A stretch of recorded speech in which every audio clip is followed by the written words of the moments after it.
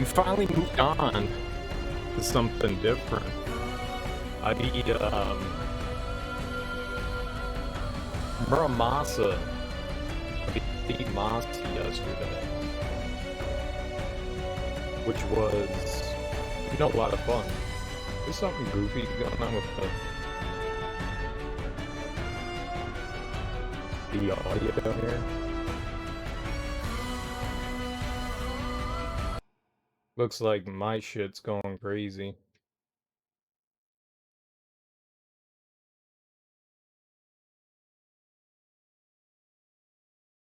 You're not going to,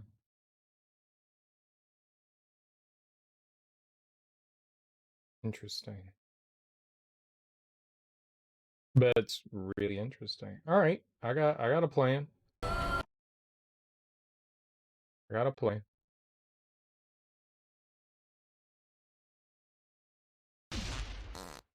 Yeah! Putin on nectar to the max! Which DLC character is this?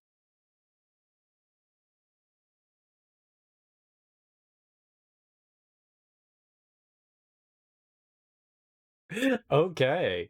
How about that? How about that? How about that? Wasn't letting me tab out. Wasn't letting me tab out. New game? Oh my god, what DLC character? I don't know. Kitty.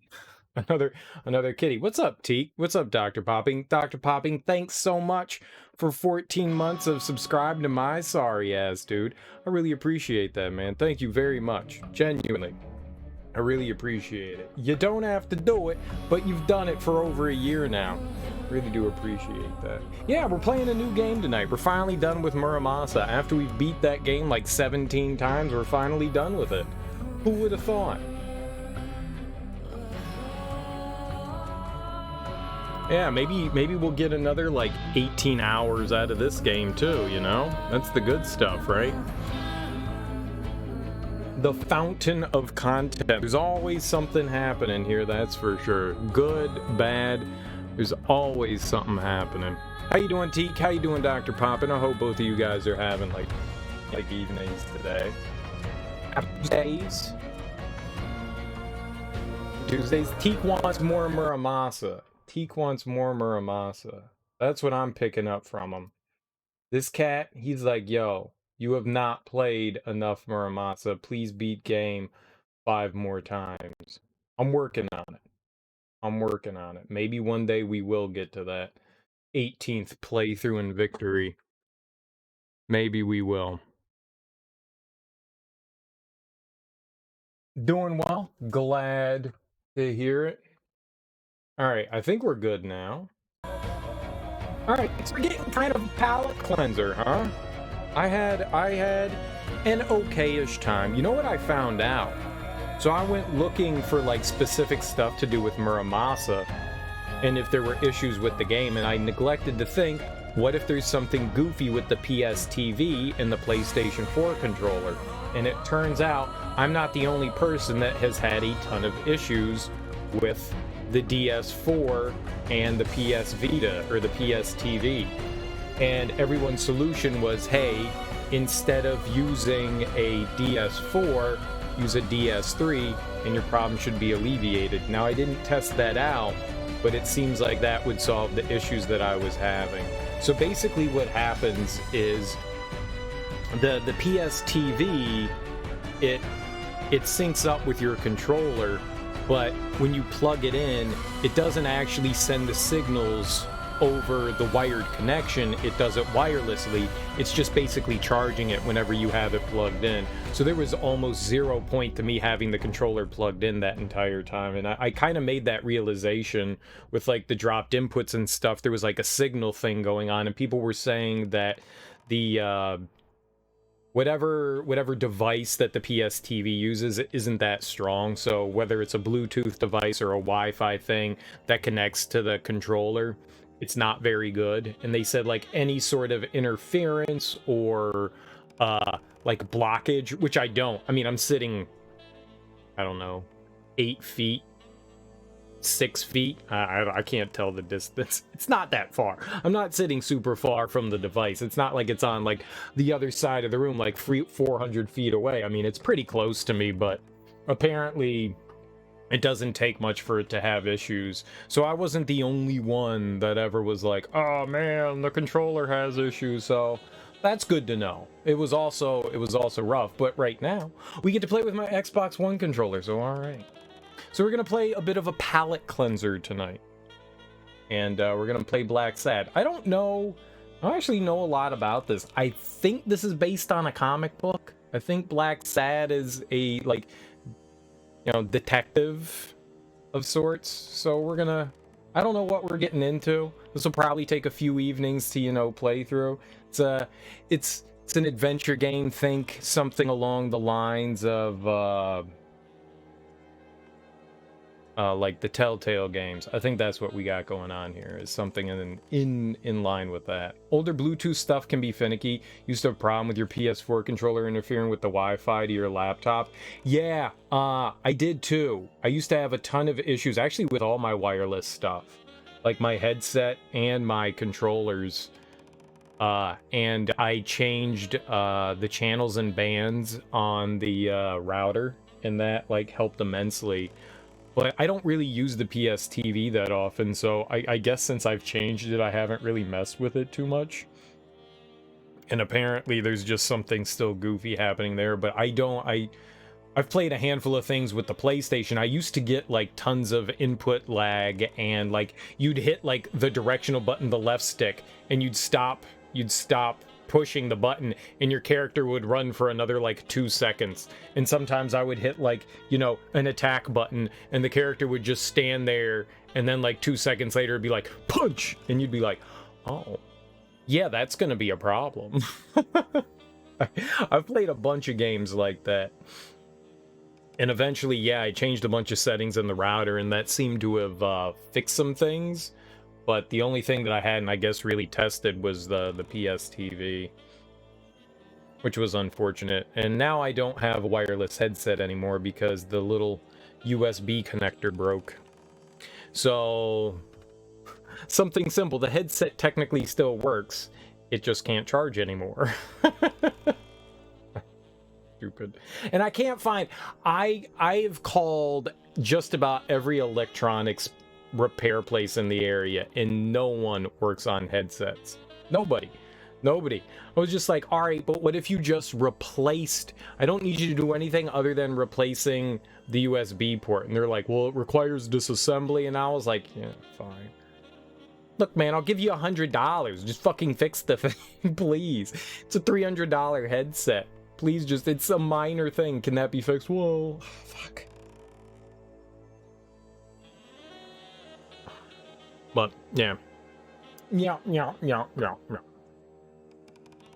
Let's play Blacksad. I don't know a lot about this. I think it's based on a comic book, but I'm not sure. I am not sure. But either way, a nice change of pace from Muramasa. Oh.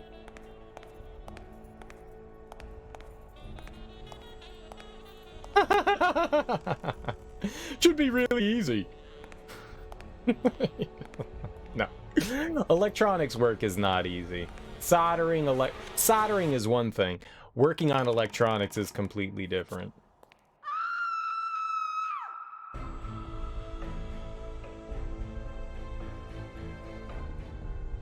This interactive drama uses similar controls to other games of its genre. You still want to enable the tutorial.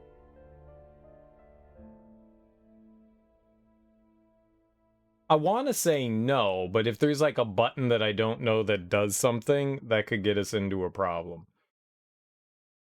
I've done some electronic soldering over my life, and most of the time I have done more damage than good. I remember back when I was in college, I was in the art school, and I learned how to weld, and I could weld. I could keep a decent bead, a pretty bead, maybe not perfect, but a decent enough bead. And I was like, well, shit. if I know how to weld, I clearly know how to solder. They're like the same thing, right? So like I tried to, I think it was modify my Wii. I bought a mod chip and I was like, I'm gonna solder the mod chip into the Wii. It's gonna go great. And yeah, no. Yeah, no. No, it didn't go great. Because soldering is nothing like welding. It's absolutely nothing at all. Nothing at all. Nothing at all. I was like, oh my God, like, what the hell did I just do? So like, I kind of like butchered the job, and I found a guy who did electronics repair, and I told him about my problem, and he was like, yeah, man, just send it on in. I'll take a look at it. So I sent it off to him, and he goes, actually, you did an okay job. You just applied too much, what is the solder called? There's like a name for the solder, right? Flux. You added too much flux, I think he said. But he was like, otherwise, I mean, yeah, you just gooped up a bunch of shit, but yeah, I just cleaned it up. It's fine. You didn't even burn through the board. You'd be surprised at how many people solder and then just like burn through the board. And I was like, oh, well, okay. He goes, yeah, you just need to, work on your technique. This is your first time. And I was like, yeah. And he goes, your first time is way better than 99% of people. And I was like, well, that's really kind of him. I was just like, all right, well, yeah. He's like, yeah, I just needed to do some cleanup. We just added too much solder. I was like, all right. I don't think flux is what I'm looking for. Flux is used in soldering, but I don't think that's it. It's just a port that's not working. You shouldn't mess with too much. Just pop off the old one and put in a new one.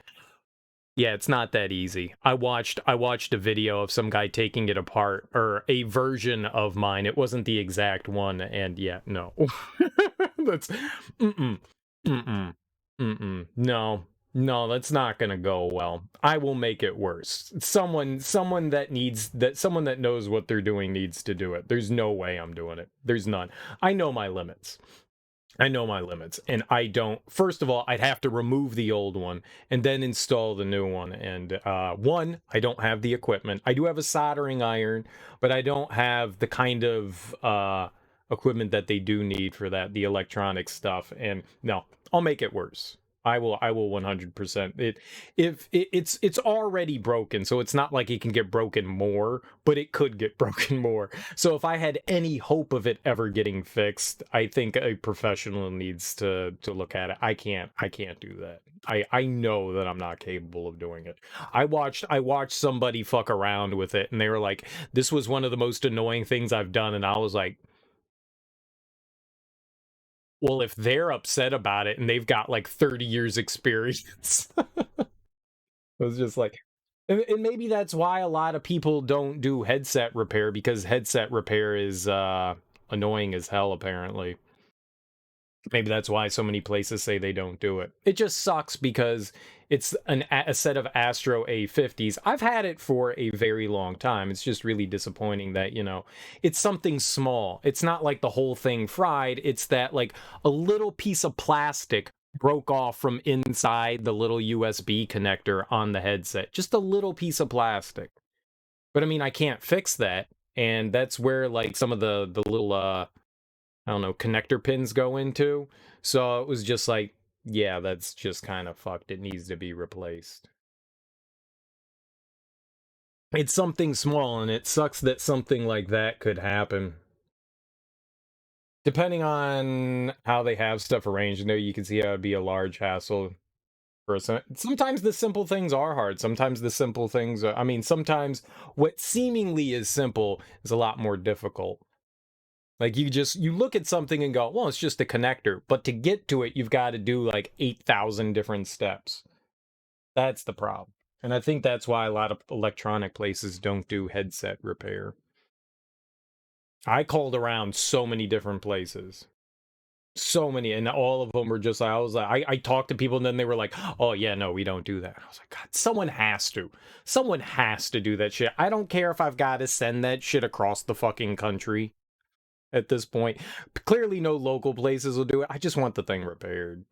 But then again, at the same time, it's like, well, is paying the money to find someone. If somebody charges me $200 to do it, then clearly it's not worth it. I should just buy another headset. But at the same time, it's like, it still works, so I want it to work. Oh, did I hit yes? I wasn't paying attention. Oh, I distracted myself.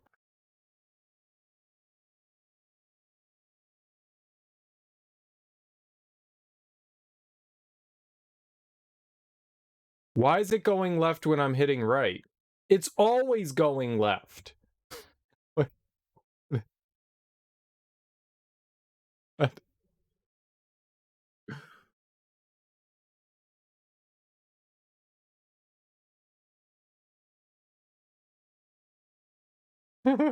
what is this? I'll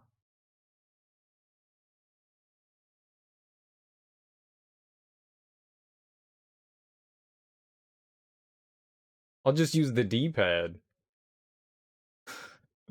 One time you try to replace the battery in a Cadillac DeVille, you swear to God they must have built the rest of the car around the battery because that one was in there, would not fit through the opening to get it out. Had to bend the frame out of place and then bend it back in once the new one was in. I bet you didn't do that right, because I don't think that that's what's supposed to happen. Dude, I had a Buick LeSabre as my second car. Big ass fucking boat, man. Love that car. It was a giant piece of shit. It was a giant piece of shit. I just loved it because it was a big ass car. I went from a tiny ass Corolla that I didn't fit in to a luxury cruiser, you know? Dude, I loved it. There was a lot to love. It's just it had like every issue under the sun. And one day I went to like I was at school and someone was like, "Hey Greg, would you give me a jump?" And I was like, "Bet, sure." So I pulled my car up into, this was at the art building, so into the yard, what we called it. And it was the sculpture yard, and I pulled the car into there, and we were jumping his truck, and we opened up my hood, and we were like, all right, let's put on the battery cables to the battery, the battery. And my buddy looked at me and he goes, "How does your car run?" And I was like, "I don't know." He goes, "Have you ever given a jump before?" And I was like, "Not in this car." He was like, "Where's your battery?" And I was like, I I I don't know. I don't know where my battery is." And he goes, "It's got to be in here somewhere. Your car's running." And I was like, "I know. Like, I don't know." We searched for like 20 minutes. Then I got out the owner's manual and we looked up the battery, and the battery was under the back seat. To get under the back seat, you needed a ratchet to undo the back seat so that you could pull the bottom of the seat out so that you could get to the battery. And I was like, well, what happens if I need a jump? What happens when my battery dies? Like, whose thought process was this? Well, your engine's too big, so we got to put the battery underneath the back seat. It was the dumbest thing in the world. So, as far as like dumb battery, yeah, I got you, dude. I got you.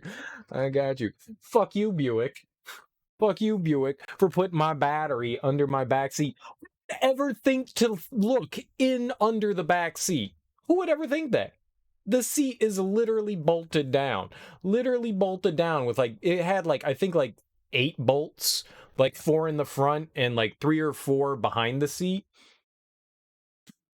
Like, there's not like a button that you hit and you can access the battery. It's not like I could go in through the trunk. I literally had to take out the seat to get to the battery. Like, that is the dumbest design in the world. At least put it in the trunk. At least make it accessible from the trunk. You know, pop the trunk up. Oh, there's the battery. Cool. Zap. You know, have a little compartment that opens and closes so you can pull in and put out the battery. But at least allow me access to it. What the fuck? It was so stupid. You understand why some mechanics refuse to work on Cadillacs? For a while, it was just like some American-made cars were just dumb. we're just dumb. We're just dumb. Fucking car manufacturers are fucking idiots, apparently. We don't have any room left. Where should we put it? Yeah, put it put it under the seat. You sure? Yeah, it's fine. Not in the glove compartment? Nah, not under the seat. But people won't be able to get at it. Batteries never die. Batteries never die.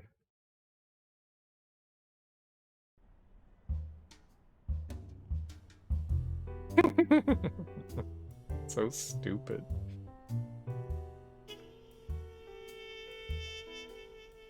Sometimes when I walk into my office, I get the feeling that I'm walking among the ruins of a lost civilization. Not because of the reigning disorder, but because it feels like the remains of the civilized person I used to be. Where is the damn detective? I'm gonna rip his head off. I swear I'll tear his eyes out. Exactly. Hey! That's exactly it. Hand over the pictures, you bastard. Now! Otherwise, you're gonna be dead meat. Hear me, cat? There were a bunch of companies that did that intentionally. It's kind of like Apple. Cars used to do that all the time so that you had to go back to, you know, the actual dealership to get your car serviced, and then they can charge you a premium because they have specially trained technicians to work on your vehicle. Yeah, yeah. They did that stuff all the time. I don't know if it was Ford that started it, but there was a company, maybe it was Chevrolet, maybe it was Cadillac, maybe it was GM. Maybe it was like GM or something like that, but yeah. Same with a lot of European cars too. Bunch of companies did that. It's unfortunate. You got past the brightness setting, boss. My controller wasn't working. When talking with other characters, you get to choose both questions and answers. Oh, that's kind of cool. In some conversations, you can take all the time you need. In others, you will have to think quickly and reply before your time is up. In these occasions, you can also choose to stay silent. Tip disabled. What pictures? What kind of pictures are you looking for exactly? You know which ones. Me and the lady. 2 days ago. Ah, curious, are you? Plenty of things you could learn through. I'm gonna kill you. Oh, I was doing it. Every now and then you'll have to act swiftly and use the left stick to move in the direction of the arrow. Stay alert, you may have a very short window of time to move before it's too late. I was already hitting to the right. I saw it pop up and I hit it, and then a tutorial popped up. Alright, maybe we don't need it. Alright, maybe this is dumb. Maybe this is dumb. At certain moments during the game, you will have the need to quickly press the indicated button to perform specific actions. Sometimes you'll have to keep pressing the button till the circle around it's completed. I know how this works. Alright, so we gotta stay on our oh my god, okay, I hate the tutorial. Just let me play the game.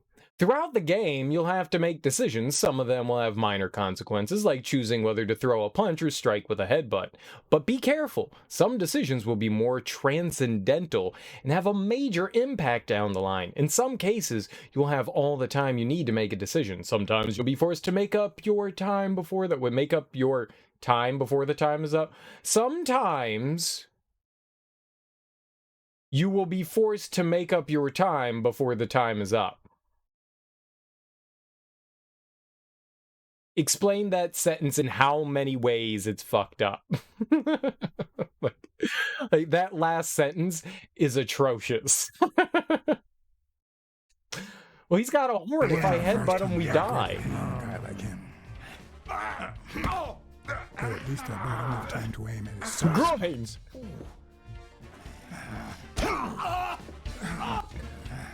Typewriter.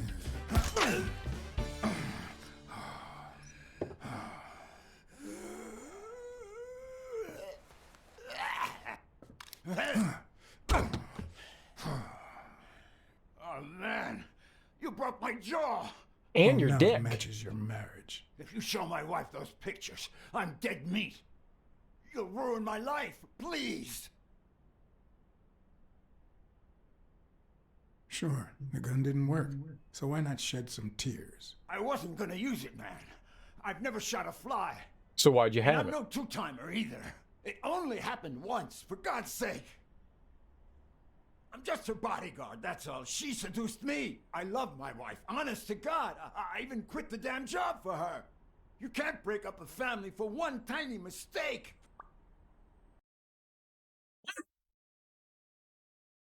I was like in the middle of hitting buttons. Like, why did they wait until the timer went halfway down? The most important information you find during the investigation will be recorded in your detective notebook. When a new entry is included, a notification would pop up. Breaking up your family? I don't think you need my help there, buddy. Okay, how about this? You give me those pictures and tell her a white lie, and I pay you 10 times what she's offering. Oh, You now save you're my talking. family, and you make a pretty penny. What do you say? Nice. For as I long like as I money. could remember, I had collected nothing more than bad gigs, debt, and sorrow. My self-respect and bank account were racing to see who'd hit rock bottom first. No deal, You're only making things scumbag. worse. You better leave before I lose it. Look, partner, I've been asking about you. You're a good detective, but I know you've seen better days. You've had nothing but crappy cases lately, like this one. I'm offering you a way out. Money can go a long way, you know. You could try running some ads. Maybe you'll find better clients and well-paid gigs. You know, start all over? Come on, think about it. You can save my family and save yourself. All right, kick him in the nuts. I warned you. Okay, now I'm officially about to lose my cool. When you make a decision that has a major influence on the course of events, a notification will pop up. Why are you telling me this? Bad tutorial. Bad tutorial. 3, You son of a... 2, Wait, man, don't shoot. 1. You are gonna regret messing with Eugene Colbert. I swear to God you will. Okay, love you, Jane. My uninvited guest had left me several gifts. First of all, a swollen hand. That's not a paw. That guy's skin was hard as a rock. Second of all, an empty wallet. Business as usual. Third, the feeling that my moral compass was far too calibrated for my own good. Last but not least, the certainty that more gifts were yet to come.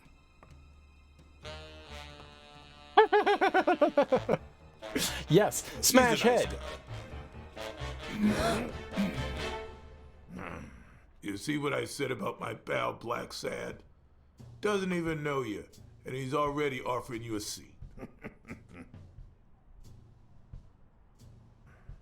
Yes, Jake's right, of course.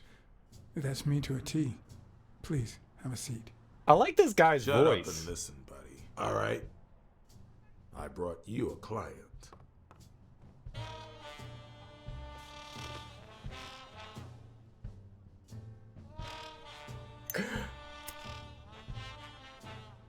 This 30s jazz, I'm all about it.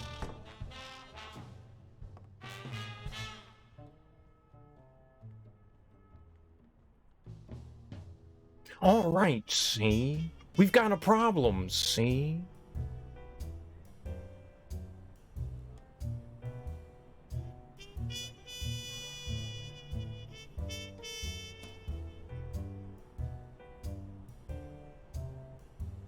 Graphics are really nice, too. I'm digging this. So far, the 10 minutes we've been, the half hour I've been playing this game, and the 2 minutes we've seen of gameplay. Boy, she sure talks a lot, and we don't get to understand what she was saying. And that's why we need to find him soon, or we will have a very serious problem. Thanks for the information and the picture. They'll really come in handy. Let me see if I have this straight. Use the D-pad to navigate through different hotspots. Use A to select the hotspot you want to interact with. Gotcha. What's a hotspot? Oh, okay, we got a couple. And it is just the D-pad. It's not the left stick. Okay. Kitty. Bobby Yale, a boxer at Dunn's gym, has a crucial fight against the reigning champion in 2 weeks. But he disappeared 2 days ago. Yes.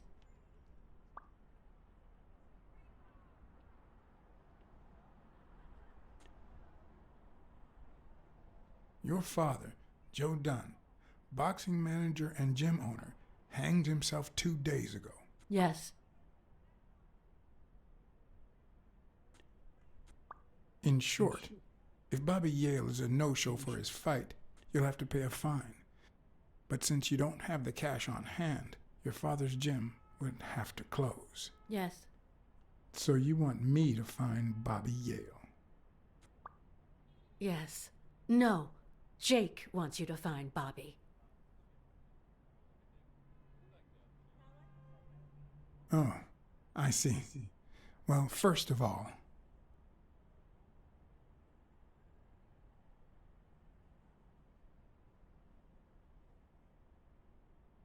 your father took his life the same day his pupil disappeared. Sorry, but something just doesn't add up. Damn it, John. Will you take the case or not?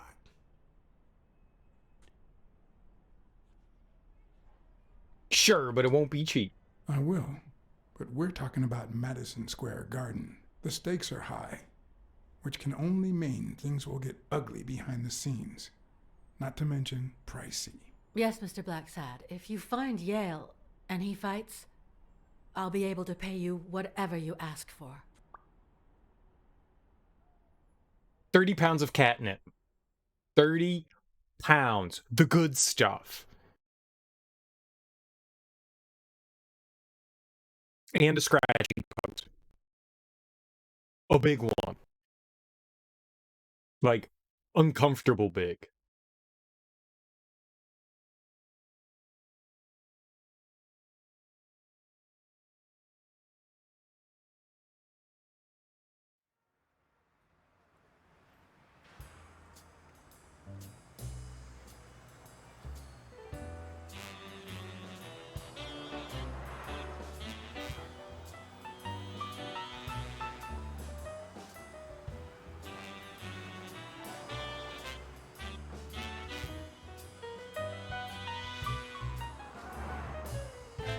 The anthropomorphization of some of these creatures is frightening.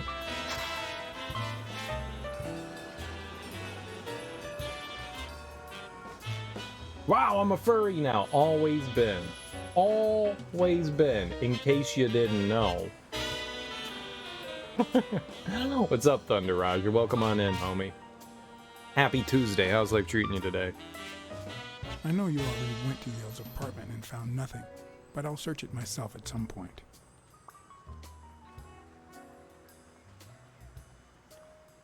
That cleaning lady, Mary, Purnell, the one who found Joe Dunn's body, she works part-time at Sam's Diner, just down the road on the left, right? That's right. I think I might pay her a visit as well. And the gym, of course, and see what I can find. Okay, I think I've got enough to start with for now. I gotta remember to keep my hand on the controller. Just finished dinner. You made pollo asada with pico de gallo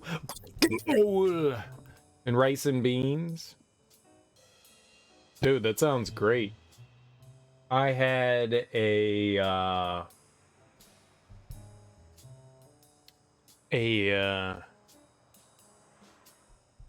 grilled chicken sandwich with garlic aioli and some salad, because I have salad with everything.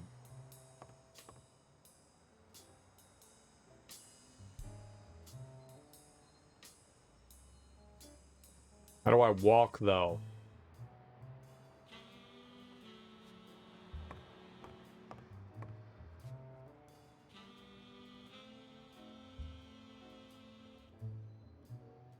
Use A to interact to select the hotspot you want. Is that I know done? all this. Wow.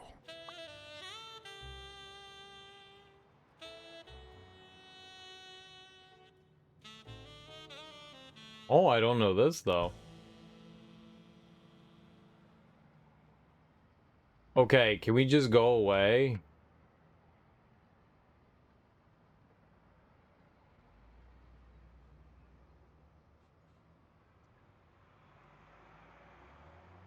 I can't move? Oh my god! Just let me play the fucking game! Oh my god!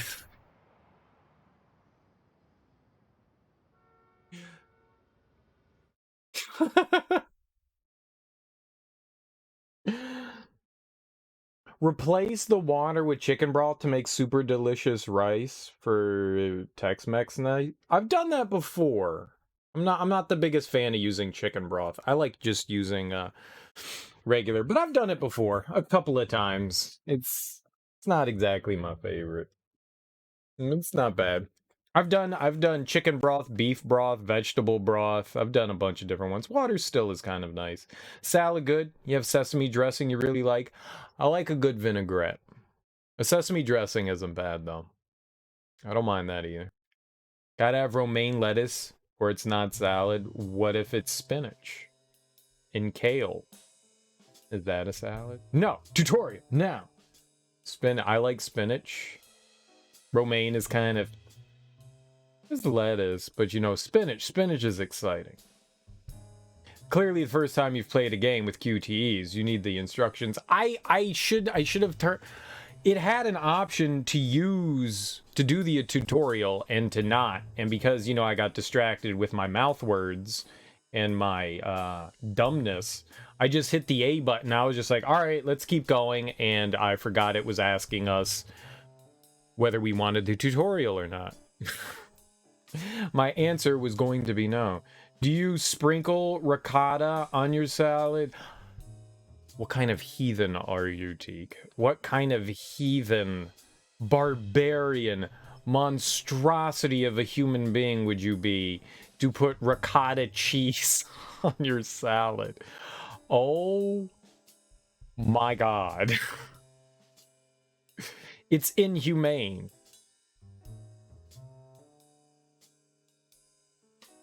It's vile. It's just vile. Use romaine Lee. I hate you too. But also you add in spinach if you have some. I always have spinach. Unless it's being recalled for botulism. I always have spinach. Always. Spinach is my go-to green. When I make smoothies, I put spinach in my smoothie. Dude, I put spinach in everything. I may have a bit of an unhealthy obsession with spinach. I love spinach. Whenever I have a salad, it always has spinach as like the main thing. Put like 3 cups of spinach in the soup you made last night. Nice. I almost always have kale as well. One or the other for the most part. Ricotta and spinach is a great match. To troglodytes. For troglodytes, it's a great match. Don't be a troglodyte. I'm not quite sure what a troglodyte is, but it sounded insulting. It might not be bad if you like ricotta and spinach. I could see you doing that. You know, I mean, technically I've had those two things together before in my vegetable lasagnas that I've made. I've put... In the vegetable lasagnas I make, I do onions and mushrooms and spinach. So I've definitely had ricotta and spinach together, I guess. So I'm sure you could. I've had ravioli that had like spinach and cheese ravioli that has ricotta in it. I don't like it. But I've had it. So yeah, I guess it is a great match. I guess it is a great match. For some people that enjoy ricotta. You weirdos. you freaks. You ricotta freaks. I love it. Once the notebook is open, you can go through all the notes you have taken during the investigation. Select the character whose information you want to see in order to go to the corresponding section. The bar in the lower part of the screen shows all controls and their function. Use the controller to navigate through the notebook. Okay, can we never have a tip again? How do I navigate? Oh, the D-pad. So we've got info on Jacob. Unfaithful to wife, offer bride. Nope! Just like I say to Ricotta. Press RB to access deduction screen. Ah, you can tell we're deducing because we have the thinking look. Cannot make any deductions right now. First you need to gather enough clues. Why would you tell me to go to the deduction screen if I can't do anything? How about you allow me to go to the deduction screen when I need to use it? From here, you can, oh my god, shut the fuck up.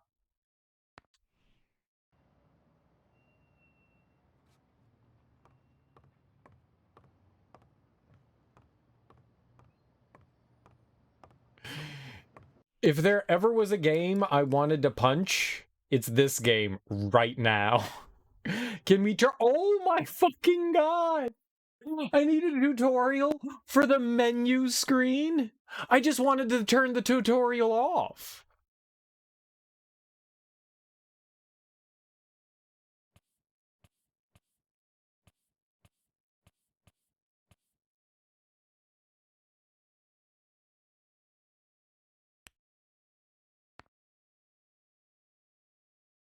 No!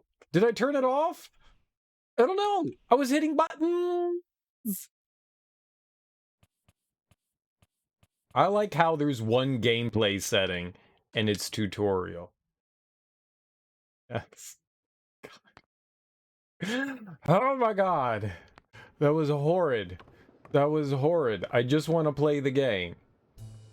Looks like Dunn liked to measure his daughter and Bobby Yale each year. Sonia's measurements stop at 18, and there's a gap in Bobby's between ages 15 and 17. I mean, I'm assuming it'd be creepy to continue to get measurements of somebody like that. Sonia's measurements stop at 18. Okay, my bad. I didn't mean to do that. There's a gap in Bobby's between ages 15 and 17. I'll log that into my head. I forgot. We have to use the D-pad to select. I got it. All right. D-pad. So the highlighted... All right. I thought the white one was the highlighted one. So it's the opposite. The one that isn't white is the highlighted one, which is weird because you would think the one that, you know, is white and blinking would be the one that's highlighted because that looks like it's highlighted. No, the opposite. I remember that fight back when Jake was coming up the ranks. Dude, I would take a gorilla over a bull any day, right? I better leave these two alone. Or they gonna get freaky? A gorilla and a cat? Now I've seen everything. Now I've seen everything.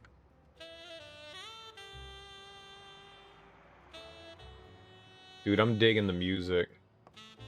I'm not a big fan of, like, big band music, but I do love me some horns. I do love me some horns. And there is definitely some big band tunage that I'm like, yeah, it's not bad. Winning isn't everything, but wanting to win is. Well, I want to win. Does that mean I want everything? All right. Oh, I thought we were just going to look at that. We're leaving. Go back in. Joe Dunn's Gym, founded in 1943. That's odd.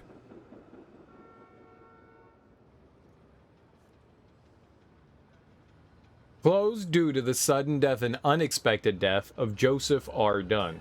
A private service for family and friends will be held at St. Fergus Church on Friday, October 14th at 6 p.m. I mean, did we really need subtitles for the thing written in words? It's not like it's missed handwriting.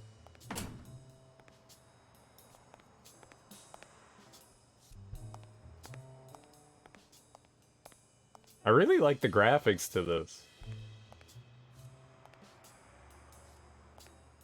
They are very pleasing.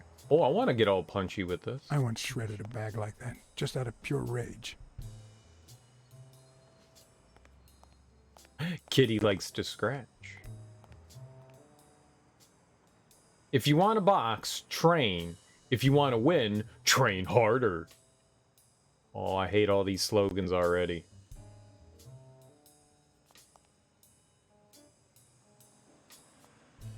On the surface, it seems dry, but there's no dust, and it's damp underneath. It could have fallen the day Dunn died.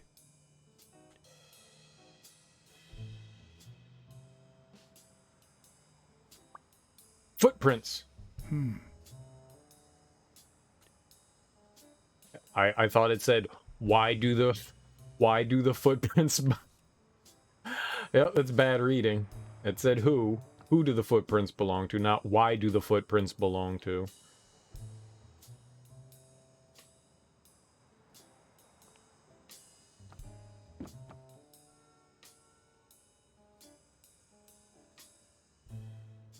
Yeah, but hold on.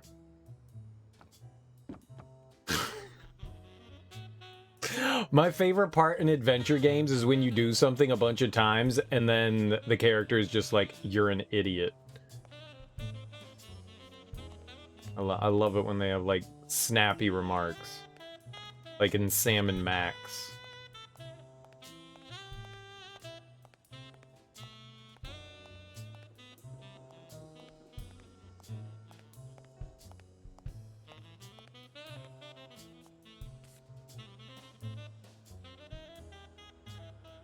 Hall of Fame? What?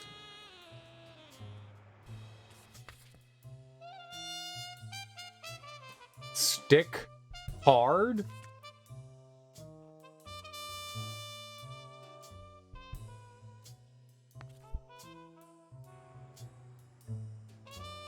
What?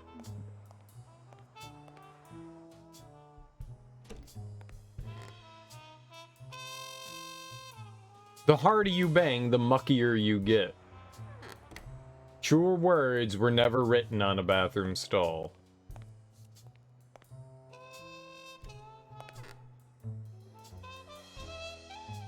Farting is the key to success. Now that is something I would write. That is something I would write. I would spell it correctly. No dung, no glory.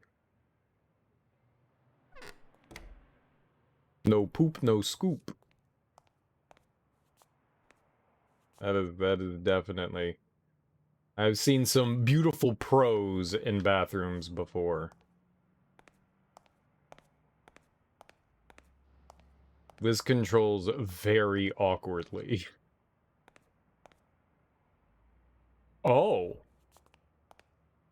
Oh, those don't look like good words. Those don't look like good words.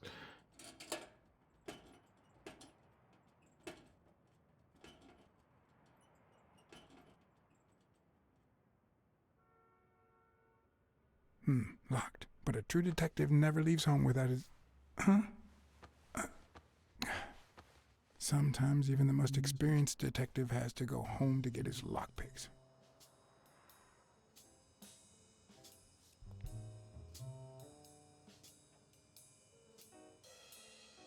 The racist brain is so full of hatred that there's no space for trifles such as common sense or, say, spelling.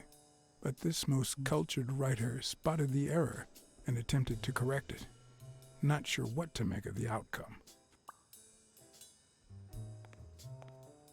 There's a smudged racial slur painted on Yale's locker. Yeah, I don't... That's unfortunate.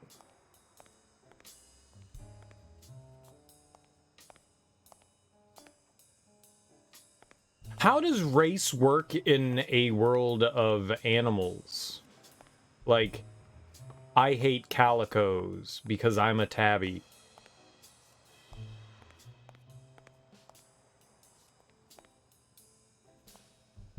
No! Okay, we get it. Let me unlook. I want this. I'm just gonna continue.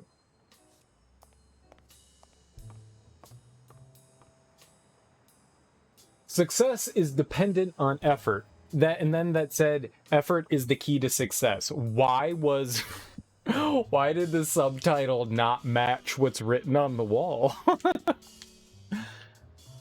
Why?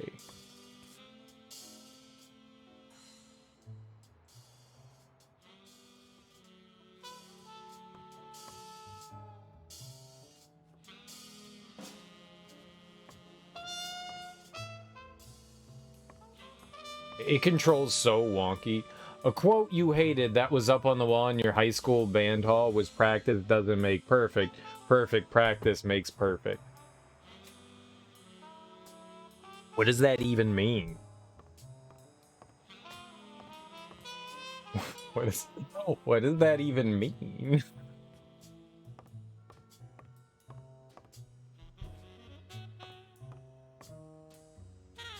When you're good at making excuses, it's difficult to excel at anything else. Boy, all of these... There was this young lady I used to date many years ago. And she had all of these, like, inspirational posters. They weren't posters, they were just these...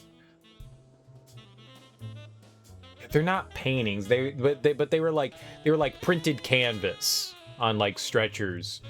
They weren't framed or anything. They were just like canvas printed, stretched on stretchers, and she had them on the wall. And it was like they were full, like of like she got them at like Pier 1 or something like that, and they were just full of like these non sequiturs of inspirational quotes, and like they were in her bedroom. Right across from her bed, so like I wake up and I'd just be like, oh, look, all these terrible inspirational quotes that mean absolutely nothing. I asked her about it once and she was just like, it makes me feel good, and I was like, I can't argue with that. Like, you'd be an asshole to argue with that. I was just like, man, these things are fucking stupid. It was like, you know, like the picture of a cat and it just, you know, it's dangling off a branch and it says keep hanging on, you know. Buck up, at least it's not Monday. That's my inspirational quote. Feeling bad, at least it's not Monday. Gave you a feeling of futility. You don't know how to practice perfectly, so why bother? I think that it's just, you know, remember to practice. Don't half-ass your practice, yeah. Just do your best even while you're practicing. That's the idea. So, practice as though you were performing, but yeah, it's silly. One of your exes had a religious thing with Mary hanging over her bed. So you want the Virgin Mary watching you while you have sexual relations?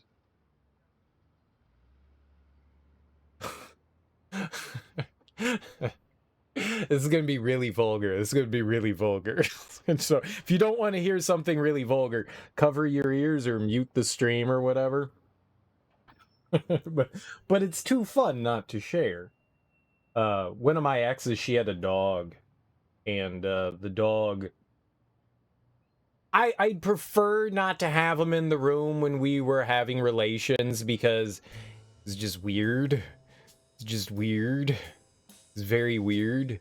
But there was this one time that I guess I didn't like close the door all the way, and he pushed in, and I didn't notice it because I was kind of distracted. And then before I noticed, I was like, what the hell is that? And her dog had jumped up on the bed and was licking an area. It's just like, I'm gonna say that's worse than having a picture of a fictional character on the wall. All right. I'm gonna say that that's worse because he was getting balls and taint and the leather Cheerio. He was getting all of it. And I was just like, that's unexpected and weird. Please, dog, stop it. And my ex was like, what's wrong? And I was like, look at your dog. And she just started laughing. And I was like, it's not, it wouldn't. I can see how it's funny to you, but I would like not to have your dog participate in our fun time together. She just thought it was hilarious. I did not. It was quite uncomfortable. It was quite uncomfortable. It was just like, dude, what are you doing? And it's like, do I stop what I'm doing currently? Do I knock the dog away? I had many thoughts in my head.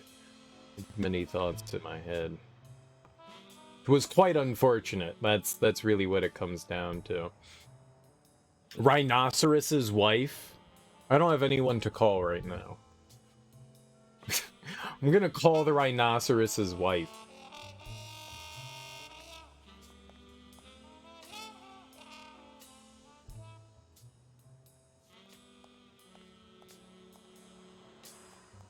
I mean, like, lots of people have religious imagery around their house and stuff like that. That's the least of your worries. It's not a bad one. It's not a bad one. No pain, no gain.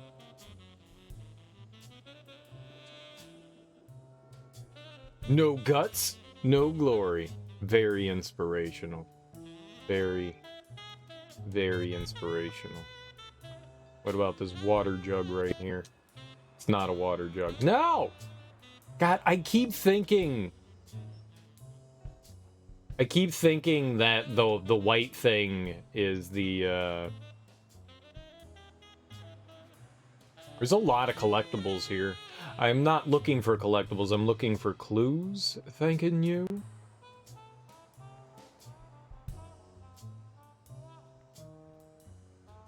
The harder you train, the luckier you get.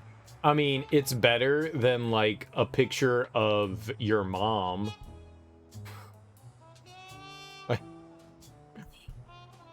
I got a picture of my parents above my bed. Just always found it odd how people can believe in it yet have iconography around while they fornicate. Well, there's nothing wrong with sex. I guess depending on the situation. I mean, I guess if you're married, then it's okay.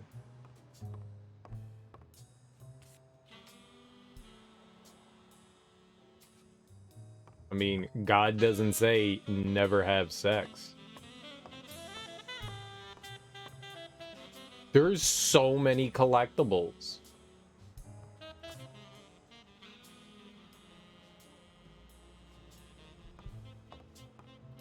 Can we go into the ring?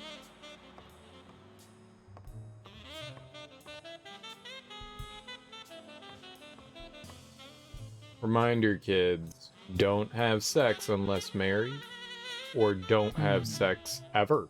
Be abstinent for life.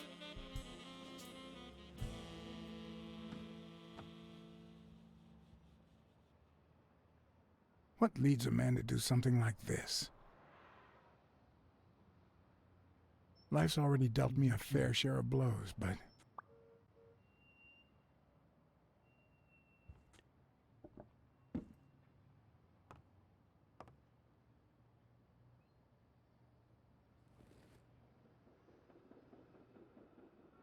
He'd be a pretty tall guy to do that then, huh? I don't know why. Something just doesn't add up. That's pretty high up there. They said, like, his height. Something about his height. Before. We may actually have to do, like, detective work.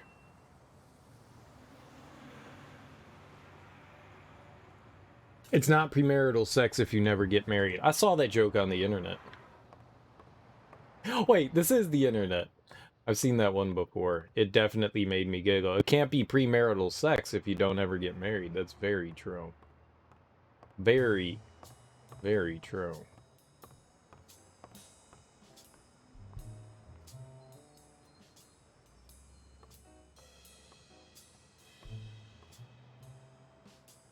Something over here. Underneath these boxes, huh? Huh?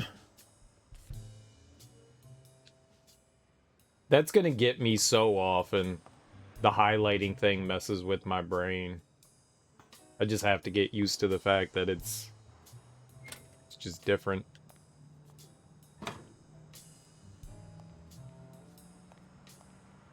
I dig this. We're actually kind of like doing detective work. We're snooping around. We're looking for clues and stuff.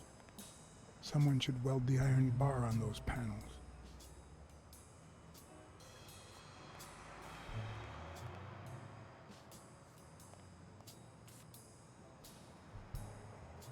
Crap. How many collectibles are they going to strew in an environment? Once upon a time, you wanted to be a detective. I thought being a detective would be kind of cool. And then you realize that, you know, it's not as cool as, like, old movies and TV shows make it out to be. It's not the same. Champies. Helen Moore's secret. Champies. The champion's energy.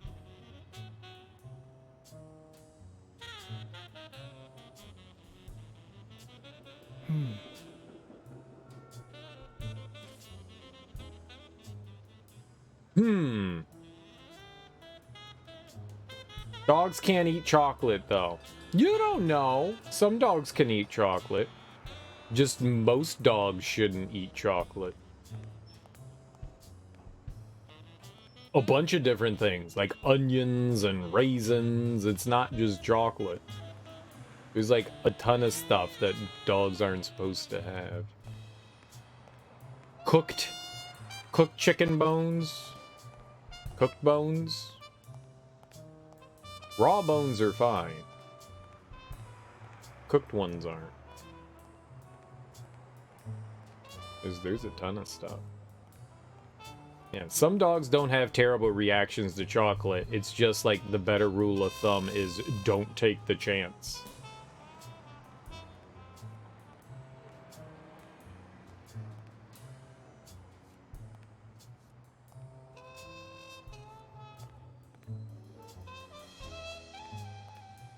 But maybe that wasn't chocolate.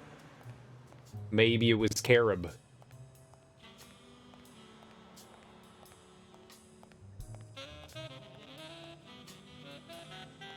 I think we all had that friend. A good place to spy on Sonia. Whose parents had like fake chocolate. It does say chocolate though. It does say chocolate right there though. It does say chocolate. Champies. Chocolate. Crunch. Yeah, it does say chocolate. Well, apparently in this world, dogs can have all the chocolate they want, so. There you go. Dogs can't have chocolate. Video game lies. 0 out of 10. 0 out of 10. Oh, we just walked right around all that. Hey! What?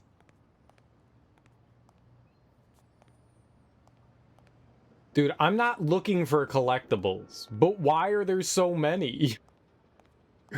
Why are there so many?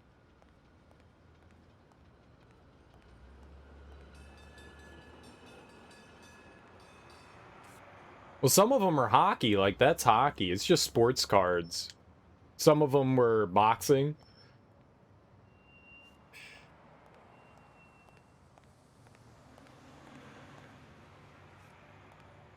They're a little bit of everything. Is there, like, a run button? Like, go fast. There's a guy walking down the street. We done up here, I guess? Alright, I guess there wasn't really much more of anything up here. Okay.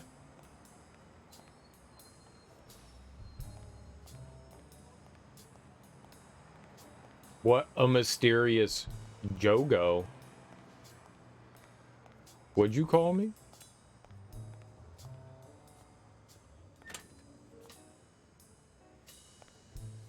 Yogo? Pogo.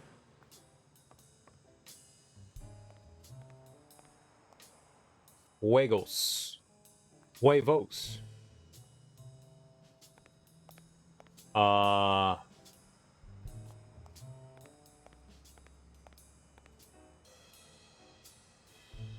it was Juego. It's not Juego, it's Yogo. I thought it was Juego. Juego. I thought that was it. I thought that was game. It's not. Juego.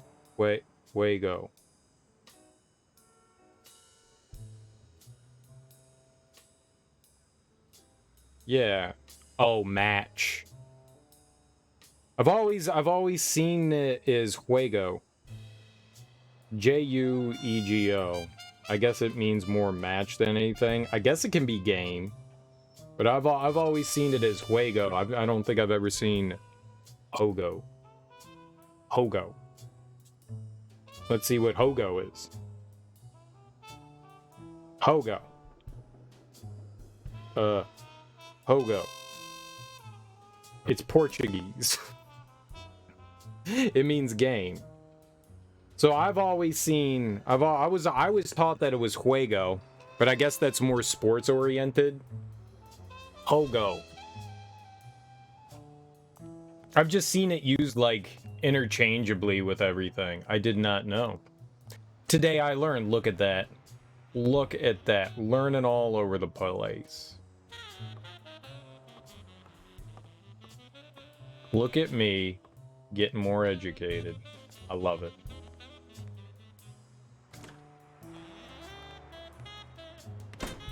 Over here acting like I know Spanish. I don't know Spanish. ¿Dónde está mi pantalones?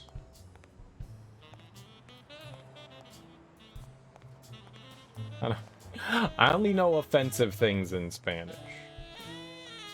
Oh, hello, sir. Good morning, sir. Good morning to you. He's a conductor. John Blacksad, private eye. I can tell because Would you mind of if I ask you a couple of questions? his hat. Not at all. Proceed, Your Honor. Have you seen anything unusual? I don't wear pants. Yes, indeed, kind prince. My pretty little eyes just saw a pink elephant parade. But naturally, I decided to join in the fun. Oh, he needs some tussing. Is there anything I can do for you? Well, there is indeed. Move. You're blocking my view of this wonderful sunset. He's got COVID. It just so happens that you can, apple of my eye, do this old man a favor and bring him some sustenance. All right. Sustenance, you say?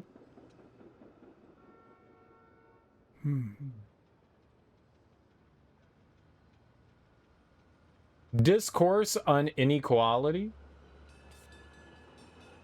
Oh, I stole Carlos Luis Martin from him. Is he a donkey or a goat? Yes. I like how it got blurry. I like how it zoomed in and then got blurry. I also like how we stole from the homeless man. That was very nice of us. We took his baseball I might just cards. be the last person in New York without a TV.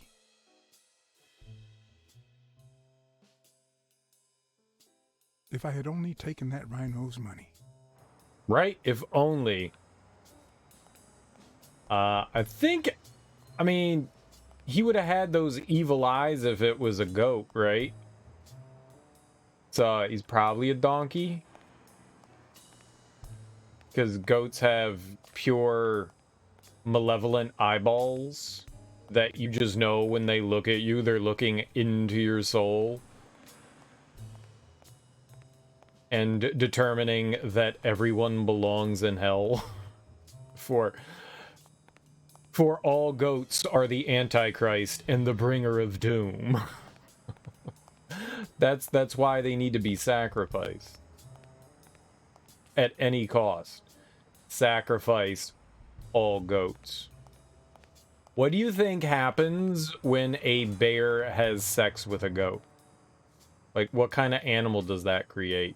I'm assuming there's interspecies breeding, right? Like, I'm all about this. Like, what kind of creature is created? The goat dies shortly afterwards. What if the bear died afterwards? That's very presumptuous.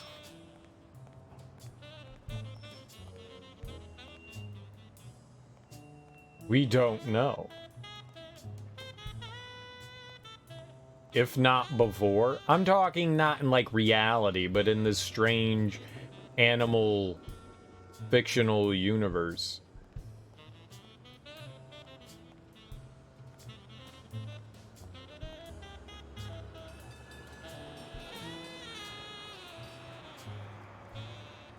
Like, that's gotta happen, right? Mary Purnell, the person who found Dunn's body, works a block away from the gym. I'm certain she can give me the kind of information that Hey! Watch where you're going, you jerk! You Hey, looking you for trouble, jerk. moron? Sorry. Sorry. Really, I'm sorry. You better be, you wuss! You kiss your mom with that mouth?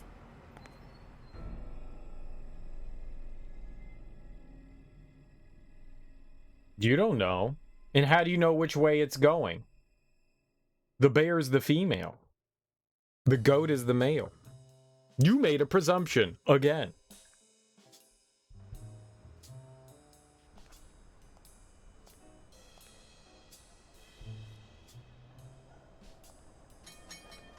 I want to see a goat bear.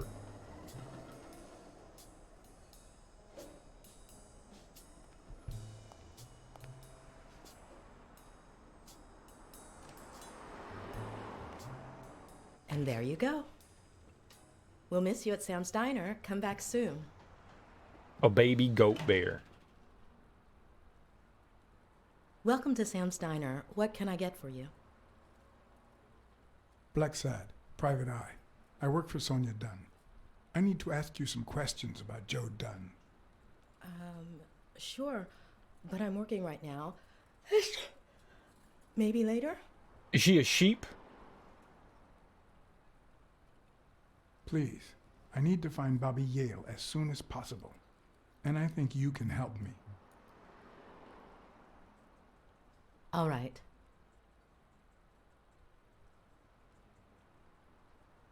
Anything you say will be based on presumption since I don't know the rules of this world. Oh, presumptuous.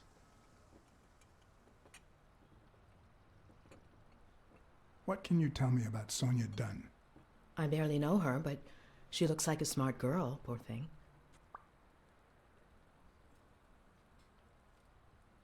Let's talk a bit more about Joe Dunn. What kind of boss was Joe Dunn? A good one. Always paid on time, never raised his voice. If I asked for the day off, he even cleaned the gym. How was Joe Dunn outside the gym? I wouldn't know. I only saw him at the gym or right there. That was his spot. I think everyone liked him. Can you tell me how you found Dunn's body? Well, I thought I was alone. I clean early in the morning before Mr. Dunn comes in. Oh, so you have keys to the gym. Yes, of course. There was paint on the floor, so I thought it'd be a busy morning. And then I saw him, hanging there, like a baby mobile over a crib. Then I think I panicked. When I calmed down, I called the police and waited outside. Sorry, that's all I can say. Don't worry. But if you remember anything else, let me know. Thanks, but I still don't get why he'd commit suicide.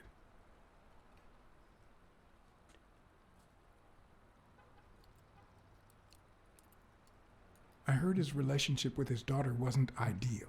Oh, really? Poor man. I don't have kids, but that has to be really hard. His wife died years ago. Maybe he never got over it. Yeah, I don't know. Or maybe he did. That was a long time ago. Maybe he simply had money issues. Yeah, I don't know. Could be. The gym didn't really get that dirty lately. Not a lot of people going to the gym. What do you think about Jake Ostiambi? Who? Who's that? A big gorilla. Boxer, too. A friend of Joe Dunn's. Oh, yeah. I barely know him. I don't like how he looks at me. Can I ask you about your job? Which one? Tell me about your work here in the diner. Oh, it's wonderful. I love it. My boss. Oh, glad to hear that. How long have you worked at the gym? It's been, 4 or 5 years? Although, I don't think I'll be able to set foot in there again. This must be really hard for you. I'm sorry. Other than the diner and the gym, you don't work anywhere else, right? I wouldn't have the time, although I'm not sure I want to continue working at the gym.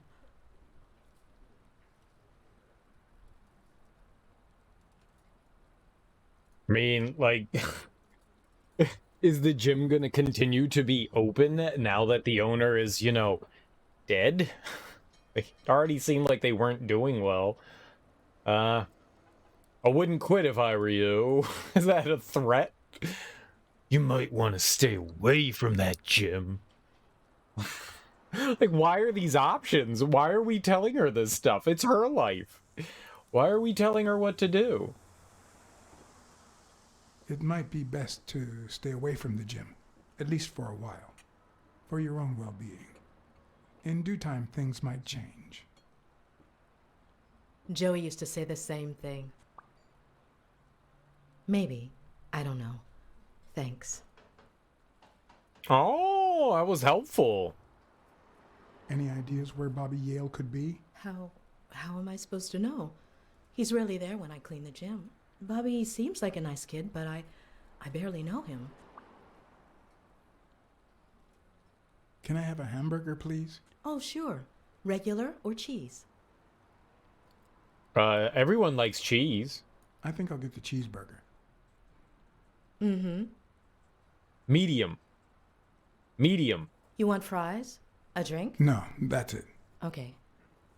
Is that for here or to go then? To go, please. One cheeseburger to go, Sam. Okay. Okay. What? Uh-oh.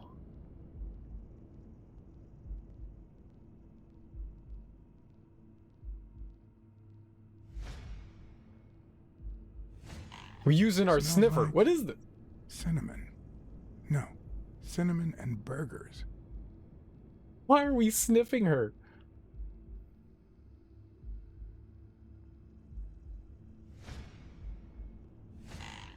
They look puffy and tired. Sleepless nights, hectic days, or has she been crying?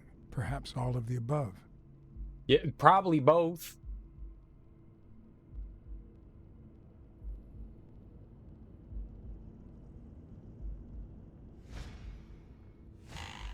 Smells tasty. My pal is going to lick his chops. Lick chops. Oh.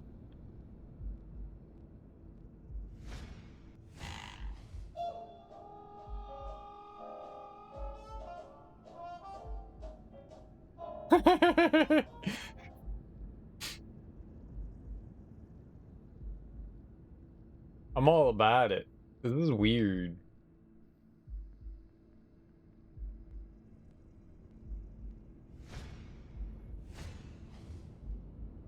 One cheeseburger to go. Nice and neat.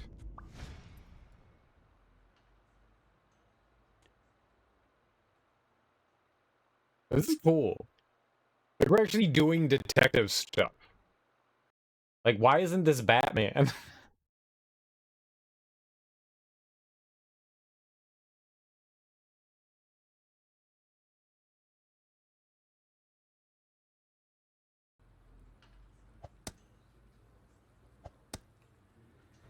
Your burger is ready.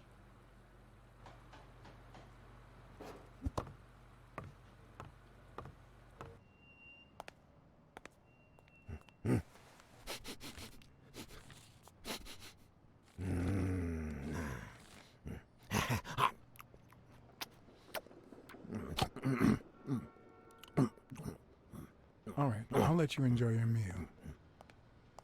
4 people used the back door that very same night. What? Well, I might be blind as a bat, but as you can certainly see, I have 2 wonderfully functional ears.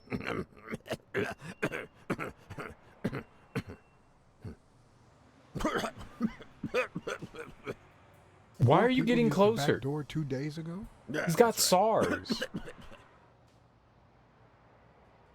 Who was the first person to use the back door? Someone big unlocked the door, stepped inside, then came right back out. Well, that could be our gorilla buddy, Jake. Who was the second person to use the back door? A man, just a few minutes after the first person. He came back out muttering, "Ungrateful bastard." Then That could be the he threw kid. something in the trash and walked back in. Oh, no, wait. Before that, he gave me a coin. A coin?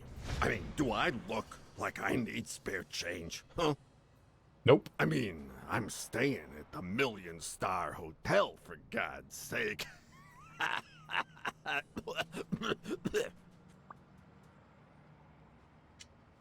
Who was the third person to use the back door?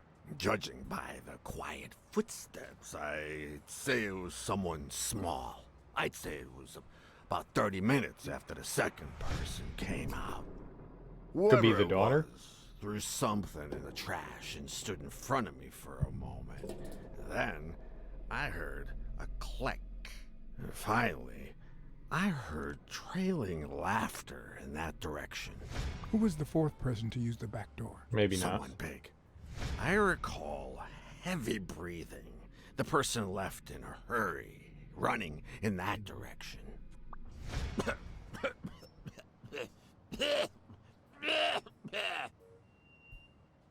Interesting.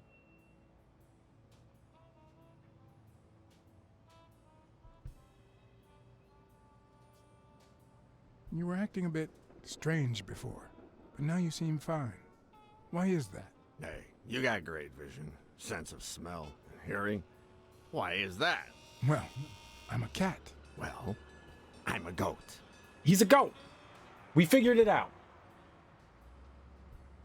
There's a chest expander in your cart. A what expander? A thingamajig with 3 springs. Oh, the thingamajig with springs.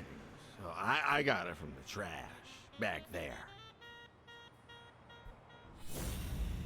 Investigation mode. I like the investigation mode. I hate the investigation mode.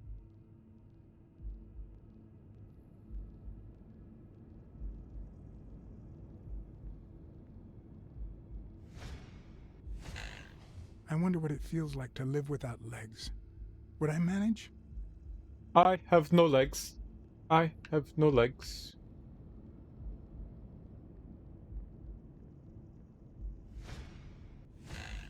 Looks like someone used it as a punching ball. Or, you know, they dropped the can. Goats love cans. Blind and legless. How does he get by? Great question.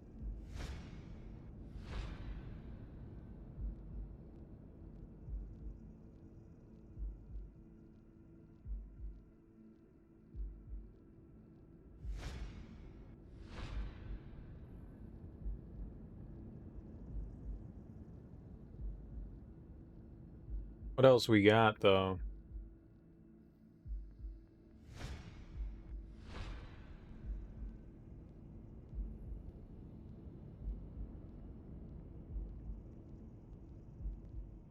Something else.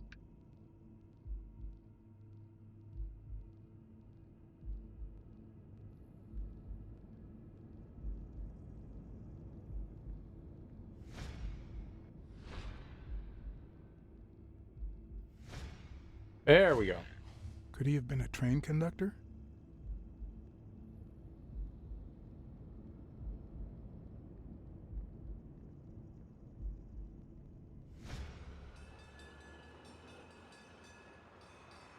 Where did you get that paint can? In the trash can in the back. A paint can and a thingamajig with springs. What a night! That's all for now. Thanks. A paint can and a thingamajig. Can it be mine now? Alright, well.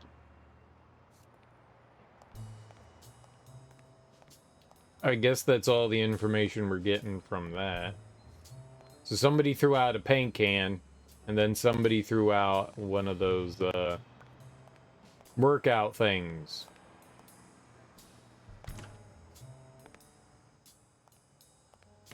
A chest expressor. Chesticles. Chesticles, chesticles.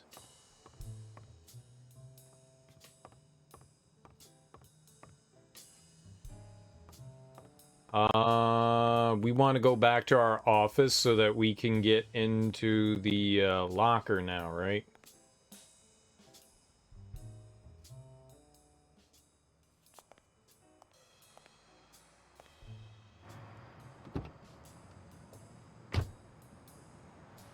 I'll be back.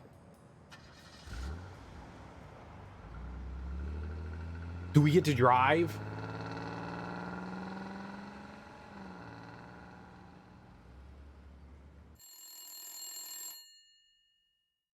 Operator, hold on, please.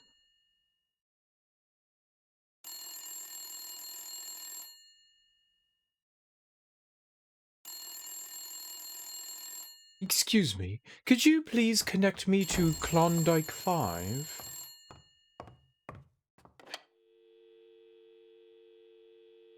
Oh, prank call. I hope that wasn't a client. Although probability would suggest a cold call. Or, even worse, the War Veterans Therapy Group. I was pretty sure I left the lockpicks on the table. How can you see anything? It's so blurry.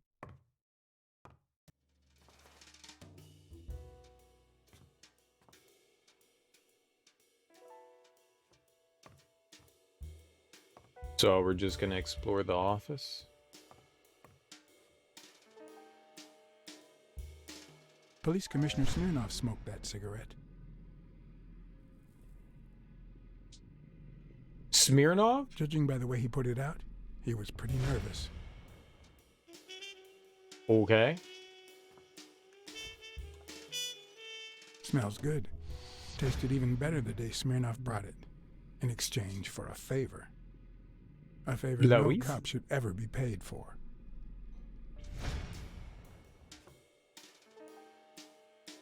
Okay.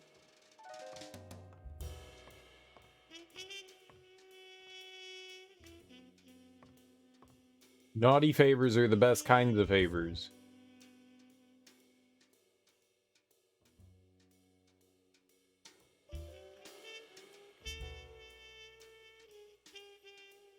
Give him the old shifty eye. Whoa. I never understood why I had to be born in New York. But the real issue is why I'm still here. We're in New York? I don't believe it.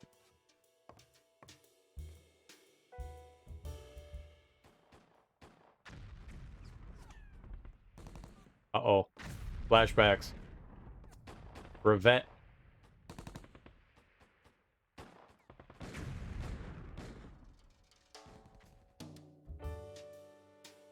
So, this is like if the universe was populated with animals, but everything that happens still happened.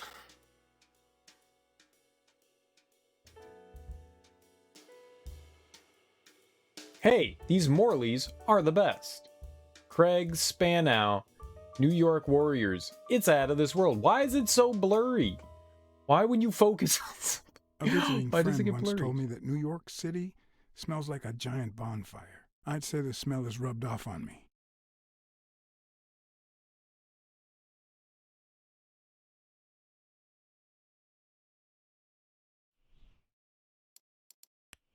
Ah, I didn't want to do that. Depth of field too high? Yeah, I'm going into the settings to see if there's something we can do about depth of field.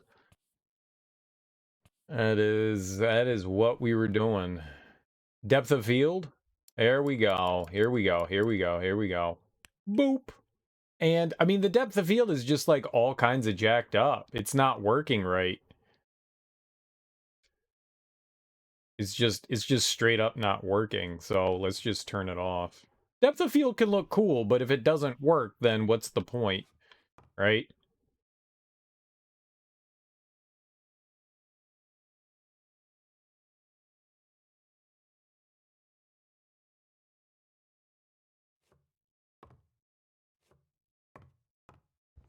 That I mean it looked downright terrible. That's where I left my lockpicks. Sometimes I also use it to type out reports that nobody reads and invoices that nobody pays. Bookkeeping is not my strong suit. I'm good with expenses. It's the income I don't get. We're all good with expenses.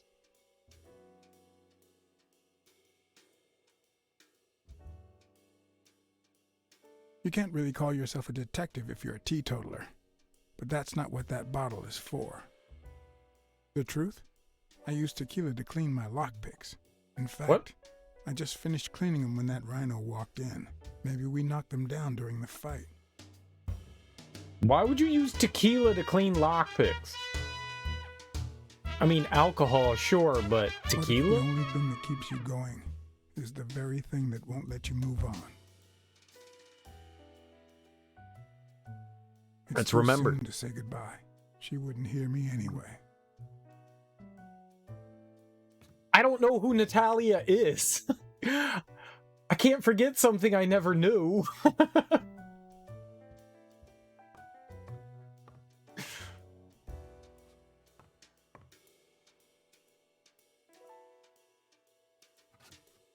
It's too soon to say goodbye. It's too late to apologize. What did you do to earn the admiration of a millinery culture, distant cousin? Neat. I want one of those. What is that? Is that a cat? Is that a lion? Is it a dragon?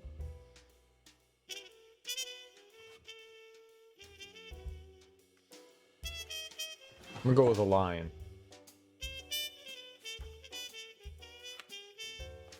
Good old Weekly did a fine job with these pictures. Maybe I should give him a call, although I hope he never finds out I turned down a hefty bribe to keep quiet.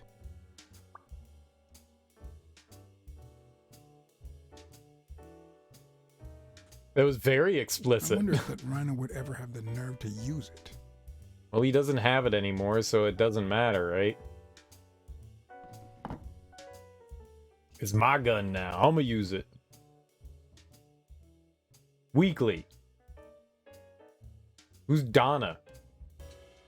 Oh, Donna. Oh, Donna.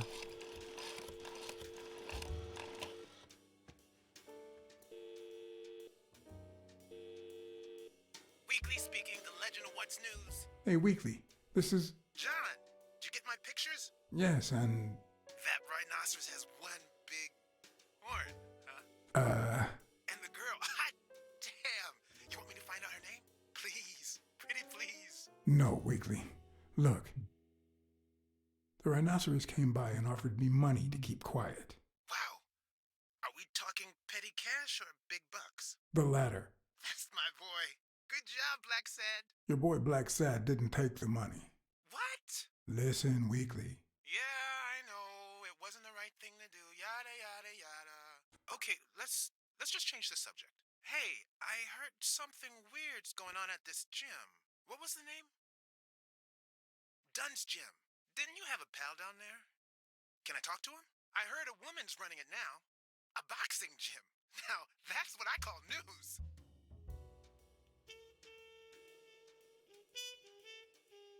Actually, I'm working on a case for the gym owner. I'll see what I can do, okay? I'll call you. Thanks, pal. You just made my day. I don't know. Is there a reason to or not give him Scoops? Scoops is a great name for a cat.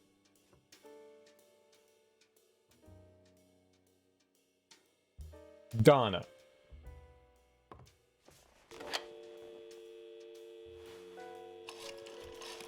Who's Donna? I like how he's not holding it to his ear. His ear's like all the way up Hi, here. Ray. Hi. Who are you? Take a guess. I already gave you a clue. I know your name, so... I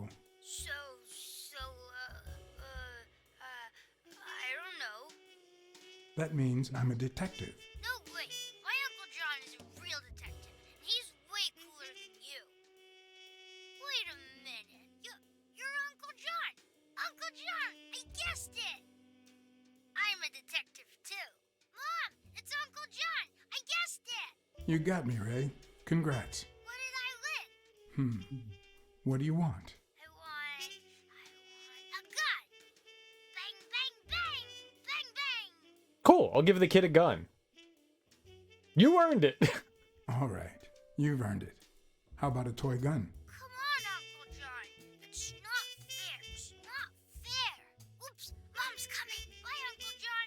Ray, is that the way you say goodbye to your uncle? Oops. Love you, Uncle John. Now go put on your jacket. We're late. It's not We've got a gun we can give him. What a Shady. surprise. How are you? Hey, Donna. bang, bang, bang. Everything's fine. Don't you worry about me. I do worry about you. Especially when you tell me not to.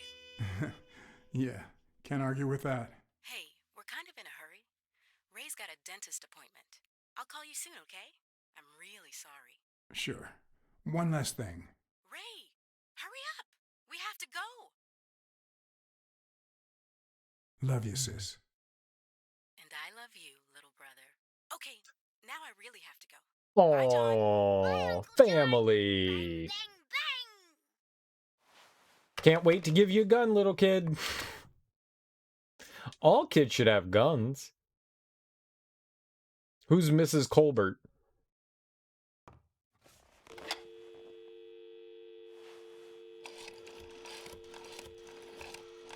Is that the rhino's wife?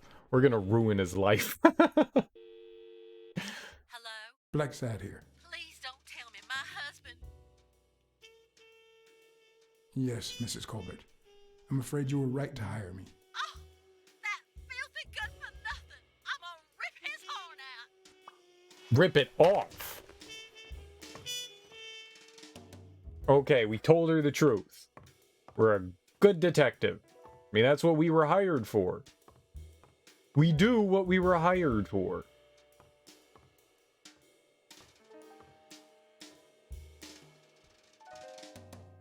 Ah.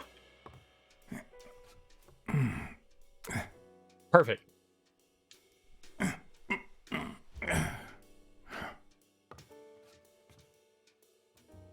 I guess they're lost forever?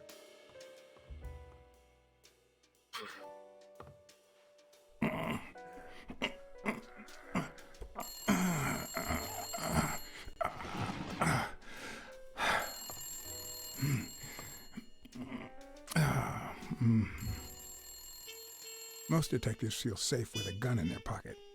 Me, I prefer lockpicks. At least I know these little fellas won't backfire. Okay, answer the phone, dude. Jesus.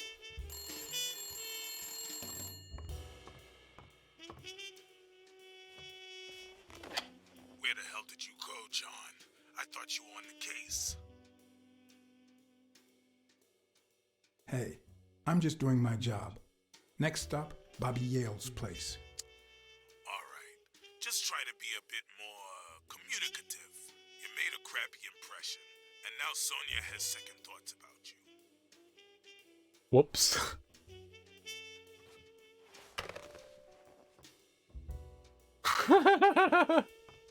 I didn't know.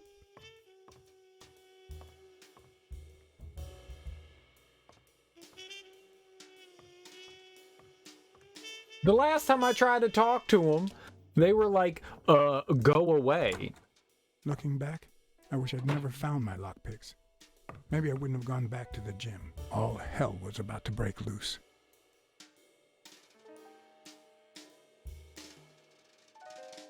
Yeah. I tried to walk into the room and they were like, no, no, no, go away. Next time, be more communicative. How about I communicate my fist to your face? Huh? How'd you like them mapples?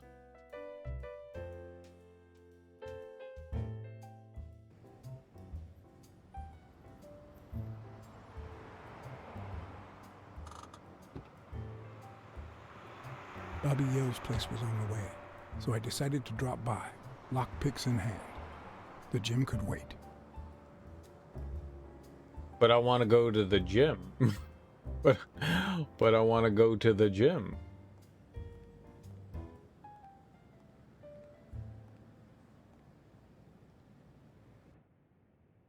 Sonia and Jake had already searched the place, to no avail. Ooh.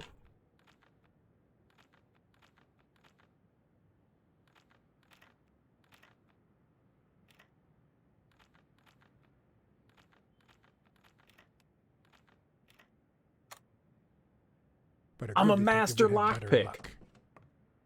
I know it might not seem like A it. yak! When Yakety someone hits yak! you like that, Don't you know talk you're back. something. It's only fair to show some gratitude. Well, well, well. Long time no see. You actually did it. You ruined my life. But trust me, you'll pay for this. Cat-like My reflexes. partner is sleep. Damn cat. Well done, Colbert.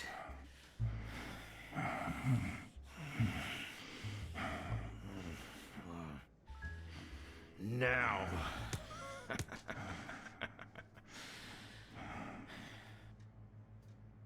How about this? Oh. For every wrong answer, I'm gonna give it to you with this club. Deal?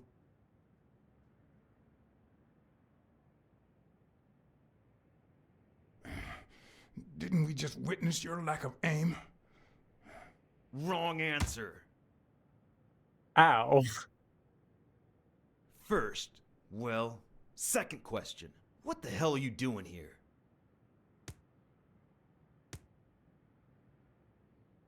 Weren't you gonna hit me? I'm still waiting for the blows.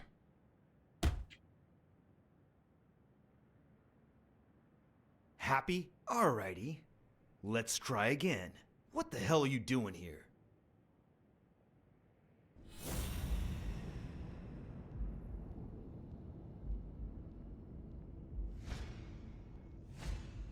A Shamrock? Is he Irish? I don't know that we can tell.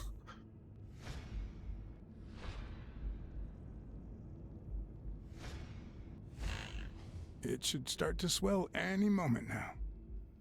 The lockpicking was pretty bad. Using a second pick instead of a tension wrench can work, but you wouldn't need to move it left and right. I mean, are we really looking for authenticity in a world populated by anthropomorphic animals?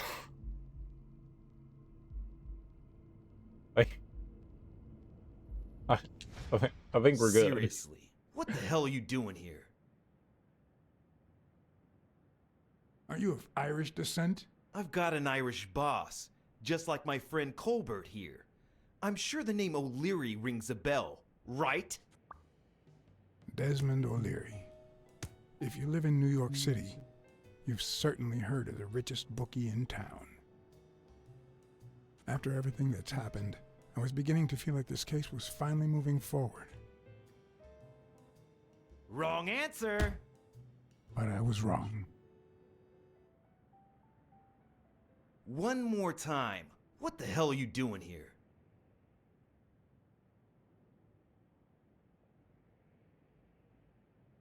I know your friend Colbert and his wife. Now he wants to insult you. All right then. He's all yours. All right. Now it's your turn. I'll call the boss.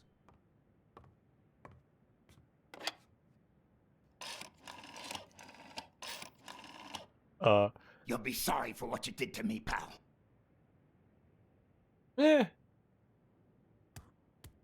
Desmond, we caught some damn detective snooping around Bobby Yale's place.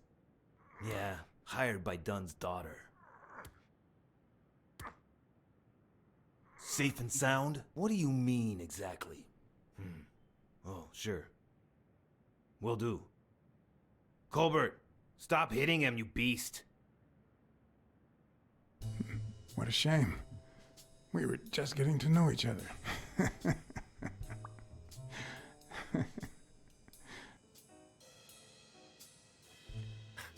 I love the, like, not say shit, get your ass kicked moment in detective movies.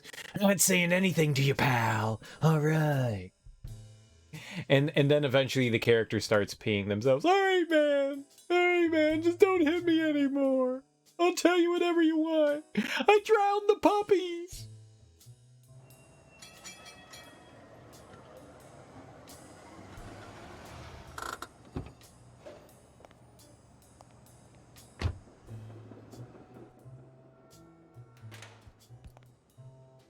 So we just went there to get beat up. What's this? The note.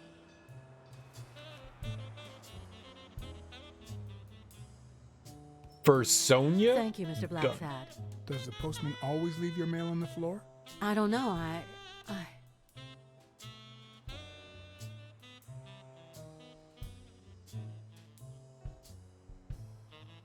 What's wrong?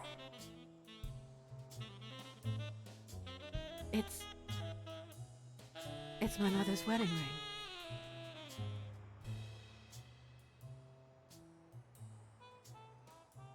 Who had it? I don't know.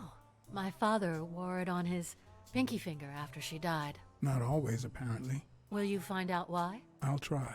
But there's something else I'm worried about. This might have something to do with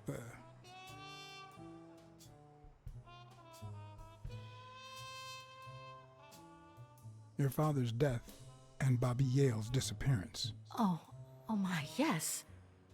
It could be. I mean, I have no way of knowing either one. Like,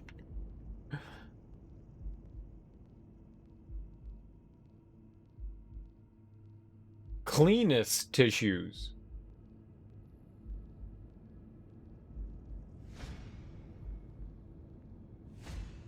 Nice and steady heartbeat. Not where I thought they were going. Yikes. Big, bright eyes. Looks well rested. Either she didn't mourn her father, or she really knows how to work that makeup.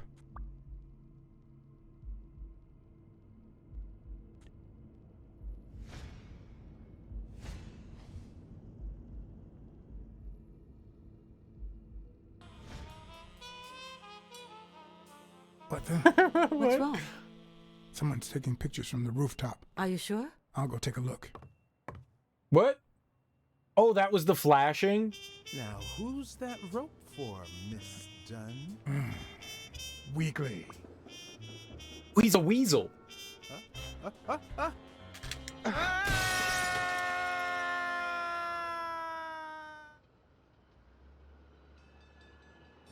Now, I didn't have my hand on the controller. And then I just like jammed on some buttons.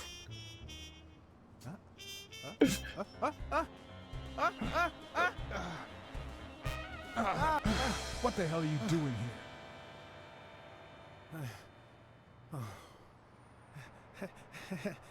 here? Hey, look! Isn't that Cassidy?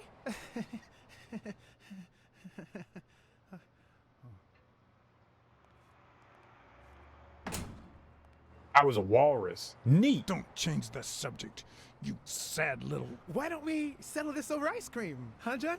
Just like in the good old days. How did you get up here? I don't want anyone to see you.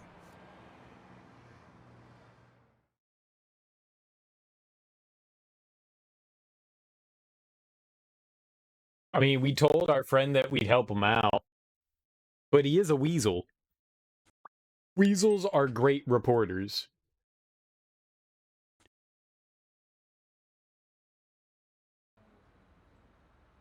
Everyone, even the most hapless of creatures, has a gift. Something that makes them special, that makes them worth knowing. Foul-smelling Weekly is no exception. No matter what he does, it's impossible to stay mad at him for too long. I want a milkshake.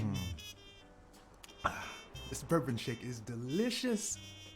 Want a taste? You know I don't The biggest like milkshake I've ever Your seen. loss.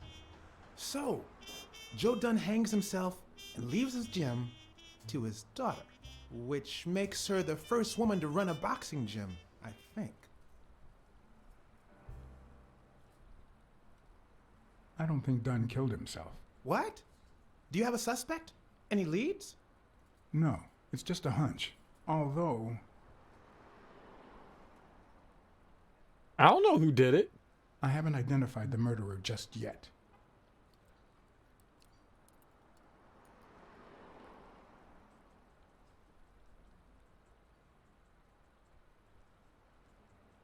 Well, it doesn't really matter. It's just a hunch. I wouldn't bet my life on it. I've got other suspects, like O'Leary, bookmaker. Desmond O'Leary? The same O'Leary who used to date Helen Moore? America's sweetheart? Now that's a woman. And then there's the walrus. Who was that guy? Is that the Come lady on. selling the You've champies? never heard of Frank Cassidy? The president of the Boxing Managers Association? Who's also Stone's agent, Bobby Yale's rival. Hey, he might have a motive, right? He might know something about Dunn's death, right?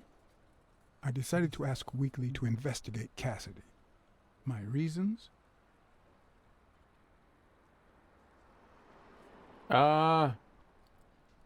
Weekly had already proven to be nosy.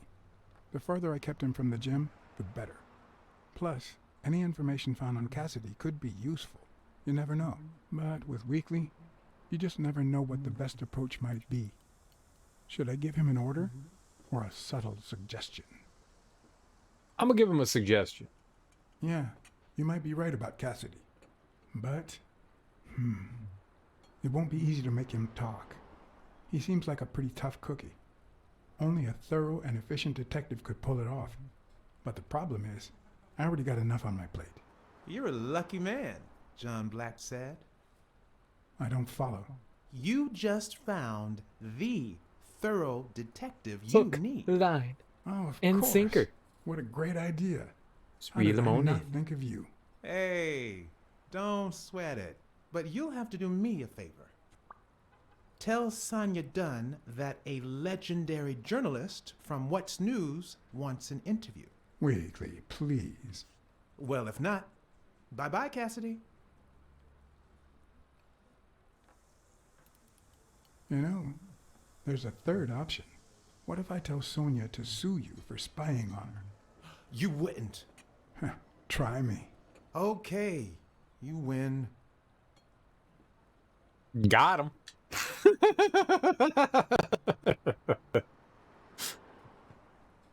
You peepin' Tom, you.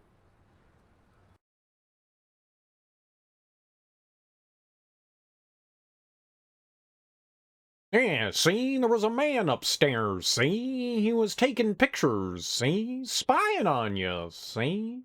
So, was there really someone on the roof? Yeah, but he was faster than me. I couldn't get my hands on him. A fast spy and a slow detective. This must be my lucky day. That's a me. Miss Dunn, can I run a couple of questions by you? If they'll help you find Yale, go ahead. Boom, boom. Oh. We already... Okay. There's nothing to boom, boom, boom. Did you and your father get along? Let's just say our relationship got better when I left for Sunny University. An 8-hour drive from here. Meaning? I'll lay it out for you, Mr. Blacksad. My father, Joe Dunn, disappeared the day my mother died. He became a shell of himself. Joe Dunn, my legal guardian. A man who gave me food, shelter, clothing, and an education. And that's more than you need to know.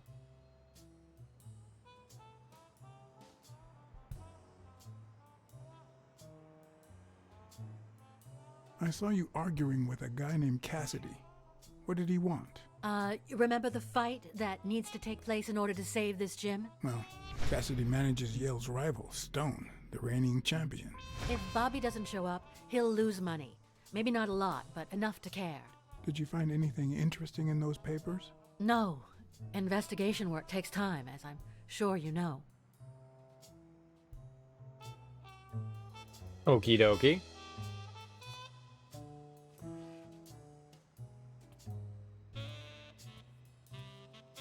Are we looking for somebody in particular in the Rolodex? Dunn kept files on the gym's staff and clients. Name, address, and date of birth.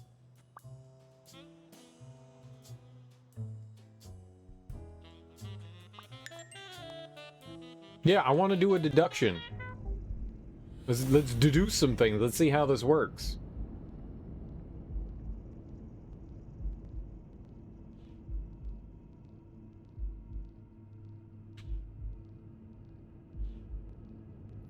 Mary's nice and neat handwriting. Something fishy about Dunn's... Such a terrible photo. Cats! I know, right? What's up, Musreal? How you doing, homie? Happy Tuesday. Welcome on in. Dunn's wife's wedding ring was in an envelope with Sonia's name handwritten on it. Takeaway for Sonia, maybe. You love cats, by the way, BTW. For sure. Someone threw a paint can in the trash. Who do the footprints of the gym belong to? There's paint stain on the gym floor. Right? And then someone threw a paint can in the trash. Footprints. Did that do nothing? Did I not deduce anything?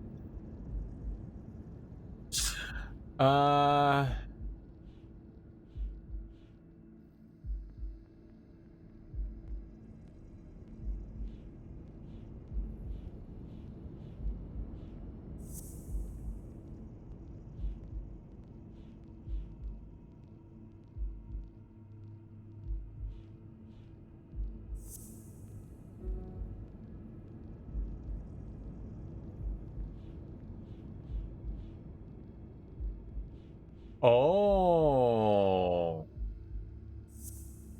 Someone threw a paint can and then the slur. No? Slur, then paint can? Does it matter the order?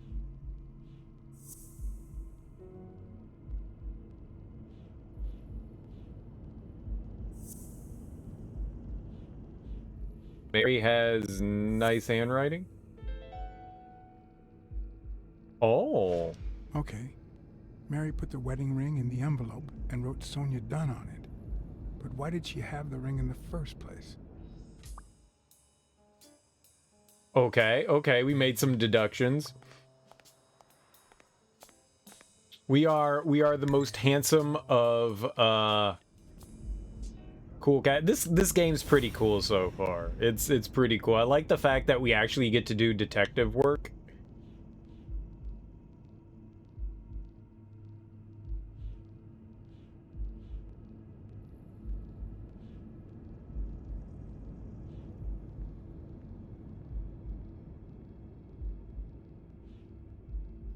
Cards with staff information. Something fishy. Oh,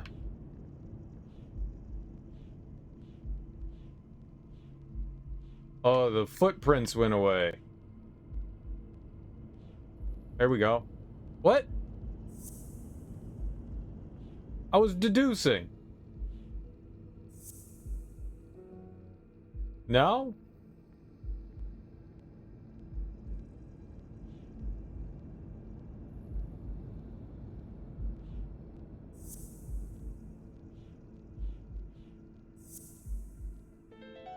Aha! Were Mary Purnell and Joe Dunn an item? It would make sense why she has the ring, right?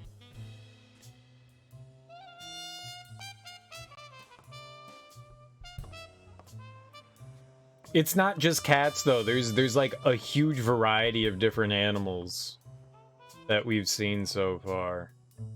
Yak, we saw a yak and a rhino and a goat. I can't wait to see the fish people. I'd like to take a look inside that safe now. Could you give me the combination? I'd love to help you, but my mother's birthday used to be the combination, but I already tried it.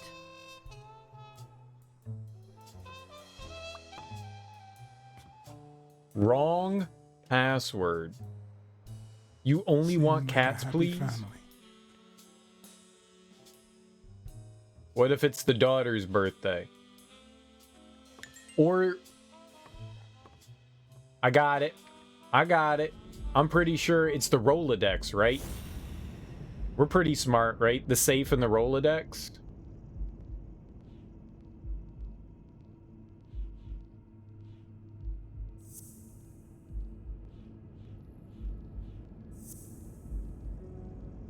No.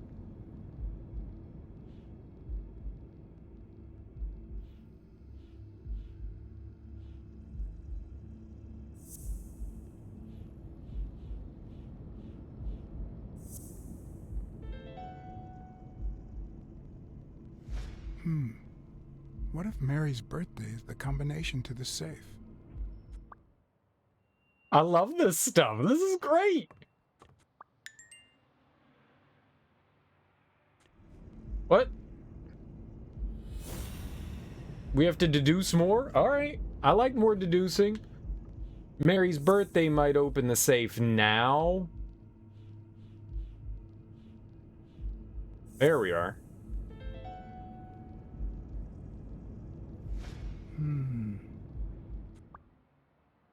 Mary's birthday might open the safe. Card on desk. Alright. Rolodex me. This is awesome. This is awesome. I love this. We're actually like doing like detective work. It was Mary's birthday, a week prior to that very day.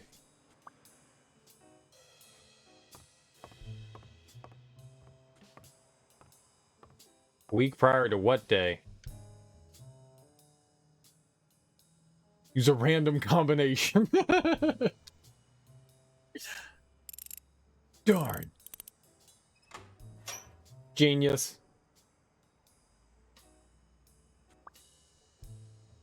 Right password. Genius. Use random combination all day. Brute force with random combination 1,000 times. It'd eventually work, right? I mean, that's how he played Myst. Eventually something happens. Alright. Shoot everybody. I never would have taken Dunn for a gun owner. He's more a man of the pugilistic styles of raw Combat. Hand to hand. Man to man. A few bucks. Just petty cash. Will and last will and testament of Joseph R. Dunn. That could be important. You open the safe? Yeah, and I think you need to see this. Can you tell me what it says? All right. I think this might be useful for the investigation, Mr. Detective. Yeah, no You shit. left everything Gimme. to me, except some boxing trophies and knickknacks that'll go to Bobby Yale.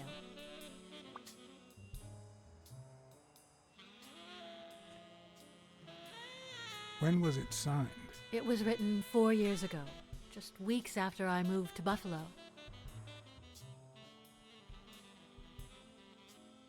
Do you think Bobby Yale read it before he disappeared? Maybe. You're one lucky lady. You're one luck lady. Congratulations. You're one lucky lady. I'll pretend I didn't hear that. All right. Thanks. That was so fucked up. It was so fucked up. Why did we say that to her? Jazz. Blues. Dude, I love jazz blues.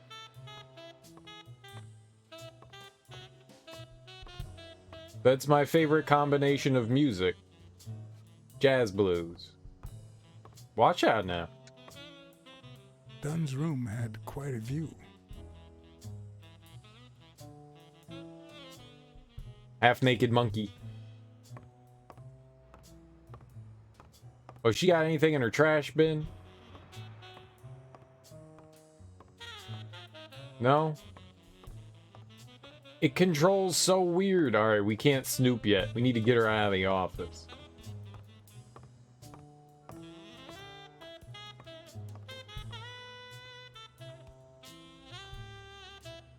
I like the transition so you don't watch him walk all the way down the stairs, so the pillar just gets in the way and you automatically warp down. That's pretty cool.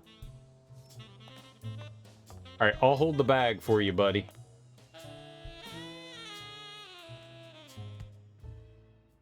Thanks, pal. You're welcome. So, what else can you tell me about Dunn's death? Well, not much. My memory's not what it used to be. There were racial issues. Let's go with, Sonia first. What can you tell me about Sonia Dunn? She's hot, ain't she? What do you get when you combine a monkey and a cat? You two seem to get along nicely. Well, I've known her since she was a baby. But she sure has grown, if you get my drift. Okay, don't be creepy. She left for college about 4 years ago. It seems like her father's death didn't really upset her. Well, she likes to play it cool, which makes her really hot. Fucking monkeys, man. What was Joe Dunn like? He was a decent man. Have you seen all those slogans on the wall? Those motivational phrases? Joe really believed in them. All of them.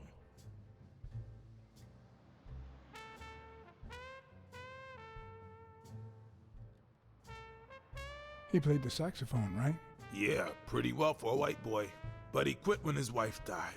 Makes no sense, right? I mean, nothing draws chicks like the brass. She was a cat. Why quit when you're finally free? Ha ha ha ha. I didn't know cats had races. I thought they were just cats. I'm learning everything. I'm learning everything. Joe Dunn or Joey Dunn? Huh? Nobody called him Joey. Well, maybe his wife. Although, she didn't call him anything after she died. You have a weird sense of humor, buddy. A weird sense of humor. I found an empty wine bottle on the rooftop. Did Joe Dunn drink? Only for a while. back when his wife died. But eventually he quit. After that, he'd only drink on special occasions.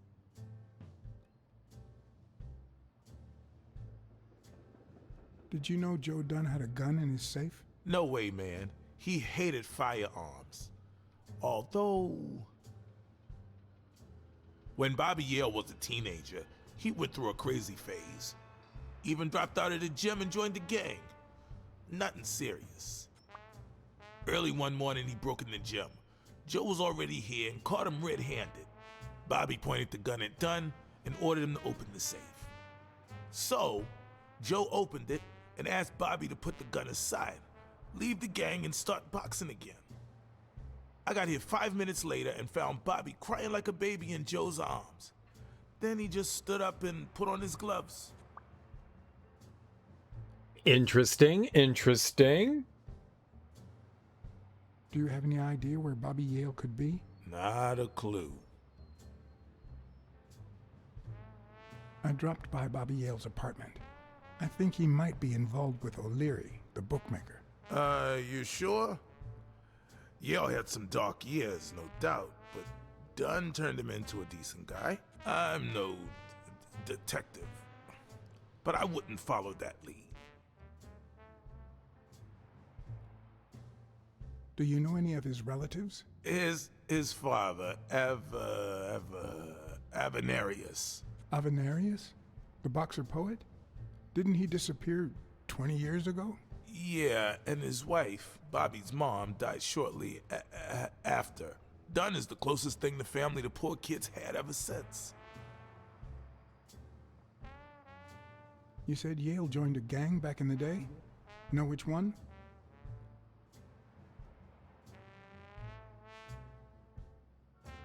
Hell, I don't know, John. This is New York City. There are more gangs than people.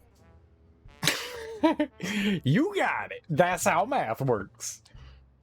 If Yale's gonna fight the reigning champion, he's got a big career ahead of him. He hasn't lost a single fight since he turned pro. The little bastard beat the socks off me a few years back.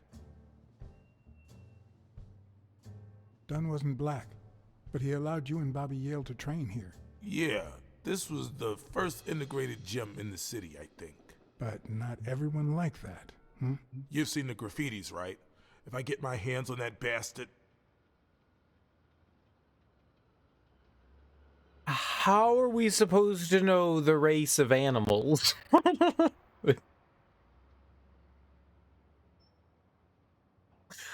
What? I better let you get back to your drills. All right. Yeah.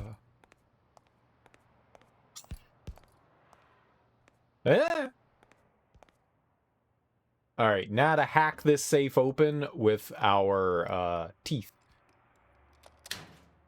Easy. Hole. That's my favorite book. I love Hole.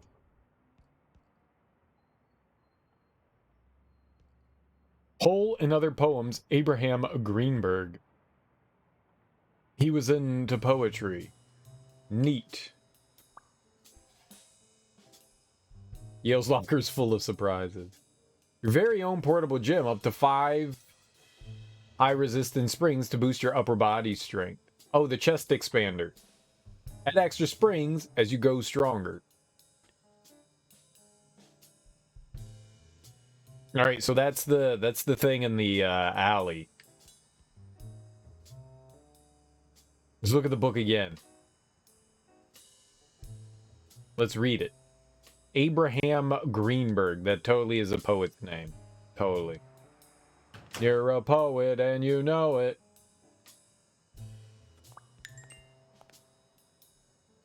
Okay, we'll deduce in a second.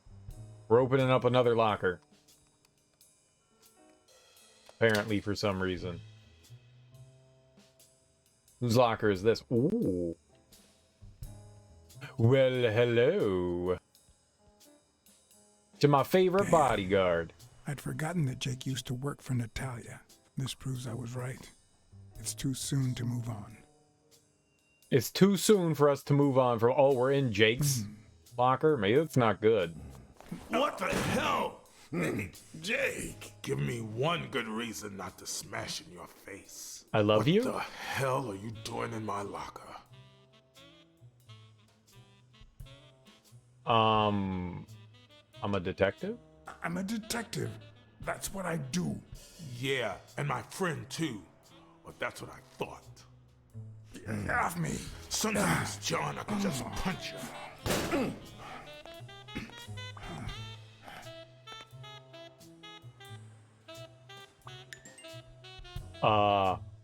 Whoops. I didn't know.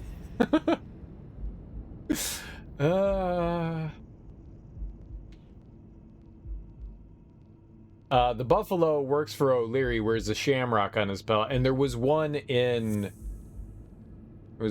Jake's locker.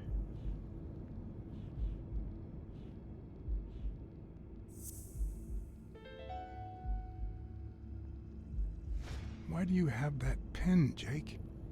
What mess are you in?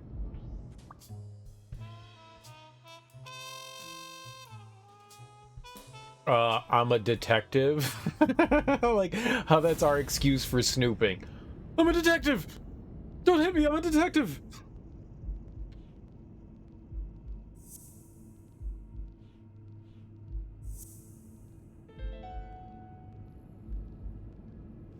Well, I know this much.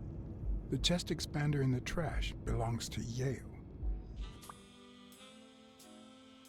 Yale killed Dunn with a chest expander. Why are those choices? Alright, we're going into more lockers. We haven't learned our lesson yet. Oh, that's not good. Smells like paint.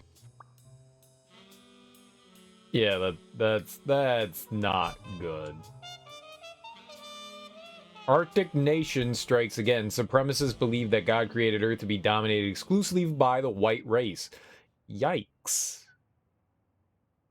Leaders of the radical organization stand by Arthur Tucker, Doug Kneeling, one of 7 members arrested during the riots.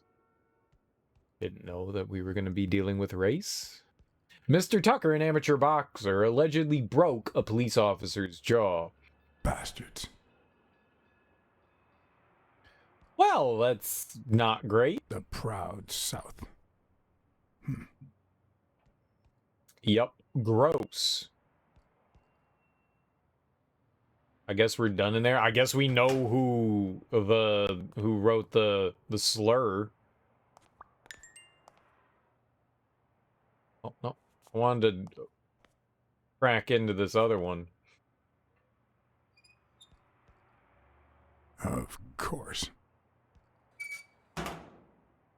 I don't know whose that was. Game wouldn't let me. Okay, I think we've got something else to connect here. We know who wrote that, I guess. Yep, there's a... It's racist.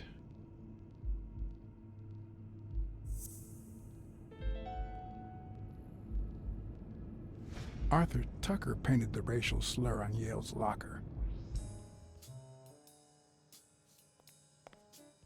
So, is it just like fur color then? So we're black? Is that what I'm guessing here?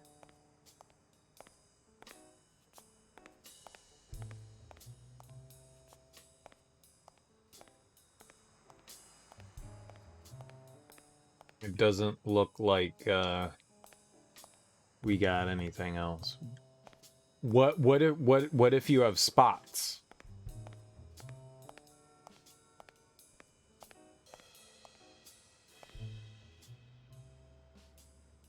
Okay, Jake. I told you. Desmond O'Leary. Huh? I know you work for him. Now you're just making stuff up. Why would you say that? I saw the shamrock in your locker. I know what it means. Okay, let's say you're right. So what? What are you gonna do, huh? Nothing. Nothing. We're pals. I won't do a thing. But please, tell me the truth. Okay, I guess I should have said something. Business isn't going that well lately. Natalia was my last well-paying job, and it's been a while. Then O'Leary shows up and offers me a bodyguard contract. What was I supposed to do? I get it. Yeah, I understand. Seriously, you don't seem like the type to accept shady offers. I've done my fair share. I've done things like that, and worse, but I'm not proud of them. This very morning, for example. Hey, O'Leary might run an illegal gambling operation, but it's not like he's killing people or conning widows. And I'm just a bodyguard. I make sure no one gets hurt. What I do, including my contract and paycheck, is 100% legal. How bad can that be?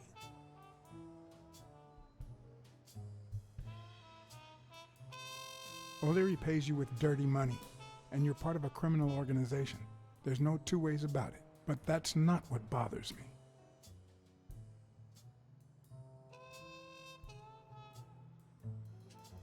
I know you're covering up O'Leary's role in Joe Dunn's death. Huh? O'Leary?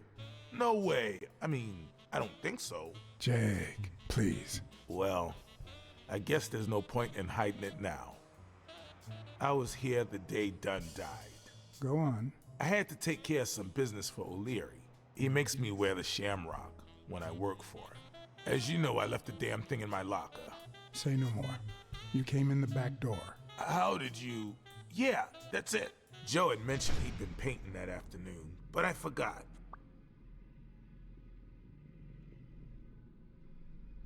I stopped in my tracks when I saw him screaming bloody murder at Bobby Yale at the top of the scaffold.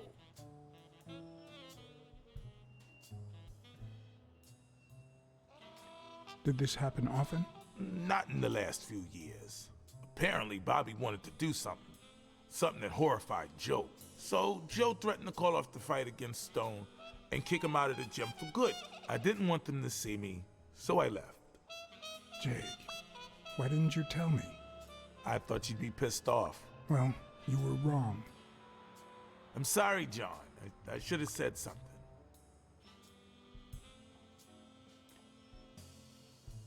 You should have.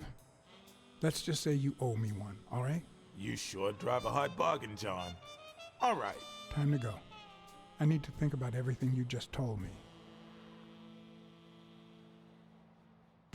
I think that was a good way about going about things. We got information. We played our friendship, and we were tough but fair. Oh, I like that. And we got a favor.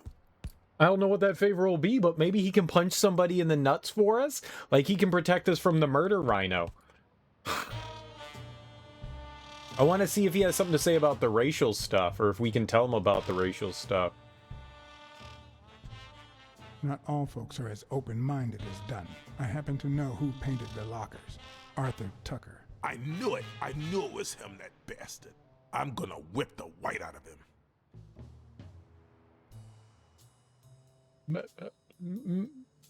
Okay.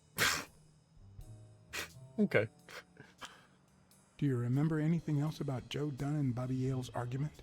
No, not really, no. Only Joe yelling, "If you do, I'll call off the fight and kick you out of the gym."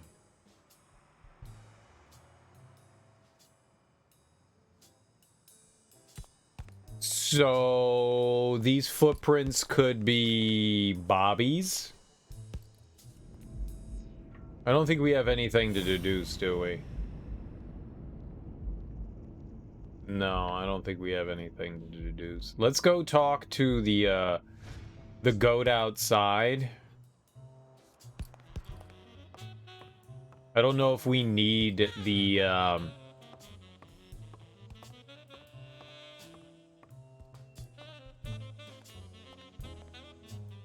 chest expander. I knew I was going to get to those words eventually. No, after 8 hours of thinking, we got there. Alright, Goaty McGoatface. Do you remember anything else about the day you found the thingamajig with the springs and the paint can? Yeah, no. wait, yeah. Well, no, now that I think of it, no. Hey, pal, how about thanking a good-looking goat with a cigarette?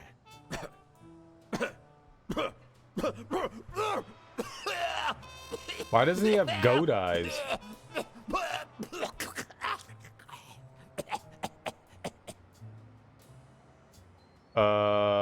Nasty cough. I don't think that's a good idea. You've got one nasty cough. Oh, come on. You know, cigarettes have lots of very healthy properties. Oh, come on. It's just a smoke, lady. Alright. Okay, you're right. Oh, we have cigarettes? It's the 40s. Of course we have cigarettes. Yeah, you think you're not responsible for my pathetic state? Think you're not to blame? It's the government that shipped me off to war.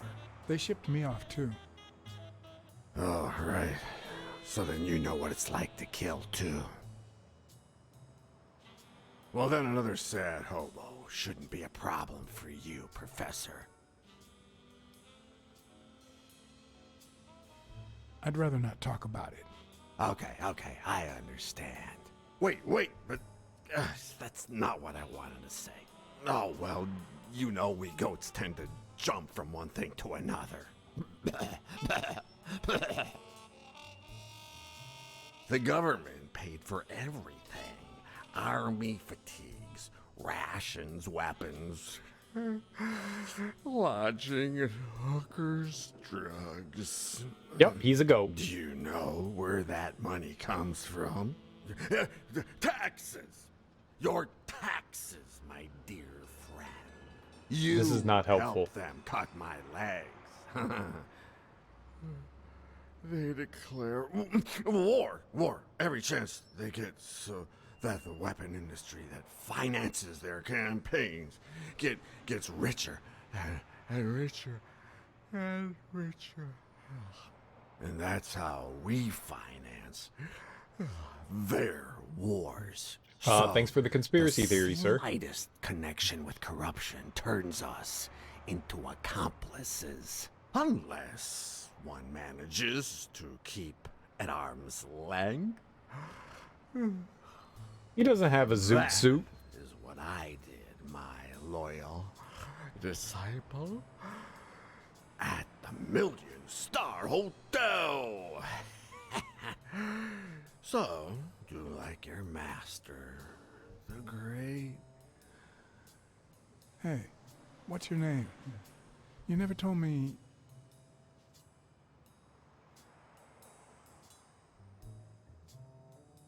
It's nap time. We gave him Ambien. He's rambling about the war industrial complex, which was an actual concern in the 50s, for sure.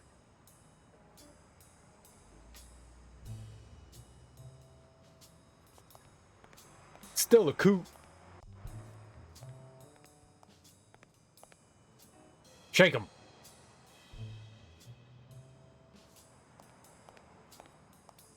Alright, that is not what I expected to happen there. Well, he's got a cigarette now, so he must be happier. I guess we can go talk to Sonia again.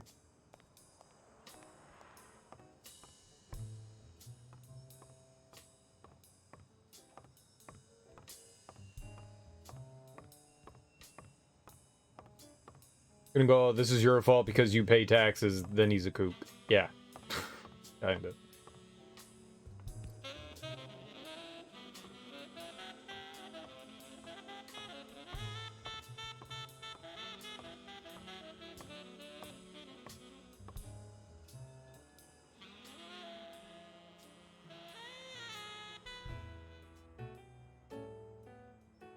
never asked about the gym's insurance.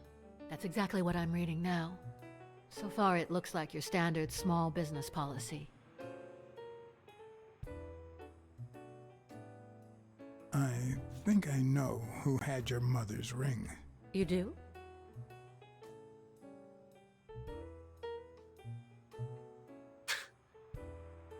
Mary Purnell. I think she was in love with your father. Thank you.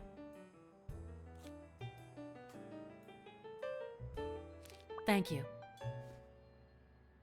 Sonia Dunn versus Mary Purnell. Uh-oh. We should go talk to Mary.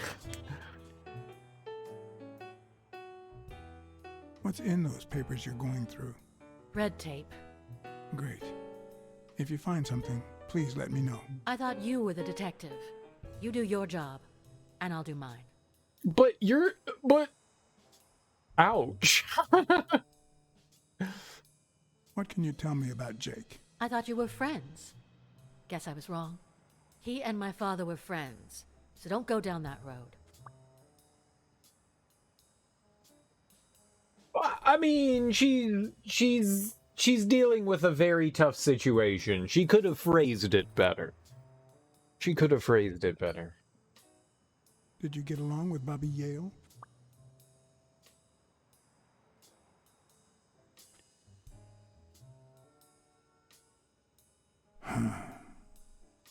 Okay. Forget it. I wouldn't give a damn about him if it weren't for this stupid gym his stupid fight is supposed to save. Happy? Well, she's not happy.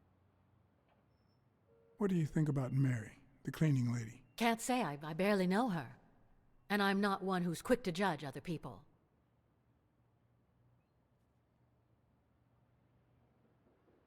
Our previous conversations beg to differ. You see, I've got this friend. He's a journalist, and the thing is, well... Why? He would... A woman running a boxing gym? That's quite the story. And how did this friend of yours find out, exactly? Well, you know how these things... I don't even want to hear you. I just hope you prove your professional worth before the day is over. Did you find anything interesting in those papers? Oh, No. she don't like us. Investigation work takes time, as I'm sure you know. Well, we definitely stepped on some toes. We put on our size 13 Timberlands and stepped on some fucking toes right there. We put on some big ass fucking boots and started just pounding on some toes. Whoops. Oh.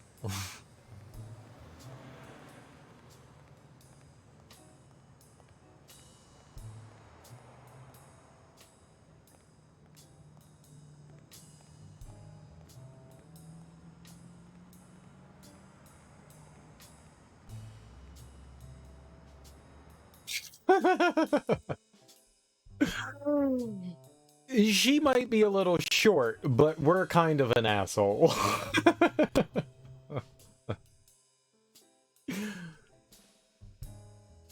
Look, she's under a lot of stress. It's not an excuse for being rude, but she is under a lot of stress.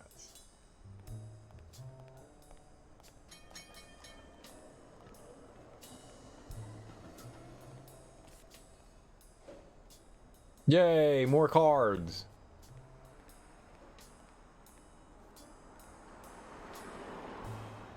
Okay. Do animals just walk around and sniff butts? Can we walk around and sniff some butts? Do cats sniff anuses? Do cats sniff on the old balloon knot?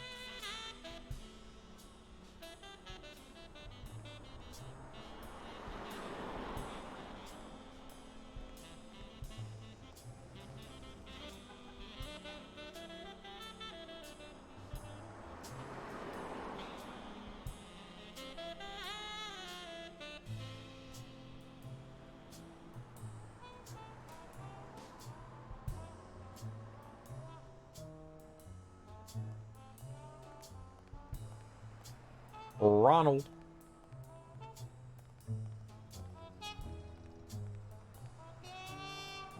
Because I feel with all these people, you know, traveling around, we need to do some sniffing.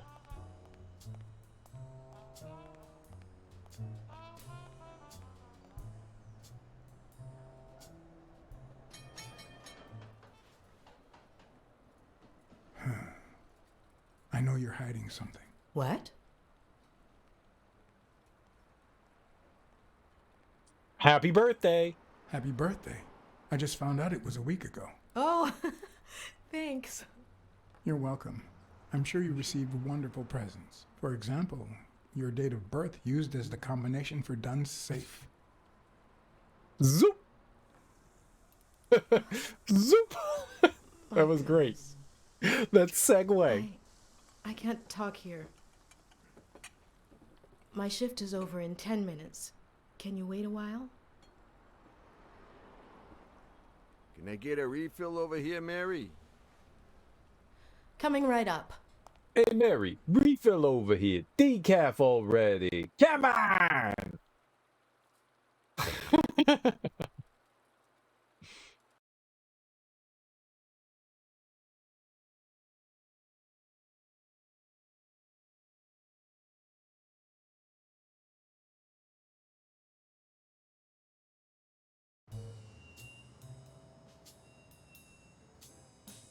Yeah, I told her what time it is. Mary Purnell, the angel Joe Dunn found in his golden years. We'd been I was seeing keeping each a other for watch almost on 2 her. years. It all started with, well, weekdays I start cleaning the gym at dawn, before my shift at the diner. Joey always came in early, just a little after I got there.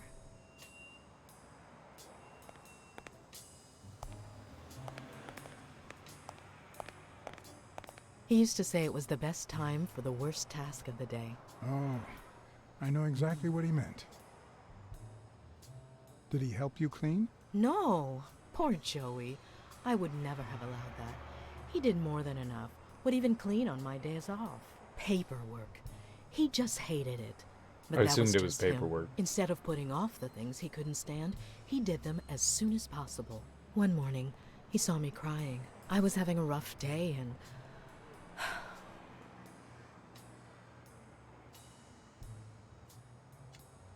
He tried to make you smile.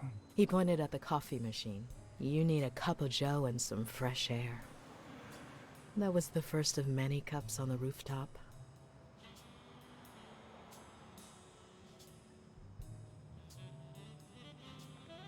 Which is where Dunn seduced you.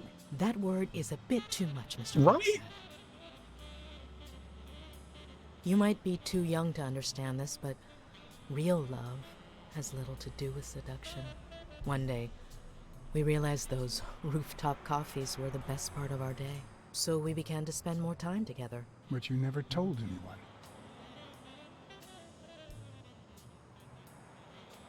Why did you keep it secret? For Sonia's sake.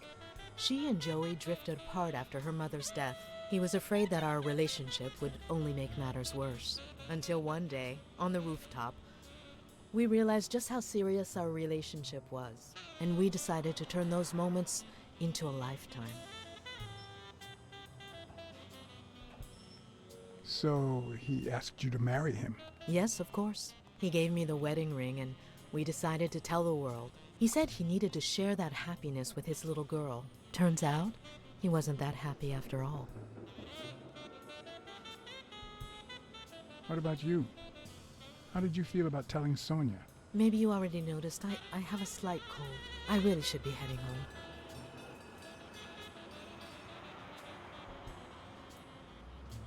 Maybe you should cover your neck. I lost my scarf a while back, not sure where. And now, if you'll excuse me, that's my bus stop.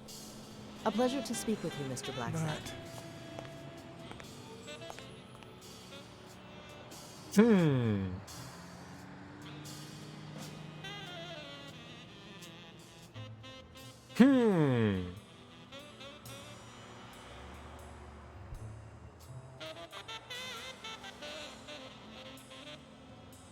I mean, none of that's suspicious.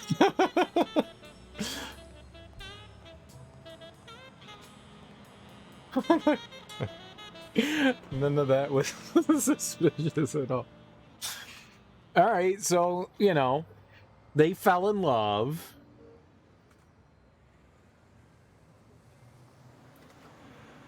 That's pretty much that. She lost a scarf.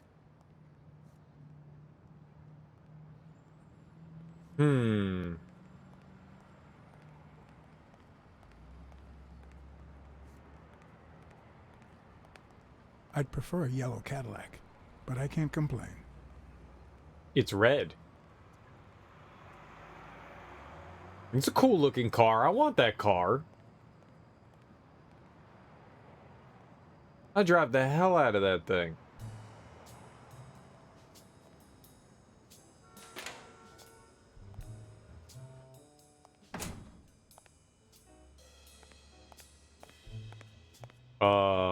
What other connections can I make? The game's not like, okay, make some more.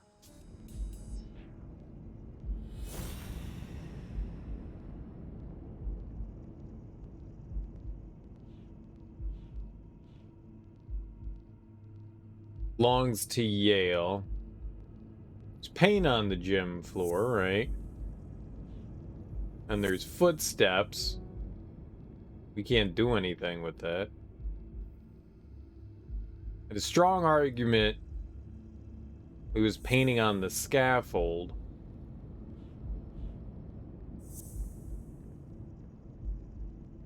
Paint.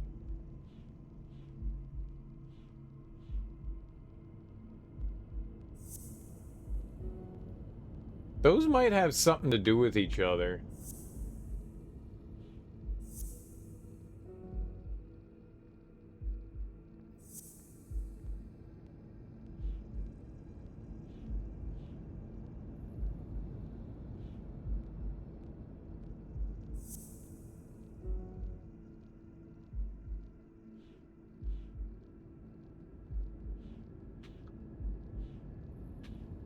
How do I... Chest expander.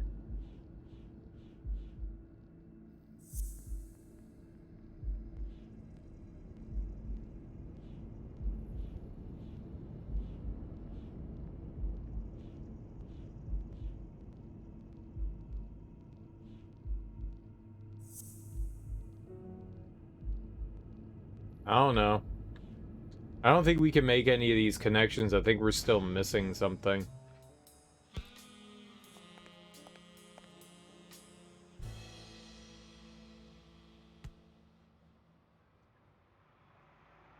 Okay, you keep training.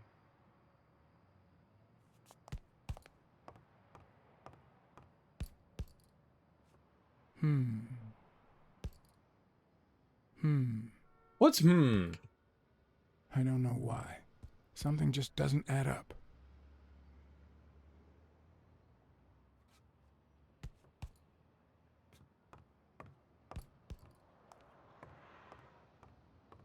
I'm also thinking,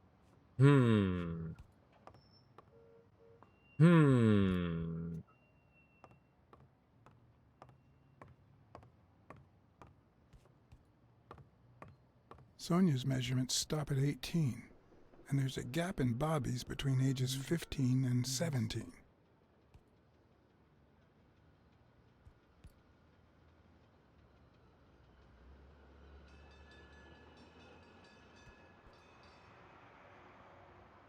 I don't think that helps me in any way right now.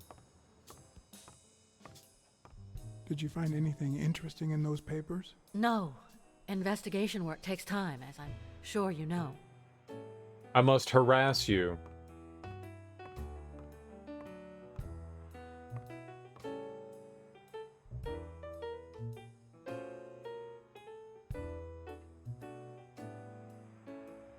Maybe we call somebody on the phone? Maybe we make a phone call?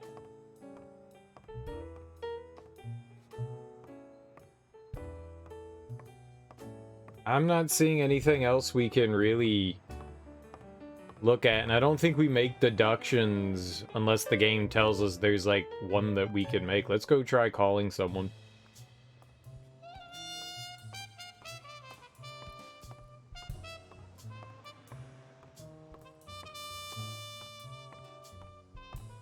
Oop. Operator here.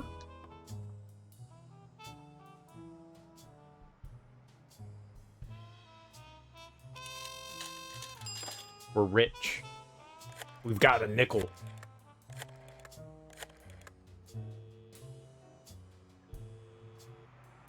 Smirnoff. Joe Dunn, the boxing coach. You hear anything about his death? Blacksad, is that you? You got me. How's everything, Chief? Oh, I'm fine, thanks for asking.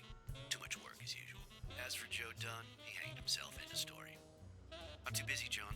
I can't afford to put a single man on the case. Why are you asking? Dunn and the gym's cleaning lady were about to get married. Great. Call What's News. They'll know what to do with such an incredibly interesting piece of information. The combination on Dunn's safe was her birthday. He even gave her a ring. You know, your typical suicidal bliss. Okay, I'm still not convinced, but I might have something for you. Oh.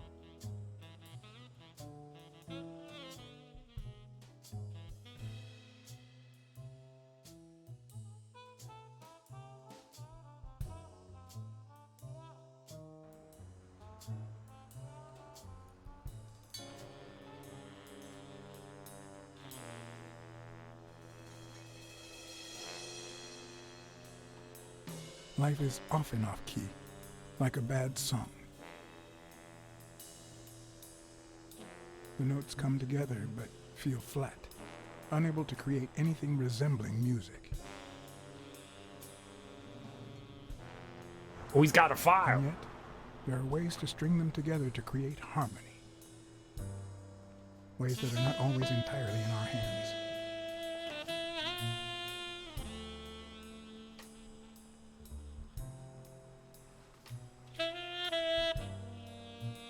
I like the dog glasses. You look tired, John. I'm a cat. I can't help it. It's just the way we cats are. Well, I can't help but be glad to see you. Yep, I'm beat. I'm starving. Just got back from the annual police medical. Not only did I have to fast, but I also had to chug 2 enormous glasses of water. John, you all right? I've had better days, and I'll have them again, I hope. We both deserve to. I got The thing punched is, in the face a lot. I'd love to help you out with this case, but I can't. You know I work for the state of New York. If I had any information, I couldn't share it with a private eye. Even if it was lying on top of this table. You said you were starving. Why don't you go to the counter and order something? Yeah, sure, good idea. If you'll excuse me. I love this.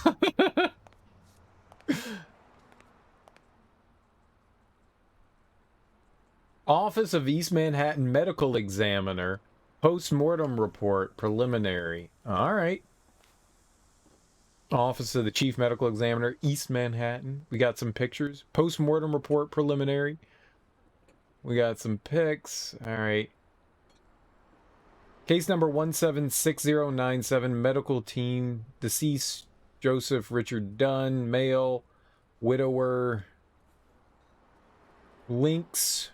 Dark brown, 47, 163 pounds, 5'5". I weigh as much as somebody that's 5'5". Holy shit.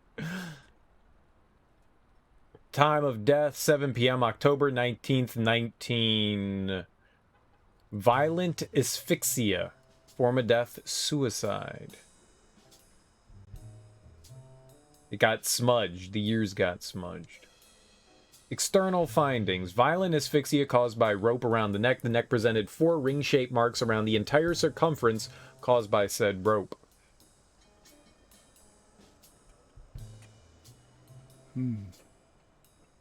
Swollen and slightly scraped knuckles on the subject's right hand, probably caused by recent trauma. Interesting.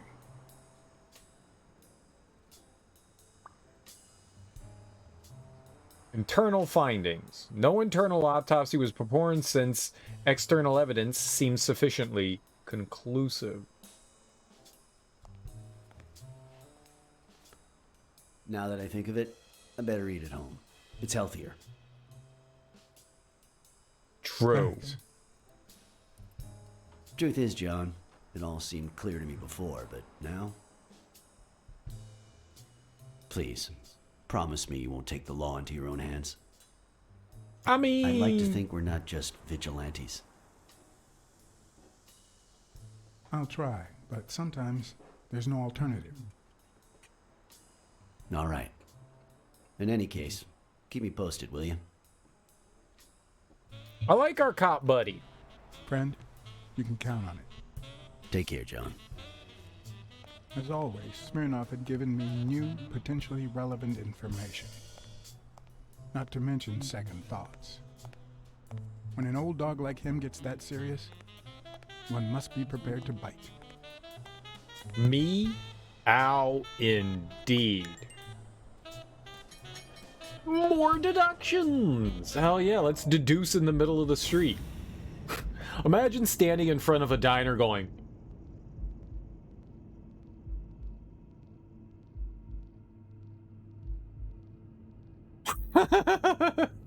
Sir, are you okay?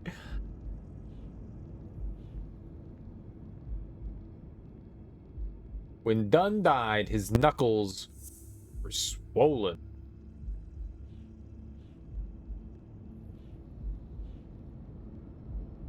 Had a strong argument. Fishy about the suicide? No, that was too much.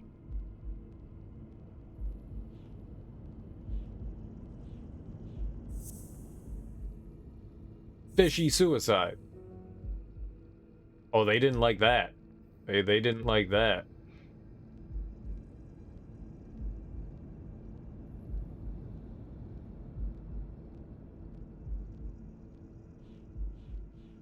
Oh, yeah, the height thing. He's 5'5". He's super short, so there's no way he hung himself, because that thing was way higher than we were, right? Yeah.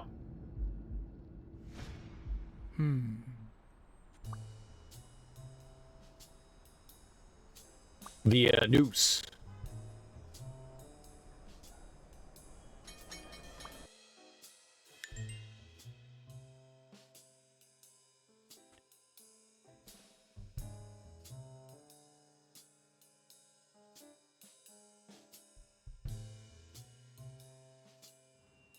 I'm much taller than Dunn, and I can barely reach the noose.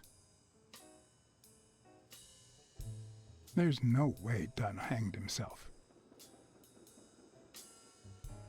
Not on his own, at least.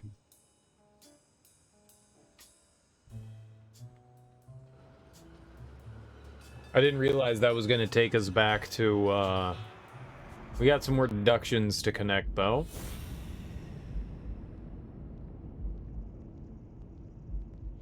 I mean, I could have told you that that was already it, right? Dunn had 4 different marks on his neck.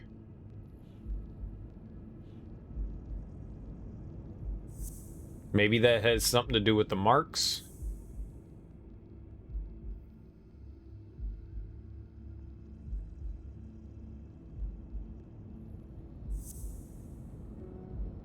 No.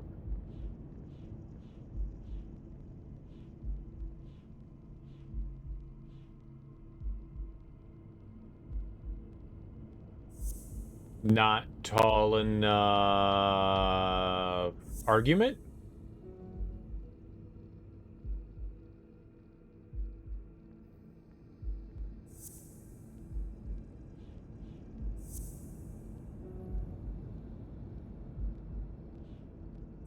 Not tall enough.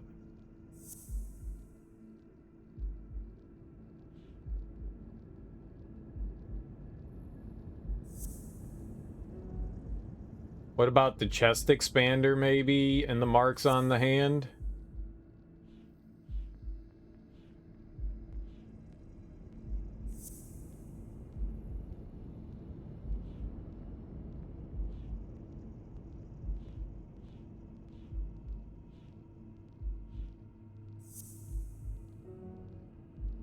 I really thought the chest expander was the go-to thing there. 4 marks on neck. Expander.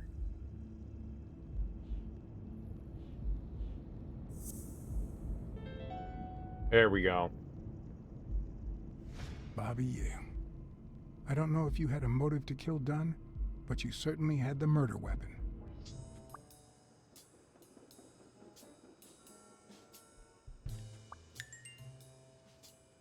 More deductions. We have to get that chest expander from the hobo.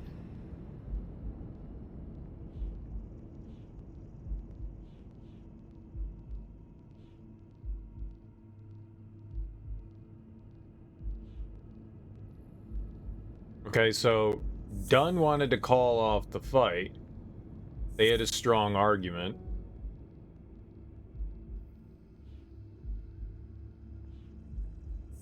Strong argument. Call off fight. There might be an order to them?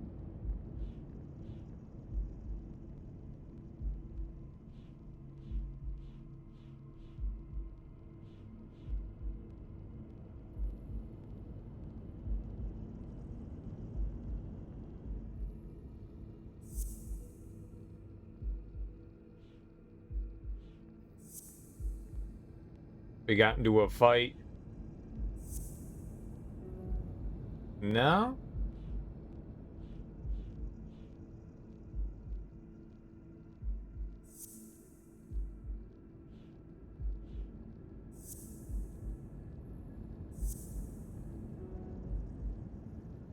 Hmm.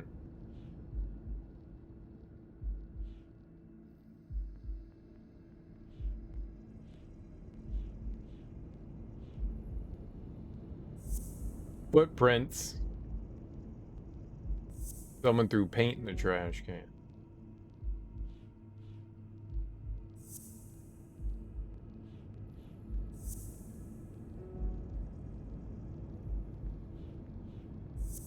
Gym floor stain.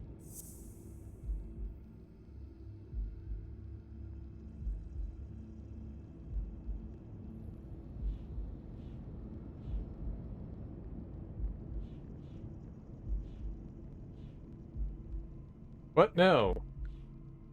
Paint stain on the gym floor. Someone threw out a paint can.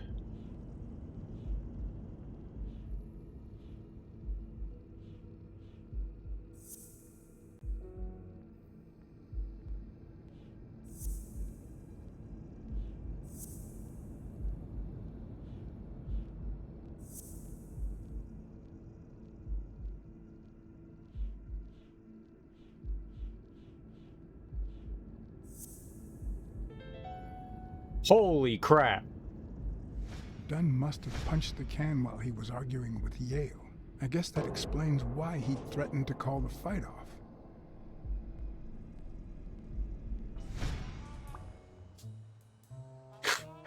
Dude, that was a hell of a thing to string those things together.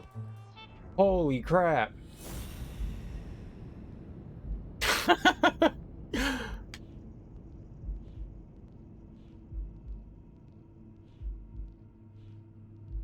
Alright, Dunn wanted to call off the fight. Dunn was strangled with Yale's expander. Christ. Did Yale kill Dunn just because he wanted to call off the fight?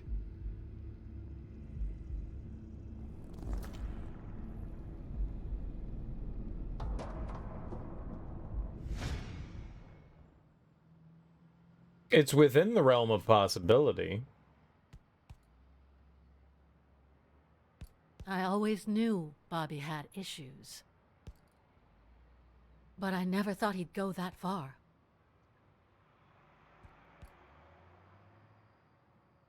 I couldn't say. In my line of work, you really shouldn't jump to conclusions. But the chest expander, the box in his locker, the marks on my father's neck. It all leads to him.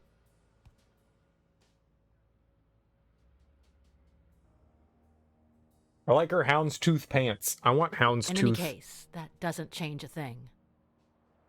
It does, actually. Now we know he didn't kill himself. My father's still dead, and you still haven't found Bobby Yale. True that. Nothing has changed. Opening the safe and finding my father's will won't help us achieve anything. So please hurry. Time's wasting.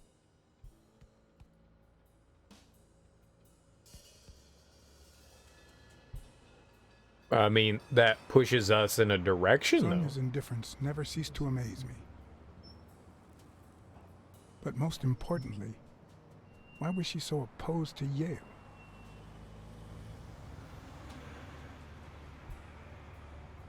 John Blacksad? I think I owe you an apology.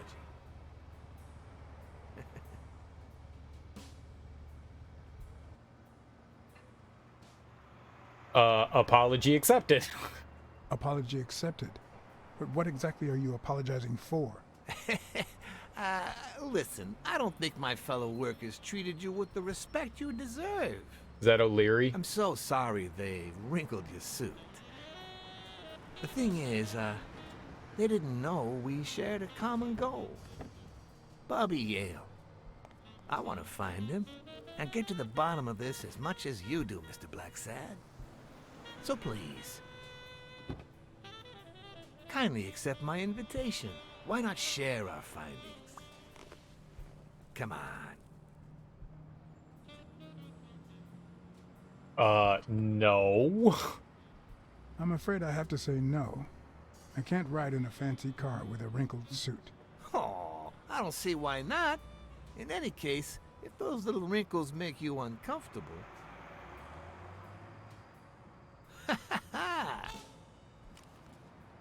I always play it nice and safe. Oh. Oh. Well, when you put it that way.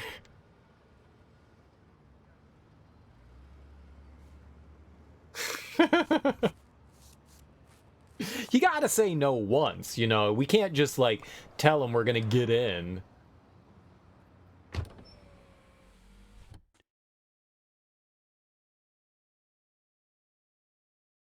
Or we were gonna get in regardless, but, you know, we had to refuse once. You know, it's the polite thing to do. Oh, no, I don't want your drugs. Seriously, do the drugs. Okie dokie. You know?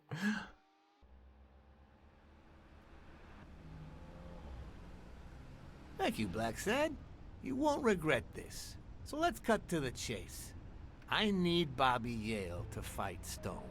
There's just too much money at stake. So, I'm offering you my help to find Yale. Let's work together.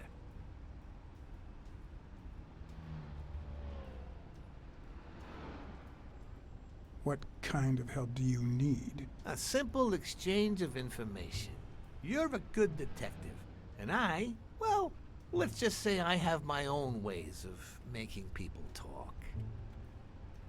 We need information, so no deal. I think I'll have to pass this time. Why? What? Do my own ways scare you? Please, hear me out.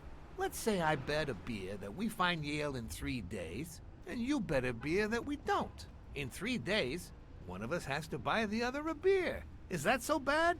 We're simply two grown men using our money and free will to conduct a small private exchange. And most importantly, we're not hurting anyone. So, yeah, I run a gambling business. What's so bad about that? It's illegal? It's illegal for starters. Illegal? Let me tell you what should be illegal. The way our government is ruining America. We live in a so-called free country. A place where honest people can make a living, provided they don't hurt anybody. We're not communists. Well, at least I'm not. I would have never thought otherwise. As for me, I'm no commie either. I'm not either. Ah, well then, you see, we're all among friends. In any case, that's not my point. The government betrays our nation's values by passing communist laws that forbid an honest man like me to make a living without hurting a soul. And What? that, No. Mr. Blacksad, is just wrong.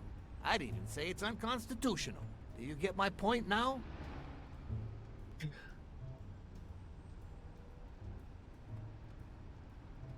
Okay, but that doesn't justify what you do for a living. Oh boy. Did you hear anything I just said? Anyway, when the Yes. government passes these laws, there's only one legitimate weapon the people can wield. The same weapon that turned America into a great nation. Civil disobedience. So, as the proud American that I am, it's my duty to disobey.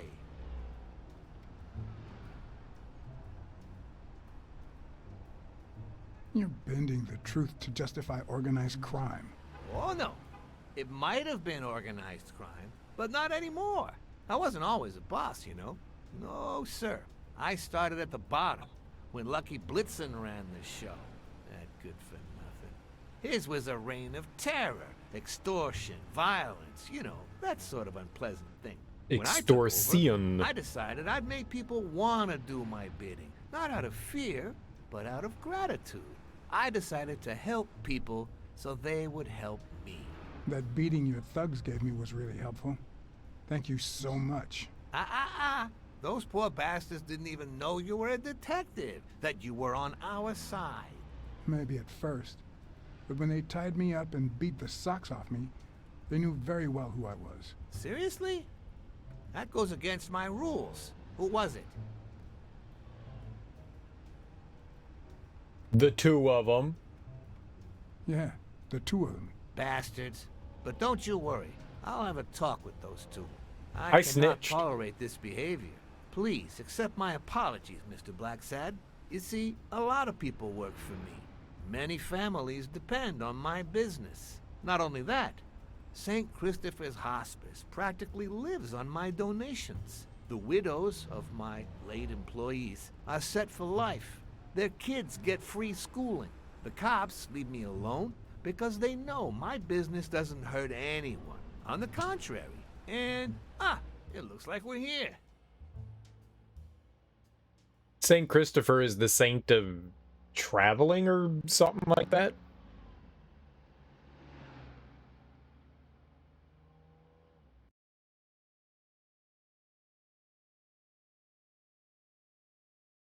I think.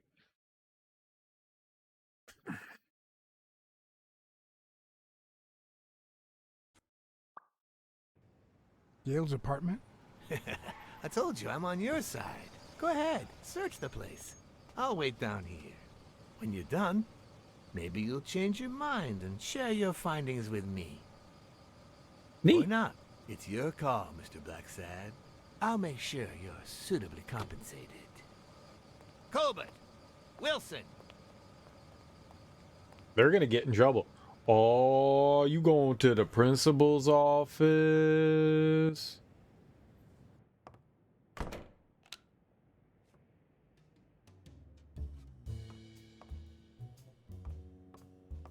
I'm excited. I'm excited.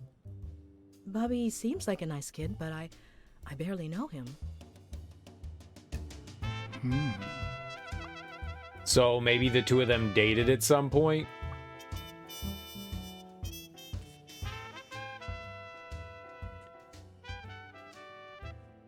This music is so hot to trot. So hot to trot. I'm just digging it so hard. It just fits the game so well. They did a great job of it. Fantastic.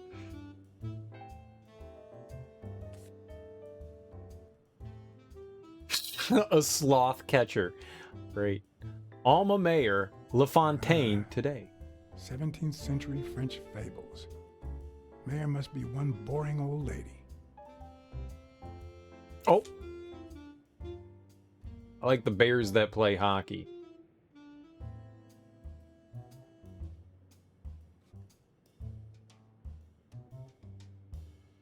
The worst thing about O'Leary's boys dropping by isn't the beating, but the fact that I can't tell what's theirs and what's Yale's. Exactly. Doesn't seem like the best food for a boxer. Then again, it could be your classic bookie thug lunch. I mean, anybody can have, you know, a pizza pie.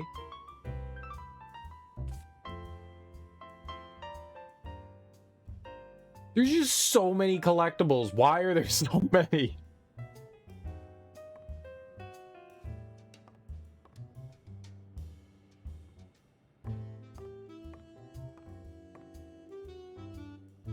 I like and dislike. Indoor windows? What is this?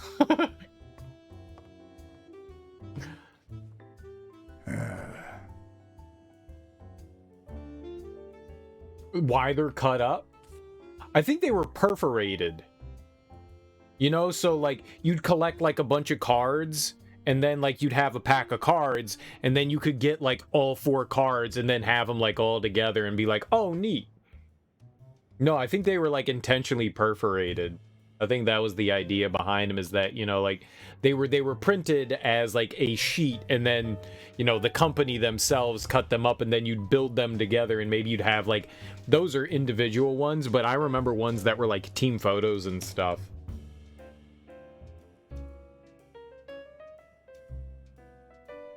That sounds like a product that deserves to fail. Well, collectible cards, I can't imagine are like popular anymore. I still have like a stack somewhere. Just looking around, I don't think there's anything in this room. I used to have like a bunch of cards. Baseball cards, football cards, basketball cards. You need to open the card you want 4 whole times. Well, that's how they get you to buy more. That's how they get you to buy more. So you bought card 1 of 4, so now you need the other 3 from the other packages, so you have to buy random packages. Magic and Yu-Gi-Oh! Collectible cards are doing well. So was Pokemon for a while. I think all of those count. I think all that stuff counts. I mean, those are more built for a game, but they're still collectible cards. Oh, I thought we were going to be able to look around there, and we weren't. Yeah, all that stuff still counts.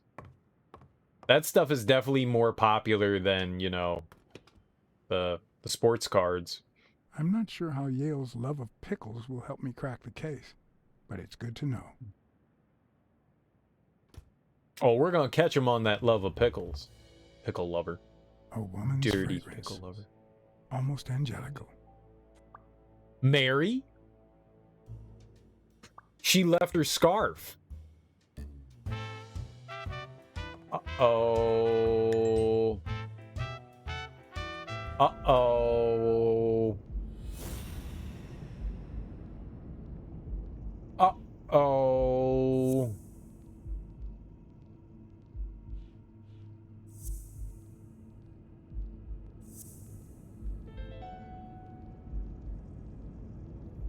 That means she's been here recently, but why? What does Sweet Mary have to do with Yale, the murder suspect? There's more to this. To the bedroom.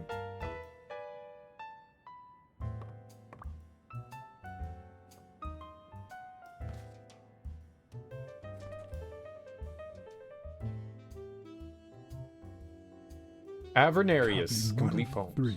Do you know any of his relatives? His father, Avenarius. I like how there's like a poster of his dad right above him. Didn't he disappear 20 years ago? Like his left shoulder.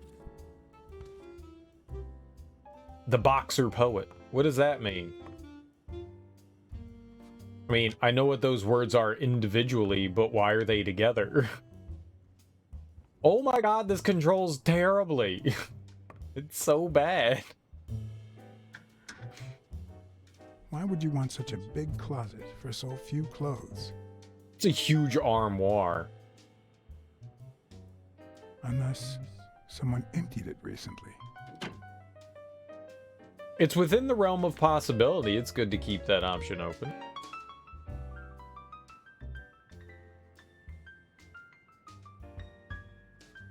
Oh, we can roll out the back. We're totally going out the window. Avernarius, the boxer poet. Poetry reading, April 23rd. Nice chain. It's a Junkyard Dog's chain.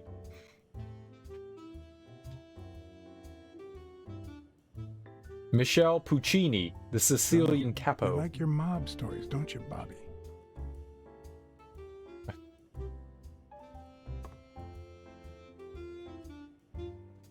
Is he a painter? Seems like Bobby inherited something more than boxing skills from his father. Besides the tendency to vanish into thin air, of course. It's a bit too modern.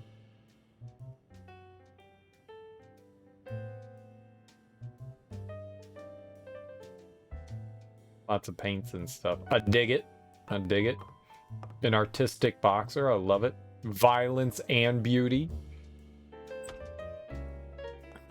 Oh, it's the bathroom. That makes sense. That makes sense. You gotta have a bathroom. Judging by the general state of the apartment, they were leading a quiet life.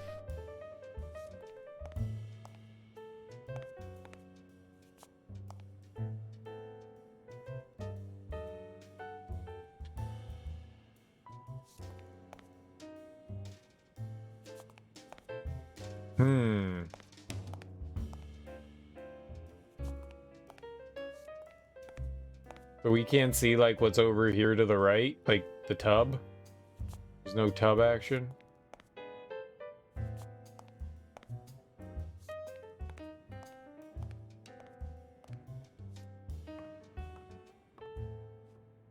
Alright, well that seems to be...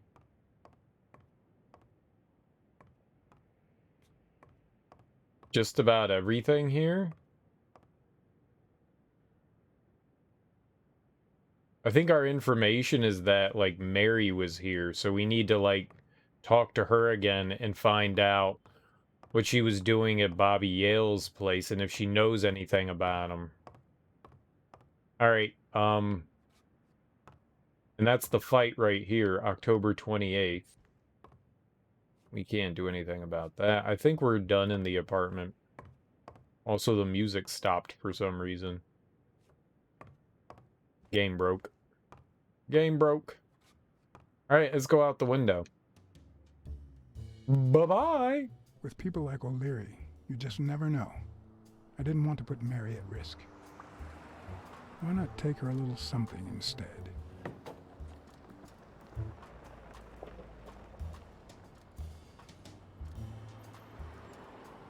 We're slinking away. I like the fact that you can do that. It's really cool. There's a lot of options in this as to, like, your approach. I dig that.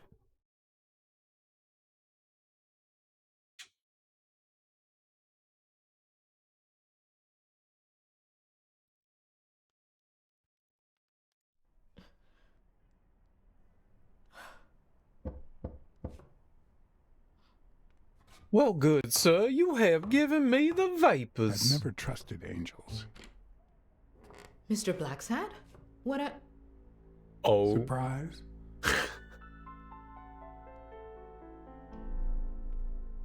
When they fall, they turn into demons. Joey told me he was going to spend the afternoon painting the gym and that Bobby would be fixing something up on the roof. So, after I found the body and called the police, I went to Bobby's place, but he wasn't there.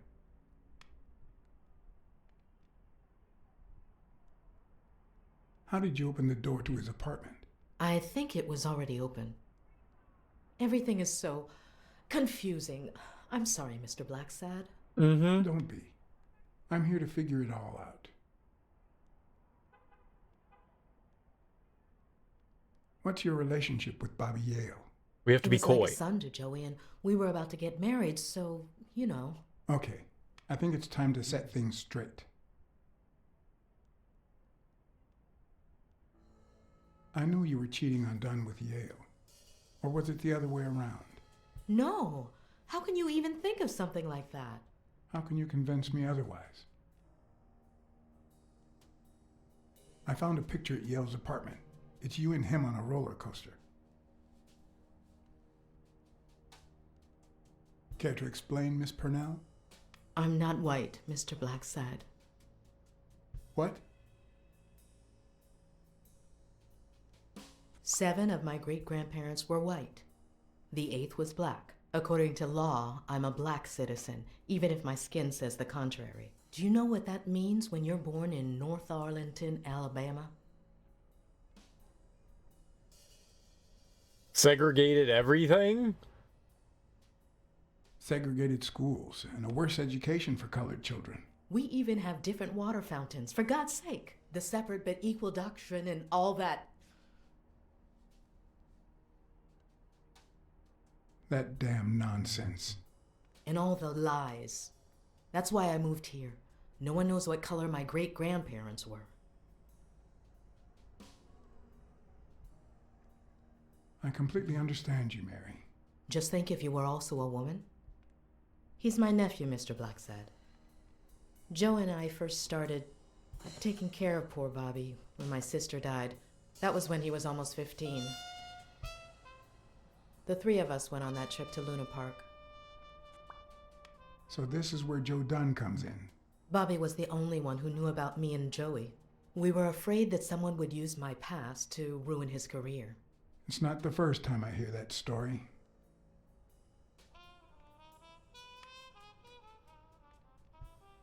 I'm sorry I accused you so lightly.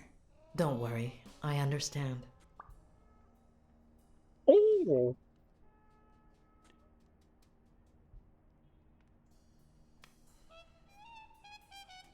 Your secret is safe with me. Thanks. It means a lot to me. Let's look at her.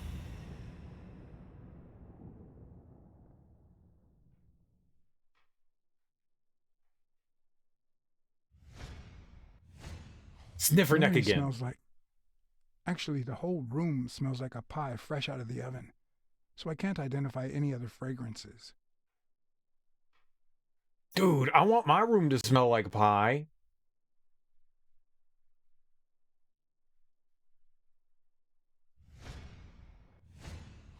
TV and radio all in one.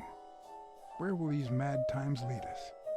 It's insane. You can't have them together. That's demon technology.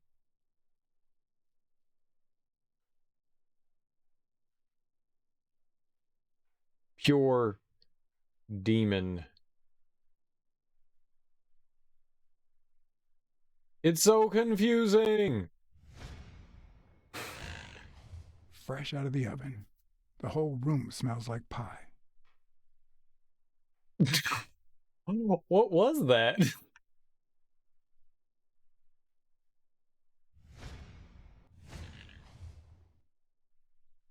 Femininity starts at home. Belinda S. Lovelace. Okay.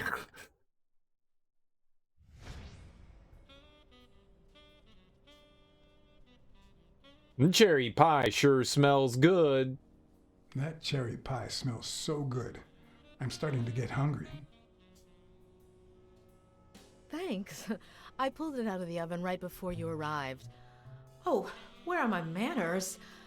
I'm the worst hostess in the world. I wasn't done talking to you. I like how I was just like, I see pie. I want to eat it. What if she dipped out? Let me see. OJ, coffee? Oh, coffee. I'll take We're some detective. coffee, thanks. She's wearing the same clothes in both pictures, so she's probably telling the truth. I got a card.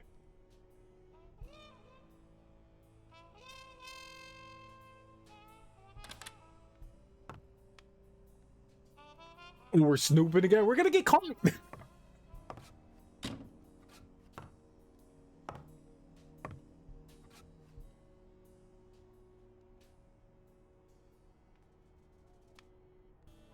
That's some beautiful artwork you got there.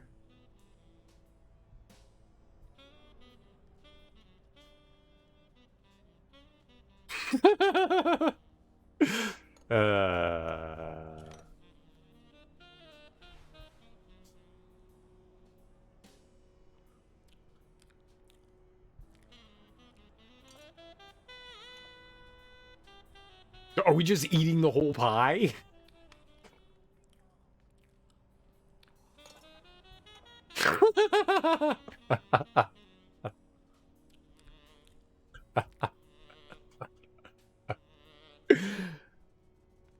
You should open a bakery. You should open a bakery and sell these pies. Thanks. Joey used to say the same thing.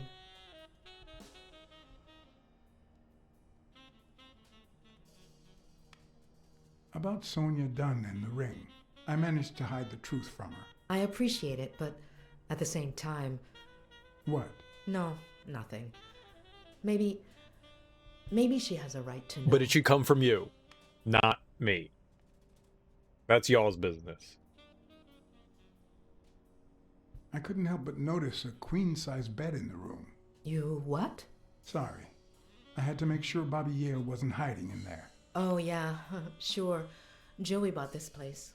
It was going to be our home after the wedding. I left my apartment and moved in so I could save some money. If he had left his own apartment and moved in, you could have saved twice the money. I'm no hooker, Mr. Blacksad. Okay. Sniff her out again. Sniff her feet. Sniff the seat.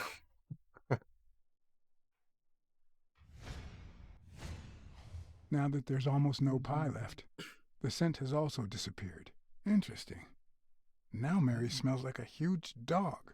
Well, that's fucked up, dude. Mary, when are you going to stop lying? I know your nephew is here. I can smell him. What? No. I already told you I don't know where he is. No, you didn't. Look, I understand why you're protecting him, but it's in his best interest to end this hide and seek. You can search the whole house if you want. Go ahead. He's not here.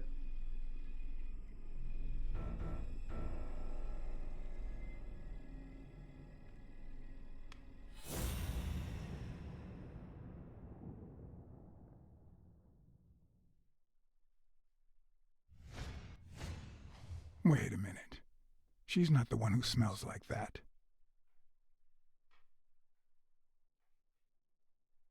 It's totally this, right? He's under there. That's where Bobby Yale's scent is coming from. So, that's why you were sitting there. What? I don't know what you're talking about. Yes, you do. Could you step aside so I can check, please? Oh, it's so tense. Mary, for Christ's sake, put that knife down, would you? Livora.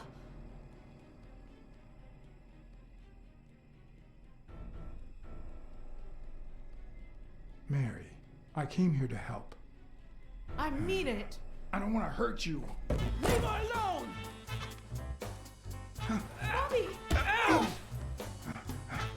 Ow! Ow!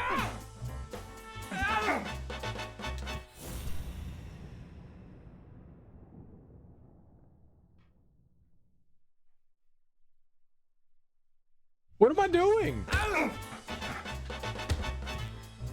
Ow!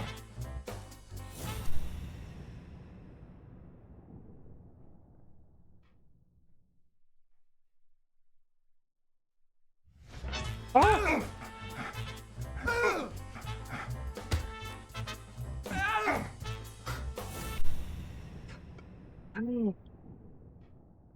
Bobby, no!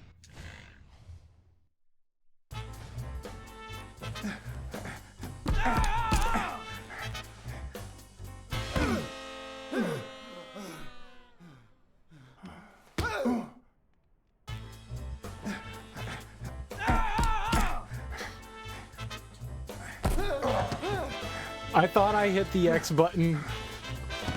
It was not the X button.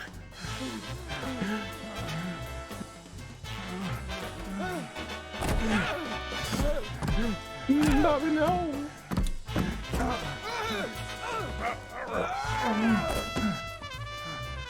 I wasn't trying to kill anybody. We was friends.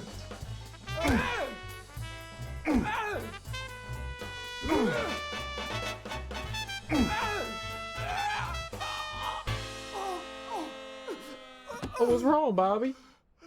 We tired him out. Bobby! Call an ambulance. Do as I say. Go on, call an ambulance. Do it now. I mean, I wasn't going In to the kill face of a heart anybody. attack, there's two things you can't forget. Touch his nipples? 1, stay calm. 2, 1 chest compression per second. And break the sternum. 1 Mississippi. 2 Mississippi. 3 Mississippi. 4 Mississippi. 5 Mississippi. 6 Mississippi. Bobby. Oh, Bobby. Mouth to mouth. Thank you, Bobby.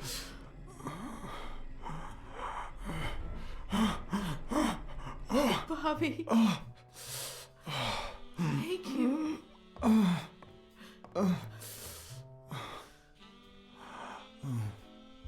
I had lots of reasons to consider this a great day. I had investigated a suicide case. I had discovered that, in truth, we were dealing with a murder. I had found and captured the prime suspect. And I had saved a life.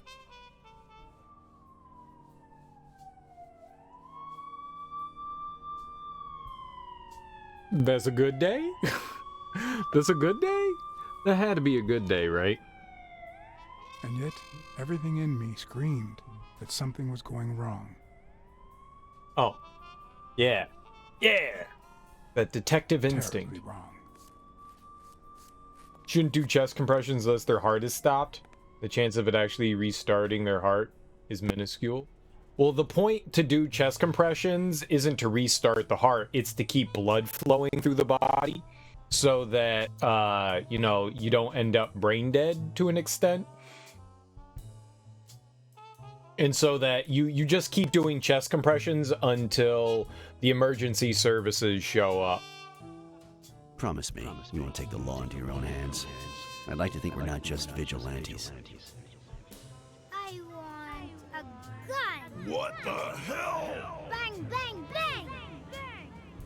A fair amount of violence, extortion, and casualty.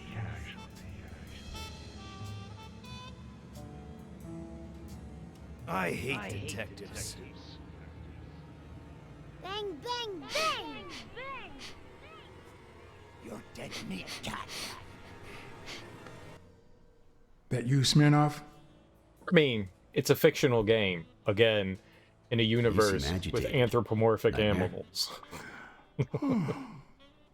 A lot of the time that medical stuff isn't real. How long have I been sleeping? I just got here. Anyway, like anytime somebody, you know, dies, they give them, you know, anywhere. Besides, clear.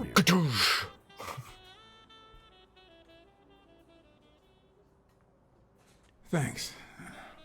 I think I need to get some sleep. Yep, that much is clear. As for what happened yesterday, I asked you not to get involved, or at least give me a heads up.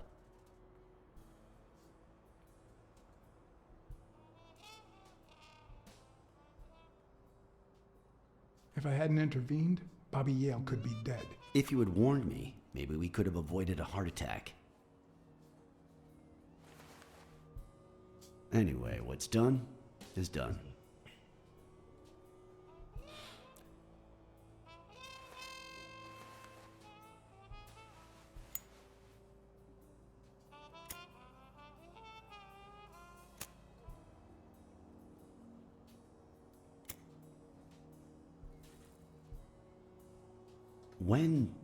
When exactly did you realize that he killed Dunn?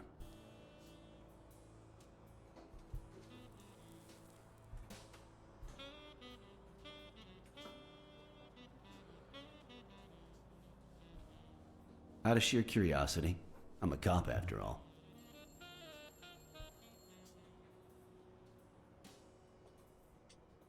To be honest, I'm not so sure Yale killed anyone. How about the motive? Any ideas?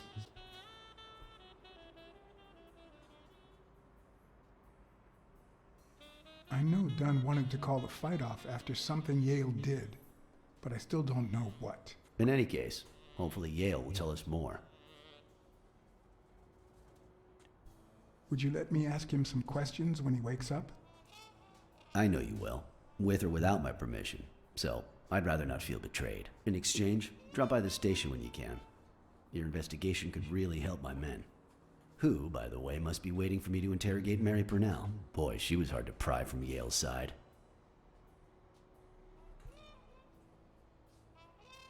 She's been through a lot in the past days. Be nice to her. Of course. In spite of it all, we're not just vigilantes. And as for you, go get some rest. God knows you need it.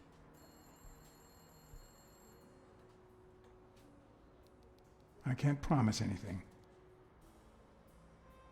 Tell the nurses to look at that face of yours. You look like a film detective in his last scene. I'm afraid this film isn't over yet. For your sake, I hope you're wrong. You're in charge now, officer. Okay. I'll send you relief in 6 hours. Understood? Doctor. The doctors are lizards! Oh, I knew it! Detective. Congratulations. You fared pretty well against that kid. Better than most would have. Now, if you'll excuse me. Let's just say I got lucky. Oh, sniff his nose. Sniff his sniffer. We, as a society, simply don't trust reptiles. But that's not the real problem. The real problem is our extended belief that there's logic to that distrust, that it's natural and well-founded. I don't know, seems kind of... Oh, look at his wiener.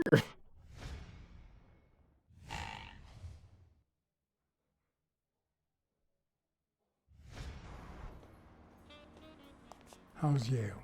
Is he awake? Oh, yeah. Go check on him before he falls asleep again. Although, try not to bother him with too many questions. Will this have long-term effects on his health? It's too soon to tell. He did have a heart attack after all. Yikes. I don't know if you're going to be boxing in 2 weeks after you have a myocardial infarction.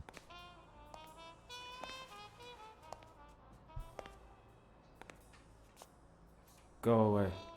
I don't want to see you. The doctor told me to sleep. I rarely get to interrogate a suspect with his guard down in a place as quiet as this. Dude, dogs have abs. Getting the chance to study his body language with no distractions is a rare gift.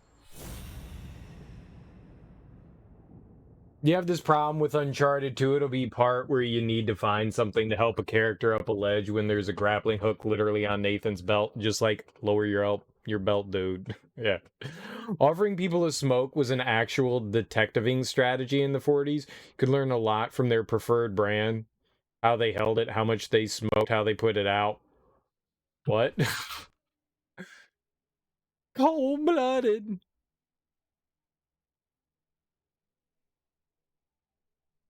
I guess, like, if somebody left, like, evidence at a scene and you're like, oh, you smoke Lucky Strikes. We found Lucky Strikes at the scene. Coincidence? Sure. Sure, I guess. If cigarettes were put out somewhere, you could tell how someone, you know, put out their cigarettes. Not everyone always puts a cigarette out the same way, though.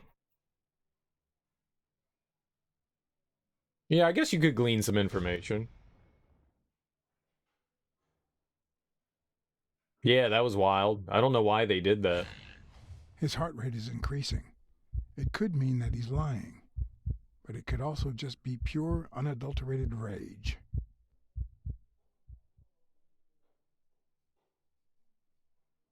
Oh. He's clenching his fist, a sign of contained anger. I love the observational.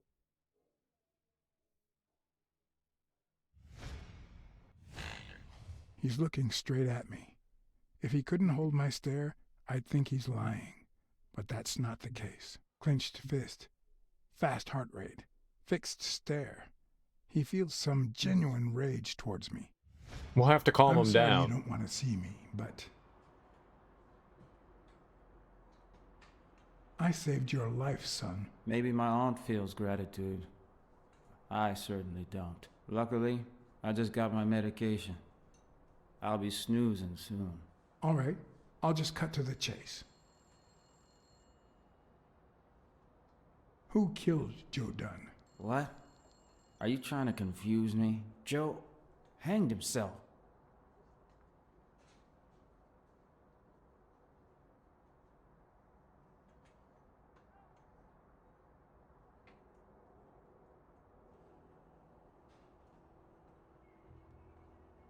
Dunn was too short to hang himself with that rope. So, it's true? He was murdered. I know the murder weapon was yours. What? The rope? I don't get it. What weapon do you mean? Don't play with me, boy. The chest expander. An expander? I've never had one of those. All right. Let's just say that I believe you. So they planted the expander package in his locker. The murderer killed Dunn with a chest expander and planted evidence to make us believe it was suicide. But he also left enough clues behind to make sure we found the true murder weapon. Then he put the chest expander box in your locker to frame you. Do you know anyone that twisted and who also happens to have a motive? I don't know.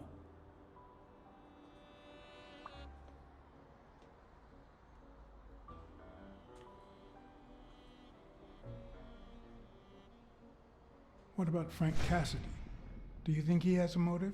Maybe. A few weeks ago, Joe took me to a boxing managers association meeting. Headed by Cassidy. Yeah. He was obsessed with making it illegal for boxers to fight without a manager, or without an associated manager. Everyone seemed to go along with it until Joe spoke up. He said that would lower us to mob status, that Cassidy had founded the association just to make money by monopolizing the sport. That made others think twice. And Cassidy ended up empty-handed. Poor Cassidy. Man, I love stuff like this. Like, film noir stuff from, like, the 40s and 50s is just great. Anytime you can throw, like, a Sunset Boulevard out there, you know, a Maltese Falcon. Like, you know, it's a bit of a mystery, and I love those things, man. I love those things. It's so good. Pick Up on South Street. Oh, so many good stuff, man. So much good stuff. I don't know what it is, but there's just something about, you know, like old film noir stuff that I love it. I love it. I love it. You know, Chinatown did a great job of kind of like emulating the old film noir stuff, even though I'm not a big fan of Roman Polanski, who's kind of a shitbag of a human being. Chinatown was downright amazing. And Jack Nicholson, I mean, how can you not like that guy? He was fantastic in that. Let's see here. About Desmond. Desmond O'Leary certainly seems twisted enough. Did he have anything against Dunn? I'm not sure if they knew each other. At least not in person. About a month ago, Joe kicked one of O'Leary's men out of the gym. He was trying to give a business card to... Jake Ostiambi. Yeah, exactly. Did Jake tell you about that? Something like that. What about Sonia Dunn? Sonia? I doubt it. She's odd, but she's his daughter. I've seen worse, believe me. Blacksad. I think I owe you an, You know, my father disappeared when I was 6, right after winning a fight. We never heard from him again. Do you know what that does to a kid? Who knows where I'd be if Joe Dunn hadn't been in my life. Even when I lost my way and put a gun to his head years later, he still took me under his wing and managed to steer me in the right direction.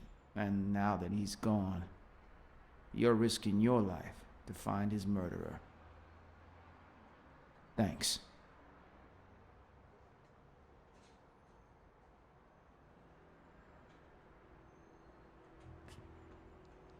You're welcome.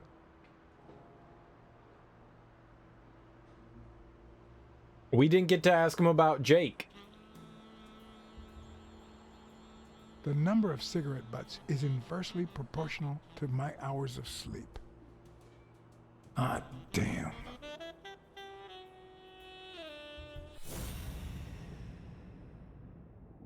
All right, now sniff his crotch. Ah. The hands say a lot about what's going on inside a person.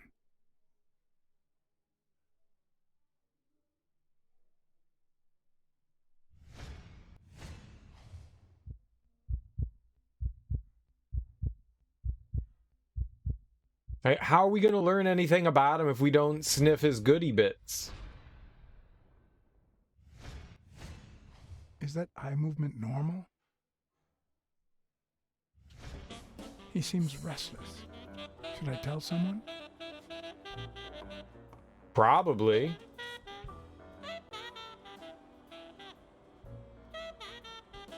I'm gonna tell someone. Hit the button.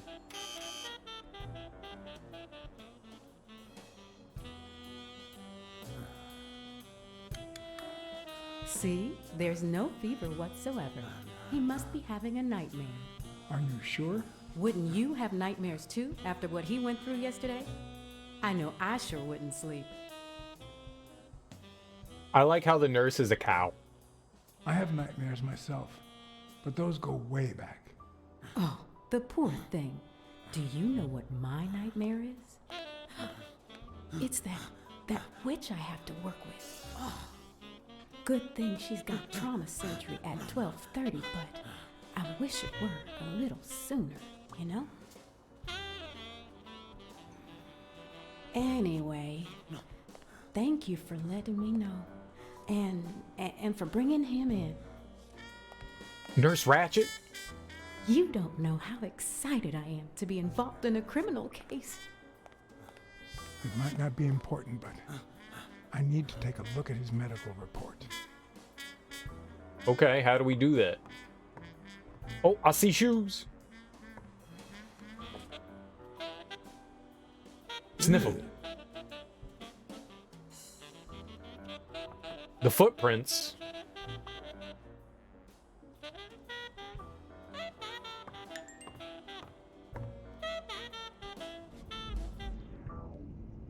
There were those footprints, right? Are they the same? The shoes smell like a dead man.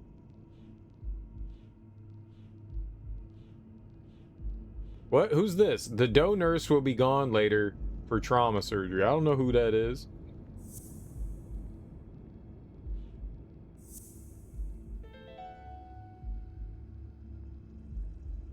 No, the footprints don't match. If Yale killed Dunn, he did it without stepping in the paint, or in different shoes. All right, well, that's good stuff.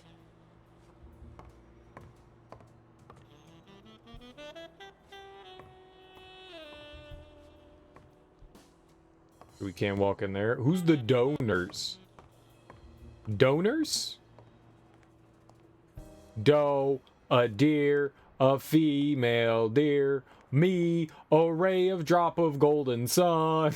Wait.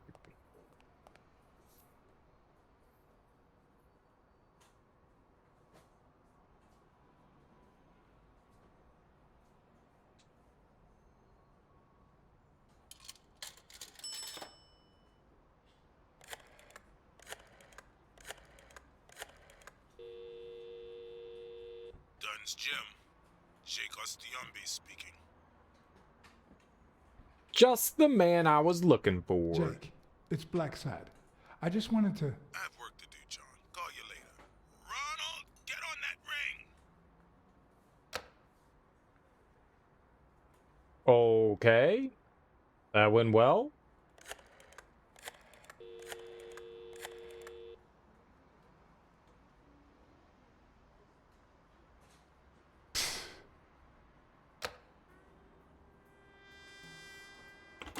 We have nobody that likes us. We're not popular.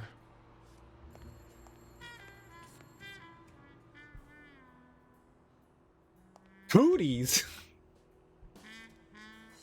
Y'all better watch out for them cooties.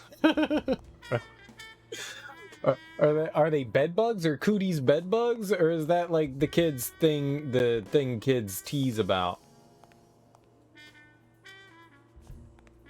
Better watch out for them cooties.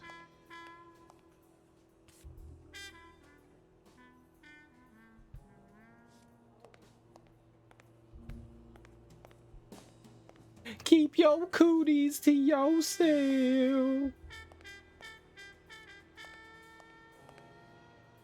Stomach upset? Call a monkey.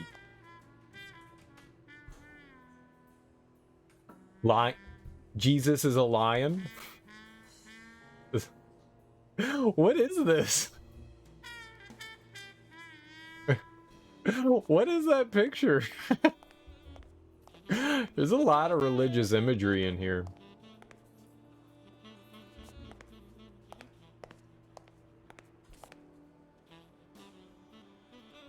J.D. Lautrec.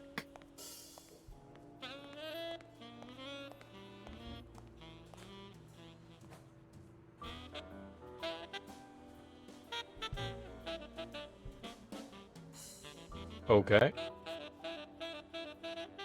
Robert Yale. Borromeo? What did that say? I wasn't reading. St. Charles Borromeo Hospital. Borromeo. Well, hello. You're awake, handsome? Oh, you call me handsome? Thank you.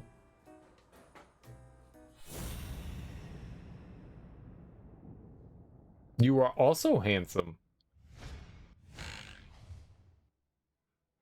25 cents? They sell cigarettes at the hospital? What is this lunacy?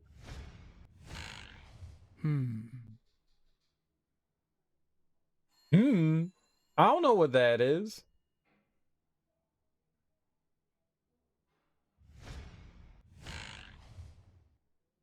Shifts of the day. 12:30 Talbot trauma. 11. I was reading that.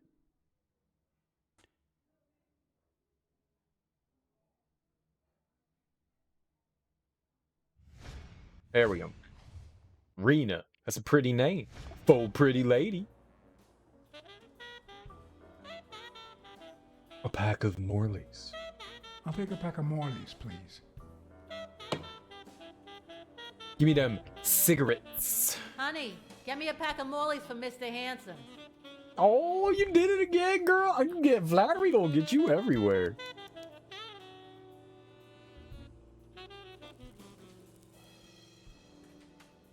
That cool minty feeling of a Morley's. Suck it in.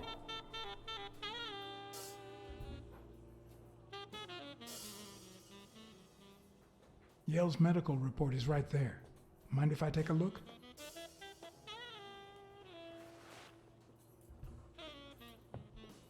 Oh. No, I don't think so, handsome.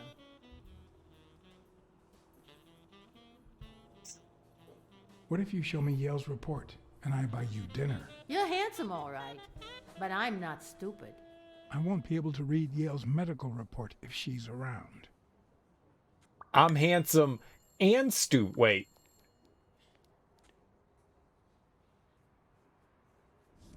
I'm stupid and handsome. I'll take it. If we can have one, I'll take handsome. Surgery, 12:30.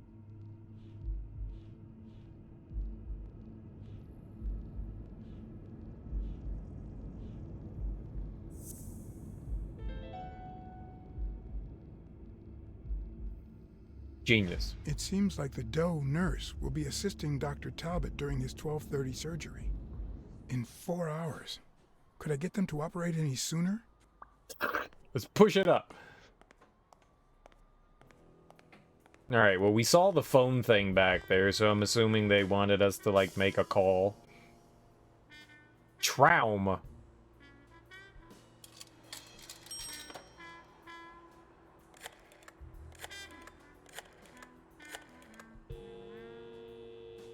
Trauma?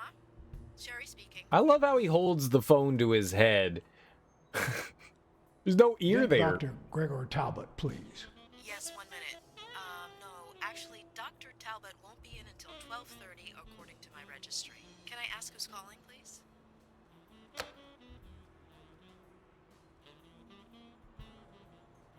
Impersonate him. I'm Dr. Talbot. Sherry, this is Dr. Talbot. We have to reschedule the 12:30 procedure. I want everyone in the operating room in 5 minutes. If anyone gives you any grief, tell them it's a matter of life or death. Understood? Good job. A matter of life and death. A matter of life and death. You gotta be kidding me. People.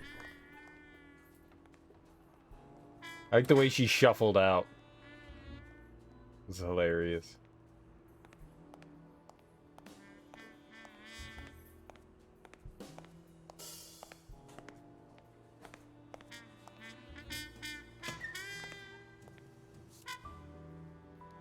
Jerry Highfill. Long time no see. Blacksad, I didn't want to wake you. How's the boy? Asleep. I hope he recovers in time for the fight. I got tickets. Although between you and me, he doesn't stand a chance. Is he a schnauzer? It'll be a fun bout, nonetheless. Not like this. God, this is boring.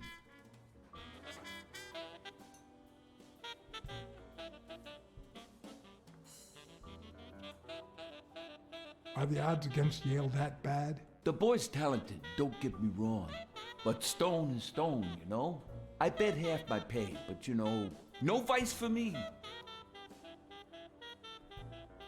You say you've got a good job, and yet you're bored. Well, it's just a figure of speech, really. I like my job. Is it boring? Yes, but I can entertain myself with a good fight or a football game. Well, watching them, that is. Well, I'm going back in. Alright, so we're gonna offer him a smoke so that, like, maybe this lady will be distracted. All right, now. How do I put this? I need something that you... Oh. Only if you guess why I'm giving it to you.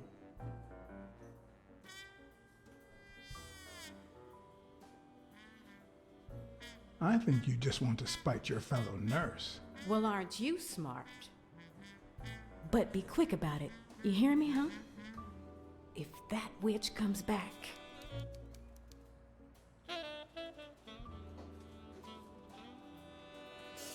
Oh god, it's doctor writing. Blackout following cardiopulmonary resuscitation. 1943 pertussis. What? What does it say here? Ah, you know doctors.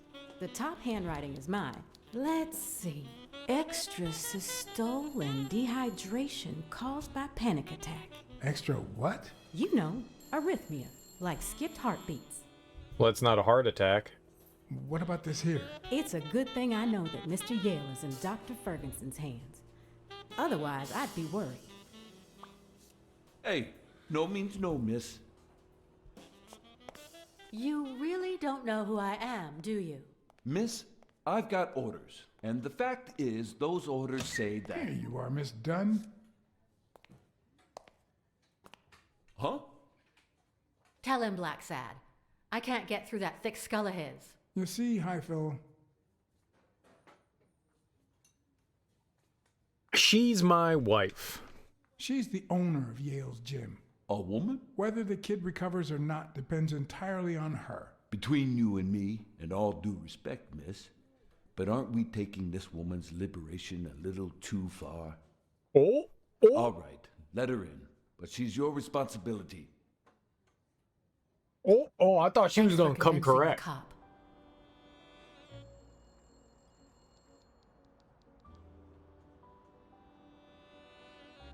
You hired me to find Yale. I wanted you to see him with your own eyes. I see. Anyway, you did your job. I'll send you a check the day after the fight. You can leave now.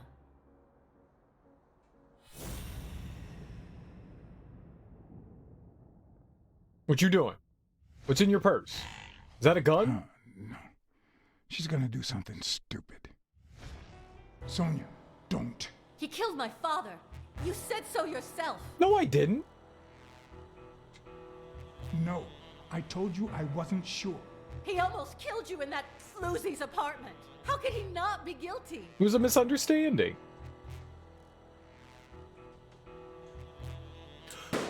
No, no. Why did you say that?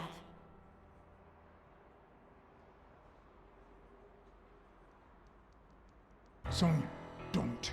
I didn't have time to read all the options. You said so yourself. No, I told you I wasn't sure. He almost killed you in that floozy's apartment. How could he not be guilty? Your father wouldn't want you to do this. He was a just man, and this is not justice. Shut up. None of that matters. How could he not be guilty? You can't take justice into your own hands. Believe me, it will haunt you as long as you live.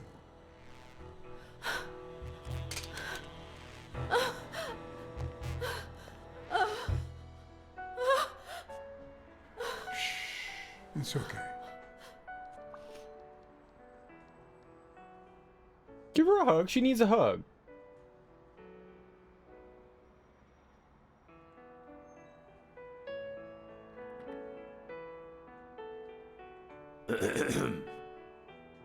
Uncle Tim! Sweetie, I came back from Los Angeles as soon as I could. I told you not to rush back. Come on now, honey. Aren't you going to introduce me to your friend? No, this is John Blacksad, the detective who found Bobby. Oh, so this is strictly professional. I thought you had some good news for your uncle. No, Uncle Tim, don't be silly. Don't be silly. Look at you. Smart, educated, as dazzling as the brightest of stars. Every single man in this city should be at your feet. All right, Dr. Poppin, thanks for hanging out, dude. You have a great evening. Come on, we'd better let him rest. I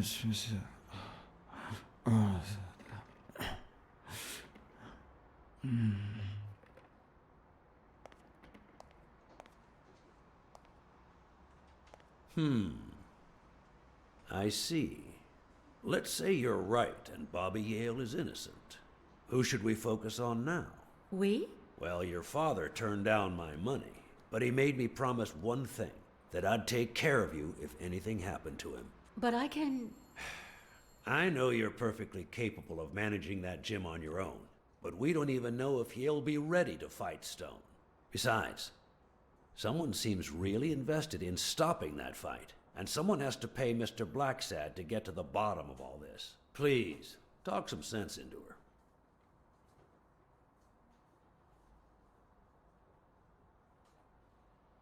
It's your life. As much as you love your uncle, it's up to you to decide whether you want his help or not. Blacksad, I was just starting to like you. All right. Thank you, Uncle. Thank you so much. All right, stop crying or you'll ruin your makeup, honey. Now fix yourself up and I'll buy you some breakfast. Wait, my purse. I'll get it. I mean, it must be... Blacksad, wait a minute. it is her choice. I think she needs some time alone, just like you and me. Listen, boy, do whatever it takes to find Joe's murder. Whatever it takes. If things get messy, don't worry. I'll clean them up. Deal? Sure. I'll do my best. Thank you. I trust you to get that ball to the end zone. No. Are you telling stories about the great iron arm again? I like how we have carte blanche. Of course. The Milestones quarterback. Tim Iron Arm Thorpe. Jim Thorpe. It's a good thing folks usually recognize me sooner. Blacksad, you coming to breakfast?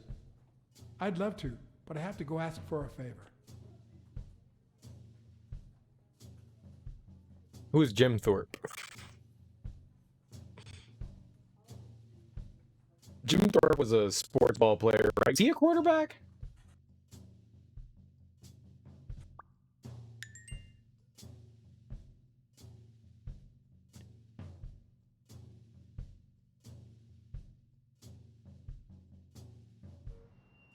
Was he like a decathlon? That I ask Jake for a small favor. Or demand it, if worse came to worse. Boxing bears, this is ludicrous. Ludicrous. Who was Jim Thorpe? Jim Thorpe was person. Jim Thorpe. Oh, he was an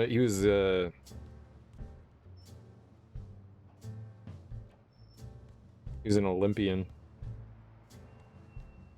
Maybe it wasn't decathlete. 1912 Summer Olympics. He did play football. That's what I thought. He was a running back. Ah.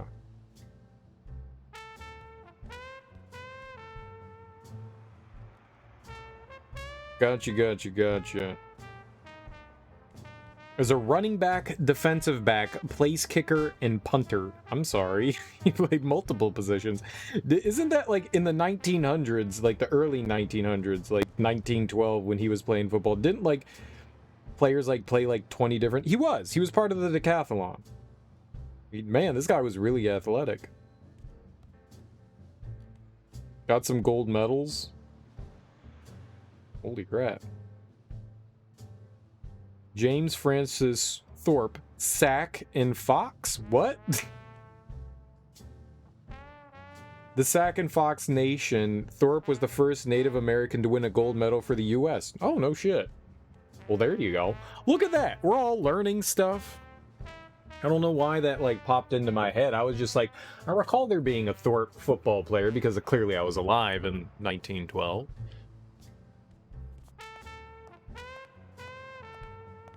Doy. A doy.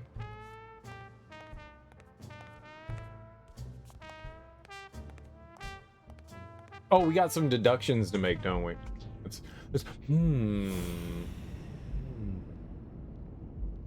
This is why I grew the beard out, so I could stroke it and look like I was thinking. It's the only reason. That and laziness. Well, there's the heart attack thing, right? Can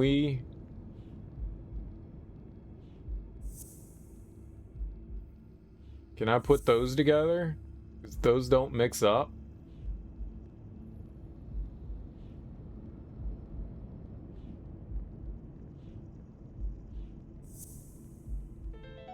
Aha! Huh. That lizard isn't Yale's doctor.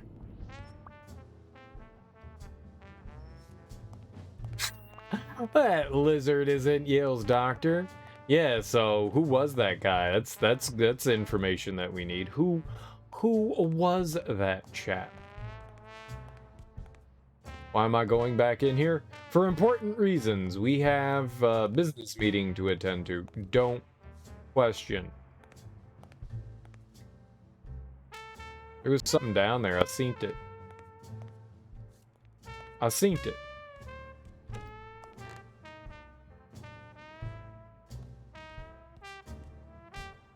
I saw it on the floor. There was the toilet card.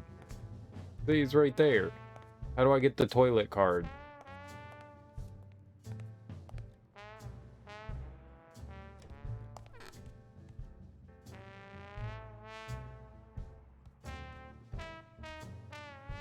Toilet card.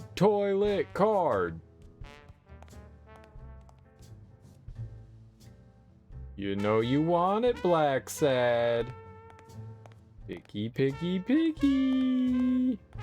No?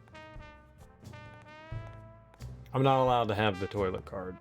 The toilet card is illegal. Makes sense if you think about it.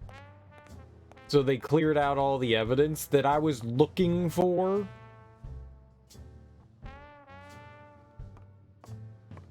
Oh, we gotta get back to work. Alright, let me in there. Let me at him. Let me at him.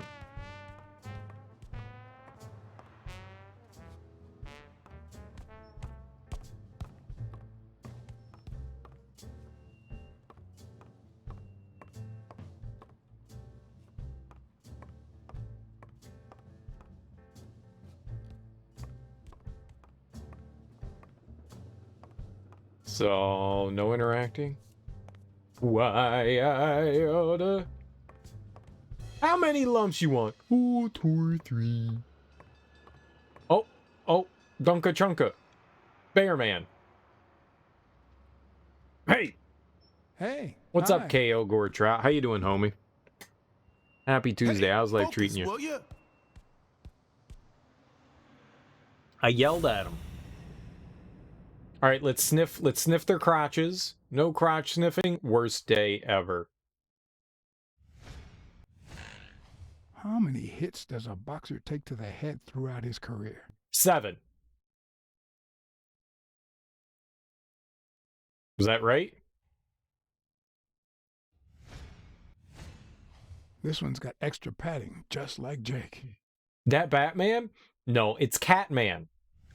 Catman. Catman. His name is Blacksad. Should be 0. You can't not take hits to the head while you box. It's kind of the whole sport. I hope he never feels inclined to hit me. He's twice my size. He also choked us earlier. That means you're losing. We are gonna smell his crotch. He's been training with those same shorts for who knows how long. You know that I meant you are. No, I don't. Not the smartest cookie in the jar, nor the most tactful. But do I trust him? No. Do I consider him a friend? Yes. 6 years. He's our friend. Hey! Hey, Jake. Not now, John. Hey, Jake. I said not now. Hey, Jake. I said not now. Hey, Jake. I said not now. Hey, Jake. I said not now. This is my favorite. Hey, Jake. Damn it! Wait a minute. Hey, Jake. I said not now. Hey, Jake. Damn it! Wait a minute. Hey, Jake. Damn it! Wait a minute. All right, that went nowhere. I wanted to see if, like, I could distract him and get him punched in the face. But it didn't work. But it didn't work. I just wanted a little punchery doodah.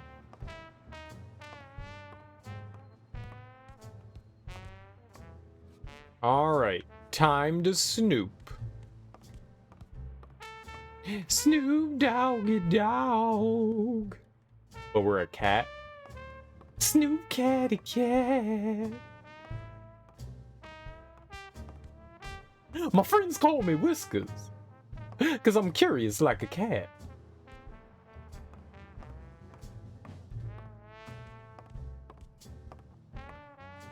Alright, well... Maybe we should snoop in his locker again. Alright, he's distracted in the gym. So if I go to the locker... he won't be able to tell... Oh, is that the penis hole? Got him! Alright, that's enough. Take 5. Go on. Oh, it was a bell. That makes more sense. What, John? I love you. What's so important? You have beautiful nipples.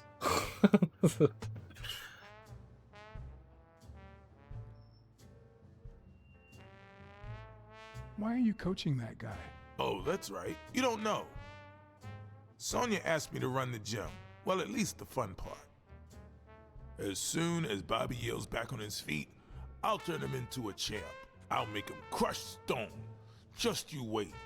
What? Why are you looking at me like that?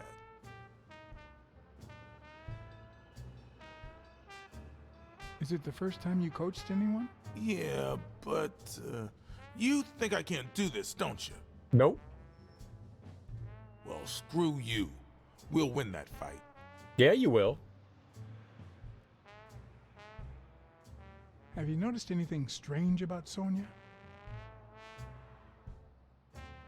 I don't know. Yesterday she said she hated the gym. But it also seemed like she wanted to save the place. Do you get any of this? I sure don't. I like how he thought to respond with, I don't know.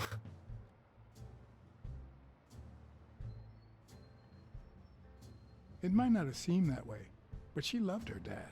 Believe me, I've got reasons to be certain. Could you tell me where Old Erie's headquarters are? I don't know. What for? No, no, no. You could get me into trouble. No way. You owe me one.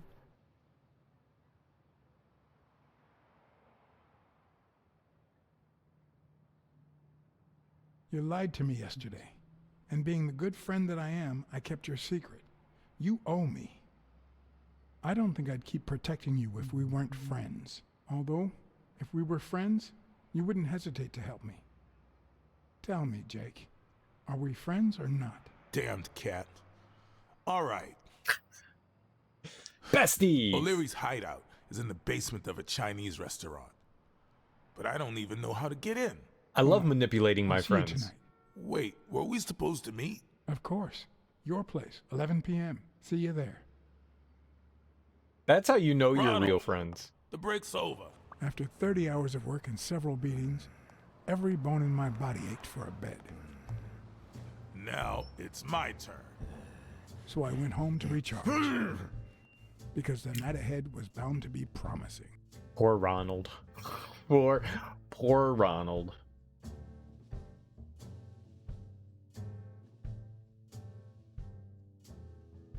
Good face punch never hurt anyone, right?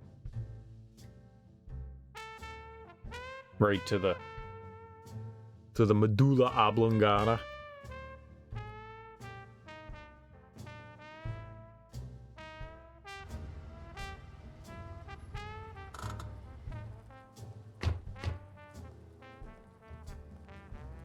What do you know about that basement? Well, let me think. Nothing? Come on, Jake, for Christ's sake.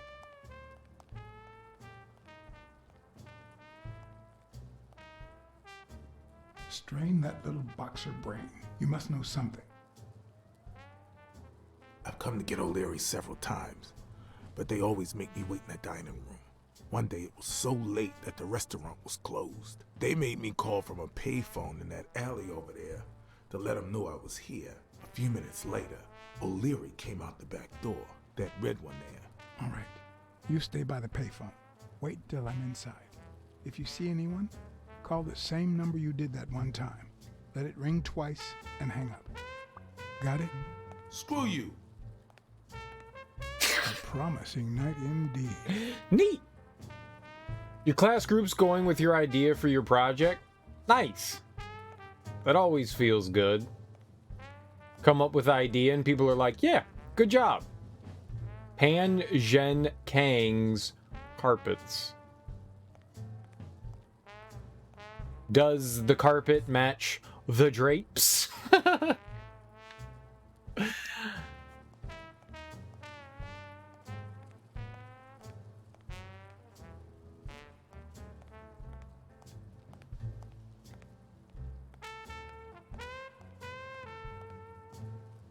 It's a bad joke.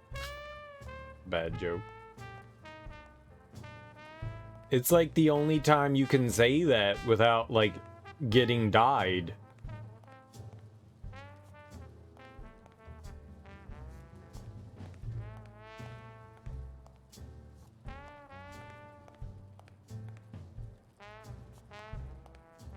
Can't see anything. It's too dark. What was back there? Was that a dumpster?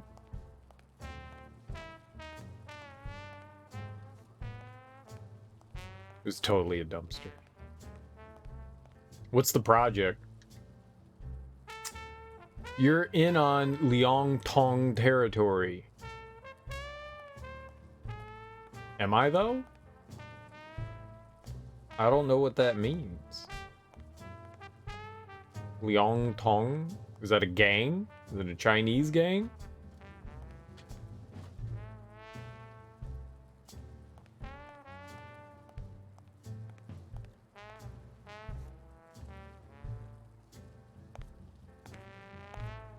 What happened? Should we run for it? Do I look like I'm in a hurry? Check out that graffiti. You're in On Liangtong territory. Wow. On Liangtong. I thought the Tong Wars had ended years ago. Maybe someone nostalgic just got bored. Damn Chinese mafias. Yeah, American mafias are infinitely better, no doubt. Are you done? What do you think? The carpet store neon sign is still on, even though no one walks down that alley. Don't you find that odd? I don't know. They must have forgotten to turn it off. Plus, they're not short on cash. I heard O'Leary say he was gonna buy 10 carpets the other day. What's taking you so long? You want to switch places? Okay, I'm going back to the alley. I'll let you know if I need anything. Maybe the carpet place is a or what do you call, like, the fake businesses? A front? Yeah?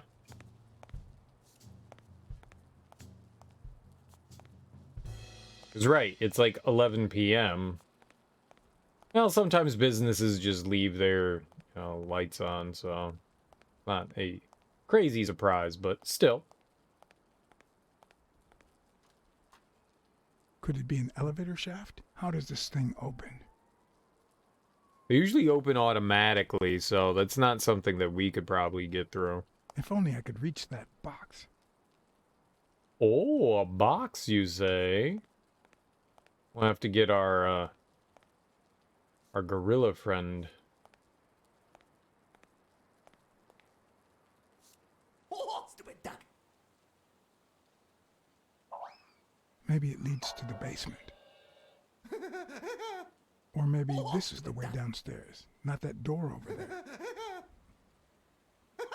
You can draw up an optical encoder containing a device. I'm CAD and build it. What? In CAD and build it. Got you. You're gonna pitch to your group that you combine an optical encoder and peristatic pump, then have both of those aspects be attachable to an IV pole with a clamp. And what's the what is the reason for doing this? Like, what are you creating with the optical encoder? I'm guessing it lights up when they ring at the main door.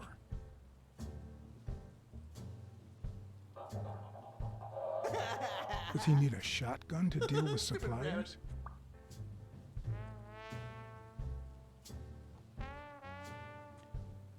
Would he even notice if I got in?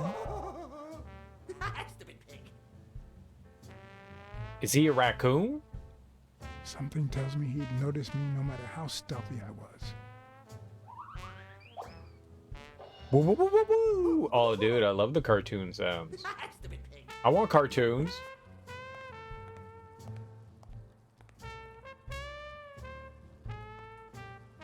I messed around with CAD a little bit. No. It's mainly for, like, architects, though, right? Larry doesn't know I've been here. It's like a design program.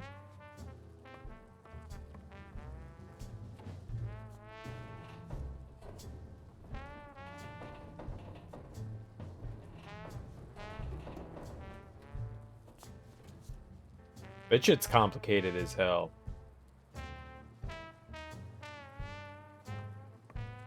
Like, you need like 8 years to figure that shit out. What?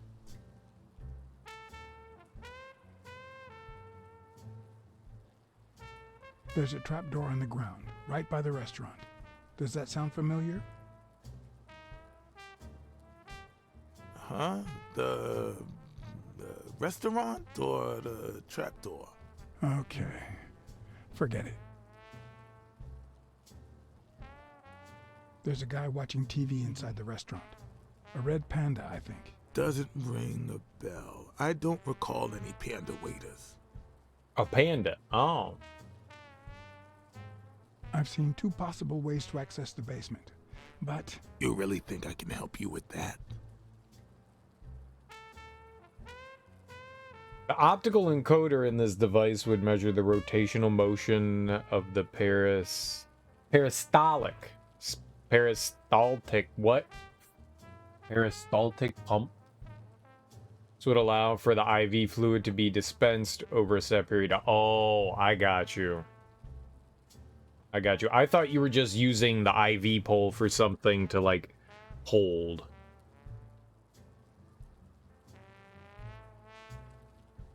I got you. So the pump would... But do you really need an optical encoder for something like that? You have to make something that moves. Got you. But why would you need an optical encoder? Couldn't you just have, like, a timer? See, that seems like unnecessary to have an optical encoder for a IV drip.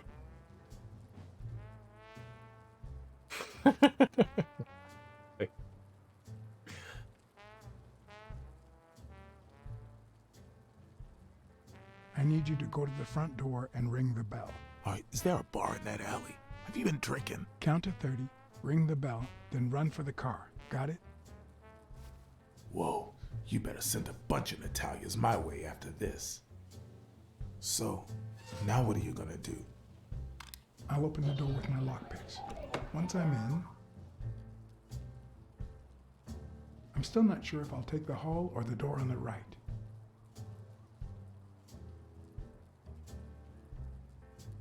I mean, the door. Gotta be the door.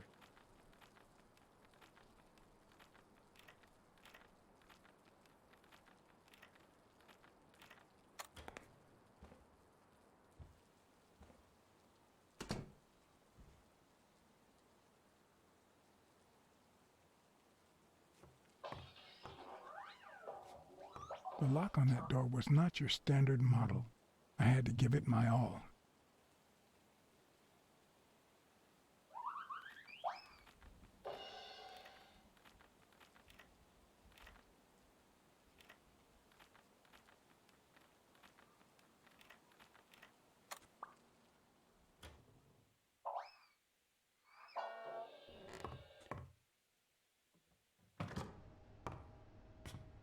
Okie dokie.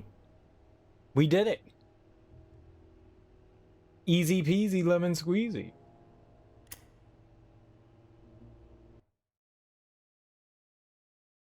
Find a source of light before the lighter runs out.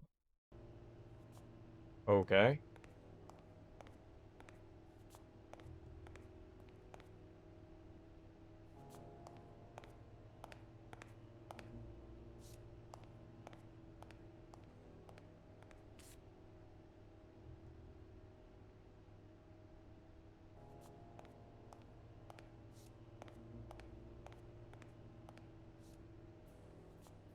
Goodness. Monkey running back. Love it.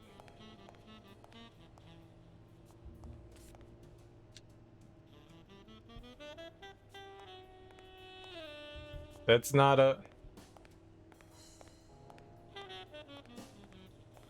Where are we?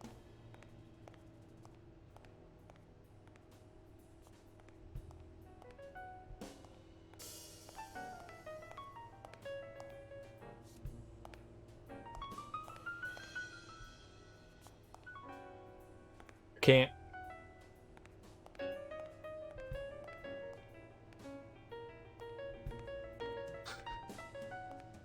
We're never gonna find a source of light.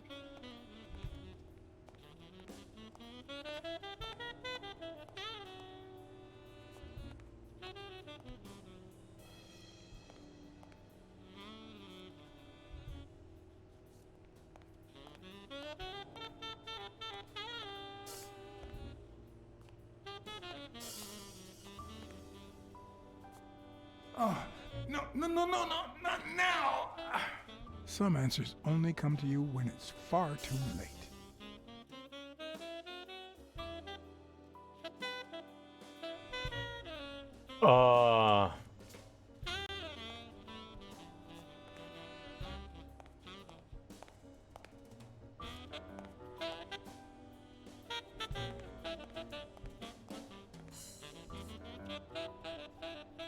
Okay, I don't want the cards, I just want... Hey, look at that.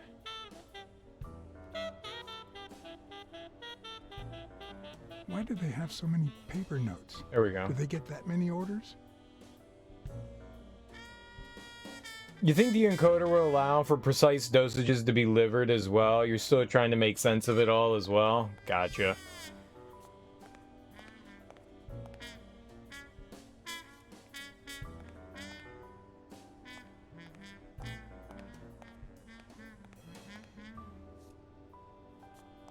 This is rough.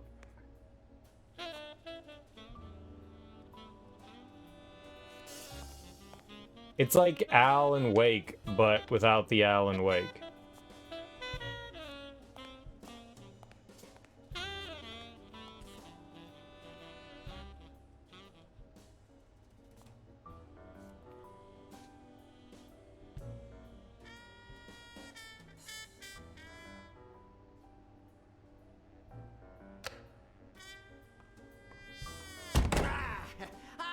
I thought, booty cat. Dude. Oh, whoops.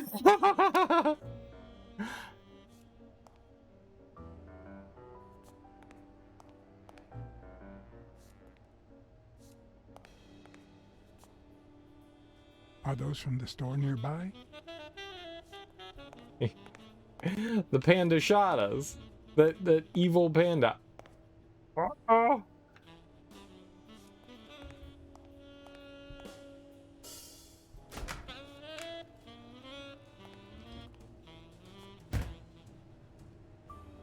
Oh, I'm in a freezer.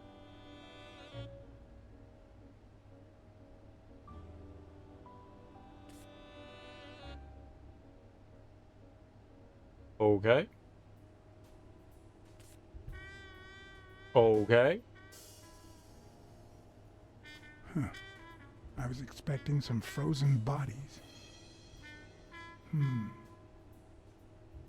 Movable shell.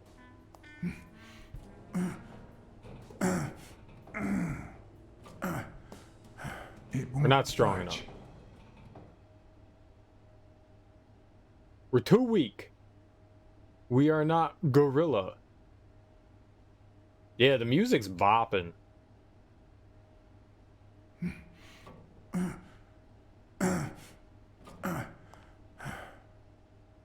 I enjoy it a lot. Ah, let's crank it. Oh, let's just unhinge it. It was locked. Genius.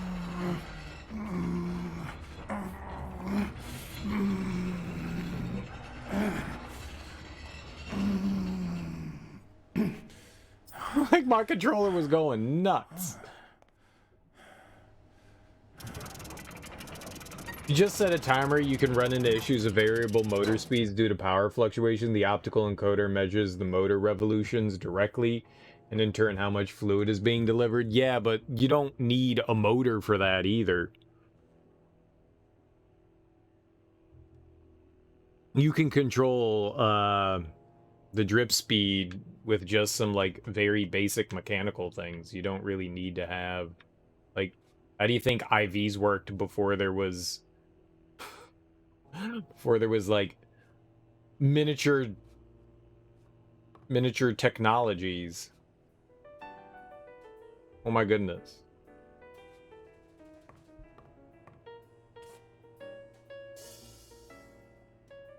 But I get it. I get it. It's The not odds are about that. I mean, incredibly I Stone's understand what the favor. purpose of I it guess that is. he's the reigning champion, and Bobby Yale is just a contender, but maybe word got out about his conditions. 3-1 and 18-1. Not great.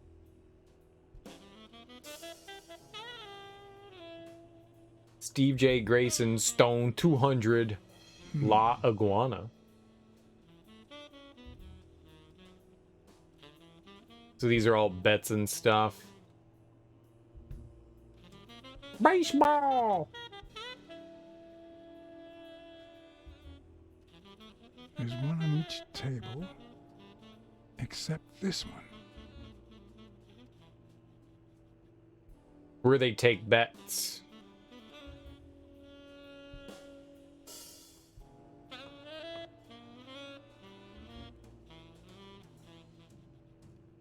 New York. That's where we are. Does he Chicago. really have a network of pals?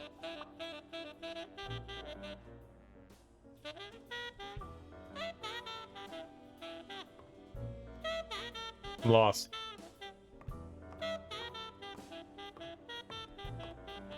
It'd be so much easier. Turn lights on, man.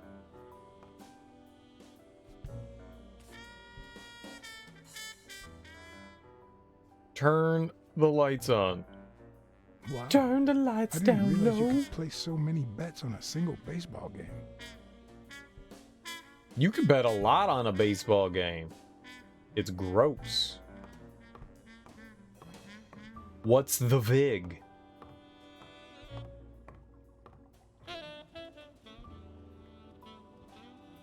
Ooh, fish. Tap on the glass. Eat 'em. You're a cat. Cats love fish.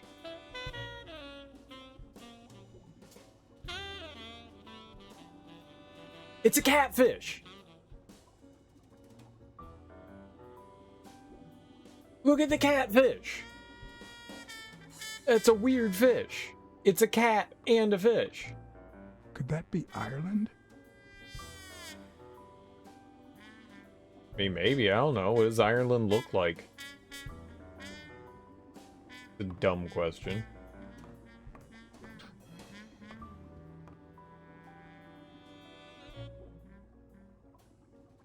Illegal! Why is it illegal to have an adorably cute fish? I'd say that's Ireland too. Ireland. You're not allowed to put fish in tanks. Is that it? Fish should not be in tanks. There's too many fish in that tank. Should be a bigger tank. Like an ocean. Oh!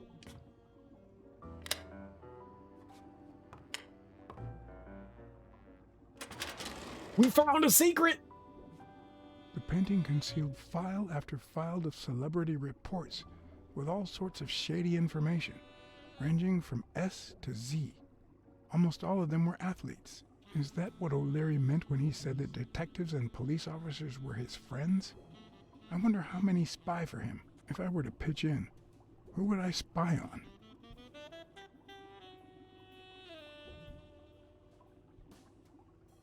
Well, Bobby.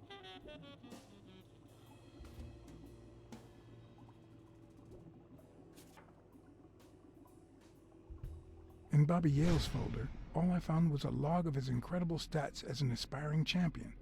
20 victories, 16 by knockout. Although, at the end of the report, someone had underlined one word several times. Untouchable. Untouchable. What about Thorpe?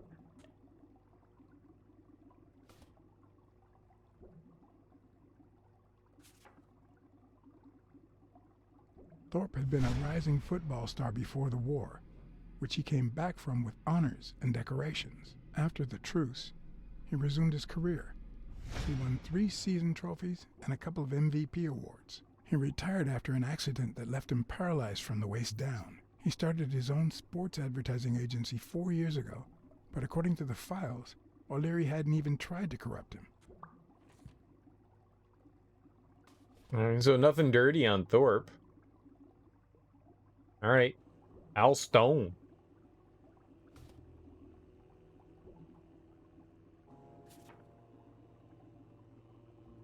According to Stone's report, he was so clean, not to mention hard to corrupt, that O'Leary opted for a more subtle strategy. Apparently, when he broke up with the tennis player Helen Moore, he set her up with Stone. Lucky for him, they hit it off. As I put away the report, I stopped in my tracks.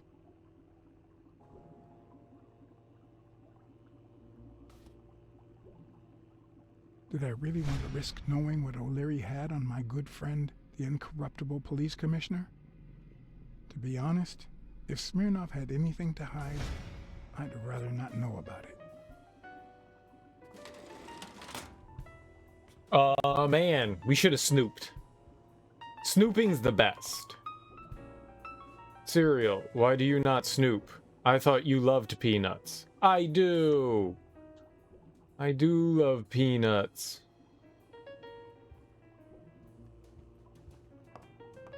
Peanuts are my favorite.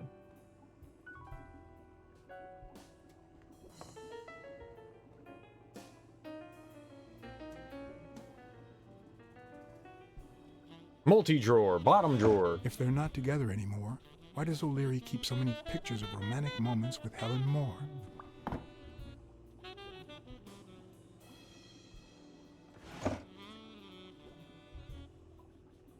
More Avernarius. Limited edition copy 2 of 3.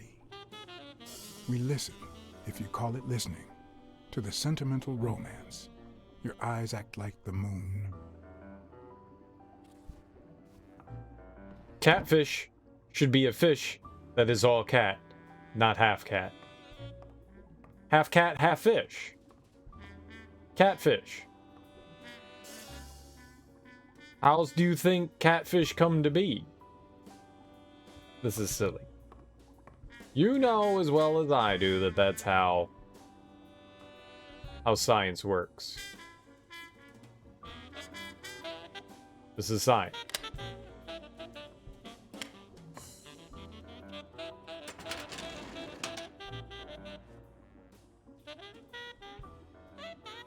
Oh.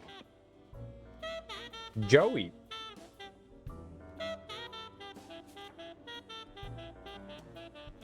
Dunn's integrity was legendary, even in O'Leary's shady reports, just like Yale had said. Dunn had kicked one of O'Leary's men out of the gym when he found him snooping around. Okay, this is vital information.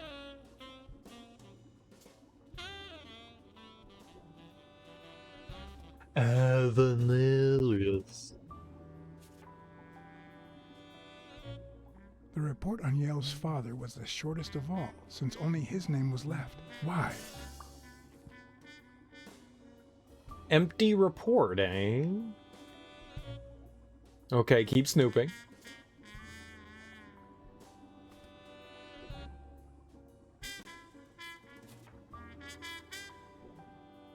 Cassidy's report was possibly the longest among all of O'Leary's files. Apparently, their rivalry went way back. So much so that they spied on each other in the most unthinkable ways. At least I was able to confirm what Yale had told me. Cassidy had threatened Dunn after he refused to join the managers' union.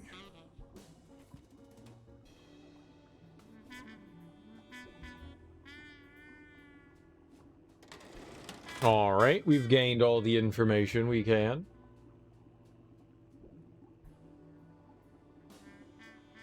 Ireland, of course.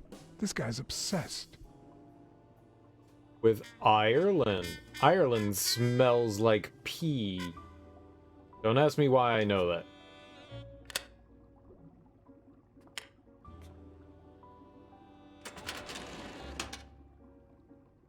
Luckily or not, files N through R included no one that I could somehow connect to the case. Okay. Very good, very good.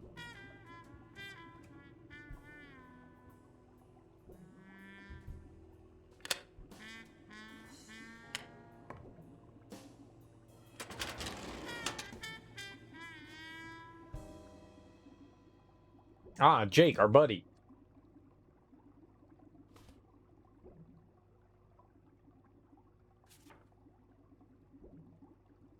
Strange as it may seem, the reports revealed that O'Leary had hired Jake as a bodyguard precisely because he was absolutely clean.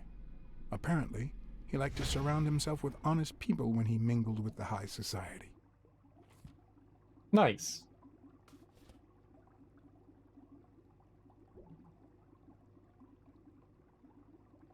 Ah, the lady, the tennis player.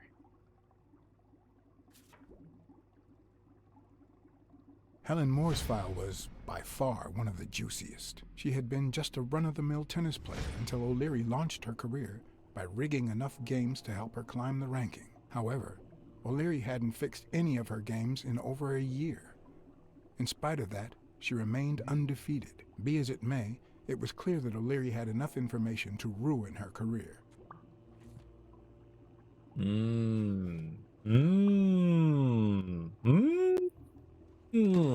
What now?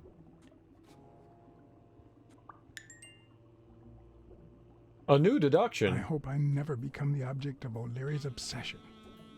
So that he can have a bunch of paintings. Maybe he just likes... I mean, he's... The name like O'Leary, I mean, he's Irish, right? So... He likes Ireland? What's wrong with liking something?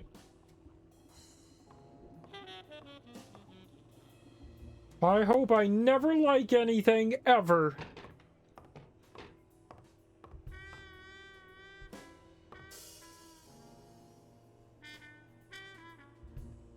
Wild berries. What? Gambling password.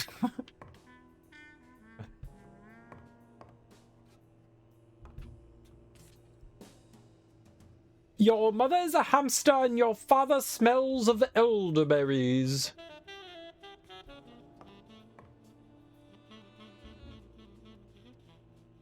"16 days until the fight. Sometimes I forget that criminals, even the office variety, have family and kids.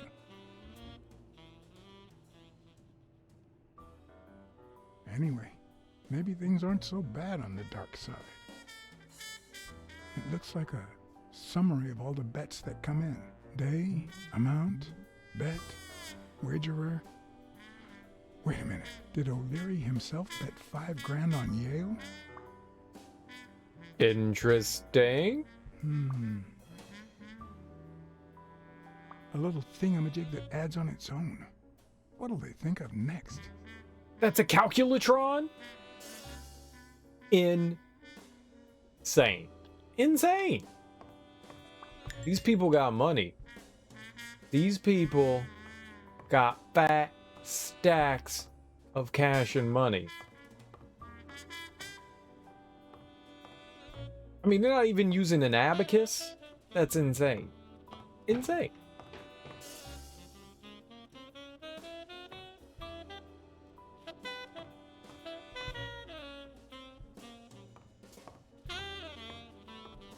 Oh my god, we control so bad. I'm just... Huh?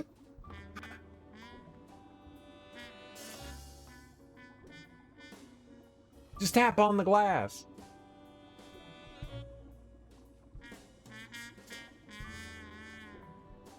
Catfish. It even has whiskers.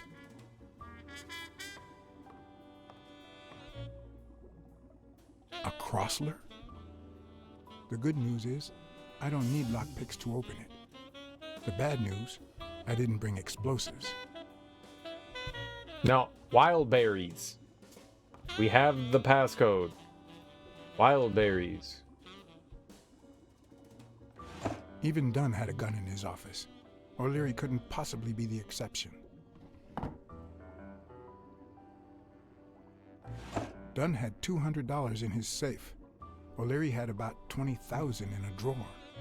Ooh, free money! Take it! We could use it! It's ill-gotten, so no one can report it missing.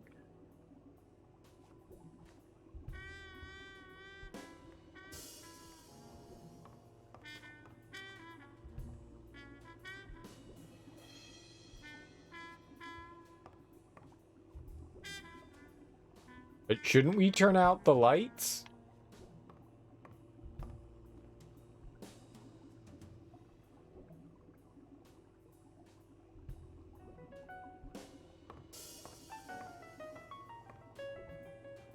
Is there nothing on his desk that we wanted to look at? Controlling the flashlight is impossible. It's impossible. You can't do it. No one can. Alright, I guess we should make a deduction then. 'Cause I don't see anything else we can inspect down here. Judging by the bet, Stone is a clear favorite.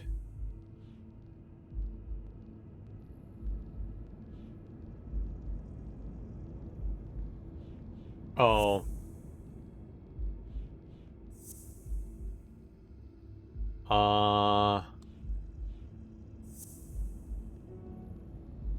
No, that was way too much. There we go.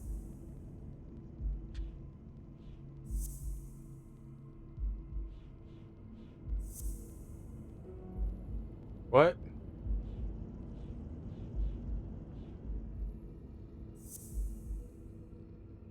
There is enough information to ruin Moore's career. There we go. I'd say O'Leary has threatened Stone with ruining Moore's career. O'Leary's threatening Stone, ruining Moore's career. So that's how he got him.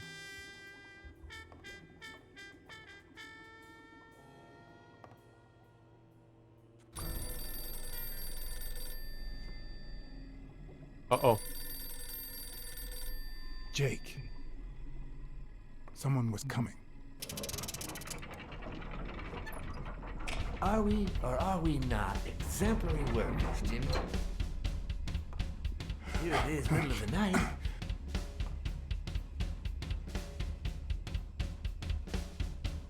And we're working extra hours.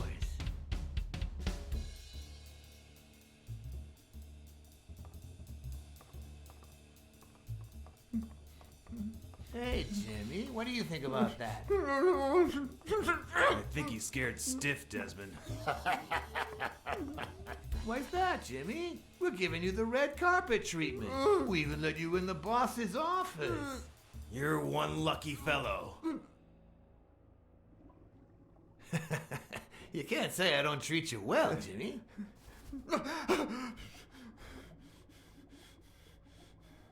Yeah. Speak, you moron. Yeah, very well. Why are you... Shh. Calm down. How long have you worked for me, Jimmy? 3 months. 3 months. Oh, yeah. I hired you right after your cousin Martin died. I need your opinion. How would you punish someone for ruining an innocent man's life with a hit and run, Jimmy? I don't know. Then tell me, what about you, Wilson? What would you do? No, please. I didn't do anything. I swear.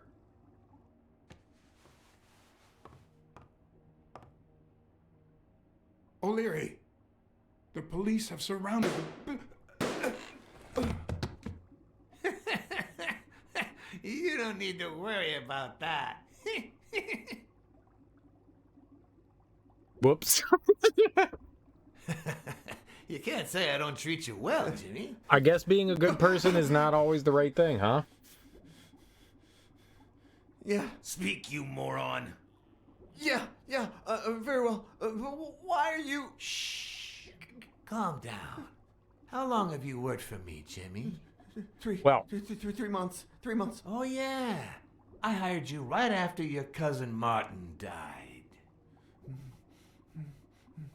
I need your... I gave it a shot, right? How would you punish someone for ruining an innocent man's life with a hit and run, Jimmy? I don't know. Then tell me, what about you, Wilson? What would you do? No, please. I didn't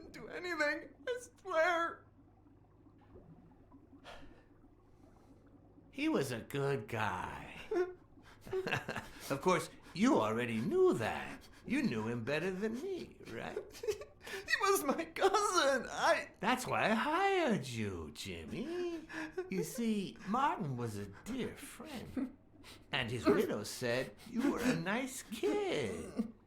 That you do a good job and you needed the money. And I have a soft spot for those in need. Please. But, you know what? I talked to her just yesterday. She told us you did some naughty things to her with that gun, Jimmy. No. That's no way to treat a widow, is it?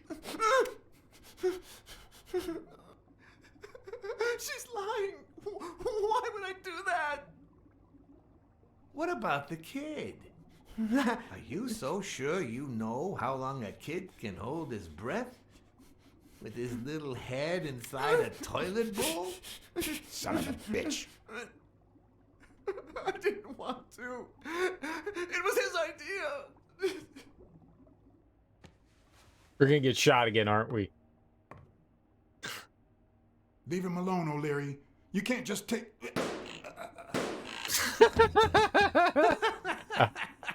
Oh, yes. Yes, I can.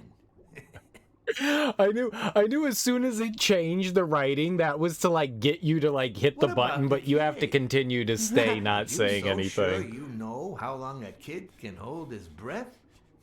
I knew as soon as they changed it, they still want you to hit, you know, stay behind. I didn't want to. It was his idea. Selfishly, I was glad I hadn't risked my life to save Jimmy. Maybe not even someone like him deserves to die. But one could also argue that I didn't deserve to die for someone like him. Who's your boss? Give me a name! Cassidy. It was his idea. He said you'd hired me if I'd managed to scare the widow, and I just... All right. Let's just... calm down now. It's gonna be okay.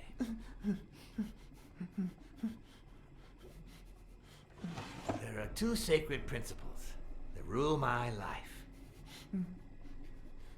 The first principle is the love for my family. I do anything to protect them. The second principle, I never put my future in the hands of fate. I always play it nice and safe. And I would even add a third principle, or better yet, a rule. If anything threatens either of these two crucial principles, I take matters into my own hands. You see where this is going? For the first time, I got someone killed. Even though all I really did was rat him out. No, I just... Stop interrupting me, Jimmy! It's not polite! You're all the same. So rude. You know what? Let's leave it at that. You're going to give a message to that disgusting walrus Cassidy, aren't you? Yeah, sure. Whatever you say. Yeah, sure. Good boy. What? Who's a good boy? What's the message? Oh, Jimmy. You still don't get it, do you? You are the message.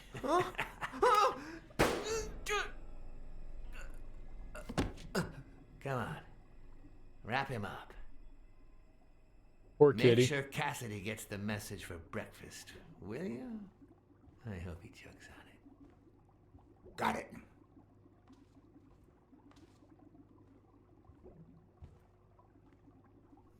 Where are you hiding, little fishy? Once again, you didn't get to hear the end of my story.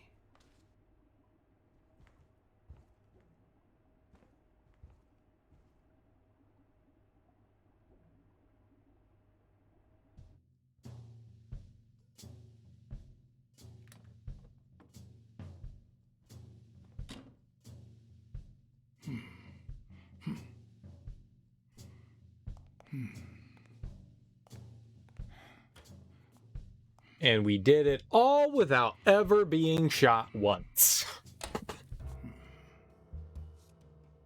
Uh-oh. Hey. What you got?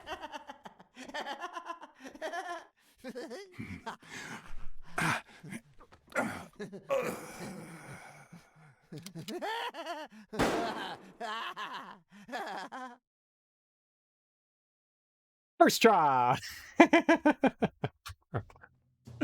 Oh no, I wanted to hide. Hiding seemed like a good option. I guess we'll have to attack him. Because that was my natural instinct, was to fight our way out. Fight or flight. And I went for flight. Because I'm a coward.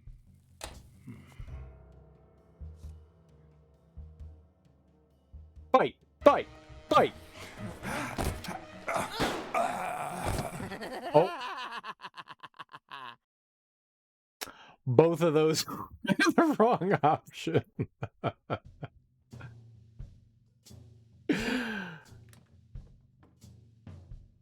It kind of takes some of the fun out of it. I tried. That's really all that matters, is we tried. I guess we ring the doorbell. What if we do nothing? What if the answer is do nothing?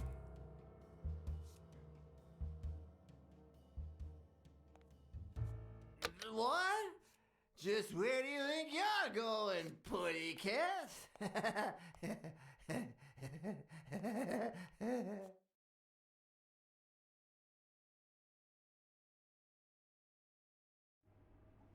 Two sacred principles rule my life. The love I feel for... What is going on today?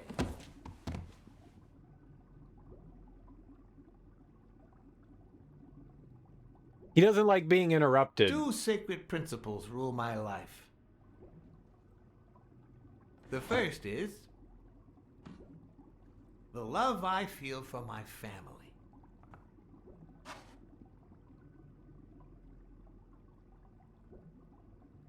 The second,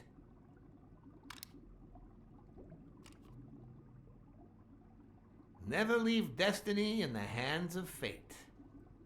I always play it nice and safe. And I'd even add a third principle, or better yet, a rule. If anything threatens either of these two principles, I take matters into my own hands. The first time that someone died because of me, even though all I did was rat him out, well, that guy ended up in the Hudson River, right off Pier 27.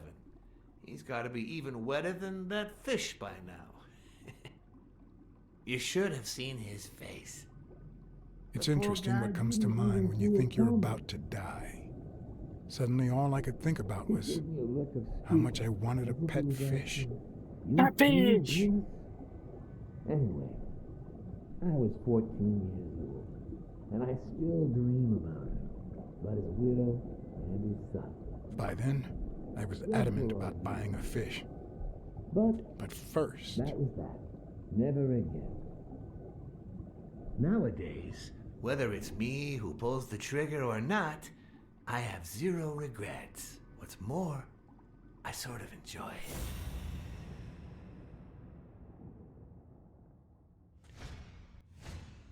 In case anyone had any doubts about who's the boss around here, I'll put my dirty feet on his luxurious table to prove that all of this is mine. Oh, we're gonna put our feet on his table? Hell yeah. Table feet, table feet. His pupils are dilated, and there's a slight grin on his face. The bastard is enjoying himself. I'm enjoying myself. We're all having fun. The guy never hesitates to pull the trigger. Even if I hadn't seen what he did to Jimmy, I'd know he's not bluffing.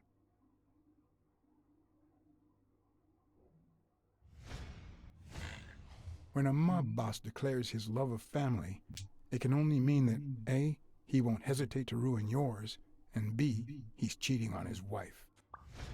I knew I had it in me to get out of that place alive.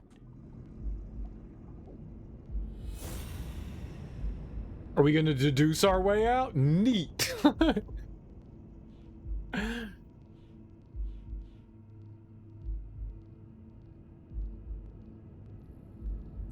Yale's souls don't match, but do we have his feet? Nope.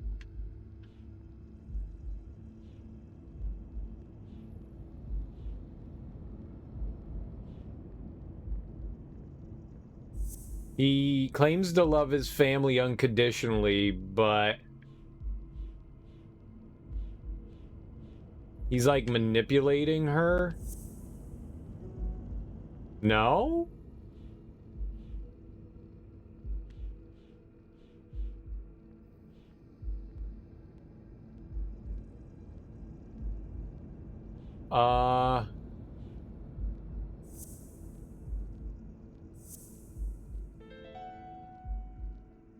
There we go. Cheating. No. O'Leary's wife is having an affair with Colbert? Should I serve this to O'Leary on a silver platter? Or threaten Colbert so he'll get me out of this mess? And, well, that's it, I think.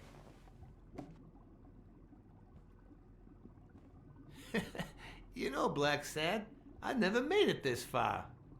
Congratulations. You're going in style. I didn't want to interrupt you because I respect you and your word, but I'm actually here to help. Your wife is having an affair with Colbert. What? Me? No way. Well, here's the thing. I don't respect your word. And since you brought me no proof... Check my coat pocket, on the right.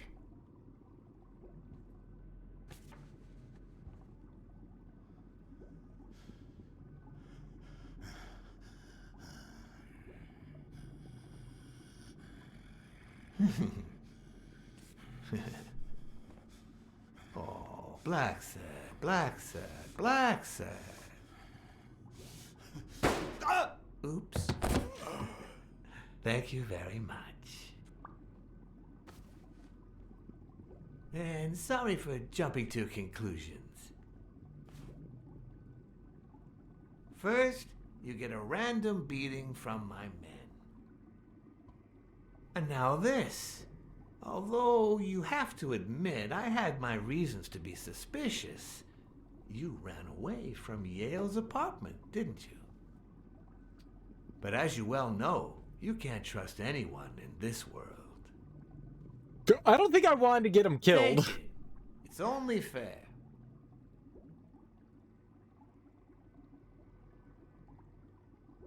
As much as I appreciate the gesture, I don't want your money. All right then, I understand. No problem. Really? Oh, Blacksad. Aren't these odd hours to pay me a visit? Your message was important, but certainly not urgent. It could have waited until tomorrow, don't you think? Ask your wife. You better ask your wife that.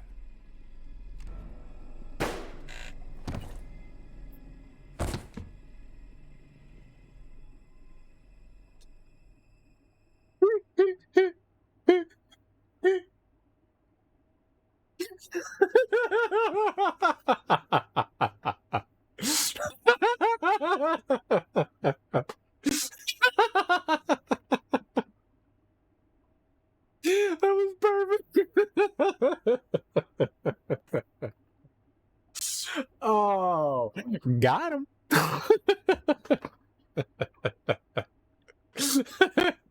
You better ask your wife. That was fucked up. That was fucked up. That was fucked up. We deserve getting shot after that. That was fucked up. That was funny. Oh, Blacksad. Aren't these odd hours to pay me a visit? Your message was important, but certainly not urgent. It could have waited until tomorrow, don't you think? You better ask your wife that. It was worth it.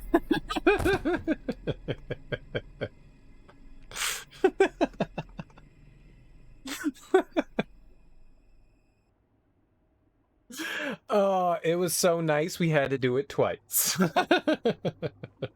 Oh, Blacksad. Aren't these odd hours That's good to stuff. pay me a visit? Your message was important, but certainly not urgent. It could have waited until tomorrow, don't you think?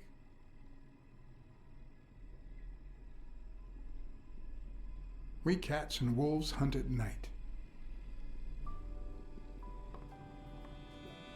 We gave him the slickness. I did get that rhino killed. It was maybe not the smartest decision. Whatever. He shouldn't have been fooling around with the boss's wife. He was going to get found out inevitably. I wish I was a noir fiction writer. Should have thought about that before he started screwing ironic around. Remarks for the narrator to recount what I just lived through. The dark, crooked alleys of New York reminded me of the state of my own soul. Well, that's deep. No. Fall loomed over me with the... Fall struck me with the full force of my long-lost youth. I like how he's writing prose while walking down the street. Fall descended over me with the full weight of a guilty conscience. That guy's got a nose. Is that an elephant? That's worse. An anteater? Some street toughs.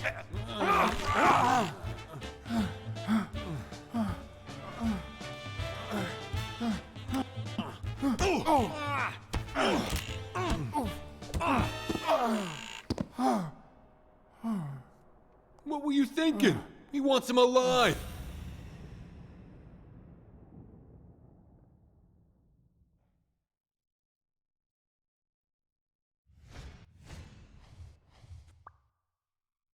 Hell's horses.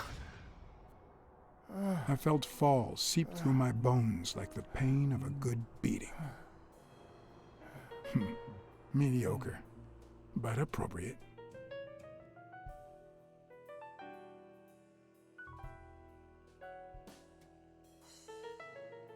Neat.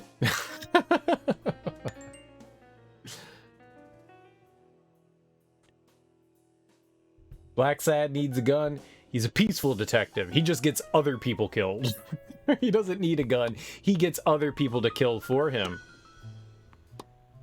Keep those hands clean. Keep those hands next clean. Morning, I got up bright-eyed and bushy-tailed. Like a true gangster. And I had my kind, unknown assailants to thank.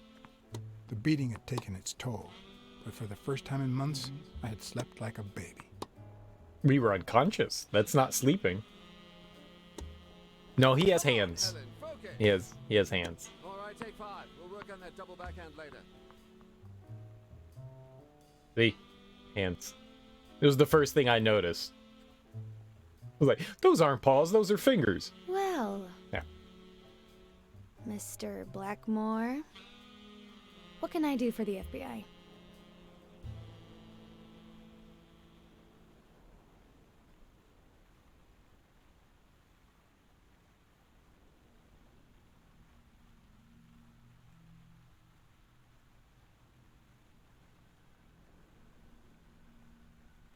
Cooperate with law enforcement. All you have to do is talk. I like to speak through my actions, but still, could you be more specific?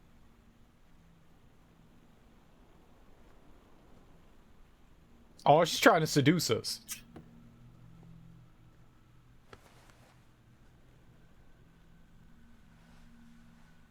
What in the furry is going on here? Amazingness. That's what it is. Maybe if we could speak in private? Alec! Coming! You've got 4 minutes, Mr. Blackmore, so make them count. You got 4 minutes is all I need.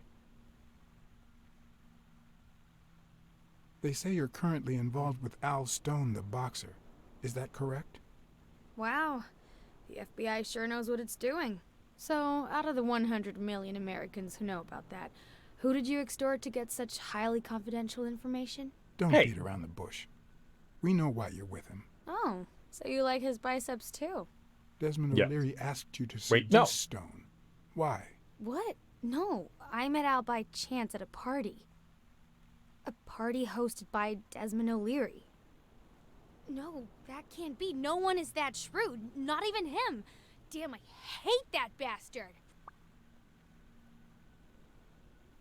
Ah. We know about you and Desmond O'Leary. Wow, your sagacity never ceases to amaze me. Wait, I get it. They must wrap your FBI sandwiches in gossip magazines. The thing is, well... You see, I'd love to wipe out that part of my past, but whatever. Do you have any regrets? Ads pay more than trophies. Can you believe it? Being associated with such a shady character could only damage my reputation. Trust me, never get involved with a married man. Yeah, no shit. We're aware of at least 6 rigged games during your first year as a professional player. And? You won all of them. Are you trying to offend me? I give my all on the court. I can't be held accountable if my rivals don't do the same. Go interrogate them. In any case, now I know why you mentioned O'Leary. What do you really have against him? And don't say illegal gambling. Gambling. O'Leary is a murderer. Every criminal organization has blood on its hands. His is no exception. And we have proof. I'm serious, Miss Moore. America can't afford to let anyone shake its foundations like that.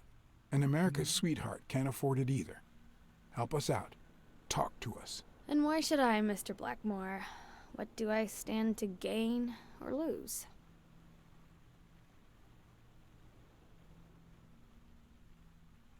The FBI always returns a favor. Oh yeah? Are they gonna rig my games? This is actually quite simple. Yeah, we appealed to her corruption. I loved you now and forever. Now and forever. Sniffer. What am I looking for? Oh, the back of the case. One lucky gal. You have a light, sir? Oh, indeed. Giggle, giggle. The pearly white teeth of someone who barely smokes. Am I making her nervous? Damn. I'm almost out of fluid. That's what she said. Wait. Wanna know my trick? Go down to start, then up with it, and then down again.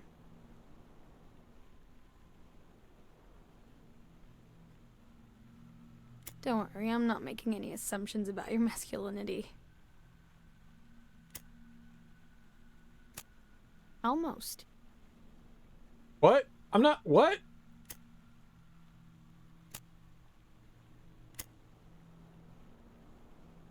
Thanks. Third try's the charm. I don't know what you want me to say. You're trying to frame O'Leary, perhaps rightfully so, but I think you're barking up the wrong tree. Believe me, if I had the slightest... Come on, Helen. Time to work on your backhand. Let's go. Do you smoke? Nice meeting you, Mr. Blackmore.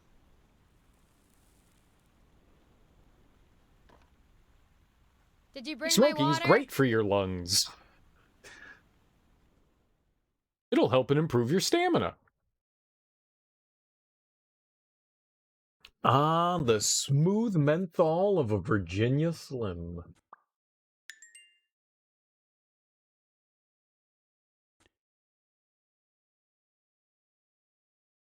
I don't know if we got anything from that. Maybe we did. America's sweetheart gave you her cigarette?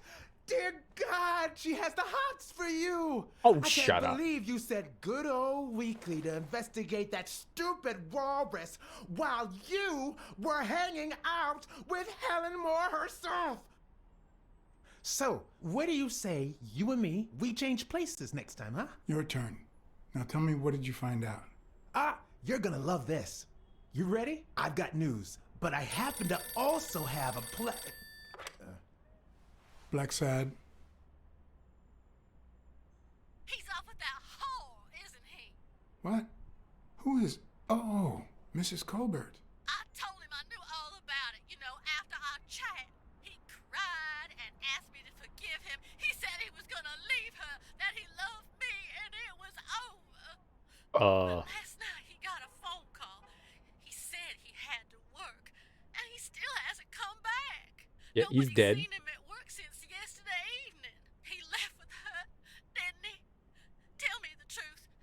I can handle it. I don't know how to put this, but your husband is dead. He had an affair with his boss's wife. I'm guessing you know who I'm talking about. He found out and killed him.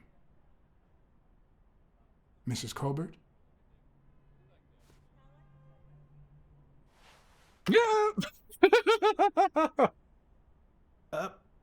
But what just happened? Is there anything you didn't tell me? Maybe. But now it's your turn. Tell me about Cassie. It's cold-hearted, man. Come on, spit it out. I didn't find anything suggesting that Cassidy had anything to do with Dunn's murder, but... That's quite the tale. But I know Cassidy will be playing poker tonight with one Howard M. Farnham II, a Texas tycoon looking to get his claws on the boxing business. I also know that he and Cassidy have never met in person, and that Farnham, who's staying at the Balford Hotel, hasn't left his room. Apparently, he spent the night with 3 bottles of bourbon. So, here's my incredible plan. I'll go to the hotel, I'd knock him out, and then take his place in the poker game. That way, I'll get Cassidy talking. What do you think? Where'd he get them cards from? Incredible, right? He's a magician. Wizard. Kill him. Wouldn't we agree that you would handle Helen Moore while I dealt with Cassidy next time? No?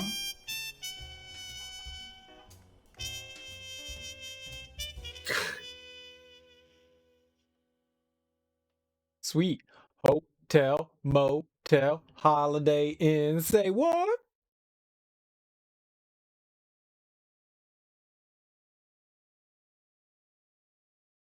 Oh, this is going to be great.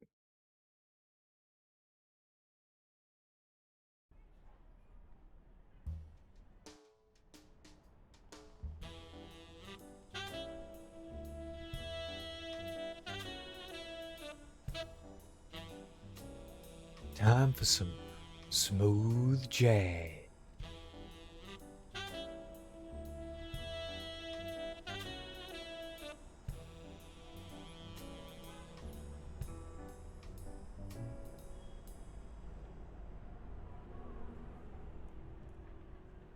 We're gonna hit someone with our curio cabinet? What is that?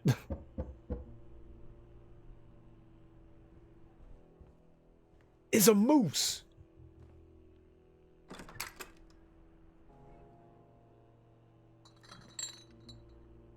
Oh. Good It's not a afternoon, curio Mr. cabinet. Farnham. What's going on? Allow me to introduce myself.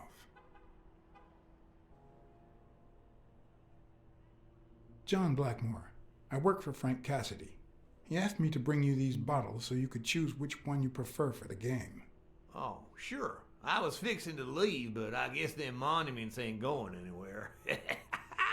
Well, come on in then. Getting in Farnham's room was easy. Earning his trust was another story. But I always have an ace up my sleeve. Smash his head in! Blackmore, you okay, partner? The best way to earn someone's trust is to make them believe they've earned yours.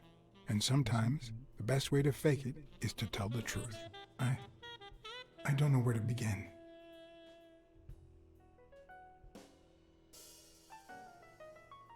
I ratted out a 2-timer and now he's dead. I ratted out a 2-timer and now he's dead. You told the husband and he restored her honor, right? Something like that. Well then, what's the problem, son? You did the right thing and that pig got what he was in for.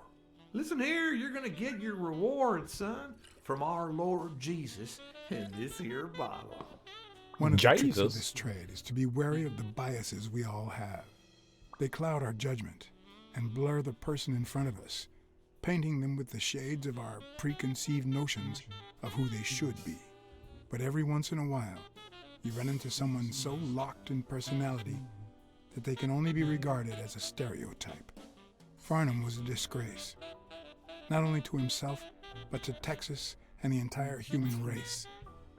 To think I had to impersonate him. I wish I was like you. You seem so content, so free of burdens. Stop right there, partner. You think this old dog don't have ticks? Let me tell you something about my first wife.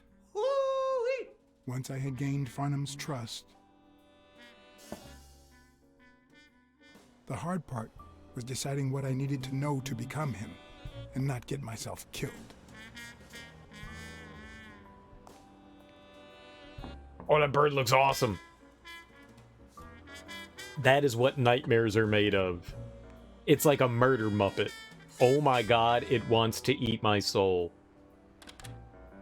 What can I do for you, sir?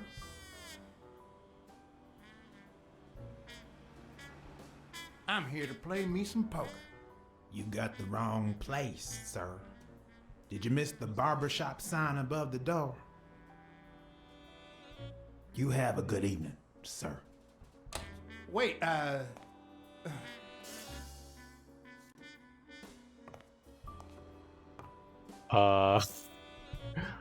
Oh. I'm here to play some poker. The hard part was deciding what I needed to know to become him and not get myself killed. I thought that was it. I thought him being a hoodoo, rough and tumble kind of guy from Texas.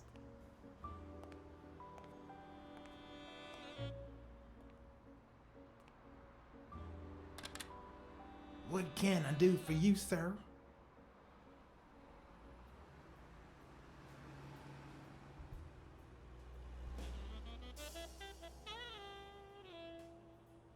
I'm here to play me some poker.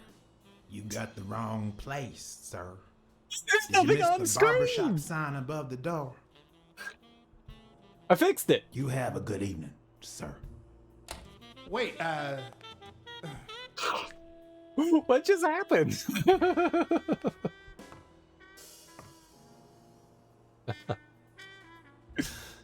Now I'm Blacksad. The hard part was deciding what I needed to know to become him and not get myself killed.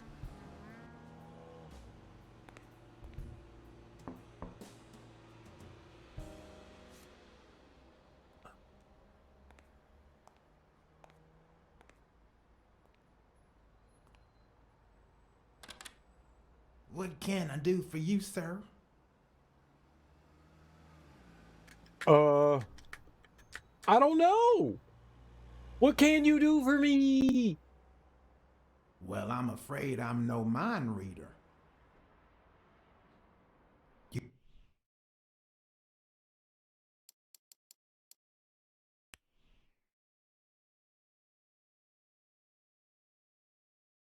Let's quit out and reload it. Because that's clearly a problem. If we can't see what I'm supposed to do, then how am I supposed to do the stuff that I'm supposed to do?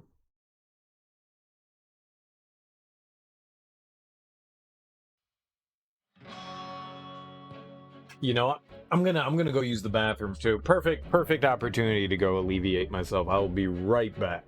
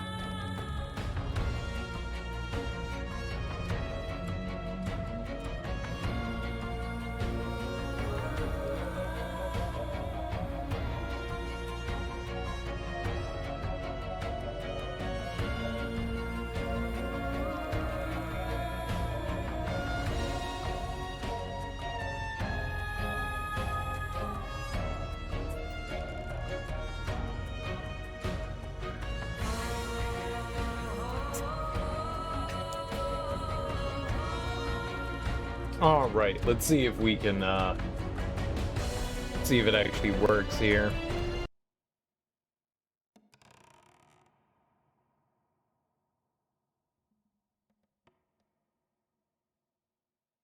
I don't know what like stopped it from working there. Video games be video games, right?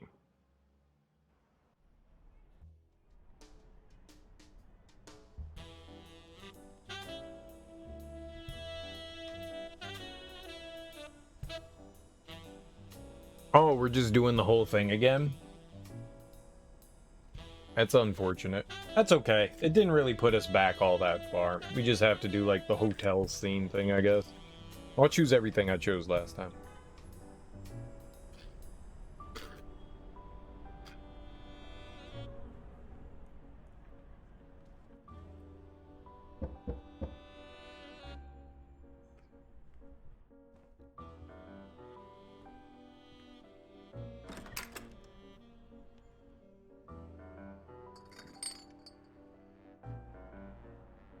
Good afternoon, Mr. Farnham.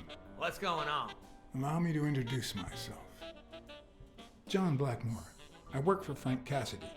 He asked me to bring you these bottles so you could choose which one you prefer for the game. Oh, sure. I was fixing to leave, but I guess them monuments ain't going anywhere. Well, come on in then. Getting in Farnham's room was easy. Earning his trust was another story. I always have an ace up my sleeve. Blackmore? You okay, partner? The best way to earn someone's Did we just drink them into a stupor? They've earned yours. Is that what we And did? Sometimes the best way to fake it is to tell the truth. I don't know where to begin.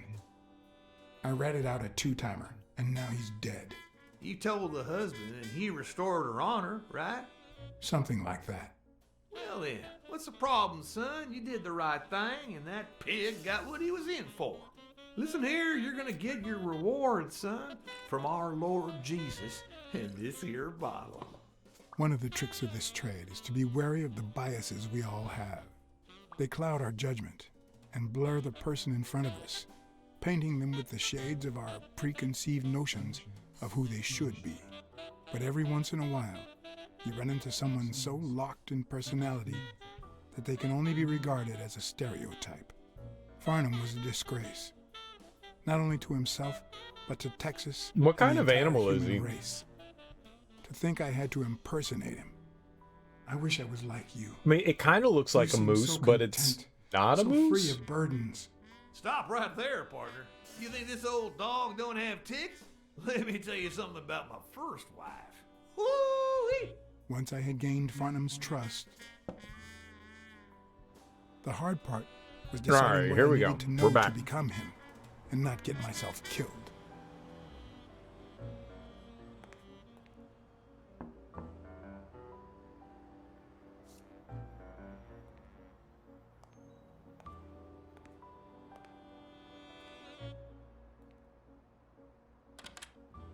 What can I do for you, sir?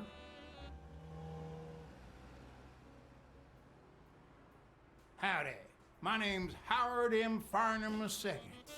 Okay. Should I know you? What can I do for you, sir? Farnham was one hell of a drinker. I had to get the information out of him before he drank himself unconscious. Otherwise, I'd have to find that information myself. Ah, find the requested info before the timer runs out.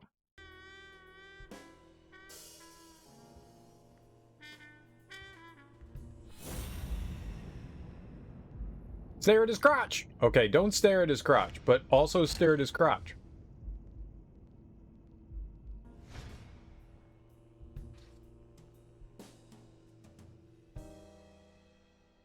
Vietnamese shave.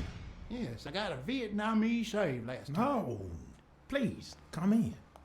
Of course, I remember you. Take a seat. The hell's a Vietnamese shave? Can I have one?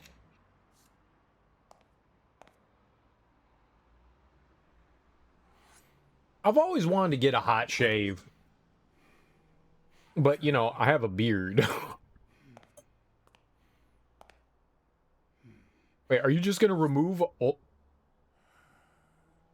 I'm sure you'll understand we can't be too careful.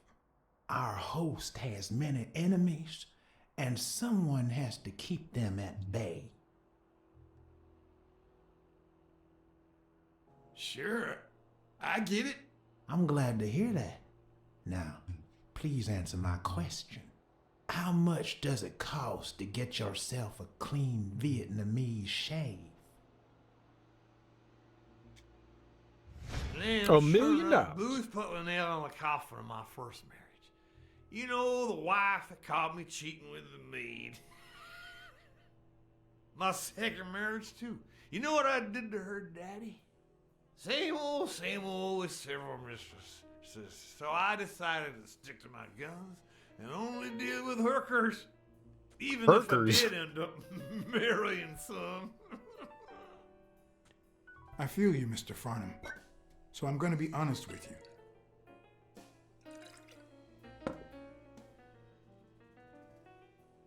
I'm Cassidy's slave. He lent me the money for a game deposit, and I lost it all. Now I have to work off my debt. Oh, Cassidy's not your problem, son. It's poverty. Sure enough, I had to pay my own deposit this morning to y'all. And that was just petty cash to me. Petty cash, to be honest. I asked you how much. Of course, they gave me my receipts. These things I am, boy. Wait, I'll show you. I gotta get somewhere. Just a sec. I'll get it. I just put it over. I think I'll be right back. Okay, you be right back, sir. Did he have like 2 shots? Like, what did he do to get that drunk? Ding Dong? Interesting name for a town.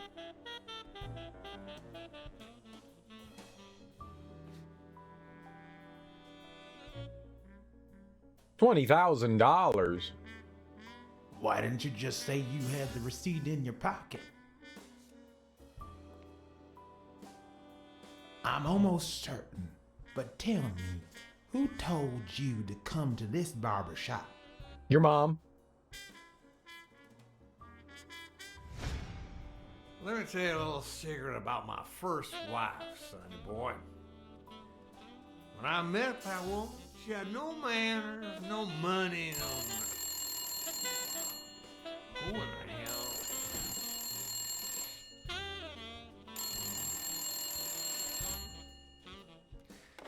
Farnham. My God, if it ain't the hero of the day.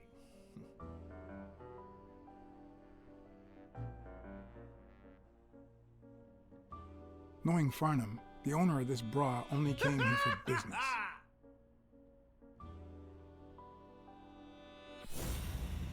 I'll be damned.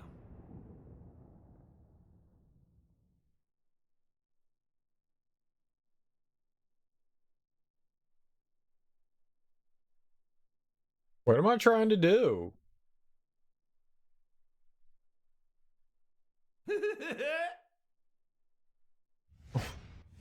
I probably don't need to imitate Yes, his sir. gestures New during the York game, City. but it certainly wouldn't hurt to try. What? Sure enough, I'm fixing to play poker with him. Crotch time. This'll surely imbue me with the Texan spirit. A bolo tie?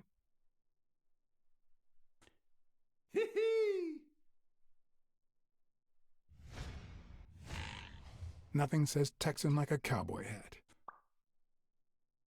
And boots. Boxing at the Grand Ole Opry?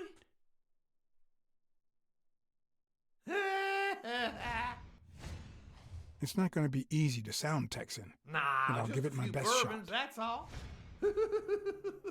Anyway, Kenny, thanks for fixing the game with Cassidy. Kenny? God bless you, brother. Kenny? Come back, Kenny. The craziest goddamn Texan in New York. My good old friend Kenny. Craziest goddamn Texan in New York. You know how many Kennys there are in New York? Kenny who? So besides when and where the game will be, the password, and the money Farnham dished out, what else do I need? Kenny?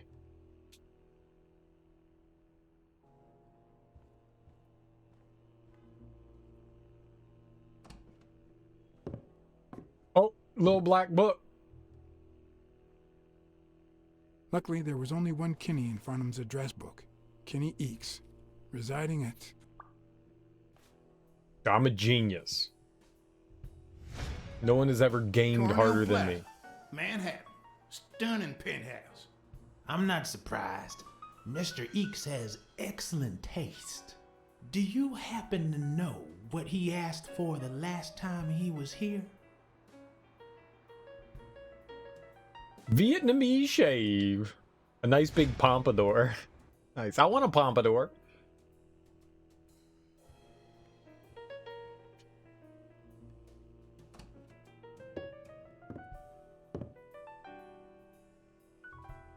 No matter how superficial someone may seem, there's always a way to win their heart. Ah, we're gonna die.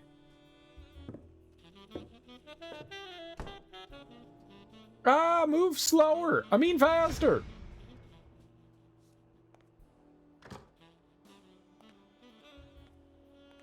Don't tell me, Billy Bob. This here is my new friend Father. Am I right?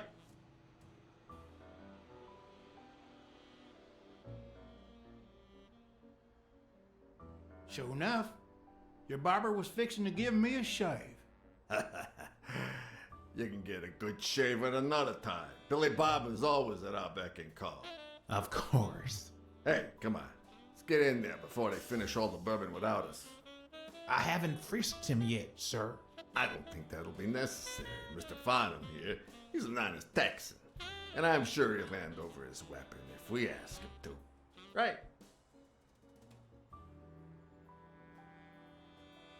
Sure, but you better take good care of my girl. It'll be my pleasure.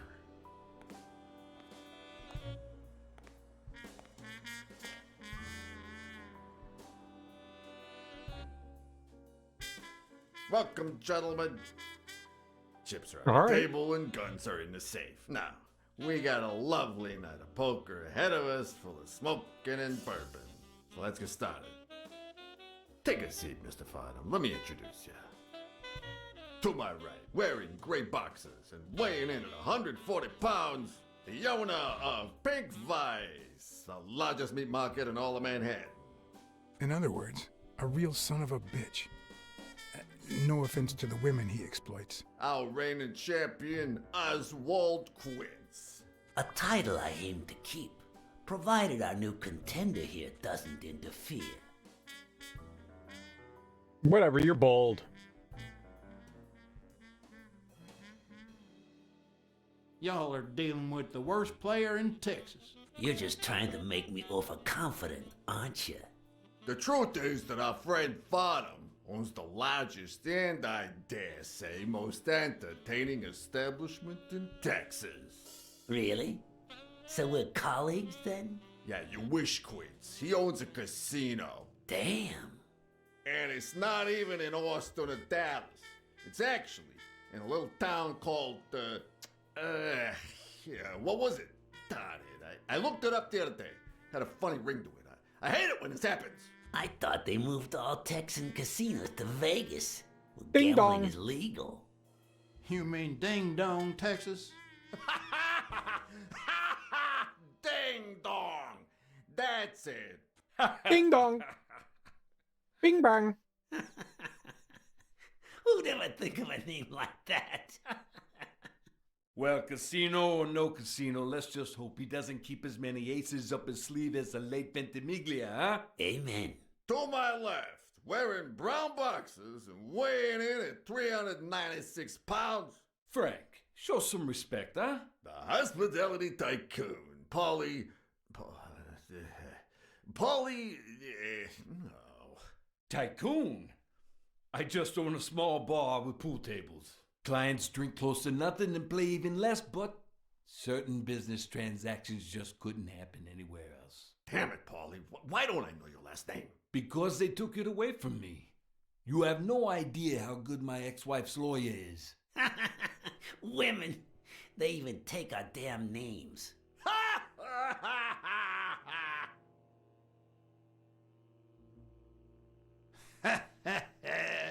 You're too much, Polly. When you're done sightseeing, why don't you drop by La Iguana for a game of pool, and I'll buy you a drink. But I have to warn you, my clientele isn't crazy about furry fellas such as yourself.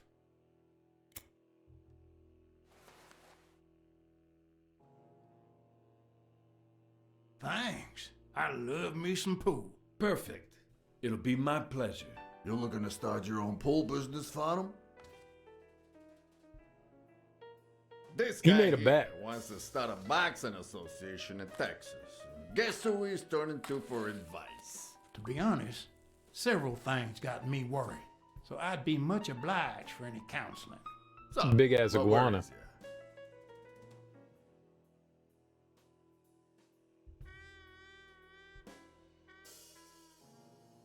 Those there athletes hooking up with each other, like Al Stone and Helen Moore.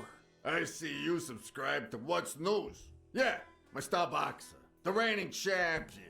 He's having an affair with America's sweetheart.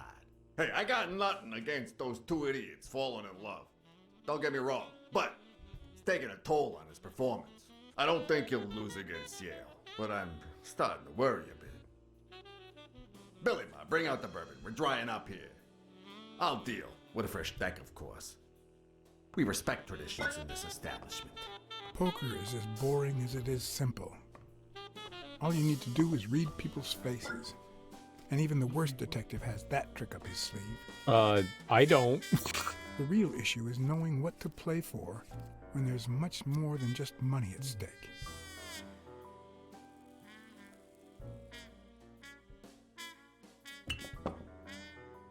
Damn it! What again? How many games have you won in a row, Quince? And here I was hoping that Farnham would steal your championship belt. Congratulations, Farnham. You're bad as hell, but at least you know it. Mark my words, Farnham will be calling his wife before the night is over. Ha! Oh, hey, by the way, you guys hear about Kenny's wife? Pretty tragic, huh? What happened? Oh, plain bad luck. Hey, but Farnham, I'm sure you know more about it than I do.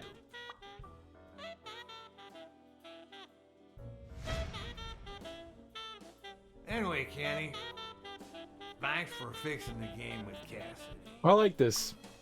This is cool. God bless you, brother. I like how it's like you got to go back and remember things. Goddamn It's silly, Texan but in New York. And the poor fella's already got enough on his hands now that his wife. Women just gotta have their vices. But she's in a rehab clinic now, hooked on tranquilizers and all that. That's it, tranquilizers. Don't tell me women don't have their vices, too. Bring out the bourbon, Billy Bob. Come on, come on, give me the bourbon. Maybe I spoke too soon when I said that poker is easy for a good detective. Even when you play to lose, it's best to win the occasional hand to avoid suspicion. But with Quince, it was just impossible. Well, I'll be damned. I don't believe this. See what we mean, Farnham? I still don't get why you keep coming for more, boys. I'm starting to think you all lose on purpose. In which case, you're about to have a blast. he's a cheater. He's a filthy cheater. Poor Farnham. Came looking to make big bucks in the city with his boxing, and he's gonna lose it all with poker. I hope your counseling will make up for it. Yeah, so how can I be of help? Homicidal boxers? Homicidal boxers like Bobby Yale. Ha! That's some piece of news, huh? Hey, I don't know if he did it, but the real problem is that the fight against my champ Stone might not even frickin' happen. The good news is that I've almost convinced the governor to let him out of prison on the day of the fight. Under police escort, that is. I bet you the audience gets a kick out of that.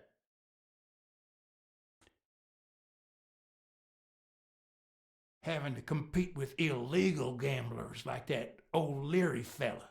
Huh? One would almost think that you live in New York, my friend. That son of a bitch killed one of my men and left the poor bastard on my damn porch. But he's a goner now.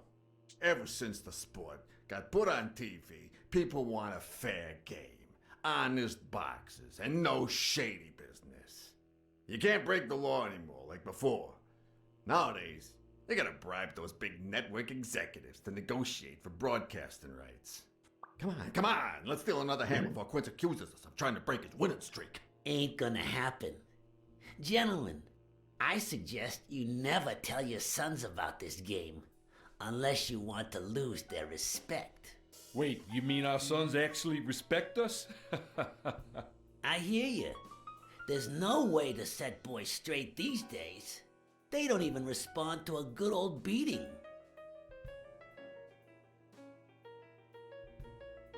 I dare say Texan boys do respond to a good beating. Hey, careful, Quince. You're talking to a pro. So, Kenny told me you had quite a house full. How many kids you got in that house full of yours? 14, 30, 2, 1.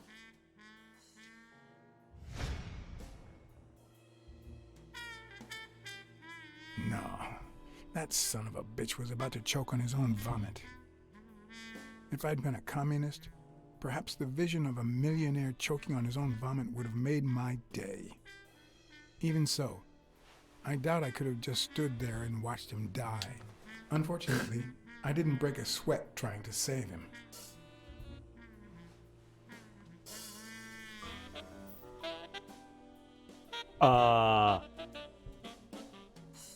Whoops. How many kids you got in that house full of yours?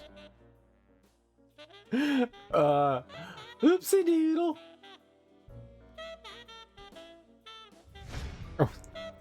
I didn't know we had to interact. I didn't even see the button until too late. Choke on his own vomit. If I'd been a communist, perhaps the vision of a millionaire choking on his own vomit would have made my day. Even so, I doubt I could have just stood there and watched him die. No, deserving or not, the man would live.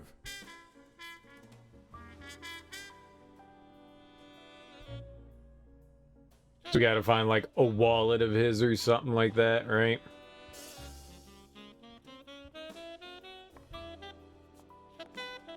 They smell like a party. Your mom's a party.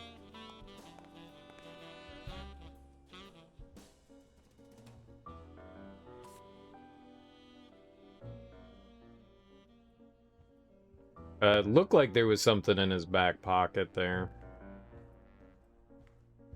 But we got some more time here, so I figured we'd look around the room.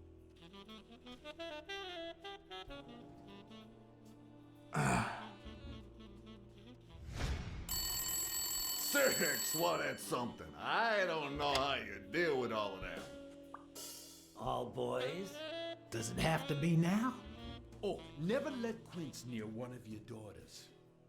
Come on, Folly. Children are sacred. I won't lay a finger on them until they're 12. After that, well... let's just say... some men have needs that can only be met by a young girl that age, if you know what I mean. Are you alright, Farnham?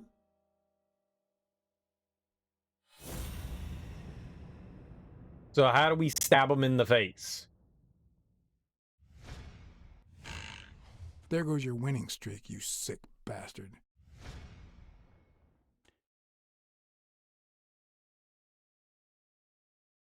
Sooner or later, the police are gonna bust your ass. Quince. What the hell are you talking about? I bet you're as bad at hiding those poor girls as you are at keeping that ace up your sleeve. What? You lying piece of shit? Quince? Don't believe a word he's saying, Frank. Oh, got him.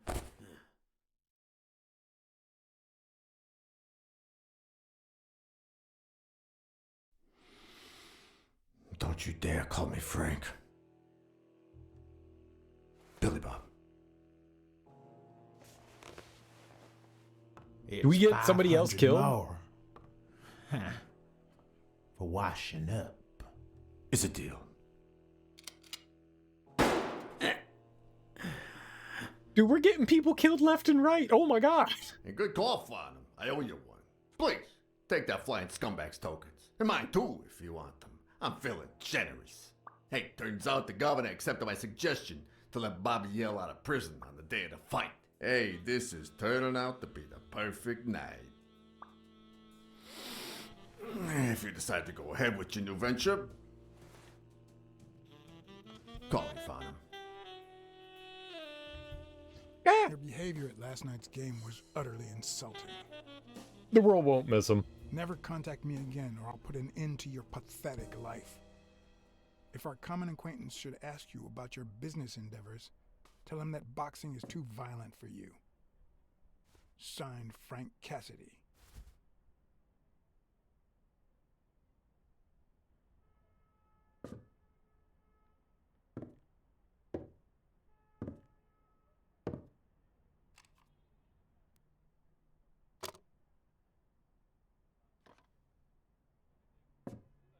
My own tracks would be covered the following morning when Cassidy read this note from Farnham. Dear Mr. Cassidy, although I'm grateful for your kind help, last night's game made me realize that boxing is just too violent for a peaceful Texan like myself. I have decided to invest elsewhere. Yours sincerely, Howard M. Farnham II. Damn Texans. That was a cool sequence. I like that a lot. That was really clever. Very fun storytelling there. I like the backwards and forwards stuff. Future and past. Let me remember. Only works in a video game. Be stupid in a movie, but well, maybe not. I enjoyed it.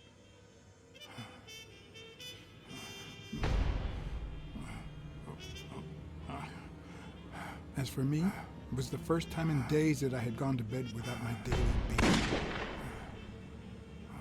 A real shame. My daily beating. Where's our nipples? Nothing like a bruised body to help you to sleep like a baby. But we got 2 people killed so far. Maybe I should have given myself a beating.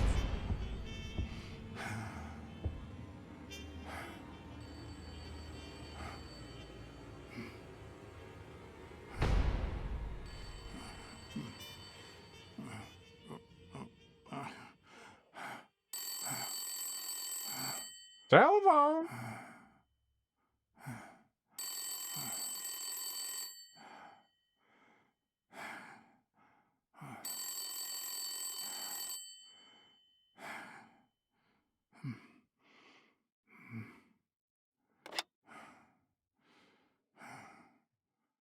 Blacksad. Finally, I need you at the gym now, please.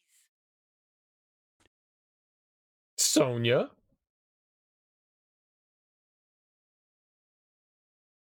I mean, we still haven't figured out what happened to dumb Joseph.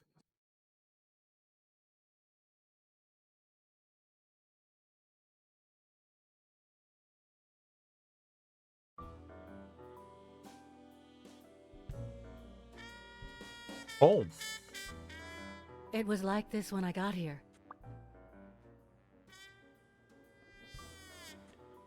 Did you touch or move anything in here? Only the phone. Good. Calm down. I'll take care of this. Neat. All right, investigation time. Hello, and how are you? May I also have a cigarette? Do not be stingy. Had you already finished looking through these papers? I wish. Well, I guess you'll enjoy sorting all this again. Got him. Are we a dick?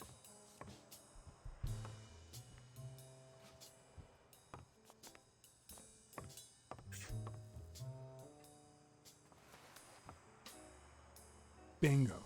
What is it? Nothing. Just a freshly signed contract. Bingo.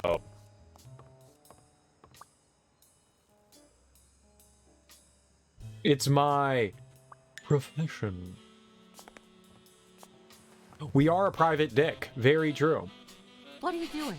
Do you like sardines? Excuse me? You smart like user. Sardines? Ugh. Sardines and pork and beans. Do you know what that means?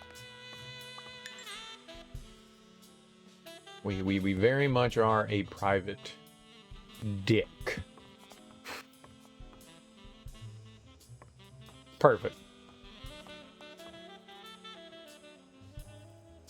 Money? Not that I suspected otherwise, but it's obvious they weren't looking for money.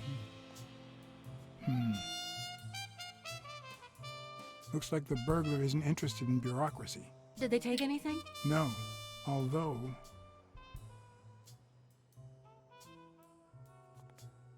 When you went in the hospital room to get your purse, did you get the gun as well? Yes. Isn't it there? I put it back. I'd rather not go through that again. That's too bad. It looks like they took it. We'll believe her for now. I don't have any reason to doubt her.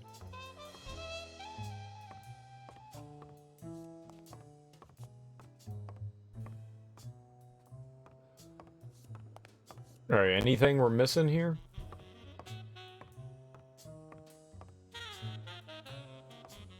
It does not appear so, so let's make some deduces. Double deuces. Deduce.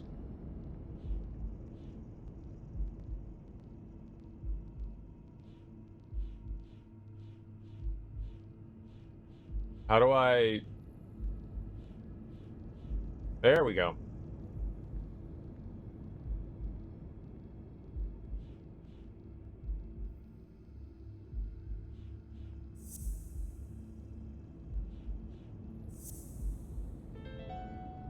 It's a thing. It's pretty clear that Helen Moore's cigarette case was a gift from O'Leary. Helen Moore and Desmond O'Leary are still in love. But we must deduce more.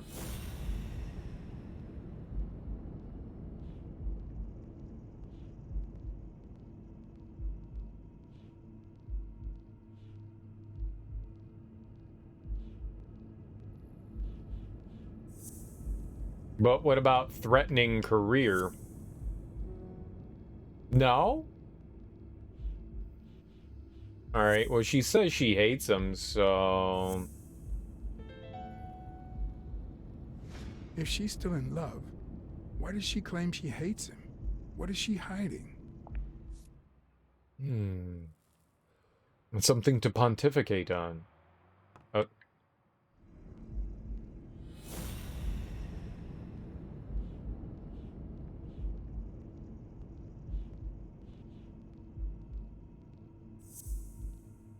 But he bet on Yale. He always plays it safe. Yep, there we go. It looks like O'Leary has rigged the fight between Stone and Yale.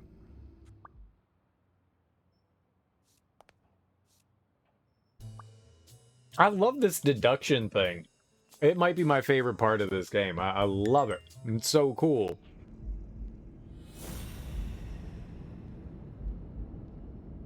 It's just putting clues together. It's really clever. O'Leary is a guilty conscience for ratting someone out when he was 14.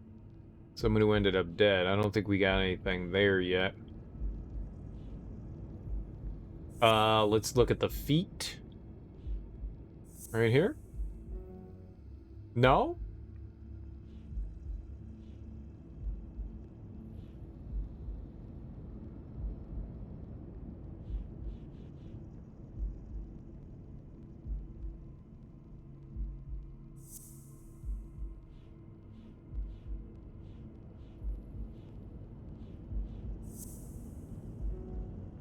No? Oh, the footprints. There we go. There we go. Here it is. That's what we want. And then...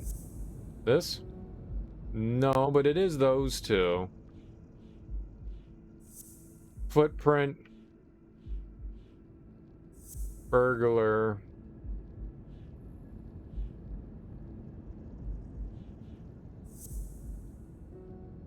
No.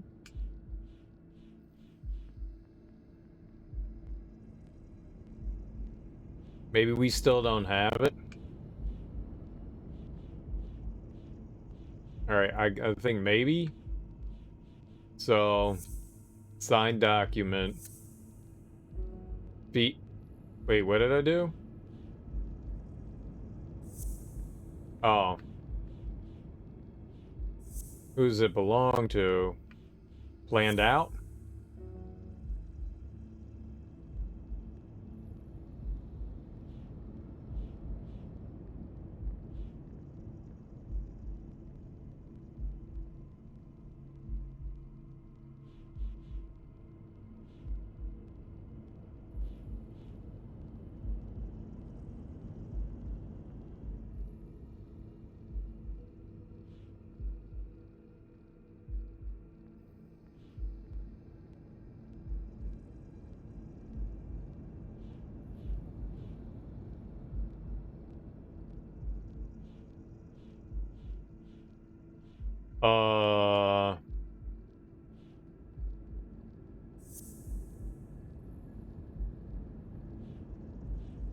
I don't think I have anything for this.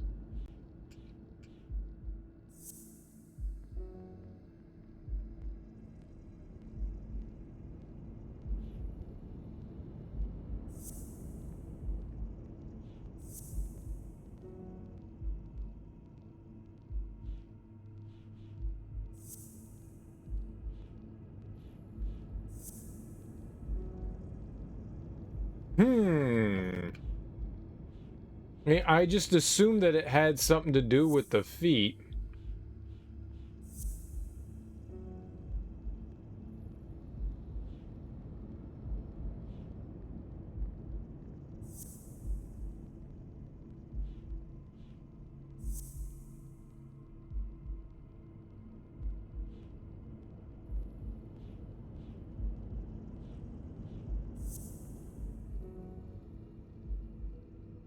Gotta be something there, right?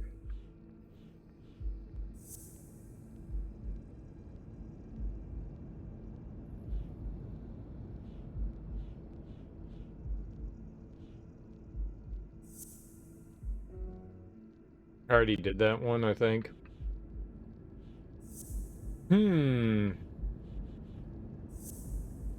This one I'm not sure about.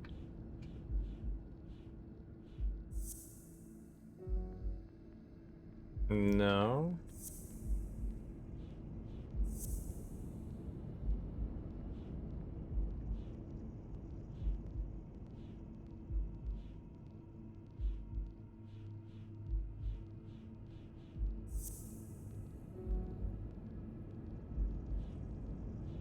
Maybe I don't have the piece that we need for it, but there's still something we have, though.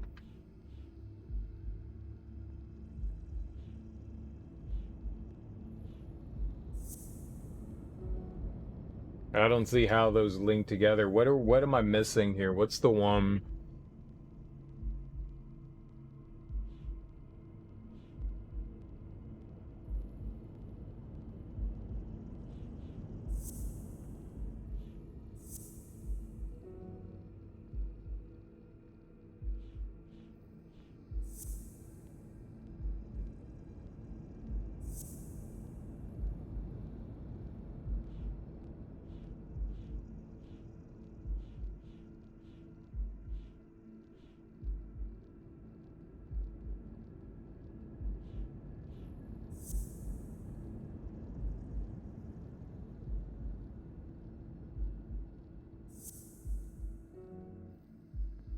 That was going somewhere.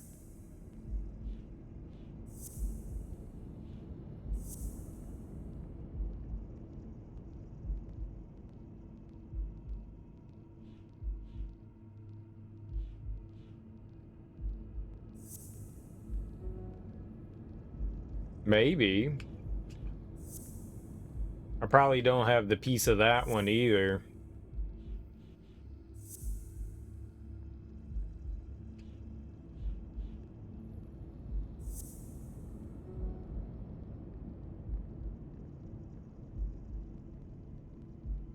I don't know what I'm missing here.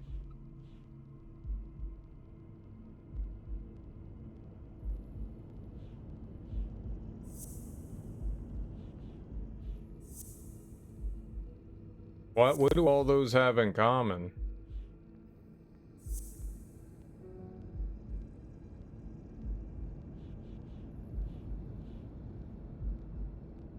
I'm not, it says we have one and I don't know what it is.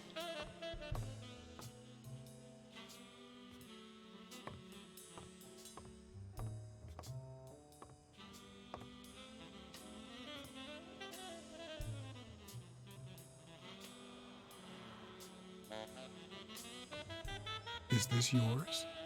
I think it belongs to the new cleaning lady. Mary just wasn't working out, so she left. Clarice Freeman? Yes. You think she did this? Clarice Freeman? Who's Freeman?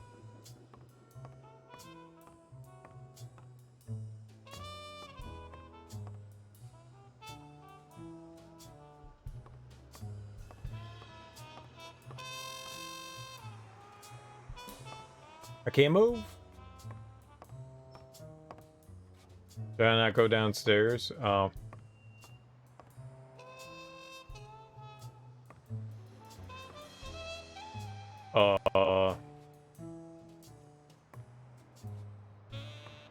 So, oh.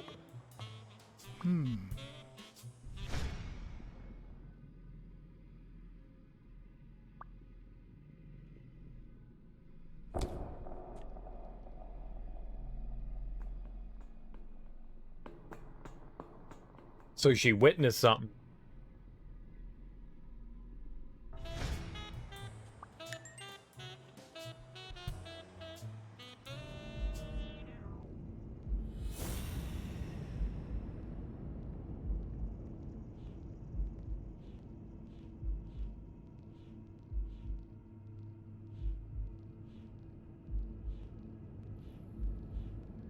What?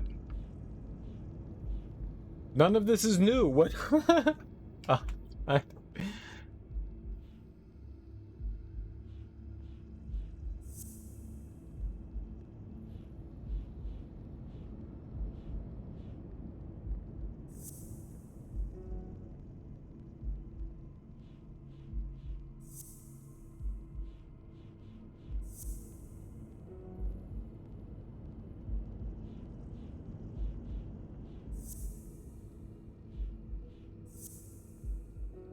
That is not what I wanted to do.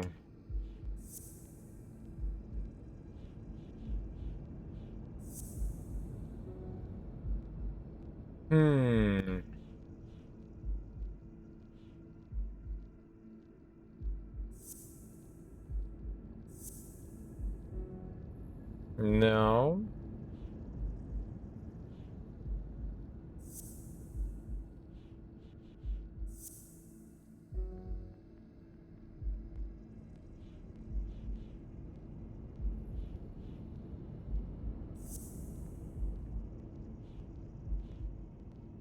When he was 14, so that has something to do with him, right? Which means he feels like he owes something to the kid.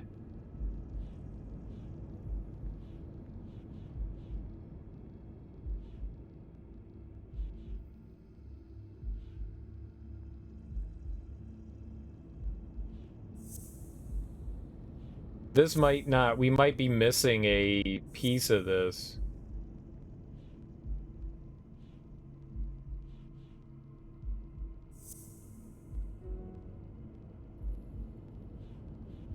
What are we missing?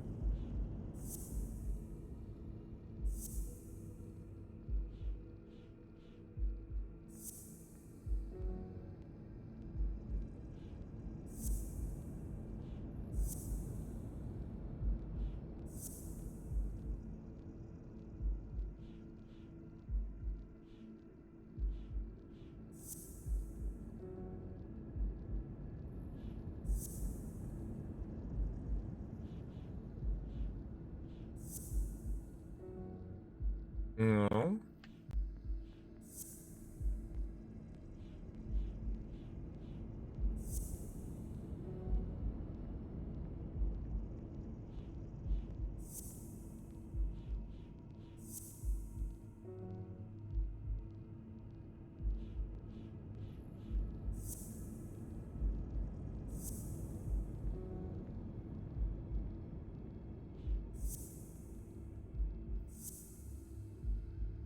Like, those mixed together.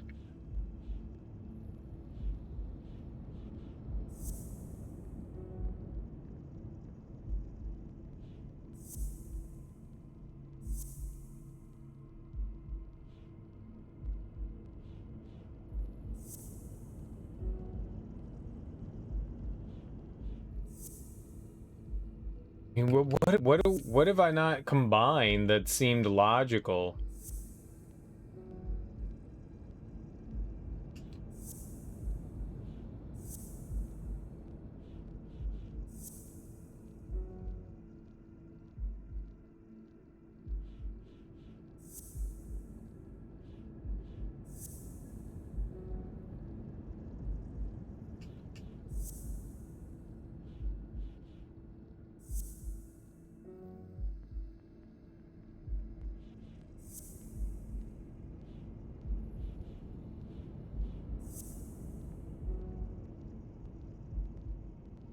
I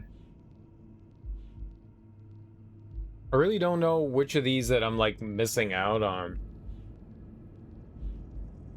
Like, there's like two combinations, but none of them seem to like fit together. We have the shoes.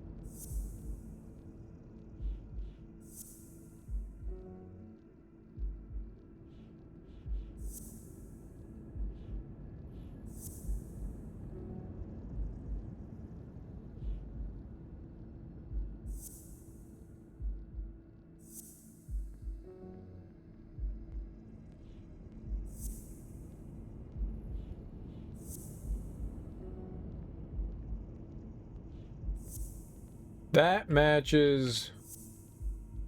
with this, but then I don't have one that, like, finishes this off. Because we can't combine that one.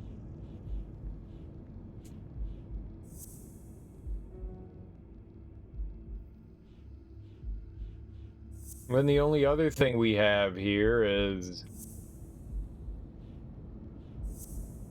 this, but then I don't know where to go.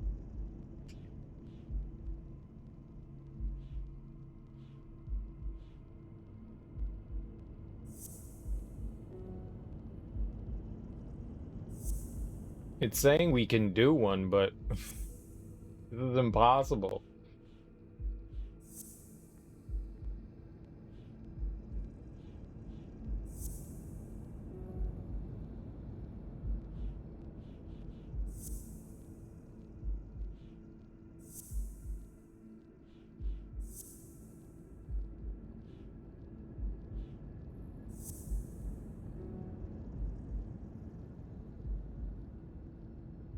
I don't know. Like, all of them have seemed to, like, kind of, like, fit together before, and that one's just leaving me perplexed. I think we have to get this one. What? I can't pick it up? Pick it up. Pick it up. Pick it up.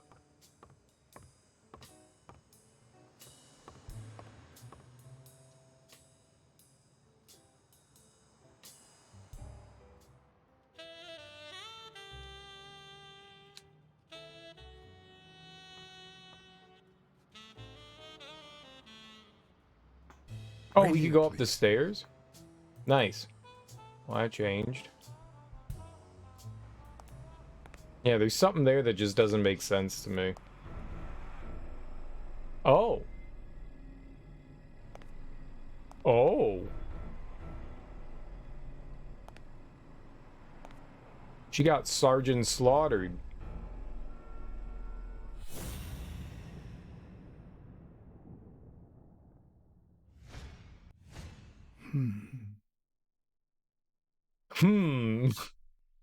What? Could be a knife wound. The murder was brutal. I'd say so.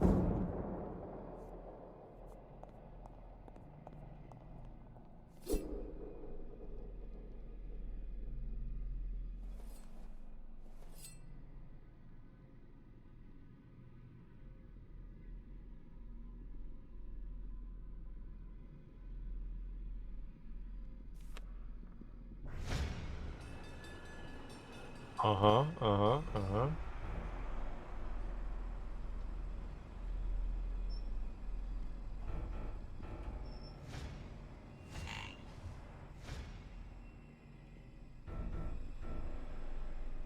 Ah, damn. 2 kids? This is unfortunate.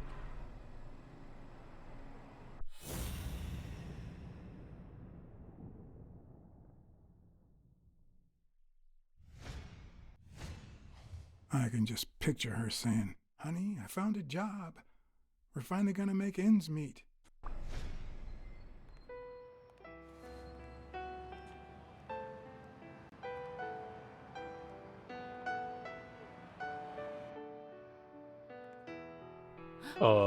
You wear the same clothes every day.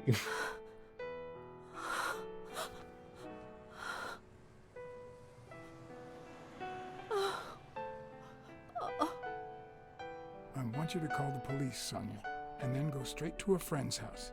Don't even think about going home, and definitely don't come back here. I'm staying at a friend's house. I haven't even set foot in my father's place yet.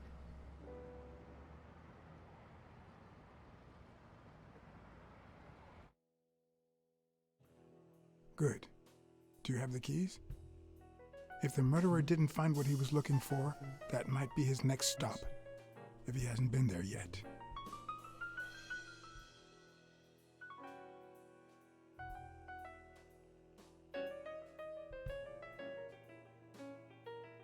Okay.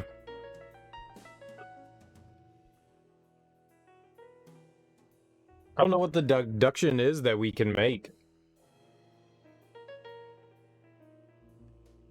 I got nothing. We tried a bunch of different options and just nothing was jiving.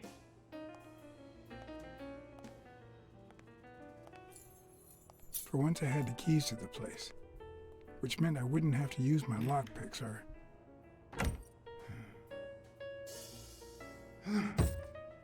Oh, I mean somebody's in there, right?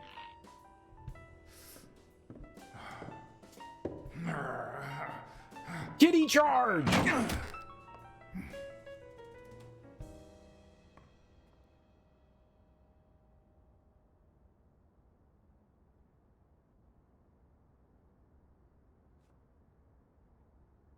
It doesn't look like anyone picked the lock. You can tell when somebody picks a lock? I thought that was the point. Whoa. Alright, that's a lot of stuff.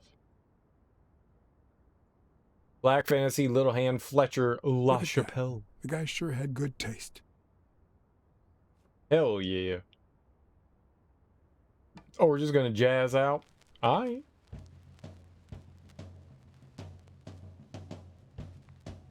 The Art of Boxing.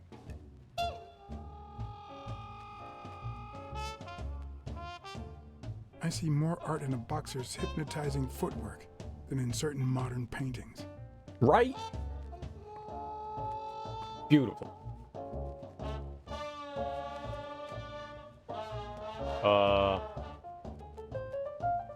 Can't move. Okay, here we go.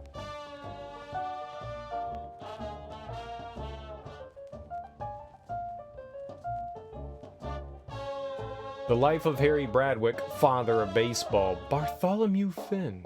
Bartholomew.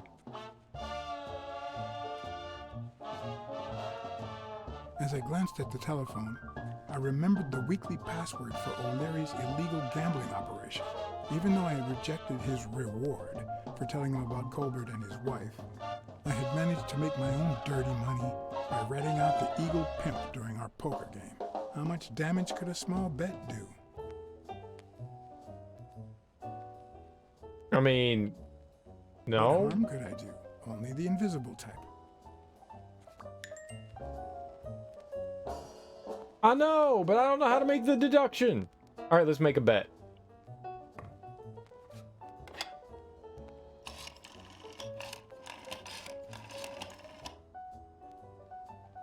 Yes.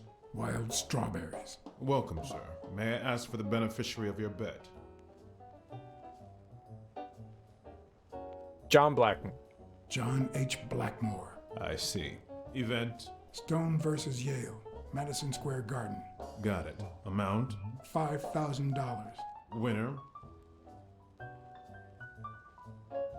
Yale wins. Place of delivery? I'd seen several locations written out in O'Leary's basement, but I could only remember one, courtesy of my new matchbox, La Iguana Pool Room. All right, sir. Good afternoon.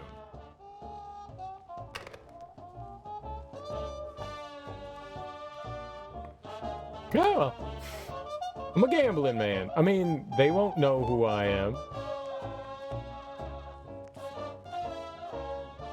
I can't lose $5,000. It's hard to believe that a pair of boxing fists could play something like this, although I'm sure he had the lungs for it. He's gonna have a heart attack in the ring and just die, right?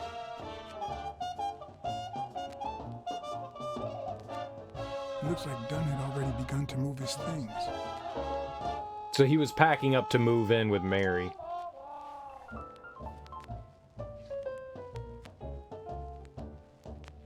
Dunn? Thorpe? No idea. And these two, they look familiar. What? How?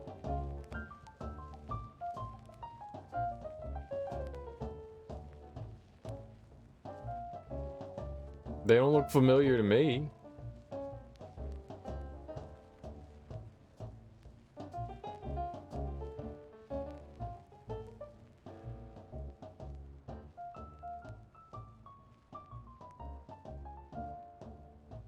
Wasn't Dunn's nickname the Quiet Lynx? I'd swear I saw that on a poster at the gym.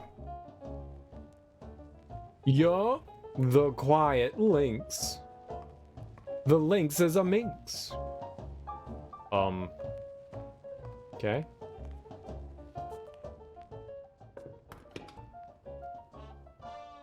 Tasty dinner. Love it. Ready-made meals on airplane trays in front of the TV. Who would have thought we'd end up eating like this? It's fantabulous, Gun the died future. 4 days ago, and that lettuce still looks okay. Alright, well, let's eat it. I'm hungry. Hook it up, homie.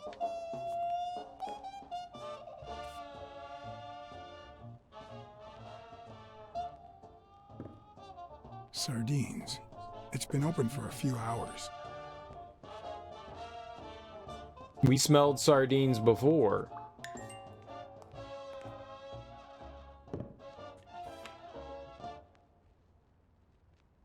Property sale agreement. Now I see how Dunn bought the apartment he was going to share with Mary. This place has to be empty in 2 weeks for the new owners. I wonder if Sonia knows about this.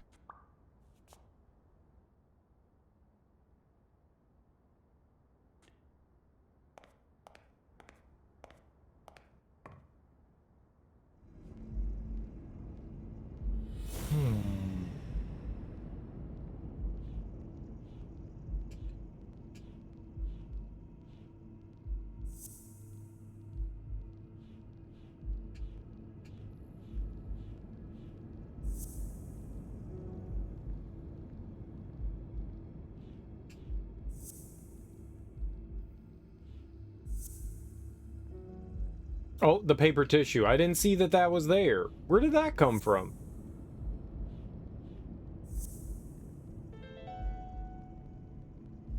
It's pretty clear that the burglar came by the house before heading to the gym, which means he probably didn't find what he was looking for in here. Smelly gym burglar didn't find what he was looking for. Is the stinky gym burglar. He was looking for smelly socks.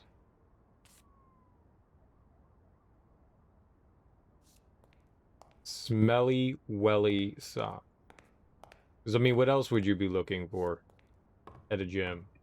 Jock straps. Stanky, ranky jock straps.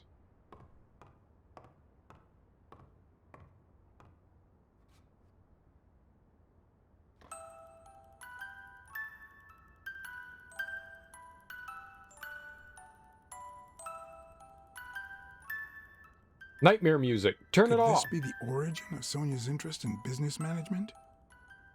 A baby abacus.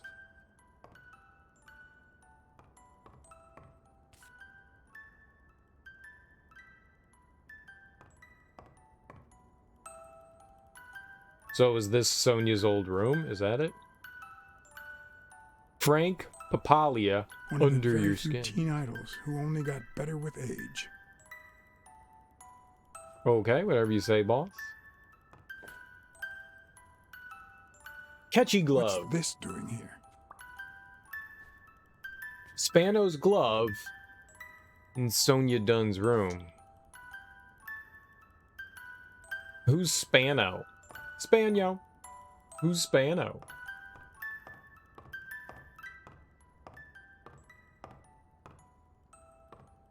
I don't believe I've heard that name before.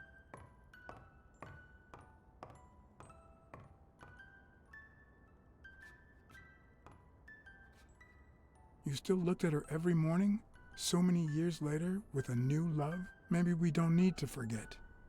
Maybe pain just transforms into, I don't know, something. Happiness. Pain transforms into happiness. For the world's best dad on Father's Day, Sonia. It's a terrible drawing. That kid's an idiot. You should be ashamed of your child. Ooh, a journal. Full of secrets, a little black book. My dear Mary, I bring you to this rooftop, the place where... My dear Mary, I bring you to this rooftop where our love was born. Bjorn. My dear Mary, I bring you to this rooftop where the love I feel for you was born to give you this ring and... He's figuring out a way to propose to her. Too private. You know if there's a way to block streamers from appearing in the left column thing? What do you mean? Like, do you mean like when you like log on to Twitch and you've got that left column? Is that what you mean? Do you mean like the recommended streamers, or do you mean the ones that you follow? Because the ones on the left are all the people that you follow. The only way to get rid of those people is to unfollow them. But if you're on like Better Twitch TV or Franker Faces, which I'm pretty sure you are, there's an option box that says you can block recommended streamers if that's something that's like bothers you, and that takes away that that little recommended box. I have that checked off. You have recommended streamers in there too. Yeah, there should be like a little option to do that. But if there's like somebody you don't want like in that if it's not part of the recommended thing and there's somebody you don't, you just have to unfollow them and then that'll get rid of them. But if like you still want to follow them and you don't want them in there, I don't know if there's a way to get rid of that. That I don't know. Maybe. But as far as I know, no, I got no idea. But yeah, it's the recommended streamers is a pretty easy one. There should be some option in like Better Twitch TV or Franker Faces that it's the way in. Is this how he got in? Yeah, should be pretty obvious. There's no way you follow this person. Well, just you can click on the name and find a way to get rid of it. Maybe you accidentally click something. I don't know.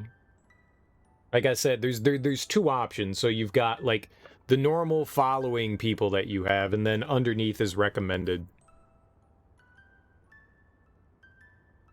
Are they under recommended, or are they under like your like standard non-labeled one?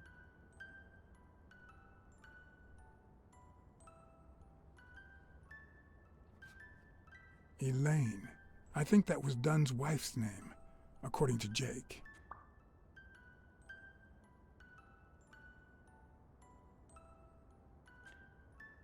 There's no difference. No matter how hard I look, I'm not getting anywhere. I need to talk with Sonia, and maybe with her uncle Tim. It is recommended. There you go. Yeah. So yeah, you can just block that with Better Twitch TV. I don't know. Good memories? An optimist, are we? It's like remembering the last day of summer. Scenes full of joy, picturesque landscapes, and yet the light is faint and the air is still, the calm before the storm. I know that feeling. I figured that much. I can see it in your eyes. We met in the Army. We were all professional athletes. They called us the Olympic Five.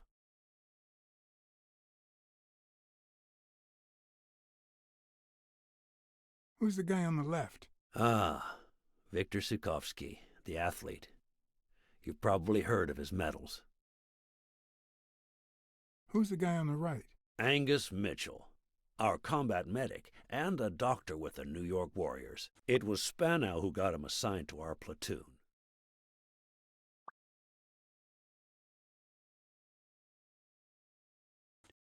Well, the recommended thing is like Twitch's way to get you to, so like it could be like they could recommend, you know, a big time streamer like Ninja to you. You can't do anything about the recommended thing. If you don't want recommended on there, the only way to get rid of that thing, it's Twitch like randomly giving you streamers. You know, that's all that it is. I don't know if there's like a way to tell Twitch to like block recommendations. But like I said, the only way that I know to get rid of like the whole recommended like list is to go into Better Twitch TV, and there's a checkbox in one of the places that says, "Oh yeah, get rid of." I can't even pull it up right now. But no, I don't know. I don't know if there's a way to like block someone specific. I mean, I guess you could go to their channel and block them intentionally. And that way it wouldn't pop up. You can always like click on someone and just hit block, and it wouldn't recommend you. I guess that's it. You could do that, I guess. So if you didn't want that person ever popping up again, you could totally block a streamer if you wanted. I'm assuming that would stop them from popping up in the recommended. To do that though, I think you have like two options. I think you can go directly to your channel even if you don't stream. Obviously, you still have a channel, and you could type in your chat. I think it's /block, and then you type in the user's name, and that should block them. Or you could go to their channel, and I think you can click somewhere and block them there. I'm not sure with that because I don't think I've ever blocked anybody. I've banned people from this channel, but I don't think I've ever blocked anyone. I just turned off the recommended stuff. What about you? I had just signed with the Milestones. I hadn't even played my first game, but people said I had a bright future ahead of me.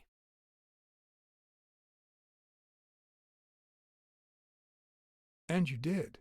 The cop at the hospital sure seemed happy to be the proud owner of a Tim Ironarm Thorpe autograph. Who would have thought that I'd end up becoming Tim Iron Legs Thorpe? What happened? I fought the Nazis for 2 years, up there in the sky, over Europe. And I never set foot in a field hospital. 3 years later, I crossed the street without looking. And look at me now.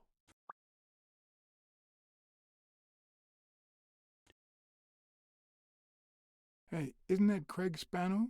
The guy on the Morley's billboards? Yes, indeed. Our captain. He was the oldest, after all, and star of the New York Warriors. He was an orphan, you know. But he loved the sport so much that he said baseball was his family. He was the one who had Mitchell assigned to our platoon. Was Dunn already boxing? Yes, he was. I had already seen him fight before I even met him. He was as humble in the ring as he was in life. He'd always let his rivals take the initiative. I remember how he barely dodged the blows. If you didn't look at his feet, it seemed like he wasn't even moving. And the footwork, pure dancing. You could almost hear the music. The song if you would looked at play his feet, until he his wasn't opponent moving, was but he exhausted. danced. Then came the drum roll, followed by Dunn's victory by KO. What happened to all of them? Zhukovsky died the same day they injured Dunn. Dunn received an honorable discharge and came home. He quit boxing and opened his gym. Mitchell was redeployed to a field hospital. Spano and I continued in the same unit, but nothing was ever the same. You see what I meant with the last day of summer. And after the war, well, who the hell cares? I do. What happened to Spano? Well, you've seen the billboards. He made it big time. When I was forced to retire, I got him some advertising deals. That's how I founded this agency. But then, something happened to him. He became sullen. He fell out of shape, and slowly but surely lost touch with reality. He withdrew from public life and broke off our friendship.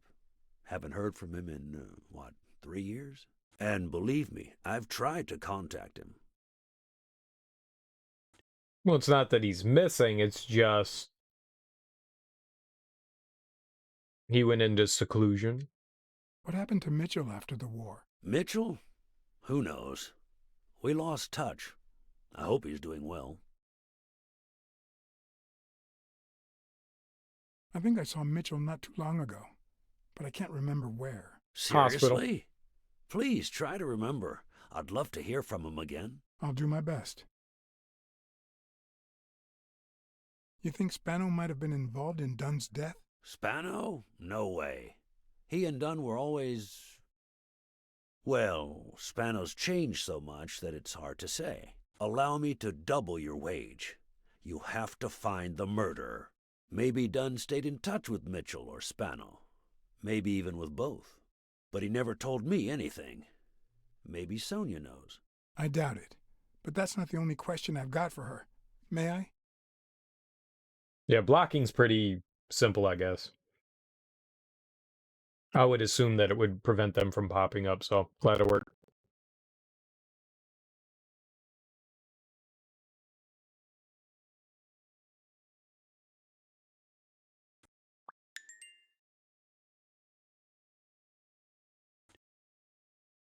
Now we gotta try to figure out whatever this other deduction is.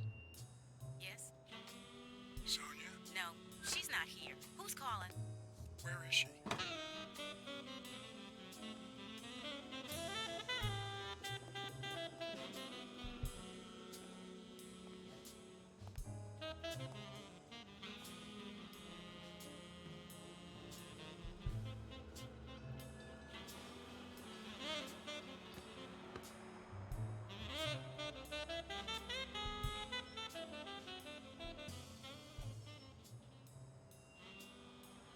You know, it's dangerous. Have you ever wished you'd never been born?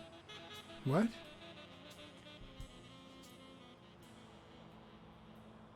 Yeah, sometimes. Then we're both in the same boat. First time was right after moving to New York. I hated my mother. She was the reason we moved from the countryside and the smell of freshly mowed grass to this dirty city and the smell of medicine. Her medicine. The second time was after she died. I hated myself for having hated her before, for not having loved her enough. The third time was when my father shut himself off. I hated him for that, for abandoning me, for giving in to the booze. I love how their ears Now he's sometimes dead, move. so They wiggle. take a guess.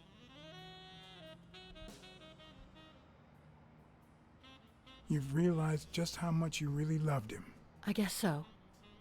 But that's not the worst of it. The problem is I don't know how to live without hating him.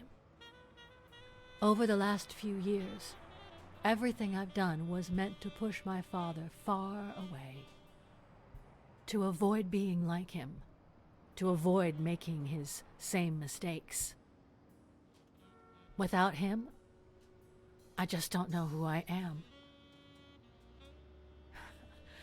And you won't even let me hate Bobby, which might actually help me.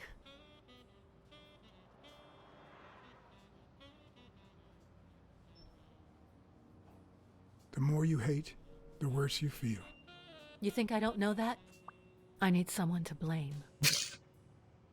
Without that Their someone, advice didn't help. I have only myself to hate.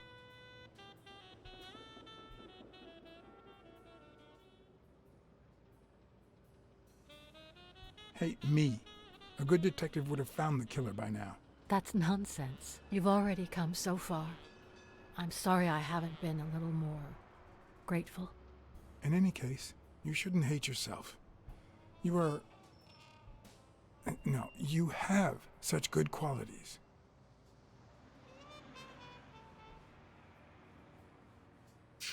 You're kind, smart, and beautiful.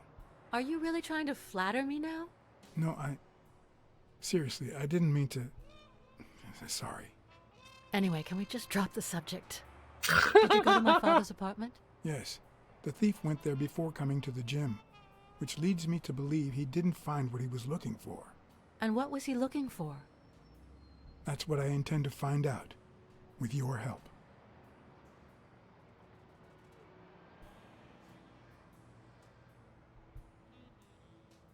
Your dad had great taste in music. You think?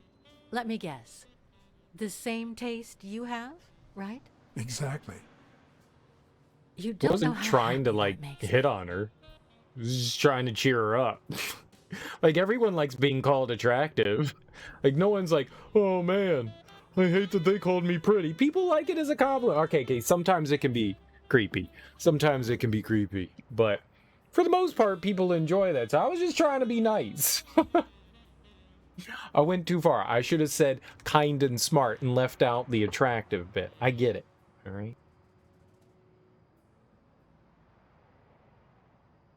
I saw your old room. That's embarrassing. I see you were dead serious about me hating you.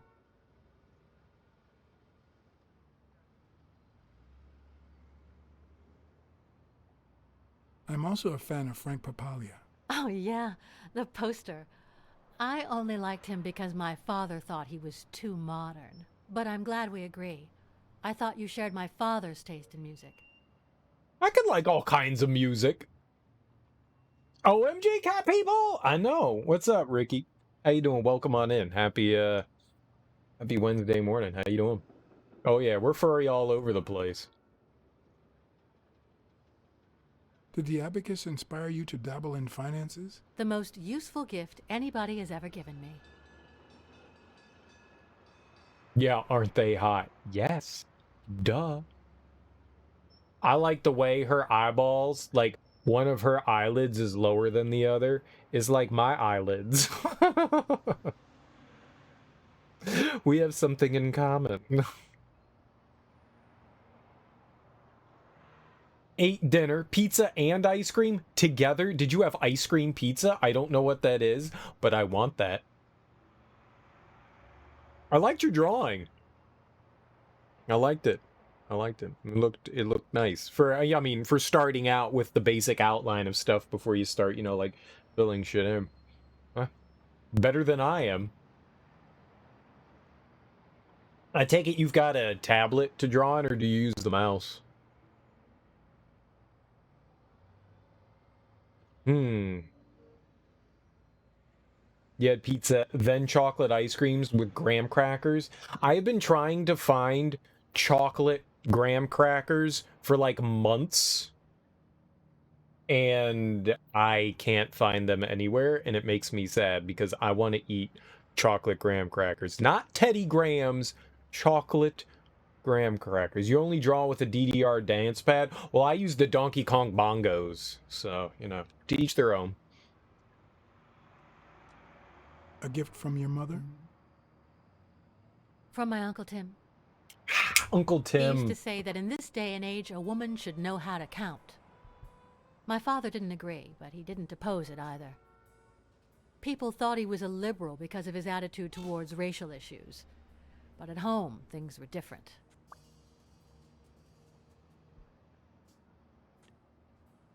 Well, that's good too. I know. You've never heard of chocolate graham crackers? You're about to say Teddy Grahams. Yeah, they're not the same thing. They're not the same thing. You like eating Teddy Grahams like cereal? You can totally do that. They're totally cereal. They're absolutely just cereal. They're more like heavy crackery than cereal, but yep. Like dumping them in a bowl of milk and eating it. Yeah, I completely understand that. You know, I don't like the chocolate Teddy Grahams. They taste kind of chalky to me. I'm not a big fan of them. The regular Teddy Grahams, the honey and the chocolate chip ones are both kind of okay, but the chocolate ones they taste like eating a bag of chalk, and that's not fun. They need something else. So addicting, you could eat like how, dude, I could eat an entire box in one sitting. That's why I don't buy them. That's why I don't buy them. Like, I'd eat a handful, and then that handful would turn into, like, what happened? I found a baseball glove with Spano's autograph in your room. Oh, I've never seen it. My father must have put it there, although I don't remember him having a signed glove. It's odd that there are practically no toys or memories of your childhood in the room, except for a small music box. That box? It might just be my last happy memory. Oh, this game's all kinds of serious. But it's great. It's from before my mother got sick and we moved here.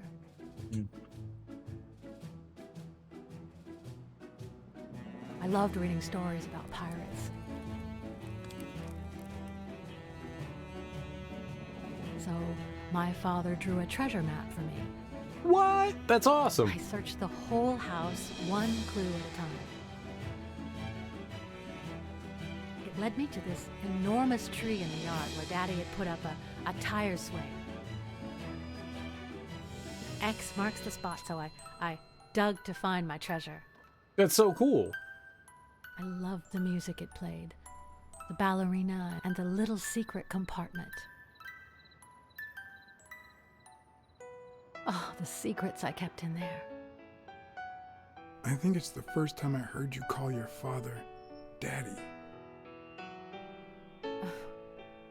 Really?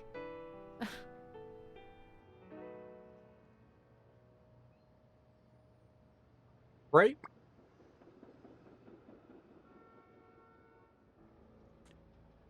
My parents would for Three Kings. If you don't know what Three Kings, it's like a, I don't want to say Catholic holiday, Christian holiday, but it's like one of those like you go to church days. I forget what those are called. And for whatever reason, they like to like celebrate like certain religious stuff. So we would get a gift because the Three Kings are the wise men that brought gifts to Jesus. And my parents would do a scavenger hunt. So they would give us like, my mom would like write out all these like riddles and clues and stuff. And she would give us like our first clue, and then throughout the house, for all, I got two sisters, one older and one younger. And so like my little sister would always have easier clues, and then I'd have slightly harder. I think she also gave like my older sister fairly easy ones too, because my older sister wasn't that smart either. And it doesn't matter. We got clues for a scavenger hunt. And so we would go around the house and find these little riddles to try to figure out like where the next clue was. And then finally you'd find the gift. It was really cool. I love that. We never did that for anything else. It was like the only time. It was kind of like hiding an Easter egg or something like that. But, you know, scavenger hunt. It was really awesome of my mom to do that. What are the wise men called? There's like another name for them. Like the three wise men have like another. It's called Three Kings. I mean, the day is called Three Kings. Three Kings Epiphany. Is that it? It must be Epiphany. That sounds about right. It's a Christian feast day that celebrates. It's like January 3rd or something like that, I think. Or maybe there's like a specific day that it's supposed to happen. It happens in January. It's like the first week of January. Oh, it's January 6th. Well, that coincides with my grandfather's birthday, I think. I initially thought, January 19th, that's my birthday. You read about it in American Girl book? But it was set in New Mexico. They had some sort of holiday related to Three Kings where they put candies in the kids' shoes, sort of like stocking on Christmas. Maybe I'm mixing things up. We did do the stockings thing. Maybe that was Three Kings? I don't fucking remember. Maybe that was Three Kings. I remember putting our shoes outside the door, too. Our parents also did something for that. I don't remember what that was about, though. The Magi. That's it. It's the Magi. That's what they called them.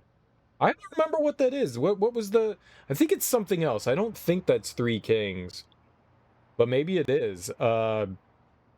Shoes outside door.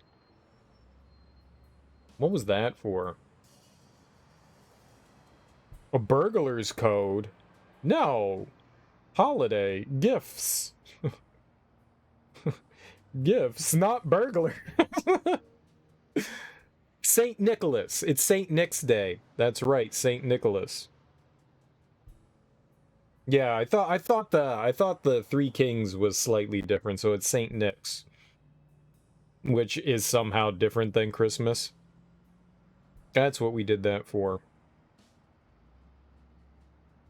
I don't know. I don't remember what day that is. I don't remember if that was January as well. Three wise men, three kings, yeah, the Magi. According to Wiki, traditionally in Mexico, as many other Latin American countries, Santa Claus doesn't hold the cachet that he does in the US. Rather, it's the Magi who are the bearers of gifts, who leave presents in or near shoes of small children. Yeah, we did Christmas, St. Nicholas, and the Three Kings. My parents really gave us a ton of gifts. We never got anything big. It was always like small things. So like for like St. Nicholas, we would get literally like candies and foods and little tchotchkes and stuff. Like my mom would give us like a small little toy thing or something like that. Like nothing like really big. Like maybe I got like a yo-yo or something like that. Same with like the Three Kings. We never got anything big for that too.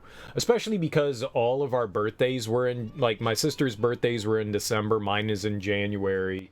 And so you had like a ton of stuff happening. So obviously they weren't just going to be like here, but they still, yeah, my parents were really cool about that.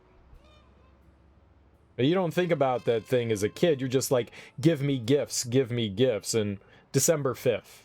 It's December 5th. It's St. Nick's Day is December 6th. You put your shoes out December 5th. It was really cool of them to do that kind of stuff. I always appreciated it. I really loved the scavenger hunt thing. I always thought that was so cool. Having to just like run around the house and find clues and stuff. But that's kind of what that little story reminded me of, was, you know, like going on like a treasure hunt of sorts. We never got a map, but something similar. It's nice to have those little memories. The shoe thing is done in January, apparently.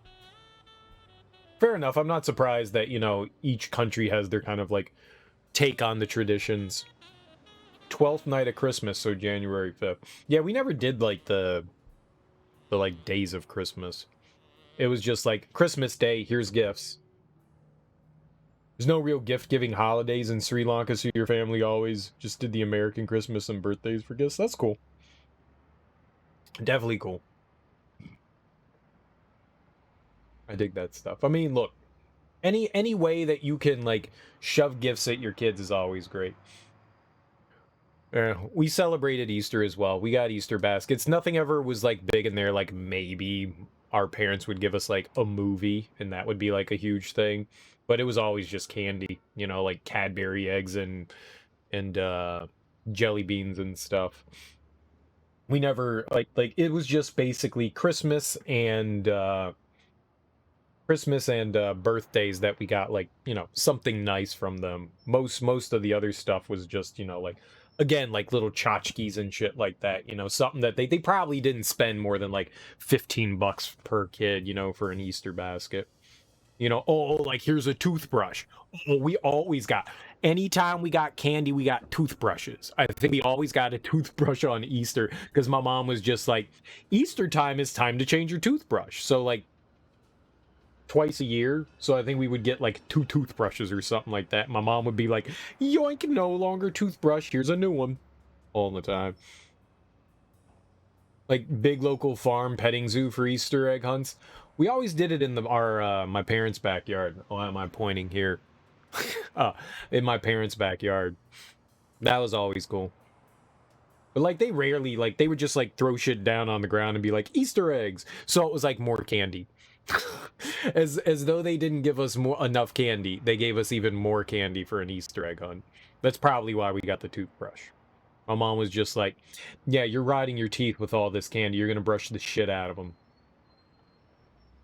You had a neighbor who was a dentist, so they gave out toothbrushes, but it was excusable because they were cool toothbrushes. No toothbrush is cool. That's an oxymoron. You don't say cool and toothbrush in one sentence. Sorry. Doesn't work. My father sold his apartment. The new owners move in 2 weeks. What? I'm sorry. I think he used the money to buy a new place with Mary Purnell. You'll have to talk to her sooner or later. Yes. I guess I owe it to my father in spite of it all. I found a picture taken during the war. The Olympic 5. Did you meet any of them, besides your father and uncle? Well, Uncle Tim actually isn't my uncle. No? He and my father loved each other like brothers. Did he tell you that he saved his life?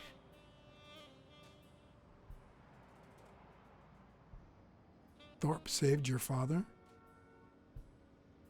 They were flying over Brittany in a 3-unit fighter plane. Brittany? Zukovsky was the pilot, my father was the co-pilot, and my uncle manned the machine gun. Suddenly, enemy fire killed Zukovsky and injured my father, which is why he never boxed again. My uncle jumped out of the gun turret, ran to the cockpit, and managed to pilot the plane to safety. Oh, the times my father told me that story. And now... Stupid Europe.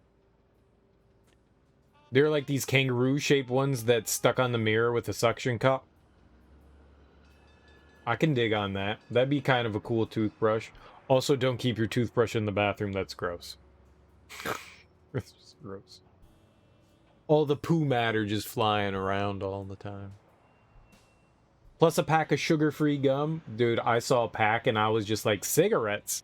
Oh my god. Here's a toothbrush and here's some menthols. Enjoy. Like Trident. You still like those? I used to chew gum pretty often and then I stopped. I got jaw issues. And so chewing gum after a while starts to give me jaw pain. So I was just like, yeah, I'm not going to chew gum anymore. I'll go around with my dragon breath. My hot to trot dragon breath.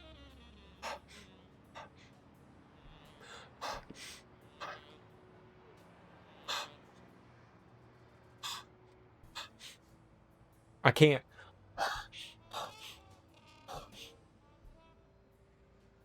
My breath smell. My breath tastes good. Maybe it's like coffee breath.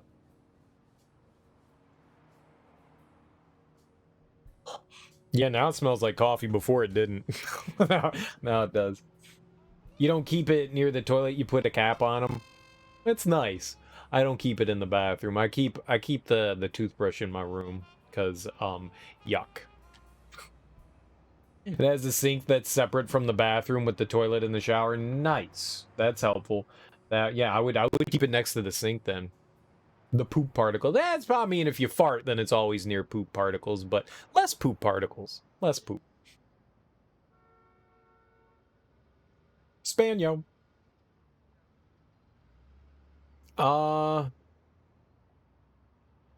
Did you ever meet Mitchell, the doctor? Mitchell? The lizard? No, never. Why? Oh, nothing. I think I've seen him somewhere. Yeah, the hospital. You also close the seat before flushing so the toilet's not spraying microscopic shit everywhere. I mean, it still is. It's just not like a violent plume of death, you know? Unless your toilet is airtight, whenever you flush it, that stuff's still coming out of it. It's just like, it's not just whoosh, you know, it's not like a neutron bomb going off, you know? I do the same thing. I always keep the toilet seat down. Did you ever meet Spano? What can you tell me about him? I think I saw him once, but I was just a little girl. I think my uncle turned him into a star. That was a long time ago. Are you cold? A little. Maybe I should go. Anyway. Thanks for the company. Yeah. Sonia, I've been in your shoes. Trust me, it gets better. Aren't you coming? Oh, look, see, we cheered her up a little bit. I knew I was looking at a solution, but what exactly needed solving? Is it ironic that a cat's wearing houndstooth? Is it? Is it cat houndstooth, right? Not complete protection, but still better than nothing, right? She has a long neck. Who doesn't? I'm like a giraffe. There you go.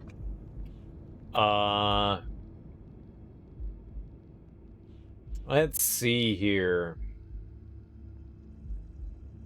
What's houndstooth? It's a patterning of like cloth. Here. Let's see here if we can look it up real quick. I'll show you with, I mean, we've got the internet at our fingertips, so why don't we just look up houndstooth? What is this it? Yeah. Houndstooth. Thorth. Houndstooth. Why is caps lock on? Yep. It's just like, you've probably seen the patterning like a billion times before, you know. Just never realized what it was called. That's it.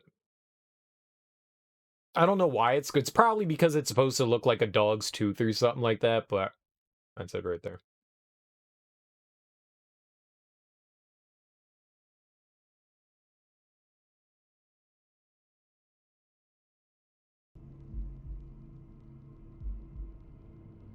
Yep. There we go. Oh, we're good. Oh, yeah. That's her pants. They're houndstooth. All right, what do we got here? Dunn's place, there's a picture of a tree painted by his wife, and then we got the music box hidden under the tree.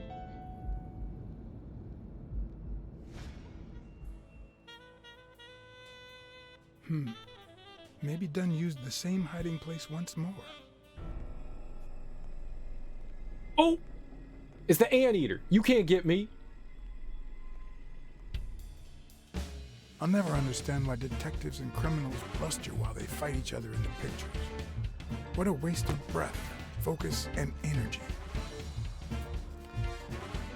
My fingies! Someone push him! My fingies!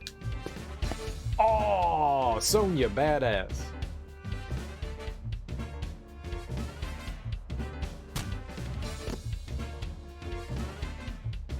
I don't know, maybe she likes that kind of treatment. Maybe she likes getting hit. In the screenplay that bothers me. I like getting hit. Plus, it's actually pretty handy. When a This is crook very talks tough. to you in the middle of a fight, you know you're up against a rookie.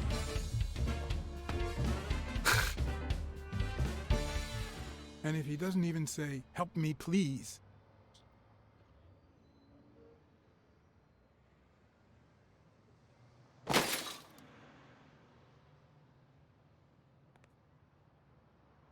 I tried.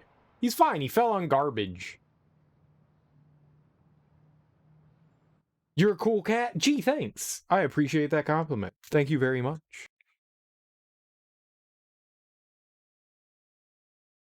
He's fine. What? He's got a bruised gluteus maximus. What did they say? nothing serious. I lost another one of my 9 lives.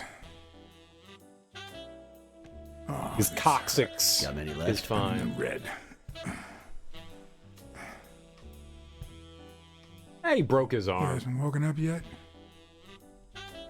Nope. We're gonna be here a while. I know how to wake him up. 7 letters. Cunning. Cunning? Cunning. It fits. I hope it doesn't throw anything off. Hold his beak. Hold his beak. Hold his beak.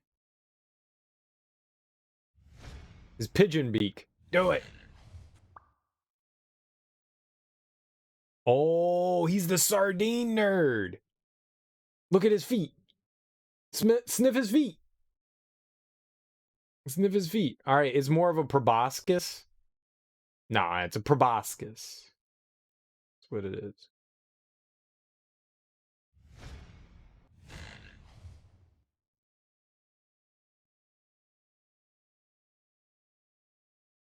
Like, it's got all kinds of action. Trout snout. Oh. I'm gonna steal his credit card. Oh. I tried. Identity theft.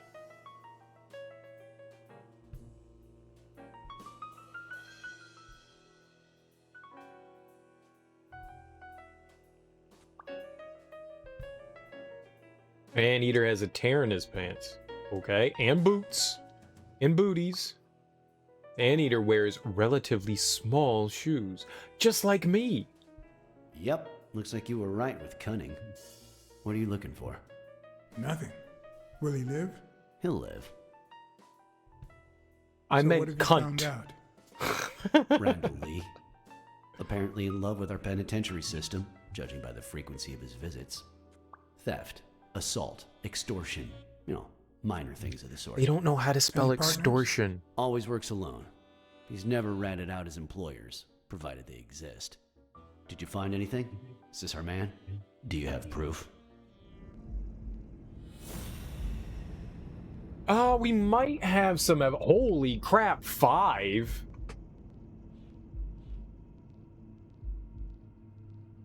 They look stained. The anteater's snout reeks of sardines.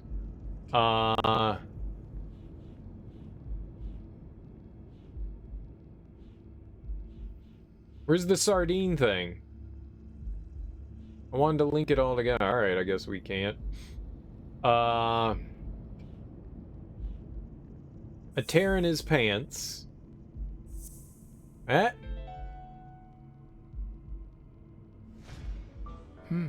Looks like we know who tore his pants following Clarice Freeman up to the rooftop.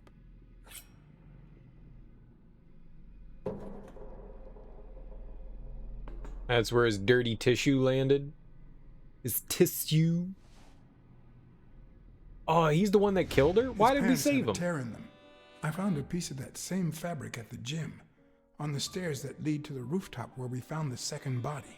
Makes sense, but how many pairs of ripped pants are walking around New York City? I don't call that evidence. All evidentiary you. All right.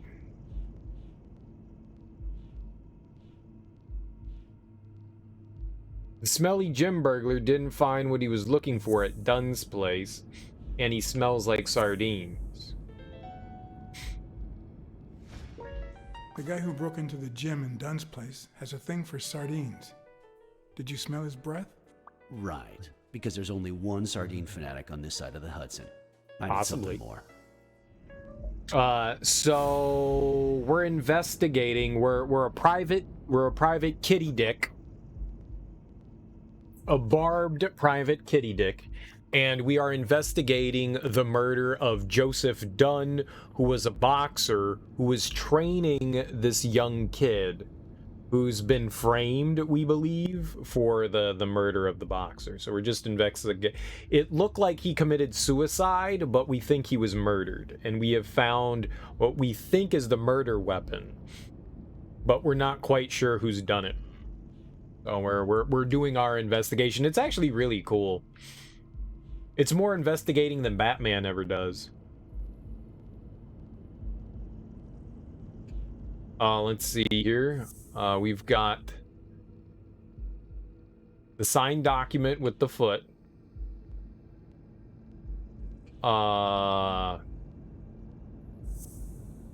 shoes. And the gym.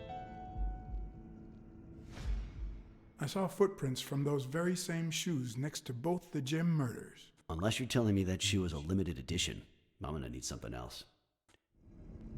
Oh yeah, it's pretty helpful. He keeps shooting down all my stuff.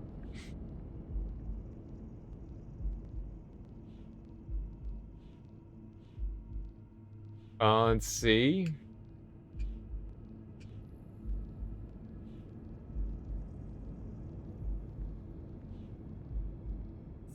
Thugs tried to scare me. Anteater broke into the gym. One of the thugs that attacked me the other night had a snout just like his. I'm sorry, but you can't incriminate someone based solely on species. What else you got? What more do you need? I've given you 4 pieces of evidence. None of which are conclusive. He tried to throw me off the rooftop. Yeah, you're right. I'm sorry. He's our man. No, he's not our man. Make up your mind. He's just a puppet. Someone is pulling his strings. Could it be Yale?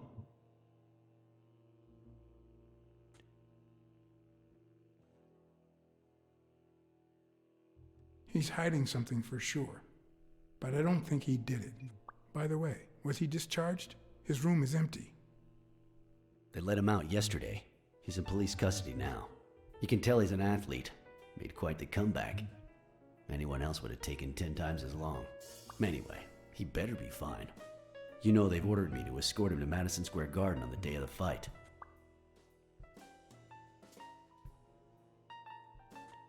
That's the first I hear of it.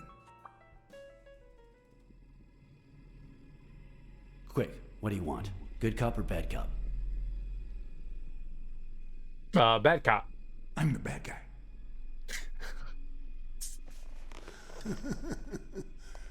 Good thing someone took out the trash. Punch his dick. Good Squeeze his morning, nuts. Mr. Lee. I assume you're aware that you're about to be accused of murder, and that thanks to the witness testimonies of Mr. Blacksad and Miss Dunn, your future's not looking too good. Go to hell, you dog.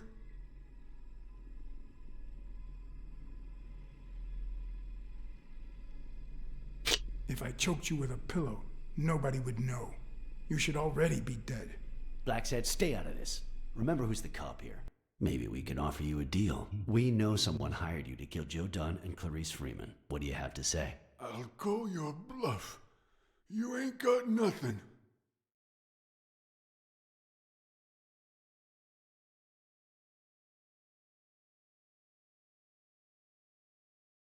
Your friend the Hellhorse doesn't seem to feel that way. Although I'm afraid he won't be talking anymore. Shut up, or I'll kick you out. If you tell us who hired you, we'll help you. What can you offer me?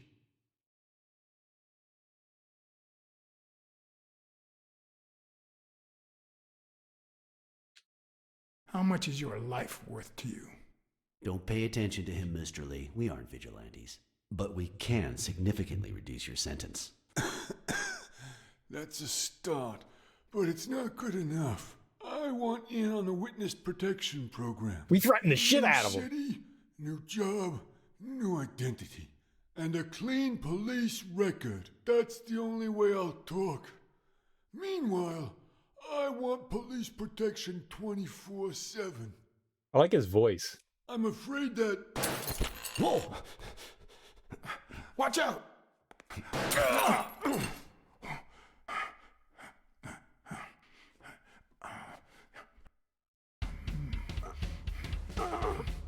Well, no point in negotiating, huh?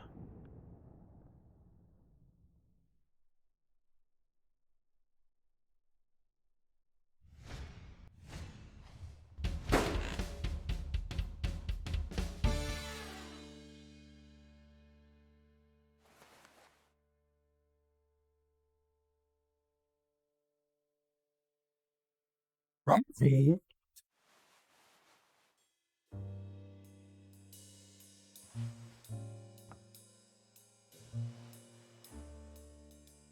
Luckily, Smirnov's wound wasn't as bad as Randall's. Yeah, he's missing some Unfortunately, brain. The police found nothing on the nearby rooftops. Our best shot at finding the killer was gone, so I went back to my previous lead.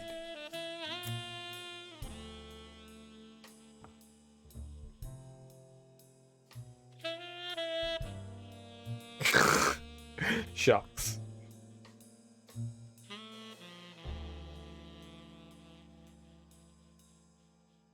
Dude, this game is so freaking cool. I love the story.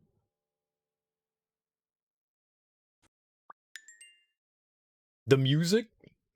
Let's make some deductions. We've had a deduction for a while that I can't quite figure out. It's from before my mother got sick and we moved here.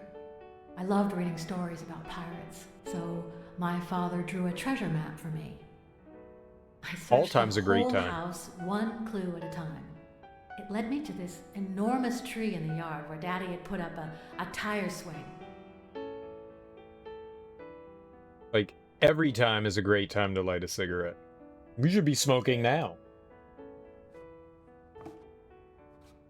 I like how they're smoking in the hospital. We bought cigarettes in the hospital. Like, we actually bought cigarettes in the hospital.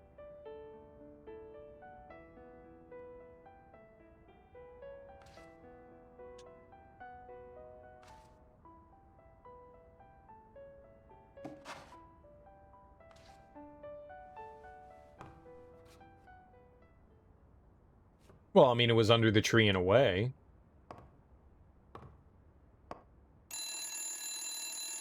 Ahoy hoy. Bing bang! Hello, Smirnoff residence. You're dead! No, I got you with my lasso! Can you quiet down, kids? Dunn got killed for stirring the hornet's nest. He's our brother-in-law? And you confessed your crime! Kids, please. He'd been investigating athletes for months, including Helen Moore and Al Stone, among others. Dunn's notes aren't all that clear, and I'm not sure what he was after. But I'd say we're facing a widespread corruption case. Well, if you're right, that could be some dangerous evidence. Bring it here ASAP. Sure, but there's something important that I need to finish first. Yeah, go to the bathroom.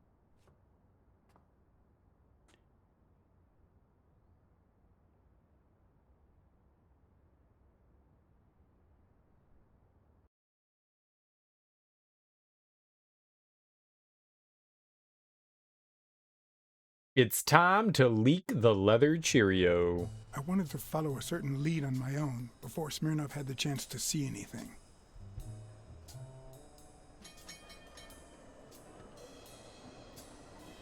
Whoops.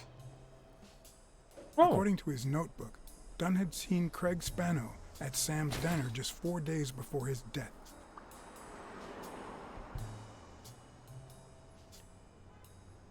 Get out of here, pussy! That's me! How is Mary? Playing the sad little victim at home. And here I am, up to my neck! What the hell do you care, anyway? Beat it! It might have been easier to slap the information out of him, but I decided to trust in a universal truth. Everyone is guilty of something. You don't know who I am, right? Don't know and don't care! Come on, spit it out! I'm John H. Blackmore, Public Health Inspector. Oh, yeah, right. There are some real freaks around here, so I have to be firm, you know? Have you eaten? Dinner's on the house. Free food! After you answer my questions. Sure, go ahead. Your call. Always at your disposal, Inspector. Ask away. Fear turned him soft and made him talk.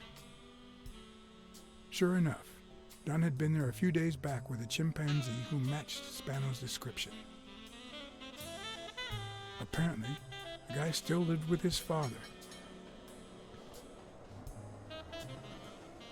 Dunn said he couldn't stay there a day more. For the time being, he would move into his place. The key to anyone's heart is through the urethra. What does public health services have to do with that chimp?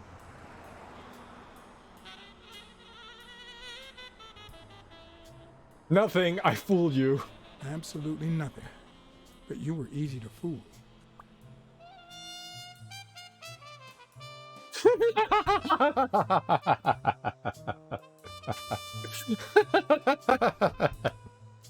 Got him. Dunn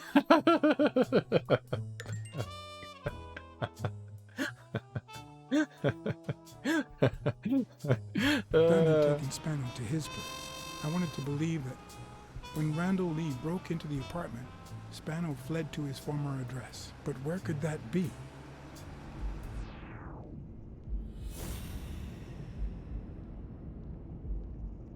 All right, we got 3. The anteater killed Joe Dunn and Clarice Freeman. We know Clarice Freeman. We don't know about Dunn.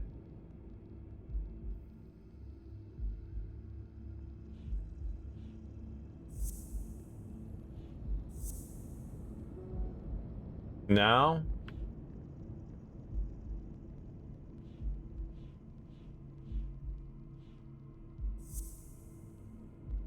Larry's feet on the table. No.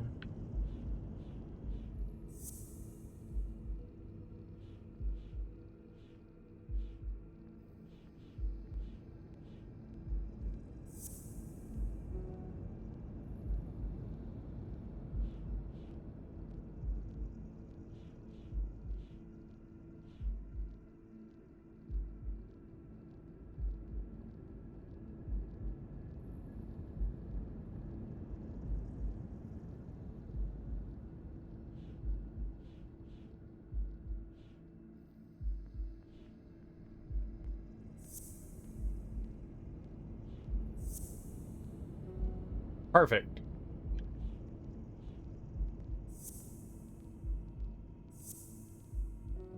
I'd just do that and then do it again. All right, let's see here.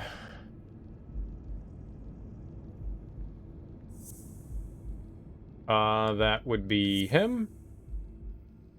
And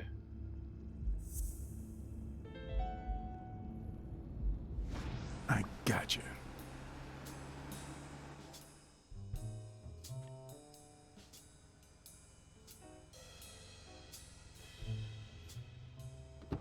Gotcha.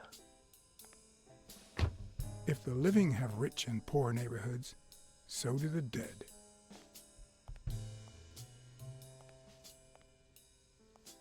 In the mid-19th century, Greenwood became the resting place to the city's most distinguished citizens.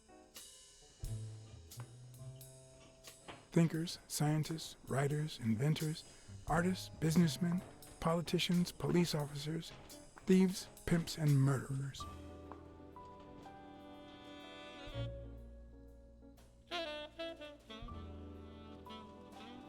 Here lie the bodies of the soulless minds that raised New York from the ground up.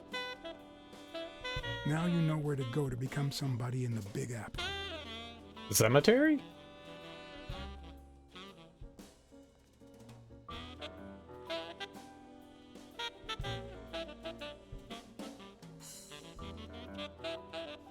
Doesn't seem like a great place to go.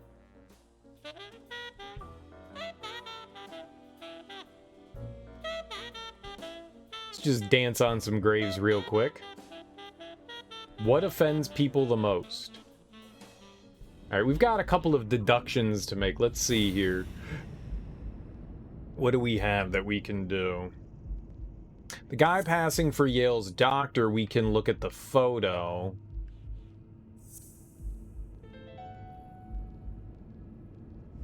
Mitchell, who fought with Dunn during the war, tried to pass as Yale's doctor. Alright. Mitchell, one of the Olympic Five, tried to pass off as Yale's doctor, but why was he... Maybe he was just trying to see if he was okay? We still have one more deduction to make, and I don't know this one. This one's kind of baffled me.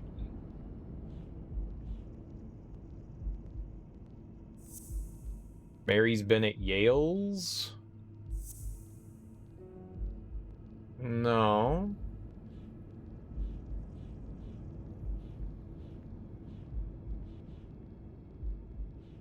O'Leary personally kills anyone who threatens his business. No,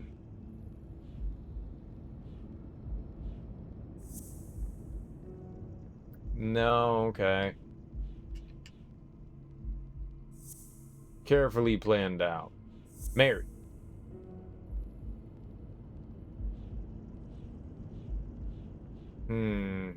There aren't many that were left over from before. It was this one, and this one have been around the longest. So what am I missing here? Avernius. Dominance is not what I wanted.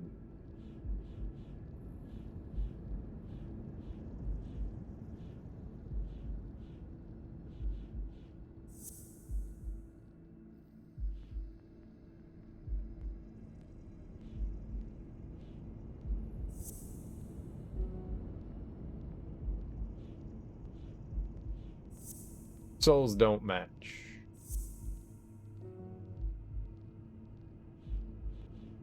Souls don't match. Sign of dominance and killing. Wait, what? Feel like the ones about O'Leary are related. The sign of dominance and killing threats? Maybe. I don't know.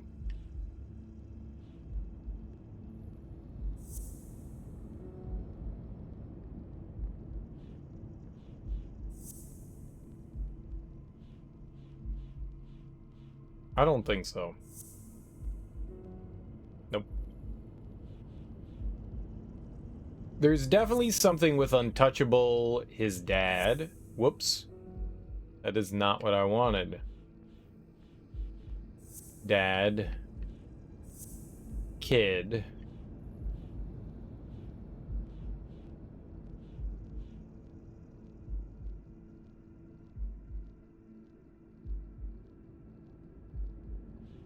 Yeah, there's something that's going on with those.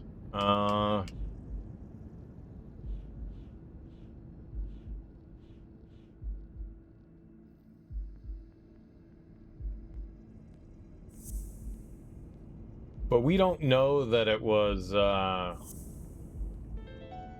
O'Leary wouldn't have sent Randall to kill Dunn. He would have dragged him to his basement, given him his little speech, and then killed him himself.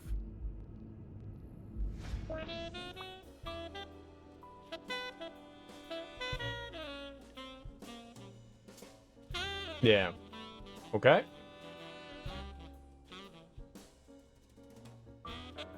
Very nice. We deduced the hell out of that. Like the champion.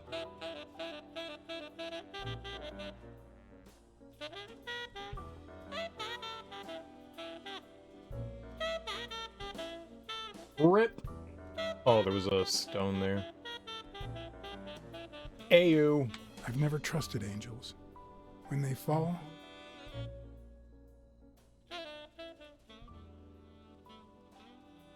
they turn into demons. They turn into demons.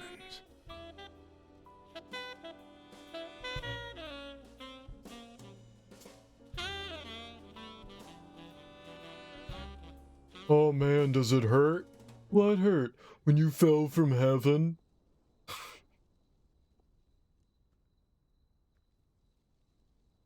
Got him. I don't know what I got with who and what there, but perfect. Perfect.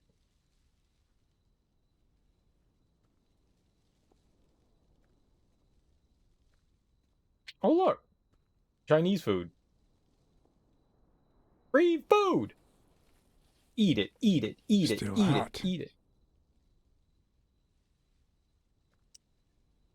What kind of cat are you?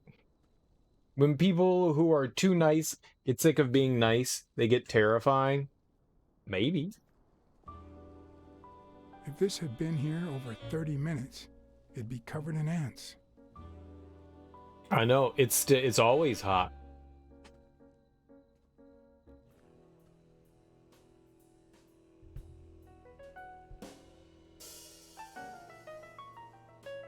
I mean, that's what we need is right there, I think. I want to look around the graveyard a little bit more before we go confirming anything. See if we can find any more clues. Clues. Clues are spelled with a SH. Clues. I do wish there was sometimes a bit of a walk a little bit faster button, but that's okay.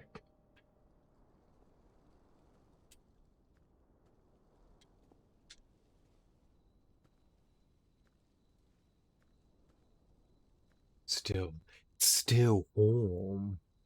And then you just jam your hands into the macaroni and cheese.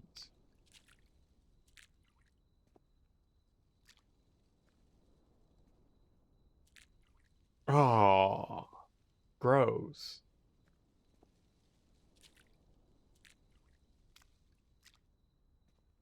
Oh, gross. Double gross. A Celtic cross.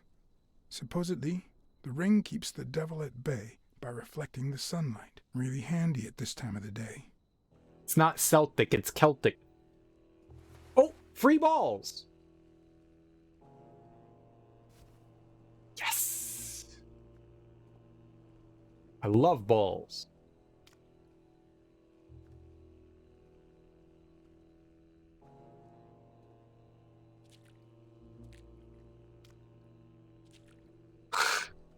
So nasty. It's so nasty. Okay. Someone glued a playing card to a grave. Good for them. Good for them.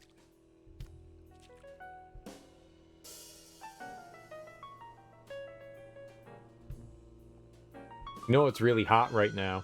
Pianos. Pianos are always hot.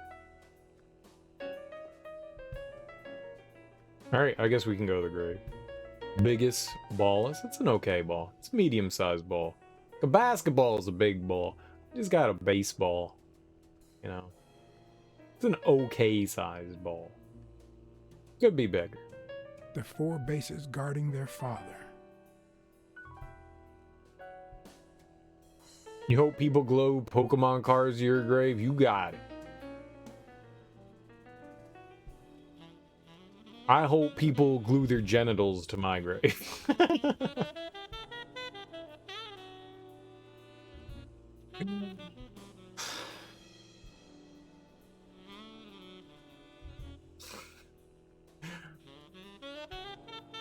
Bases, ballas. I could go for some basketballs.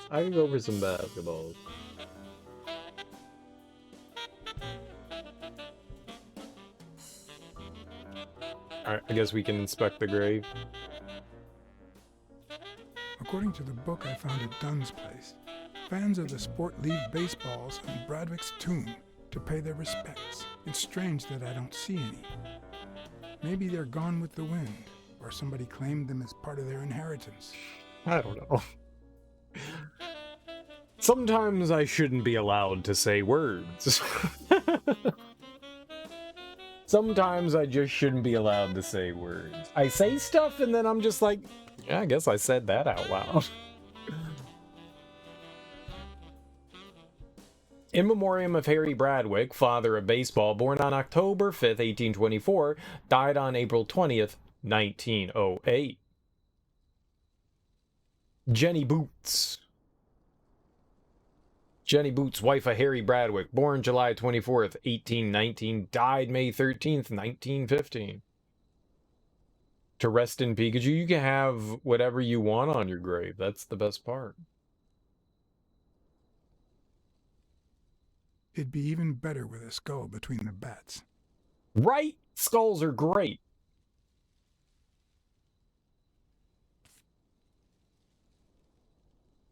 I love skulls.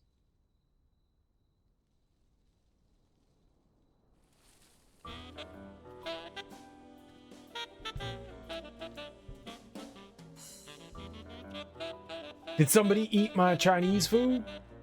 I was saving that for later.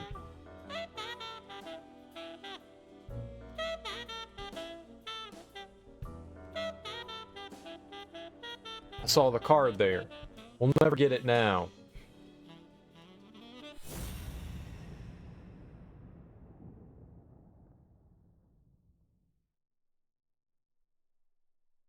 They're hiding in the tree. I see you. Right? The saxophone's great. Oh, monkey!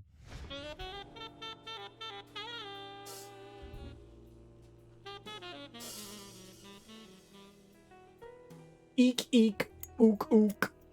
Wait, is that racist? Hello? Hello?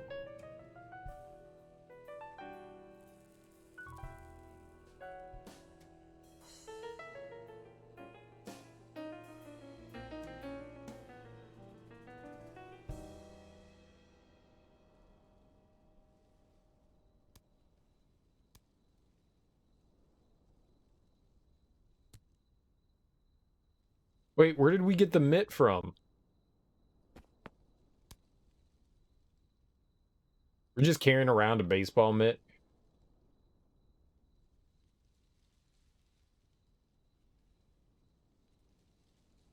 I found a baseball glove at Joe Dunn's place. A glove signed by a great star. I couldn't believe my luck.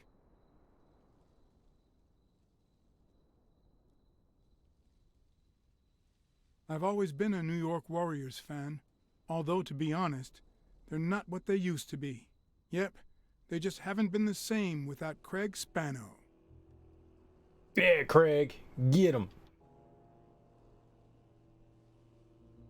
Joe Dunn met with someone at the diner, close to his gym. Then he took that person to his house, so that he didn't have to live at the cemetery. I would have never guessed the person's identity.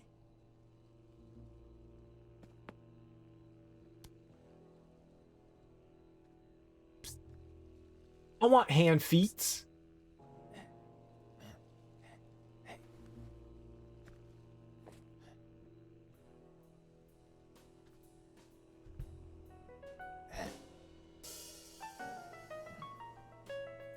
Hand feet would be so cool.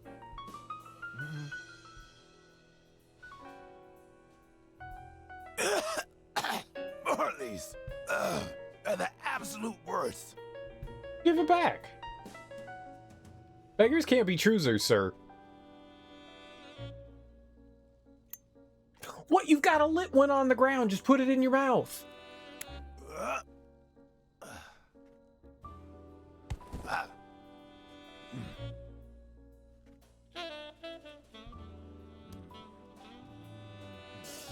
Who are you?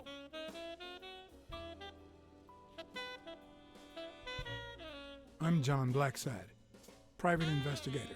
How's Joe? One question at a time. It's my turn.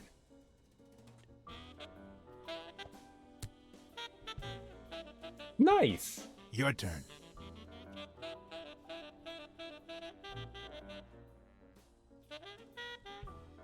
What was your glove doing at Dunn's place? Because Dunn said he was shaking the hornet's nest, that sooner or later they'd come after me. Because they wanted to kill me. Because he offered me his home. And then vanished. Because I waited for him for 2 days and then they came to get me. Because I had no time to take my glove when I escaped through the window. What did he want from you? And who wants to kill you? One question at a time. Gotcha. So that's why the window was all busted up. It was the way out, not the way in. What would happen if I told him the truth? Would he lose it? Could I take that chance? Yeah. Joe Dunn is dead. Murdered. I told you, Joe. How did it happen?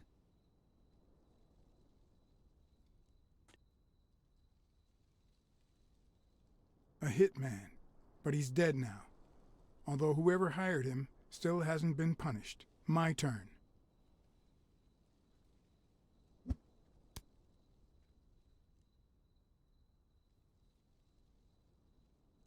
Ask him the same question again. Why did you meet with Joe Dunn? Because he thought that the same guy who wrecked my career was ruining many others. Because he wanted me to tell him who was behind my decline. Because Joe knew the same guy would go after him too. And he was right. Our old friend, the surgeon. Huh. Oh, we're deducing. It's deduction time. Alright, Mitchell, one of the Olympic 5, tried to pass off as Yale's doctor. One of Dunn's brothers-in-arms tried to pass Yale's doctor. No.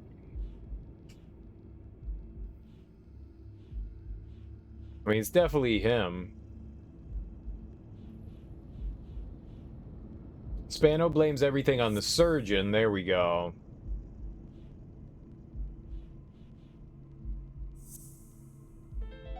There we are. Is Mitchell the surgeon? Is he the person behind all of this?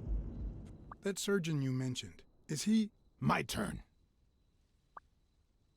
Dr. Surgeon. I want to know why I should trust you.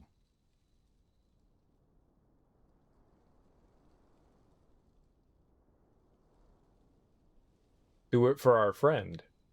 Do it for Joe Dunn, our common friend. It's my turn. That surgeon that you mentioned, is he in this photo I got here? Ow! Hey!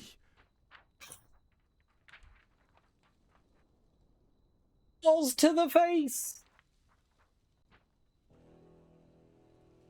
You have to dodge those, sir? Hey, that toss was...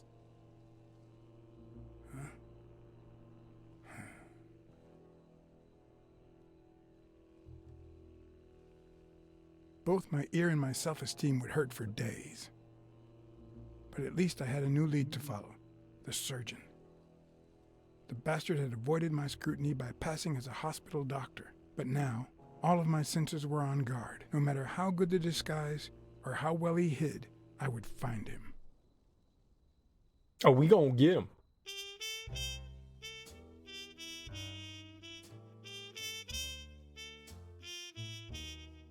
We gonna get him real good. So, what you're saying is, 1, there's a corruption scandal involving all kinds of athletes. 2, Our puppet master is a surgeon named Mitchell, a man who happened to fight in the war with Dunn, right? Could be a false lead. Maybe, but it could be no more than a false lead. Anyway, where was I? Number 3, right? 3, since Dunn was on his trail, Mitchell, or whomever, hired an anteater to get rid of him. Then, since you were also shaking the wasp's nest, he went after you.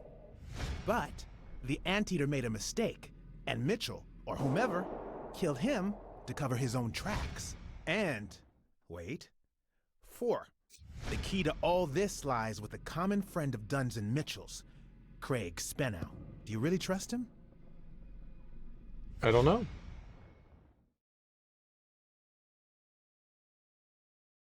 I mean, I think he's telling the truth. I think he didn't lie to us. Although he might not know the whole truth. 4. 5. Dunn was murdered 4 days after taking Speno to his house. If that doesn't make him suspect, makes sense, doesn't it? I don't know. Something doesn't add up. No, it doesn't add up. Why not? Just a hunch. Let's follow up with the suspects. You told Smirnoff that even though you're sure Yale is innocent, you think he's hiding something. But what about O'Leary? 6. Nah, I know O'Leary, and he wouldn't have sent a hitman. He would have taken matters into his own hands. What about Cassidy? 7, right? Cassidy's within the realm of possibility. Walrus has something. Cassidy acts recklessly by impulse, for sure. But Dunn's murder was carefully planned out. I think it's safe to rule out Cassidy as Dunn's murderer. He seems too impulsive to have planned such a twisted crime. Whoever planned the whole thing knew the suicide theory would fall through, so he manipulated the clues to incriminate Yale. Cassidy is too impulsive to pull off such an intricate plan. So, even if you have your doubts, Mitchell is the one pulling the strings. And Maybe. You know why? Because in novels, the murderer is always someone the detective knows from the beginning. Well, that could be the case in British novels. You know, where everyone in the mansion where the murder took place is a suspect. But this might just be an American whodunit, where the detective doesn't even meet the culprit until the last scene. You mean we still don't know who's pulling the strings? I didn't say that. How did it go with Helen Moore? I didn't get anything, even though it started out really well. I asked to interview her along with her boyfriend, Al Stone. Since I'm a big shot, they were happy to oblige. Nice. Perfect. Oh, cool. Now, time for the interview. I'll go back and forth so you don't get bored. So, who goes first? Here's one for Helen.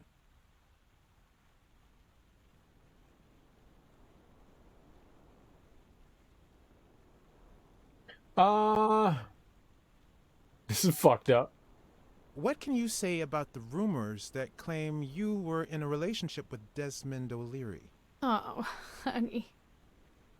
It would be such a shame to mention that shady character in your article, wouldn't it? Well, why? I'm sure your newspaper would hate to fire someone as talented as you. Oh, shit. She threatened us? Okay, now. Here's a question for Al.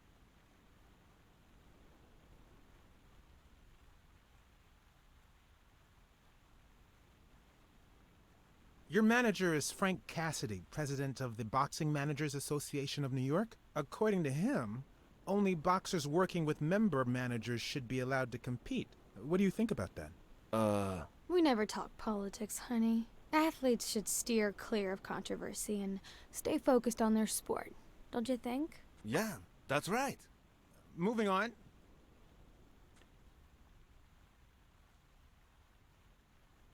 Here's one for both of you.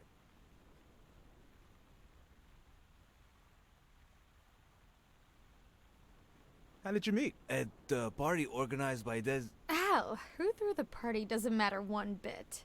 What matters is that I saw you and you saw me. Our paths crossed and our lives were changed forever. She doesn't let him talk.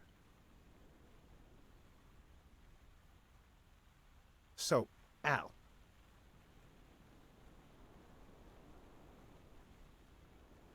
Are you ever jealous about sharing your sweetheart with America? Yeah, Nonsense. America has my smile, my figure, and my patriotic love. Everything else, and I mean everything, belongs to Al. Right, baby? Yeah, that's right. Okay, one more question, and... Al, honey, can you answer it? I've got to go say hi to a fan. I'll be right back, Mr. Pulitzer. Wait. You mean she stopped smiling when that fan showed up? Yeah. Could you describe him for me? I'll be able to show you something as soon as I'm done developing these pictures. And actually, I thought it was odd, too. So while I continued to interview Stone, I managed to take some pictures of Moore and whoever her mysterious fan was. Ooh. Ooh. All right, so where were we?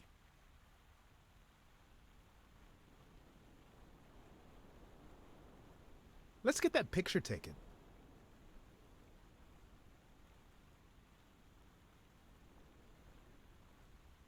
Let's see what you think about this. Close your eyes and rest your chin on your fist. The boxing thinker. Like these? Exactly.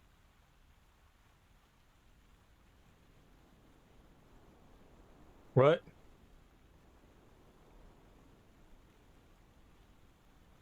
Wait, I accidentally moved. Stand still. I'll take another one. What's with me today? Don't move, please.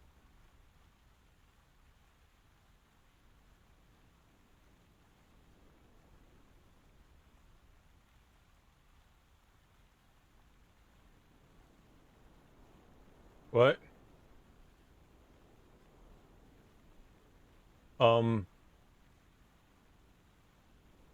Now we got it. Should we keep at it?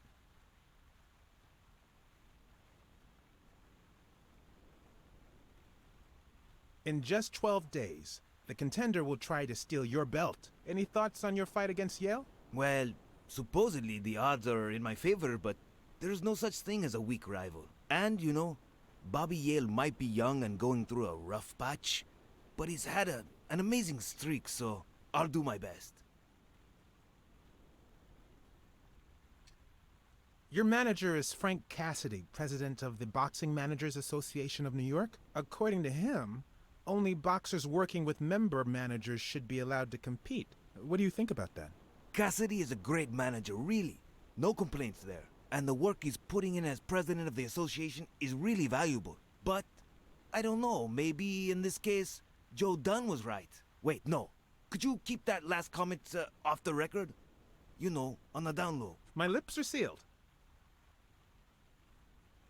I'm going to take one more, all right?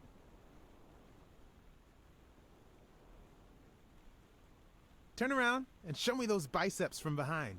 Like that? That's it. Oh, someone getting all big sexy. What's up with me? Stand still. I'll take it again.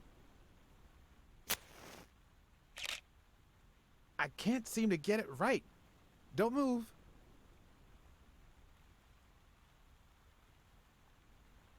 It's about time. Finally, we're all set. Wait. So, are you telling me the photos are developed? Or is that what you said to Stone? Both. Just look.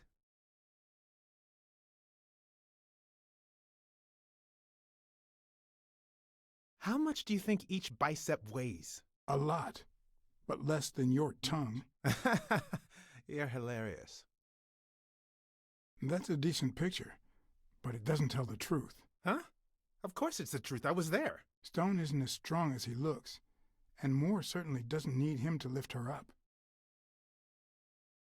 Oh. That's a decent picture, but it doesn't No, tell the I don't truth. want to look at it again. Of course it's the truth. I was there. Stone isn't as strong as he You looks. dummy. And Moore certainly doesn't need him to lift her up. Look at his hand. Is he pulling something out of Moore's purse or putting it in? Good stuff, good stuff. The boxing thinker, the boxing poet. Boxing just might turn out to be the intellectual sport of choice. Gladiator battles. Who's that guy? I know he's not a fan. You should have seen her face when she saw him. The face? I think she only smokes when she's nervous. What was making her nervous? Dun, dun, dun.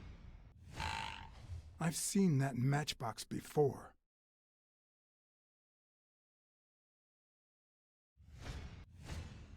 Wait, that's him. Who? Mitchell, the surgeon. Seriously? We got him. Not yet. Right. We still have to find him. Hey, pal. Did you hear what I just said? We need to keep looking at all those pictures. We need a clue that'll take us to Mitchell. Hey, see? There. Just like I was saying. Genius.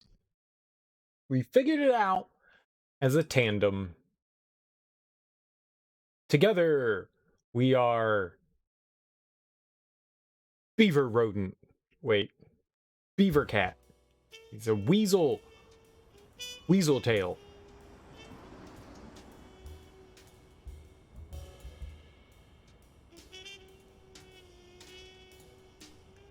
Champions of... Brawls aren't even the worst part of my job. Sure, you may take a beating, but at least you get the chance to defend yourself. But when you're sitting in your car all night, there's no way out. You can light matches in a dark room. There's nothing that'll catch on fire. Your legs cramp up. Your back and neck feel stiff. Nah, it's not bright enough. Your entire body aches to be somewhere else. It's boring and repetitive.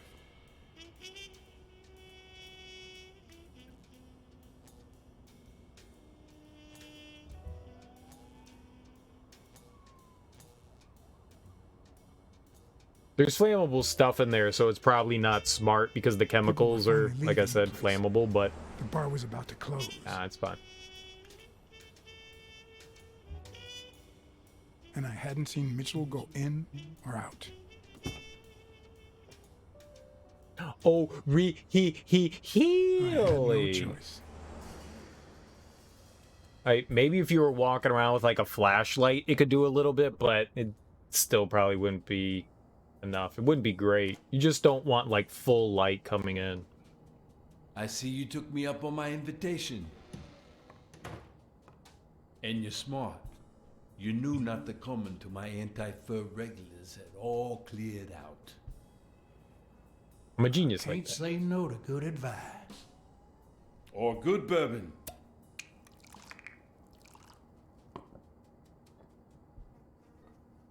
I like this lizard guy. Take his teeth. Here's Make some looking shoes. at you, Mr. What was your name? As far as I knew, La Iguana always stayed neutral. He played poker with Cassidy, but his joint was used as a gambling drop-off for O'Leary's operation. Did it make sense to keep faking it? Or was it too dangerous not to? John Blackmore. Blackmore. John H. Blackmore. I knew it. Although your Texan isn't half bad. Let's just say I represent certain sports lobbies I'd rather not talk about. I understand. My pleasure, Mr. Blackmore. Nice. Calculated risk is what we're all about. You're natural. That sure Gambler. beats your poker game. This is much easier. No one can cheat. You barely flinched when Cassidy decided to teach that ego a lesson. What do you want me to say?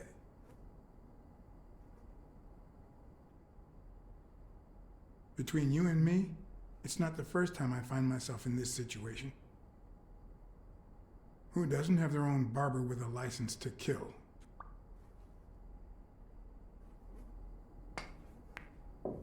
Damn it. Well, nobody's perfect. Tell me, what do you really want with Cassidy? I just don't understand your motives. The truth is, I represent certain interests which make Desmond O'Leary my enemy. If you know anything about their rivalry, I rest my case. Don't worry about it. I was only curious. So, what about me? What do you want from me? No one comes to La Iguana just to drink and play pool. I'm looking for one of your regulars, Dr. Angus Mitchell. What for?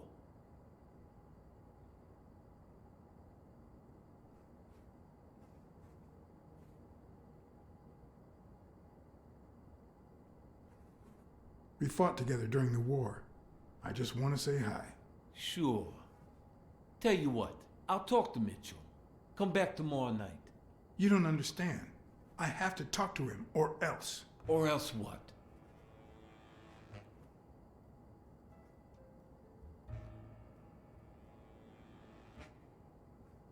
You'd be losing your chance to make a pretty penny. I know how to reward my allies. You think I'd spend my time in this dump if all I cared about was the money? Please, cut the crap. Anything else? I don't think Cassidy would be too happy about the role his poker buddy plays in O'Leary's gambling operation. I'm sure you understand that. Son of a bitch. All right. Give me your phone number, and I'll give you a call when Mitchell shows up. No. You're gonna call him right now, and you're gonna give him this message. All right. Nice. Wait, what's the message? Night, there's no way out. Your legs cramp up. Your back and neck feel stiff. Your entire body aches to be somewhere else. It's boring and repetitive. It's so bad that your thoughts spiral in a never-ending loop. Like when you're stuck in your car, on surveillance duty. Duty! You did it. The owner of La Iguana was supposed to tell Mitchell that a certain anteater was still alive, and that it was only a matter of time before he ratted him out. With a bit of luck, that would make him nervous enough to force his hand. Now all I had to do was follow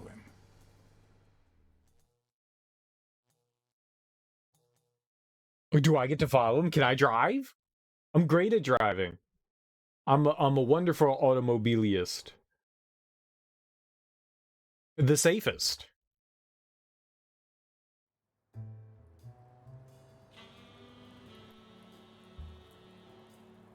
Oh, I wanted to like weave through traffic.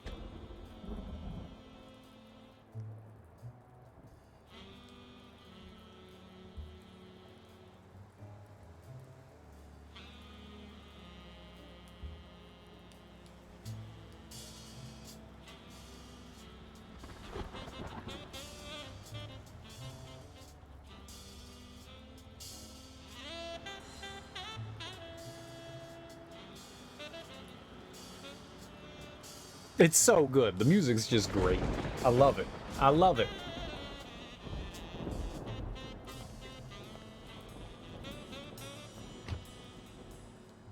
Groovy tunes, man. Groovy tunes.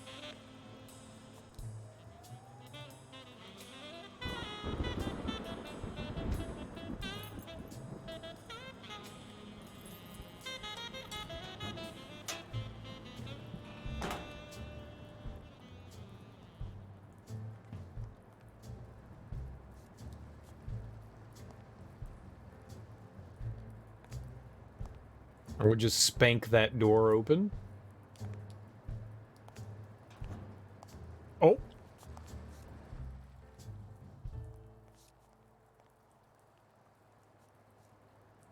It's the horse guy. He has a ponytail.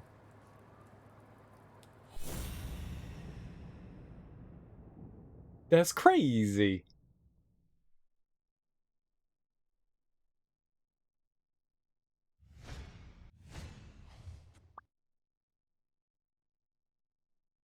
He is armed. That's frightening. What will we do? He's got a key on his belt.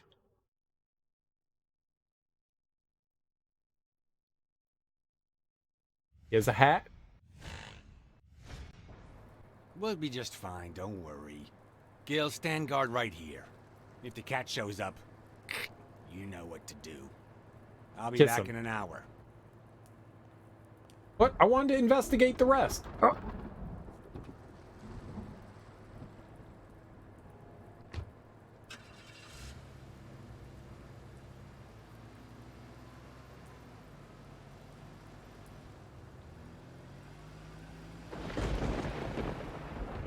Who uses headlights when it's dark outside?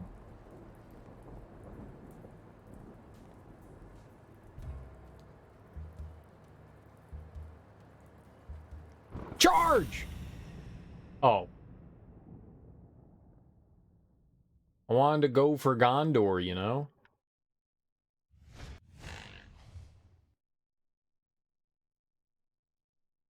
He's got his hand on a gun.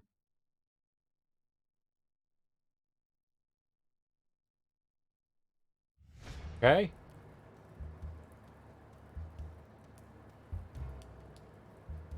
Could I take him by surprise from over there? Although I don't know how I'd get there. Shh, suckers. You're not living light.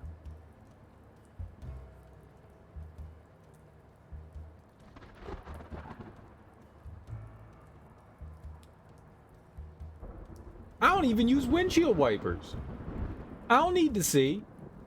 I drive by sense. With that, not sight. Sight is not a sense, apparently, according to me. Duh. I just feel it out.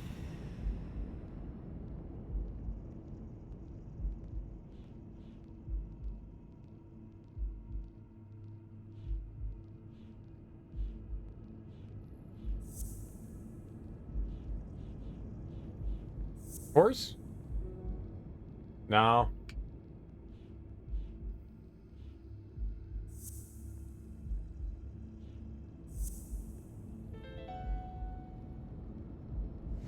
Of course, he's Randall Lee's partner. I should be careful. When they gave me a beating, I could see he was kinda trigger happy. Okay, we should be careful. So we should scare him. Horse are easily spooked. Just put your hands in the air and just wave them like you just don't care, and it'll flip the horse out.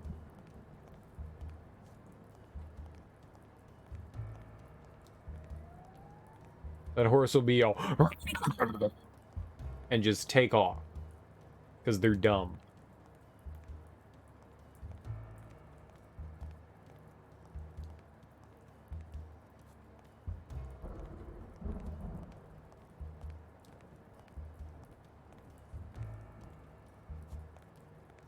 Was that a milk truck? Kitty wants his yum-yums.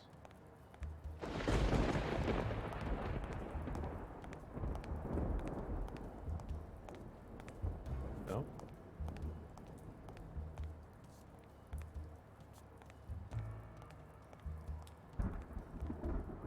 Milky cereal.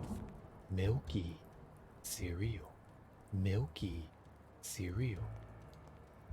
I'm hungry.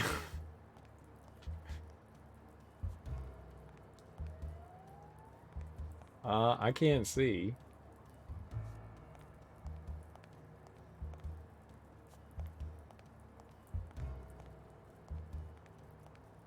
Yum yum.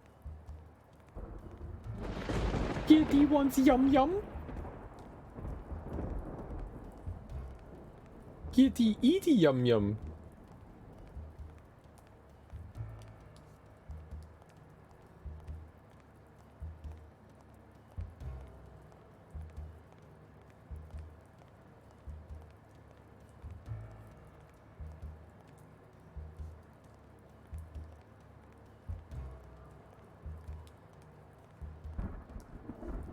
Too bad we've only got coconut milk.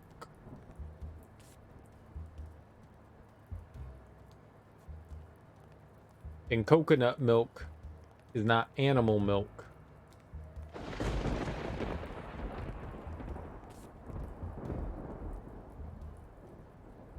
Jerry Lee Paddington? Paddington is a bear.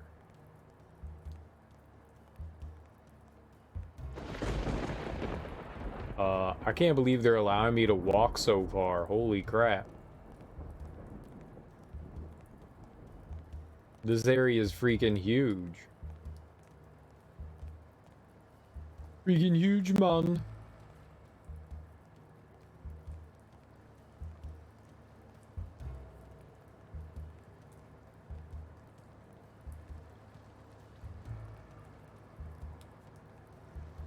Yeah, this is wild. When you want to be silent, noise can be your best ally. I do like noise. Noise is good. Oh, there's horsey poos. He'll never see me over here.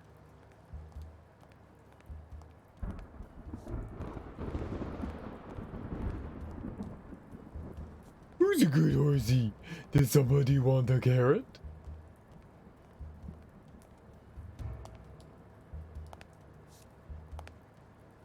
What? No!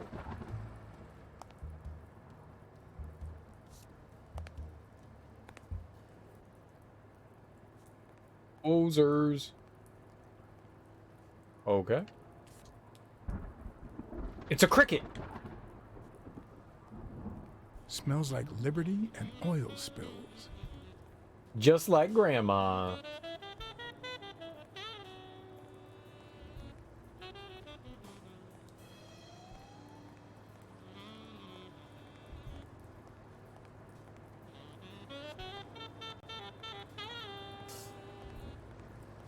I think there was like a set of stairs back the other direction. Your grandma smells like liberty and oil spills? I mean, whose doesn't?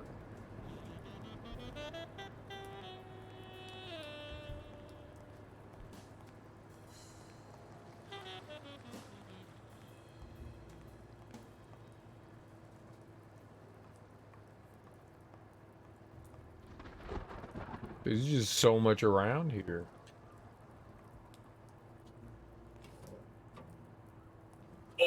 Oh, it's Shenmue!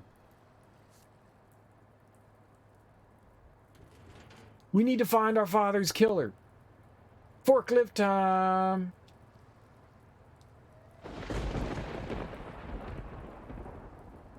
I know, I got it.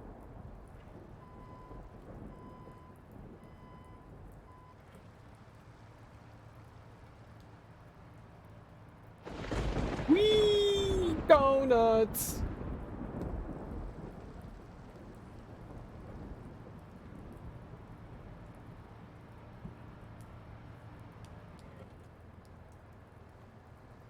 Up, down. Up, down.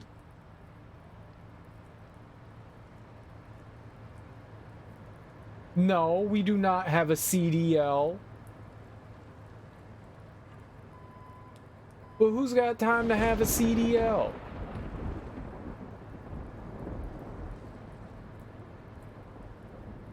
That takes time and effort. We don't have that.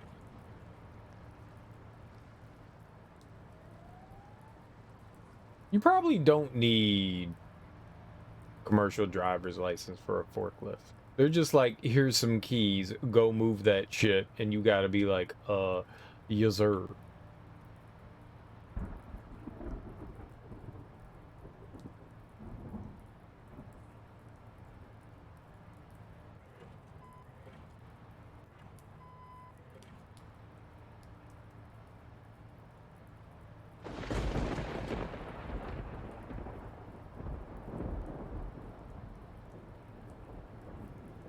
Beep, beep.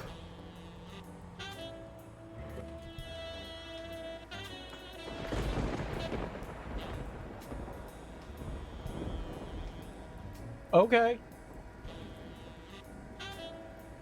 I'm Batman. I mean, I'm Catman.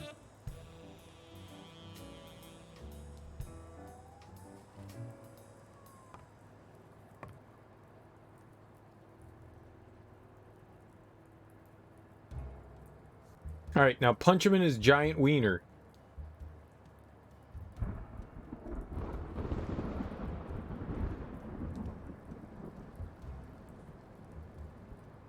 Pounce on Gil.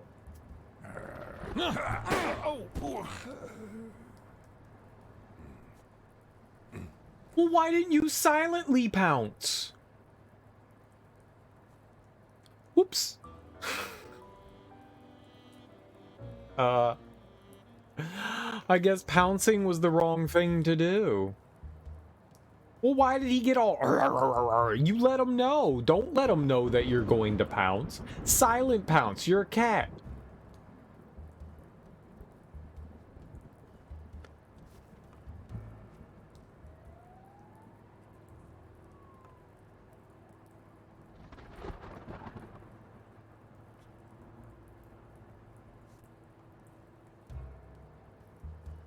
You beat the Weeb Souls? I did beat the Weeb game.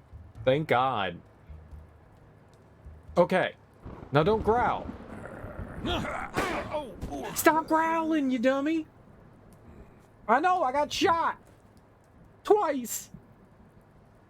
That was a fantastic... It felt like a better decision that time, and it was equally dumb.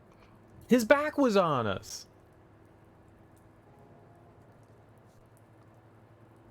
Like, not cool, bruh.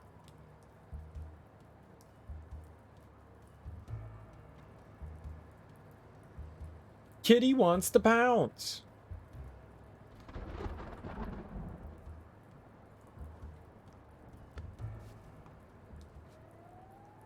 What now? I did died.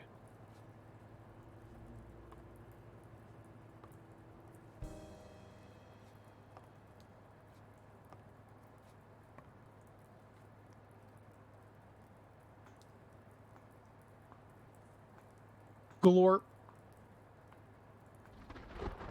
I do like bananas in my mouth. Ah!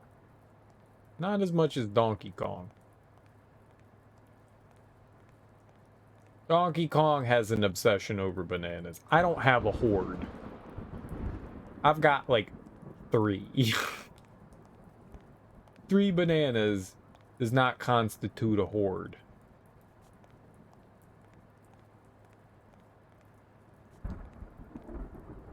A riot shield? Why is that on the roof?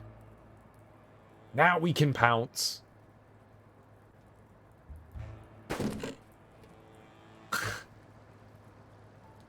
Not in the leather Cheerio.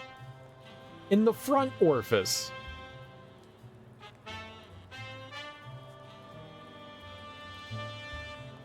The back orifice is for deposits, not deliveries.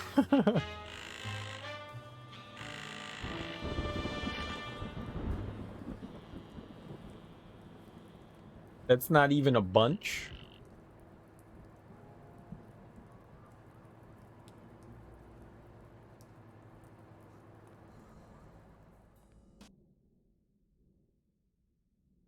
I mean, 3 can be a bunch. It's a few. It's more than 0. How you doing, Smoke? Happy Wednesday. How's life treating you today, homie?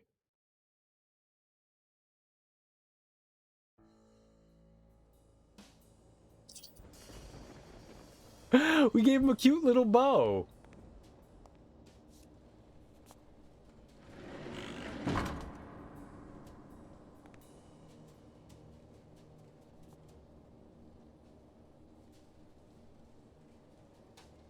Now who's looking the gift horse in the mouth? What does this place have to hide? Porn?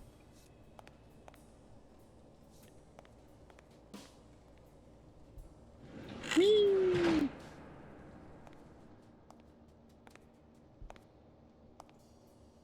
No, don't take that off.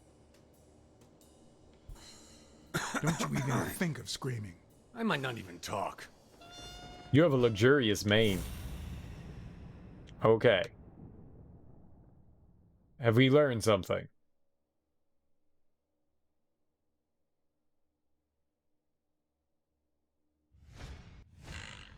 It looks like an arrowhead. Or like an arrow dead. Grab it and stab him.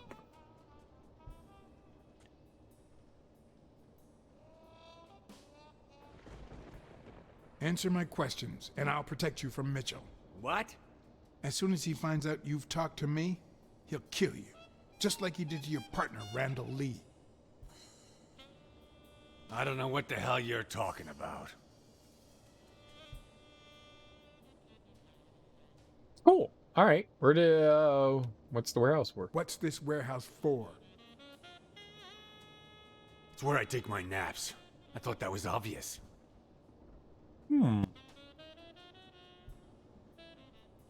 What's Mitchell up to? Mitchell? What Mitchell?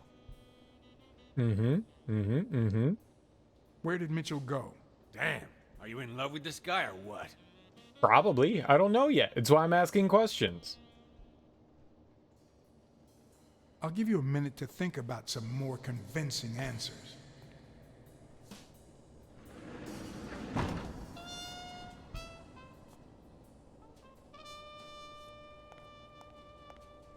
This guy's nosy. Buttons?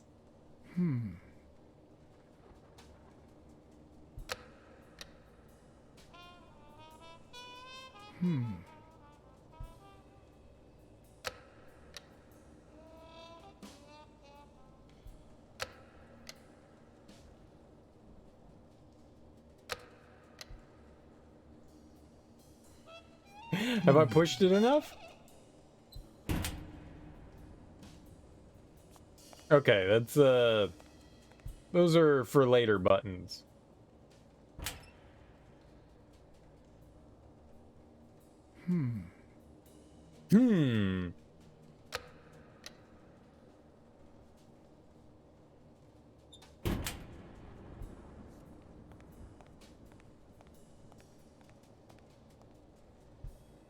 I like pushing buttons.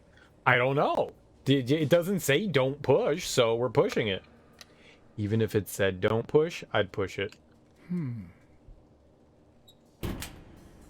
There's a lot of buttons. Maybe too many buttons. You might call me button curious. It's a vat.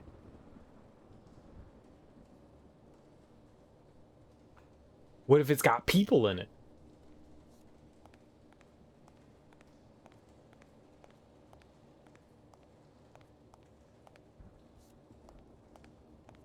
Aha.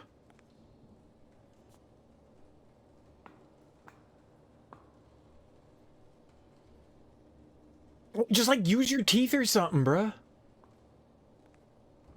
Bitey, bitey, bitey. Kitty likes to bitey. Oh, I thought that lit up. There's gonna be a body in there and it juices them. It's like a fruit ninja.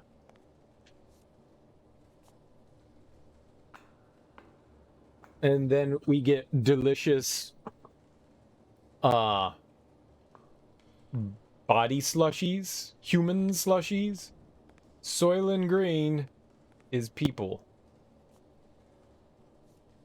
Delicious, delicious people.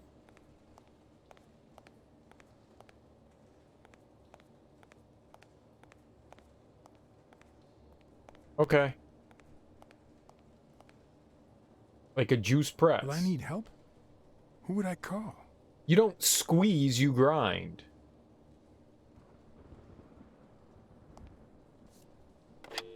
Gurgle, gurgle, gurgle, gurgle, gurgle. We're calling the cops. Smirnoff. Pier 36. Meet me in an hour. Blacksad. If you're coming from Montgomery, it's the 6th sea-facing warehouse. What's going on? And bring the cavalry. Okay. Let's also call our reporter. More or less.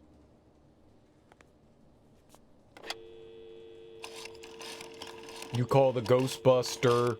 Zzz. Who are you gonna call? Pier 36, the 6th sea-facing warehouse coming in from Montgomery. John? Is that you? Meet me in an hour. What's going on? Bring your camera. I just gave you the scoop of your life. They're all gonna die. We gave him a tip about a death sentence. You're about to make Weekly very happy. His pants are allowed to be tight. Tight pants for everyone. Goat's butter. I like goat cheese. Goat milk tastes kind of weird. Goat cheese is alright. Like blueberry cheese.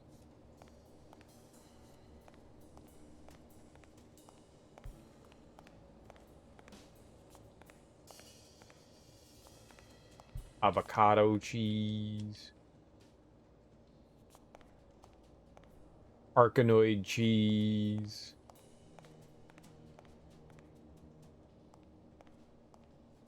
Hairy cheese. According to this, the warehouse belonged to a Canadian import company. Gross. Canada.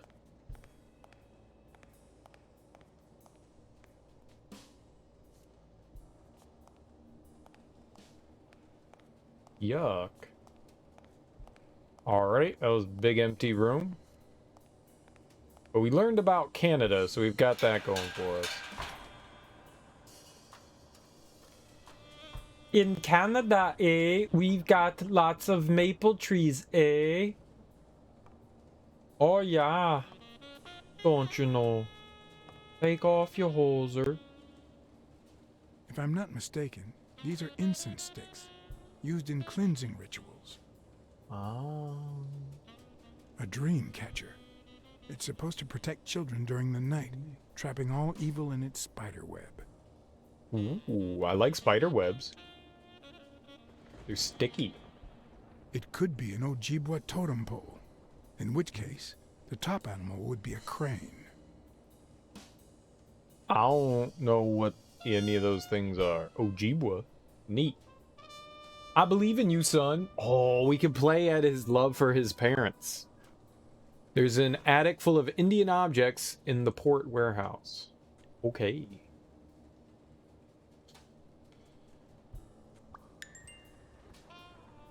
Oh, we can deduce. I'm all about deucing. Don't limit my deuces. Now, don't look at it again. Is that what it meant? Like, we can deduce? We're a deucer? Yeah, it's not the right book. I don't need any of that. There we go. Now let's think. What's a Canada? I don't know.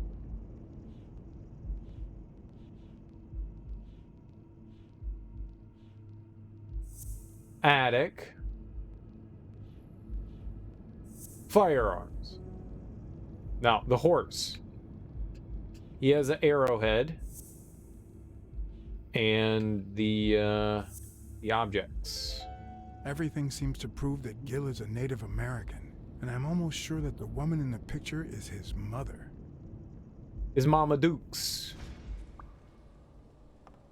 Gil is a native. So if this is a world of animal, people is the totem pole, just figures of people stacked. No, that's other animals still, apparently. Stacking people. People don't exist here.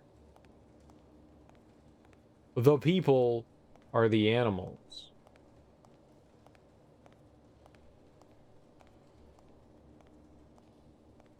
Doy. But it would have been funny to see a bunch of people stacked on top of things. Like, the animals have people pets. Who's really in charge?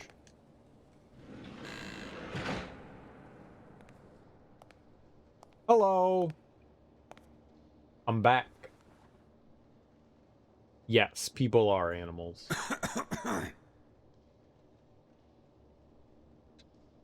You know who'll always believe in you? Your mother. My mother never lost her faith in me. And I gave her plenty of reasons when I was a kid. Yeah, so to them it just looks like different kinds of people. It's just people on people action. Yup. It's just a big orgy. A stick orgy. How do spirit animals work? I don't know. I don't know. Maybe not all of them are sentient. It all started with something as stupid as keeping the change when she sent me for groceries. Then I started stealing fruit from the street stands. And finally, I turned to pickpocketing. Somehow, my mother managed to keep me in school until I got into college. But I never gave her reasons to believe in me then either.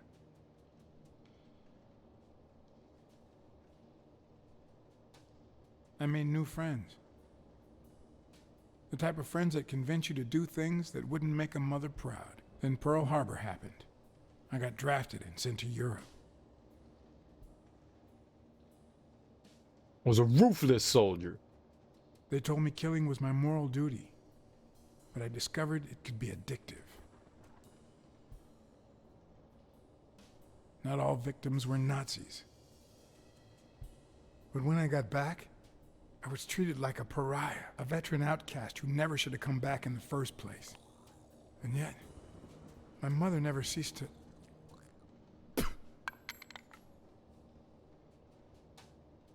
Ugh! Don't touch also that! fought in the war. That's where I met Mitchell. It's got scabies. They used me, like many of my people. And then they just tossed us aside.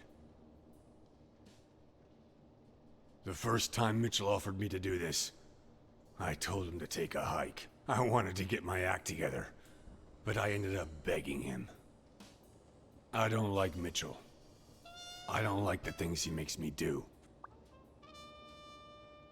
I don't like that German rat either. But what I like least of all is myself. German? I don't like what I did during the war, and I don't like what I'm doing now. Do you know what it's like to kill a friend for the sake of the mission? Huh. Hey, Susai. Welcome on in. Happy, But my mother, she always thought I'd make Wednesday. amends How you and doing? start anew. I appreciate it. I don't know if we were making that up or if it was actually, like, our real story. I feel like I was making it up just to try to, like, butter him up. Maybe it's time I did just that. It's number 3. No, 2. Wait, what are we talking about?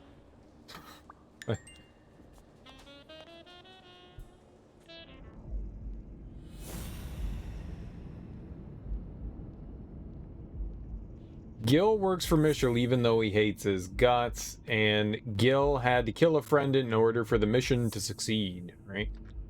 Oh, and we've got more. A sniper killed Randall Lee. It was him. There we go.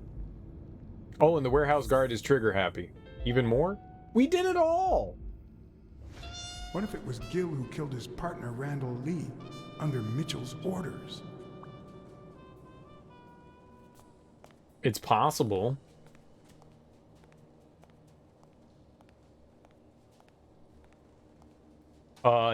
He said number 3. So now we do some insertion? We do insertion. Ah, now we can push buttons! Do press button. Do press button.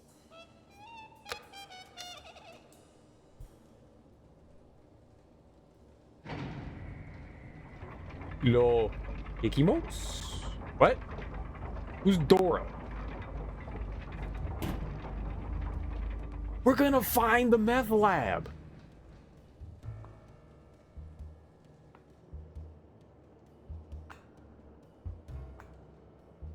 This is where they hide the good stuff.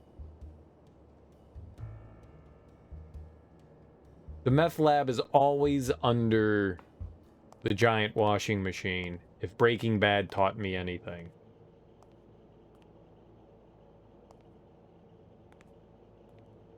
Dora's an explorer. An explorer of what? Like Pizarro?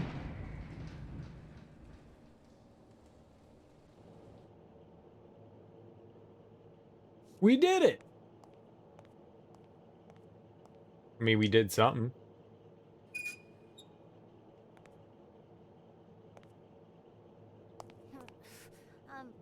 Found Dora! Go away! Hey. It's all right. Don't be afraid, little girl. Kid needs a peanut. Broomhilda. I'm gonna get you out of here, okay? Vita, no hurt. She's German? Let's steal her toys. Free toys. Sock puppet theater?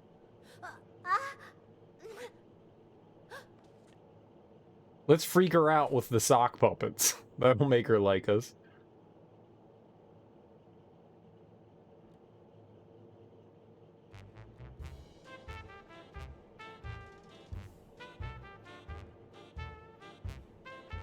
Why is there a kid down here? Like, what the shit is this? Once upon a time... A space heron, a beautiful princess who was a good girl. There was a brave seafaring girl. That sounds good. Once upon a time, there was a brave seafaring little girl called... Brunhilda. Hi, my name is Brunhilda, and I'm very happy, said Brunhilda. And then Brunhilda, who had a beautiful name... Really beautiful. A really beautiful name ran into someone very special. Oh, who was it? A sea cat. A sea cat called John. I'm a sea cat. My name is John. Hi, John the cat. I really like sea cats. Hi, Brunhilda. I'm going to use my seafaring wisdom to help you. Get out of a cage. Get out of a cage, too. Nein, he's sad. You say silly things, John the cat. So what are you gonna help me do? Fill some color balloons. Fill up a bunch of color balloons. I love balloons. What's your favorite balloon color? Wow, that's a very hard question. Brown. But John the cat, it's the easiest question in the world. Let me show you how easy it is. My favorite balloon color is... Pink. Pink. Whoa, Brunhilda. That's exactly what I was about to say. Bird. Why does that bear have a gas mask? Bird. John. Brunhilda. Freund.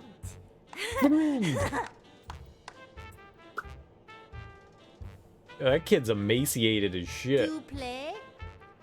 It's look. Okay. Hi, Bird. Why are you wearing that mask? Weil... gas. Well, maybe we should get out of here. What do you think, Bird? And what about you, Brunhilda? Don't you think that?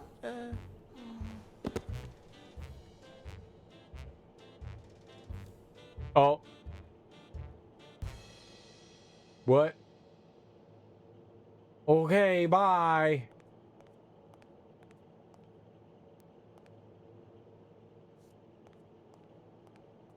That little kid just took a nap.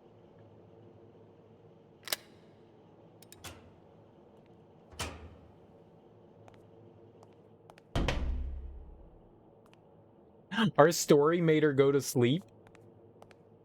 She was just like, yo, that was boring as shit. I'm gonna take a nap. I'm sorry, kid, that I bored you into a stupor. Not me fault. I don't know. She just passed the hell out.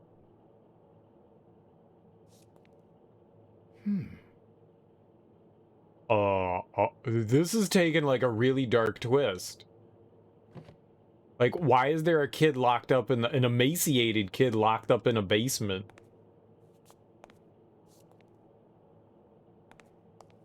Like, I mean, some fucked up shit happened, but this is like really messed up.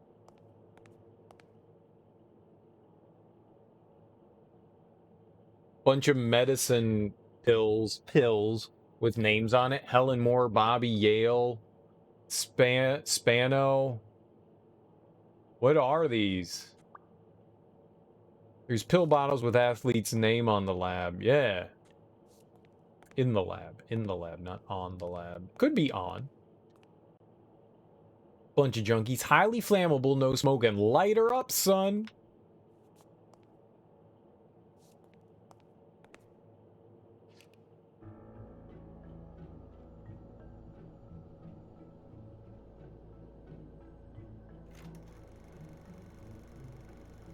That's a rat. Subject, Craig Spano. Treatment, day 0. The subject is a veteran baseball player who has lost speed, strength, and agility due to the regular aging process.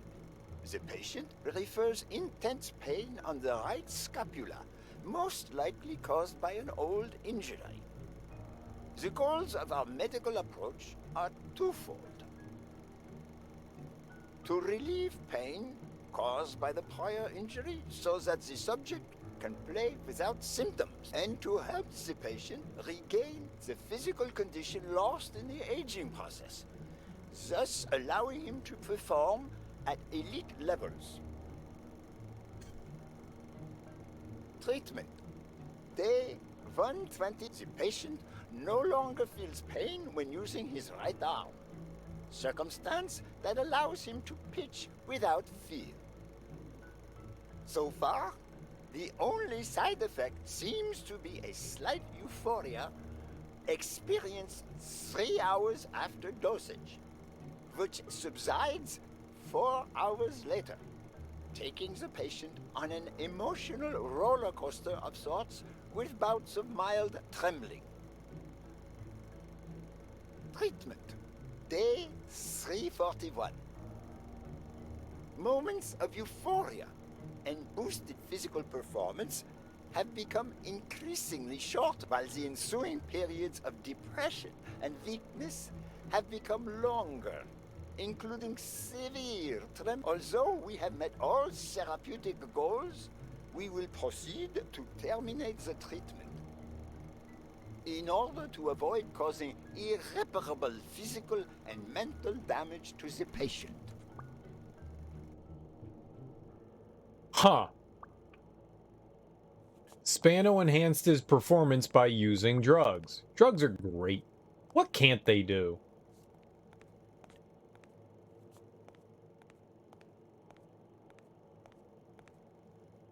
A list of names, somehow related to chemical agents?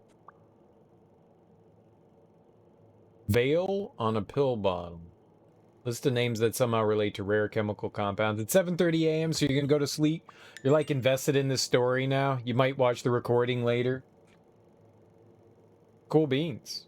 Whoa, this looks cool. What's up, Wild and Willie? How you doing, homie? Happy Wednesday. Yeah, this is a pretty neat game so far. The story is really awesome. You know, it's a little puzzly. I've been enjoying the crap out of it.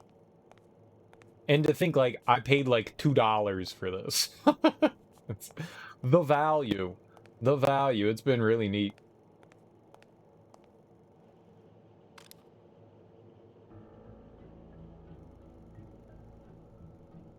Alright, let's watch the... I'm scared to watch this. Subject, Brunhilde Gruner. Treatment, day 1500. The patient's ability to speak continues to diminish. Now she can only pronounce the occasional word in German.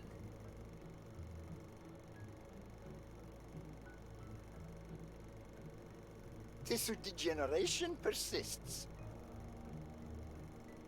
And yet, perhaps due to drastic reduction of benzylprodine dosage, and an increase of anupropion, we have observed a 3% of deceleration of said degeneration.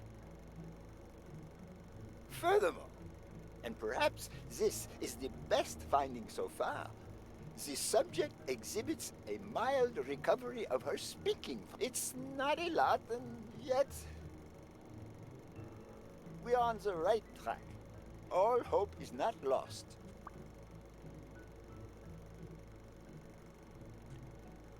So maybe they were trying to help the kid? Maybe they weren't trying to...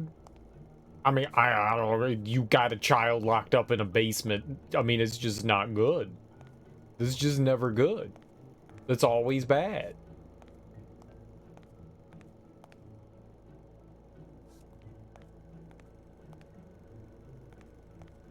Alright.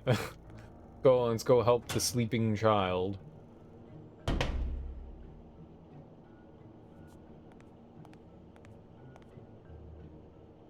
Makes you wonder what they're doing in here, though.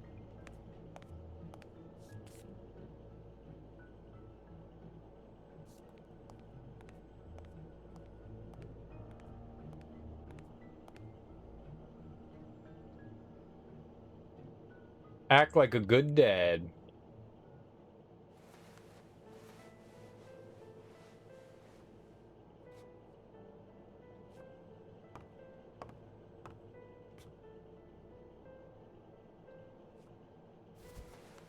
Oh, wait, we're not gonna take her out? We're just gonna leave her in here? What? No!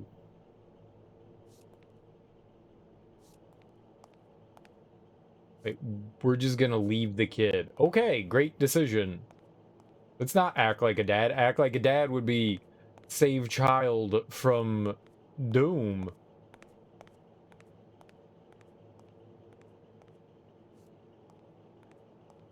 Huh.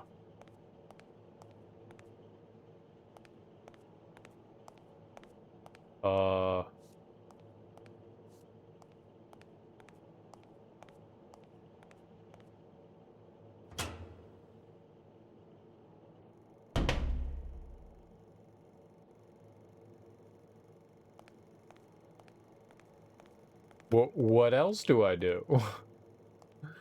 There's nothing to interact with.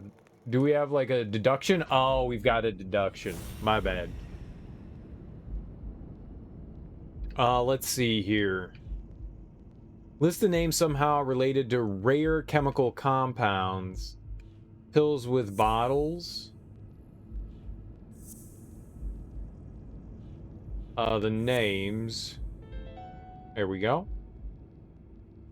Mitchell is cashing in by selling drugs to enhance athletes' performances. Mitchell sells drugs to athletes, right, but...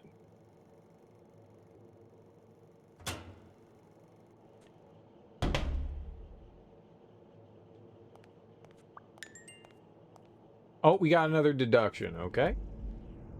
Let's deduce. Double deuce.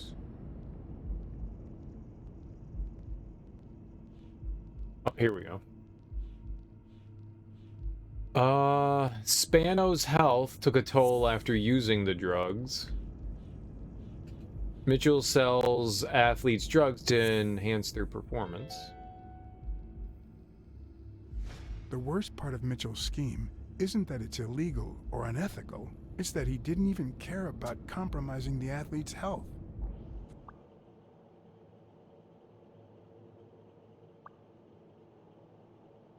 Groon's drugs have unwanted side effects on athletes. Our cat sense is tingling. Gil? You know you're not allowed down here.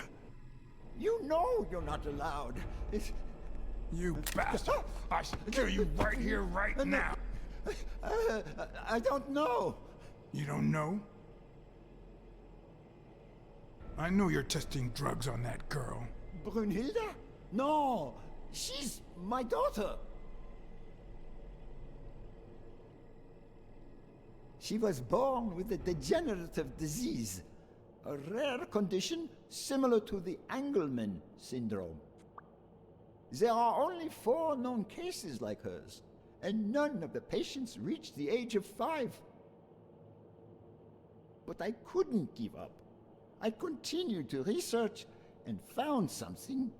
It didn't make her better, but anyway, that same treatment used on healthy subjects seems to improve their stamina and their reflexes.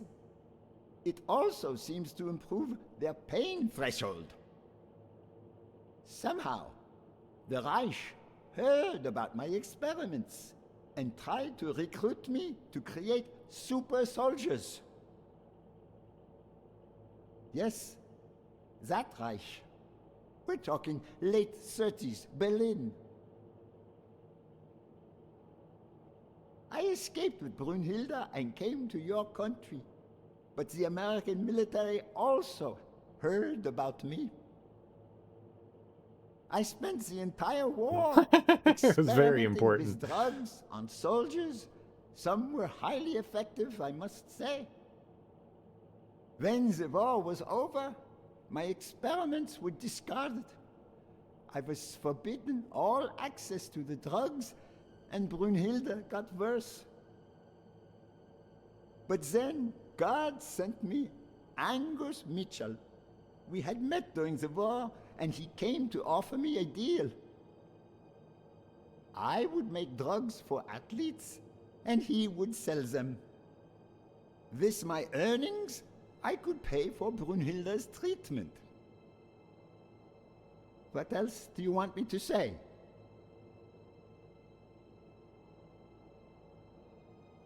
We got a bunch of questions here.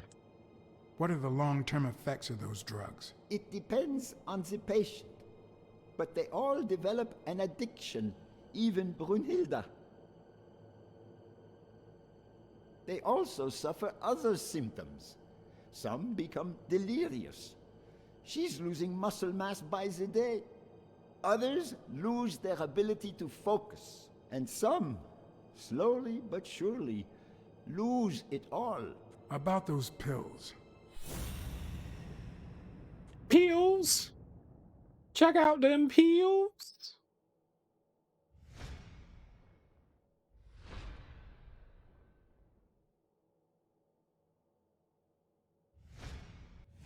What is he looking at?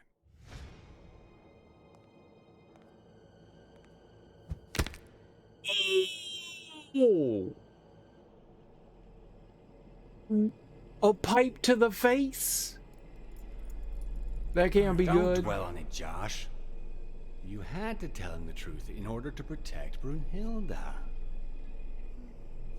I would have done the same thing. Finish packing up your things and stop torturing yourself, okay? Thanks, Angus. I won't be long. Oh, honey. You like living here? Yeah, me too. But we have to go somewhere else, and it's all that bad cat's fault. Yes, sweetie. We're going to a new home now. A prettier one, and you'll be happier there. Now go with Papa, honey.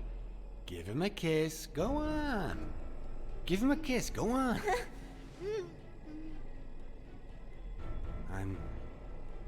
I'm sorry about this, Josh, but we gave it our best, didn't we? Huh? What? What do you mean, Angus?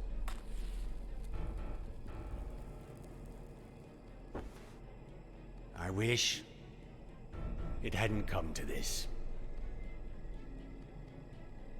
Angus, what's wrong? Okay, yep, he's the bad guy.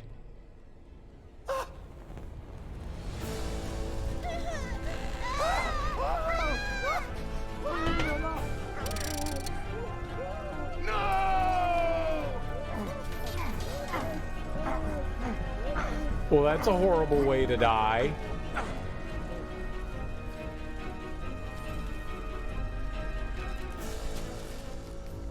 I hope you're happy, you son of a bitch. They were good people. Why'd you kill them? Ah!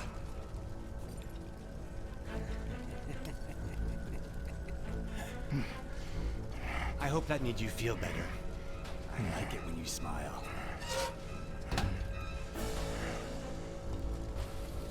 You're so far from the truth. What the?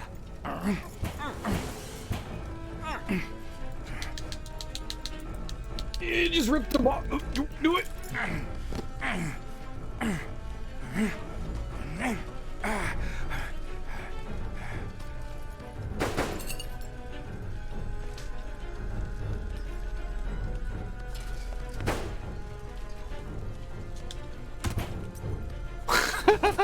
His head bounced off the door.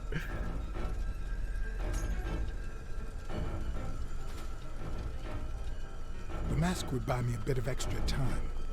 The question was, how much?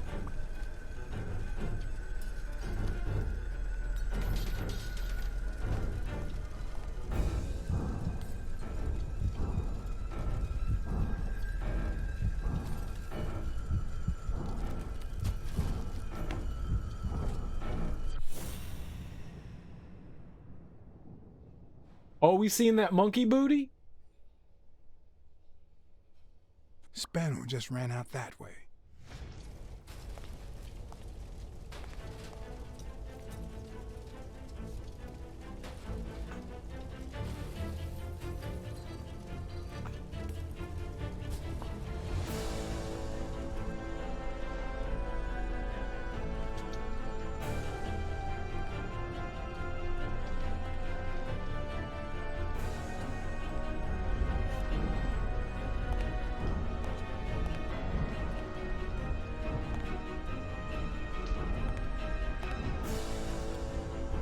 Right, and the further we get away. Working. I needed fresh air. It was working for now.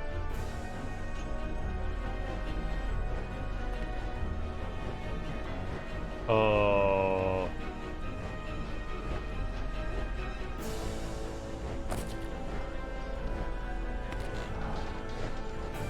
cool, a bottle.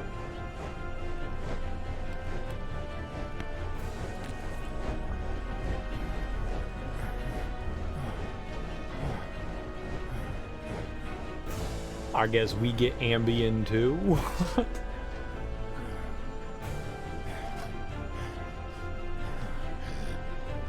How did that monkey stop the fan blade? Oh, his glove. Nice.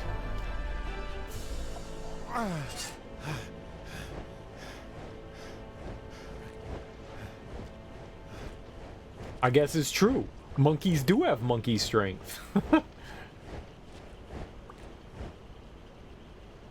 Right? Monkeys are crazy powerful. Like, they're pure muscle. They could rip like a human in half. Or a telephone book. Or a human. You just pop your arm off. Like a chicken nugget.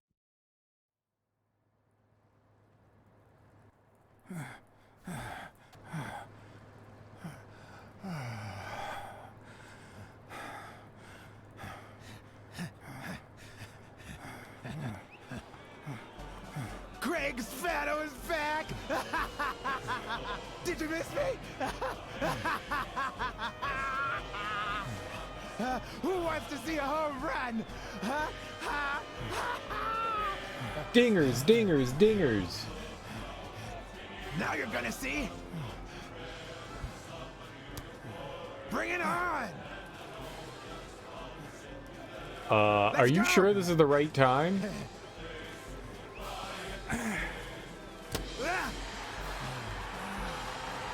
I mean, like, a father and his daughter were just burned to death like 2 seconds ago. Oh, right. He's all like delirious because of the drugs. He took the drugs. He took the drugs so that he could help out. And they said that they, like, made you delirious. That's right.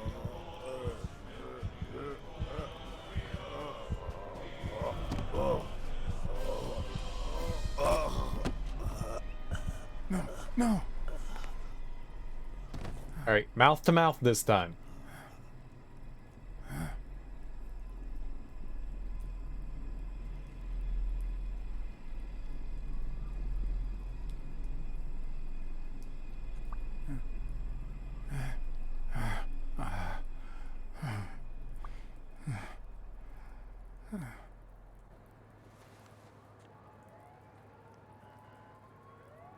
He saved us.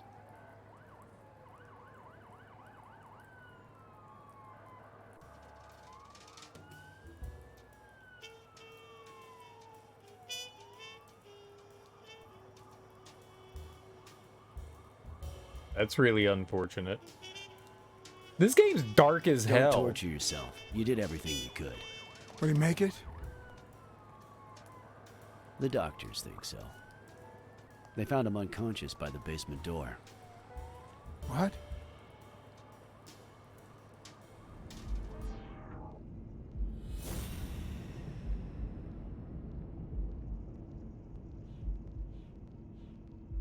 Gil works for Mitchell even though he hates his guts. Well, we've got Spano, and he got the strength thing, so there's that. Stop the fan with his arm, yeah. We're working on it. We're working on it. Trapped in the basement? No? Ah. Gil.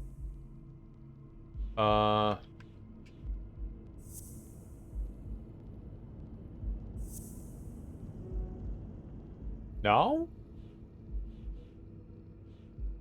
Spano died shortly after recovery. Oh, that's the wrong one. Yeah.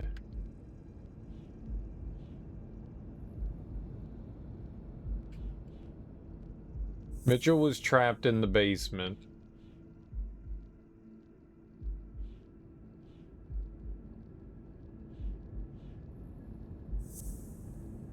The cops found him there.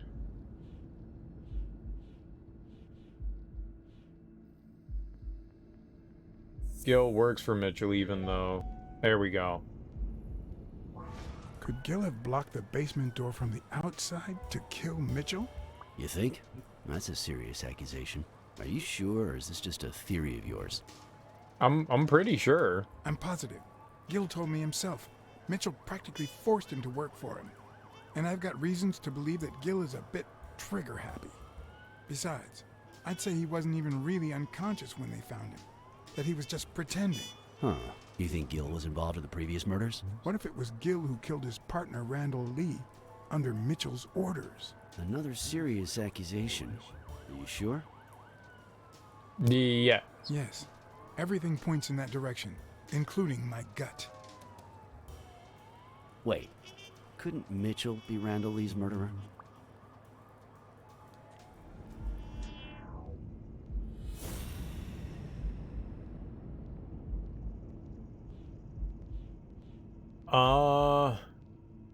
Mitchell missed 2 shots point blank, yeah.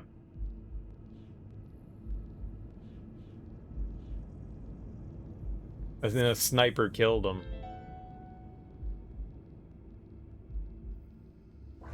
So he misses with 2 shots at point blank range, and then he hits a guy smack in the forehead from across the street?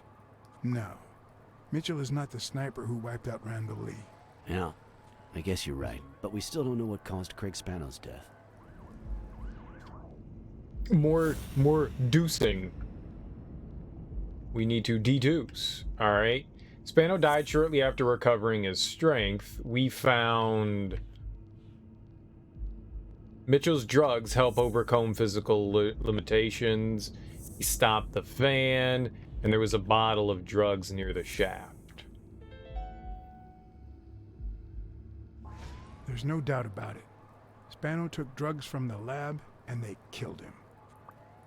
But if that were true, how many more athletes are in danger? And most importantly, who are they? Is Bobby Yale involved?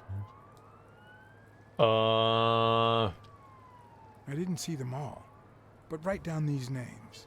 Peter Lowe, Xavier Chains, Helen Moore, Bill Goldman, Xavier, Miles Benton, Alexander Wood, Jacob Ziegler, and yes, Bobby Yale. Thanks. Saving lives for a change, huh? In any case, thanks for the call. I was starting to think you'd never trust the police again. Ain't nobody trust the police. I don't trust the cops. I trust you. Smile, Johnny boy. Thanks for the tip. This is gonna win me the Pulitzer. It's my Get buddy. that guy out of here. Run, Weasel, run! All right. Let's get this over with. When the war ended, Mitchell convinced Groon to use his super soldier drugs on elite athletes. Somehow, Dunn found out about Mitchell's scheme. So when Mitchell heard that Dunn was onto him, he ordered Randall Lee to kill him and frame Yale for the murder. Then, he made Randall search Dunn's house and the gym for any incriminating evidence he might have had against him. The poor cleaning lady died almost by chance. When you stuck your nose in the case, he tried to scare you by sending his thugs to give you a beating. And when that didn't work, he asked Randall Lee to finish you off on the gym rooftop. But Randall not only failed, he got captured. So Mitchell ordered Gil to put a bullet through his head, which only made Gil upset. You kept getting closer and closer to the point of discovering his headquarters. When Mitchell realized he was cornered, he burned his bridges by setting the lab on fire, along with Dr. Groon and his daughter. That's so fucked up. Gil saw the opportunity to get back at Mitchell, so he blocked the only exit so that he would also die in the fire. No, there were two exits. Did I leave any loose ends? Just a few. But don't worry about it. I'll take care of them now. So I guess thanks for everything.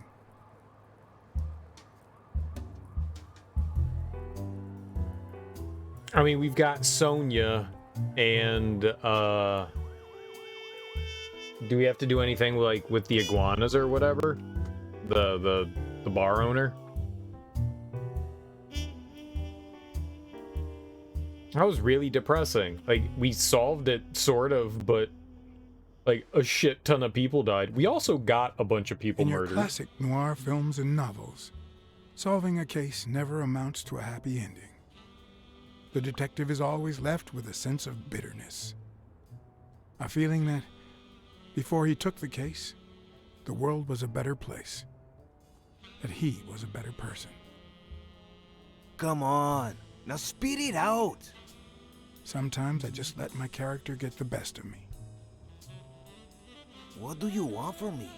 I told Stone what I knew. That he was going to let Yale win. That if he didn't, O'Leary would destroy Helen Moore's career. And that Moore was doomed either way.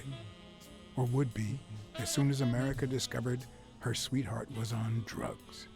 I don't believe you. No way. Who sent you? Today? Nobody. And what if I did believe you? What would that change? If I don't do this for her, how could I ever look her in the eyes? How could we stay together? You think you'll stay together when you lose your title and they accuse her of doping? At least I know I tried.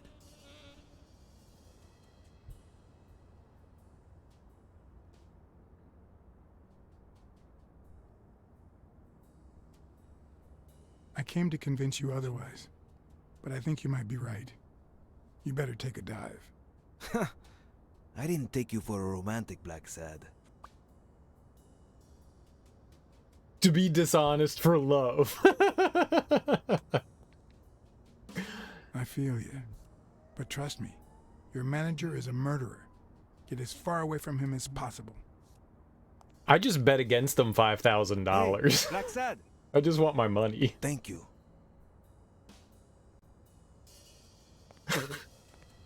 You got it. We made a $5,000 bet that Bobby Yale would win, so it wasn't about love. It was about that cheddar, baby. We gonna get paid. We gonna get paid.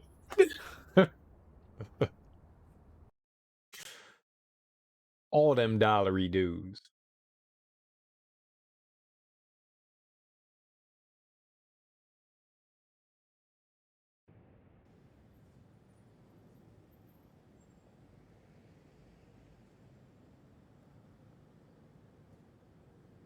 Is this Mary's place? I think there was like a thing we didn't deduce at one point. Yale confirmed to me that Dunn found out that Mitchell was giving him meds. That was the reason they argued the evening of his death. In fact, I was clean at the time. Hadn't used for days. I didn't want to go down that road. I wanted to follow Joe. But he discovered everything. He didn't believe me when I said I had nothing to do with it. But you used again. Only after his death. I needed to cope. But the drugs gave you a panic attack. Yeah. But I've been clean ever since. Mitchell gave you the pills when he stopped by the hospital. Hence, your miraculous recovery. Are you planning on taking them before the fight? You know what? It's none of my business. But they'll be your last pills. Then what?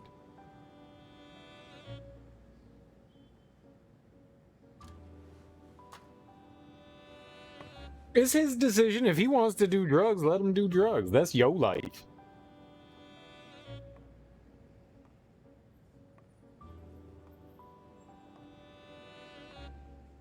I mean, even if I tell him one way or another, he's gonna do what he wants. So, ain't really my business, homie.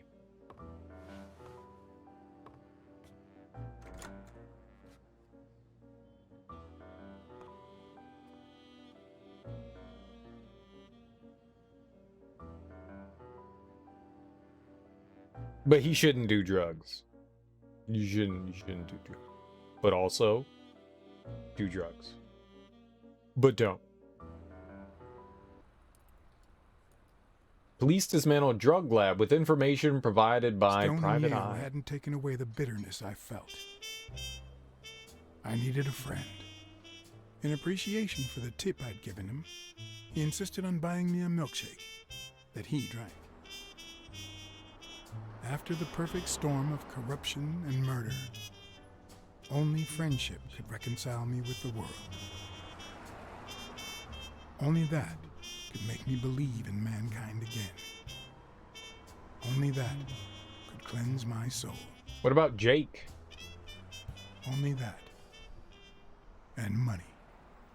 And money. Yeah.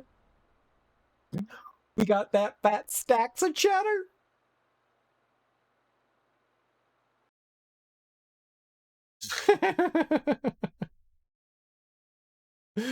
Good ending.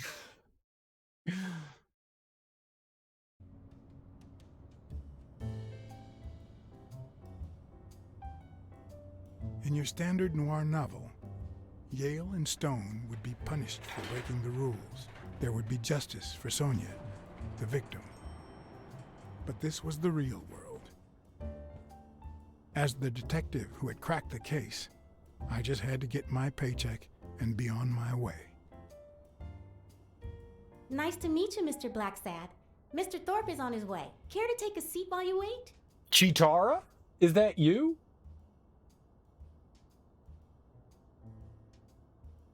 I guess I'll just have to wait. He'll be here in a minute. Please, take a seat. It's totally Chitara. She made it off the planet with Mumra, and she became a secretary. That's a waste of talents. You should be out there punishing people.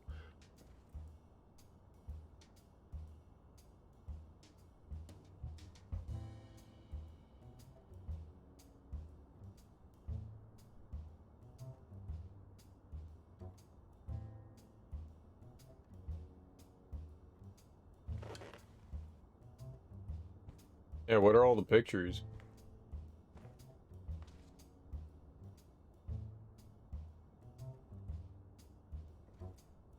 Actors? Athletes? Famous people? I don't know who these are. Elephant, ram, cock, dingo. Thorpe hires athletes for advertising campaigns. Thorpe could be involved, couldn't he?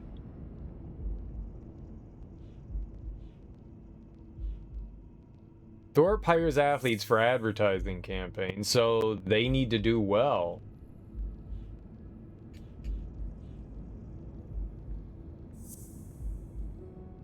Now,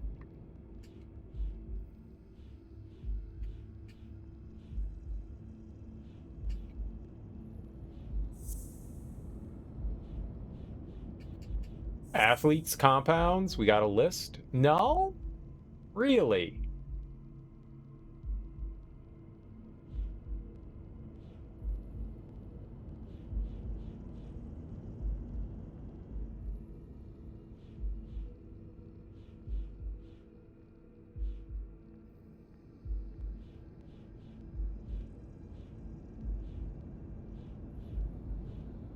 Yeah, we never got all of this together.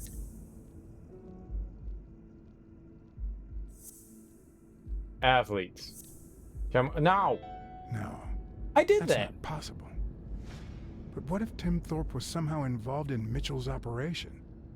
Mr. Blacksad, Mr. Thorpe is running later than expected, but he insists on meeting you, if you don't mind. Sure.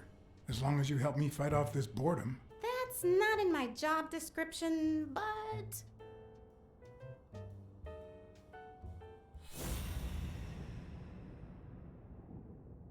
You doing drugs? Day planner.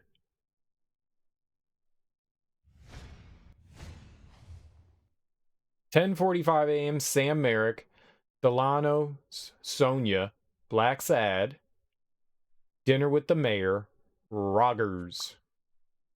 Thorpe's appointments are in his agenda. Doy.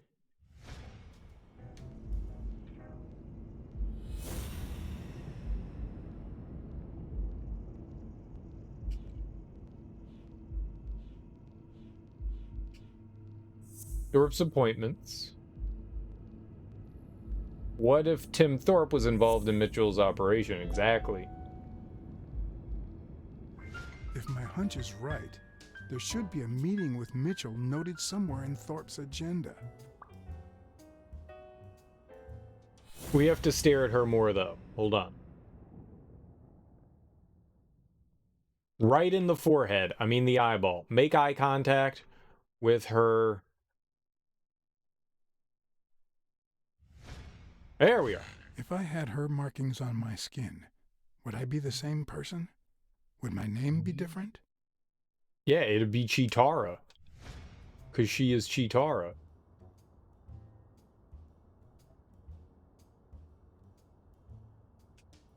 Has anything odd happened at the agency lately? Not on my shift. Perhaps the oddest thing I've seen is a bored detective asking a lot of questions. Oh, I'm good at questions. How long have you worked for Tim Thorpe? Almost 3 years. And I hope it lasts.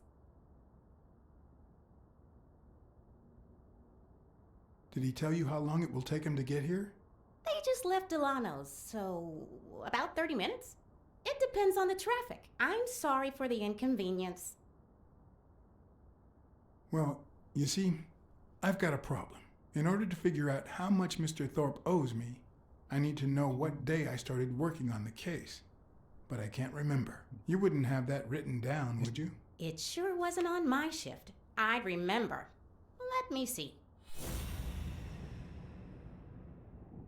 Diddly-do, diddly-do. What are we looking for here?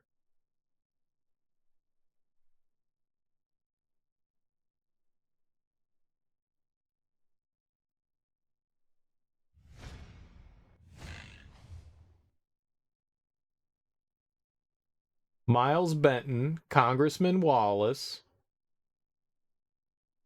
Or maybe the other page? Yeah, okay. Snipnick. Lunch with governor. Nope. Turn the page.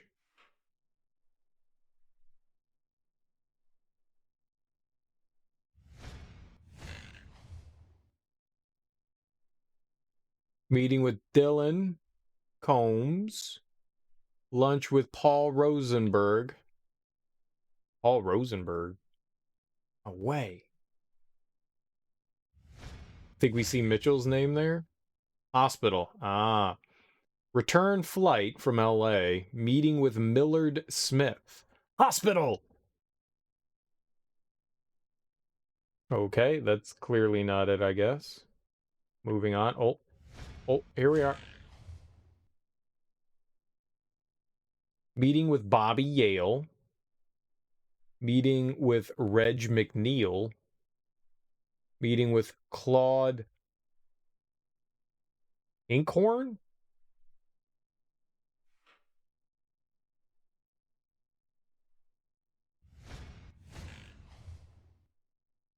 Joe Dunn, no appointment. What? Dunn was here 2 days before he died? Why didn't Thorpe ever mention that? I'm sorry, but your name's not on here. Wait, I just remembered something. The day I came, Joe Dunn had just walked out the door. Well, no. You don't have any appointments. Although, I guess I could have forgotten to write you in. Mr. Dunn, who's usually very kind, left in a flurry. He even slammed Mr. Thorpe's door. Okay. Now I know I have to get into Thorpe's office. And he didn't even say goodbye. Yes, that was the day. You don't recall me because the minute I saw Dunn stomp out, I followed him. I never actually came in. Of course. That explains it. No doubt. So, since it looks like Mr. Thorpe won't be here soon, I think I'll go take a walk down the hall. Gotta stay in shape. Gotta exercise those glutes. Oh, she checking us out. Oh. Come on, Thorpe. Tell me there's a back door to your office. I thought she was checking out the Tootie Bon Booty. I thought she was checking us out, but she didn't. She didn't. I stole that, though. Gimme, gimme.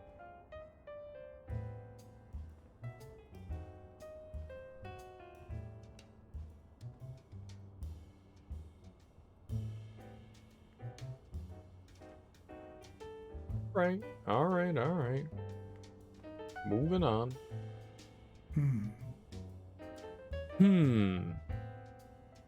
Office, meeting room. We'll just walk into all the doors. Free water! Oh my god, today's the best day. If we could get free water. Should I play the Smirnoff trump card again?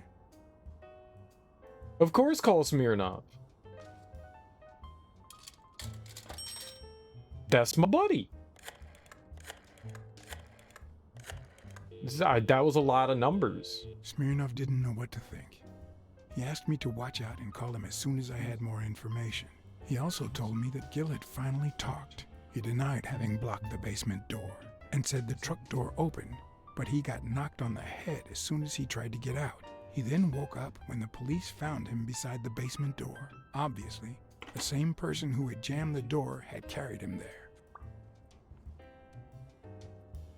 Well, I was wrong then. As usual. I'm positive I'd stake my life on it. We're great at being wrong. It reminds me a lot about It reminds me a lot of LA Noire. You do all this investigation stuff and then everything you said was wrong. Bobby. So, you had something to do with that chest expander after all.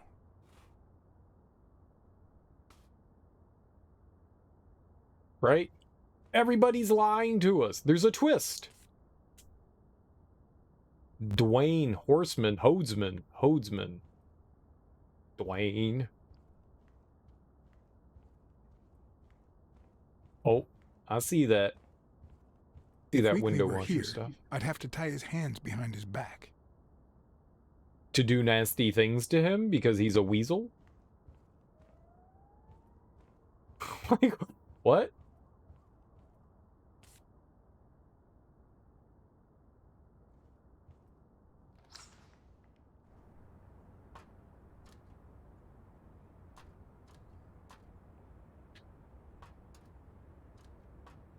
What are we doing to our weasel friend? Cats aren't afraid of heights. That's why I've never felt vertigo. Well, good for you. Brag. I'm afraid of heights. And I don't have vertigo. In my experience, when something looks really good, it ends up smelling really bad. It is like a Dutch oven, right? Just like a Dutch oven. It looks like you're having fun sleeping, and then you lift up the covers and fart city.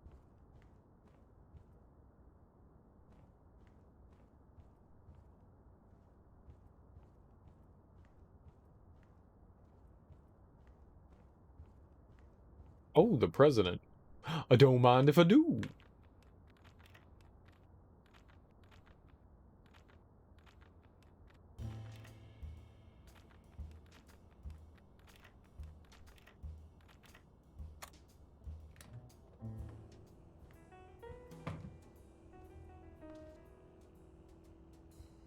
It's like Skyrim lockpicking.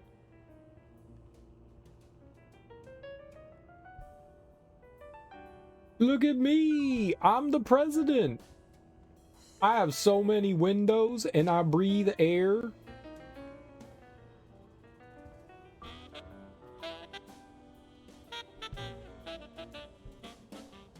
I'm so talented with all this air. And one of the strengths, the accuracy of his throw.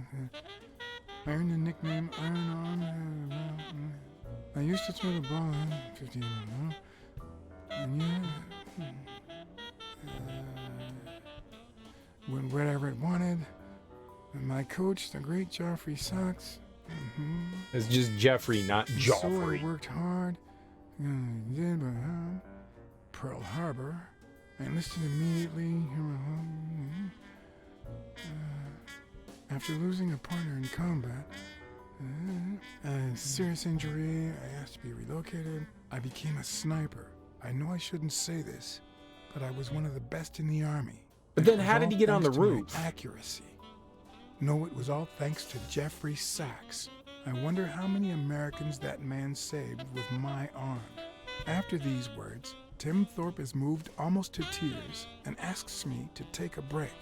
It's shocking to see how an athlete and soldier, a man whose aim and skill won him a Medal of Honor and the nickname Surgeon among his brothers in arms. That can't be. I mean, it could be a coincidence, but no.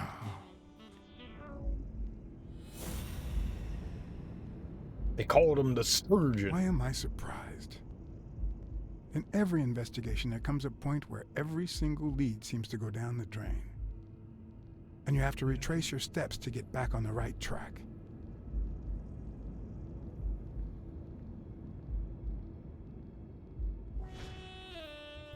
Okay. It's a bit strange to see no office chair behind a desk until you remember the desk's owner is in a wheelchair. Maybe he's not really handicapped?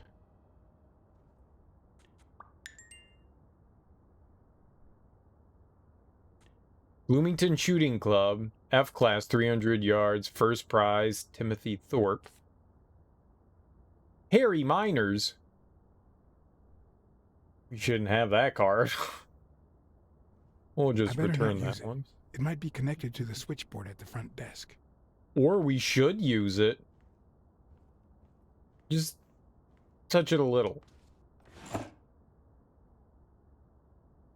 Of course. Well, everyone keeps a gun in the drawer. Oh, crap. Oh, crap. Crap.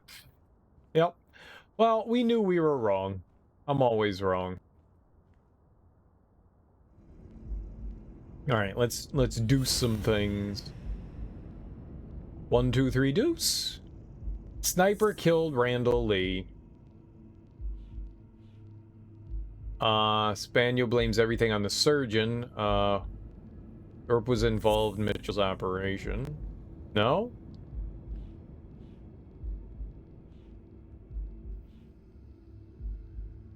Excellent sniper.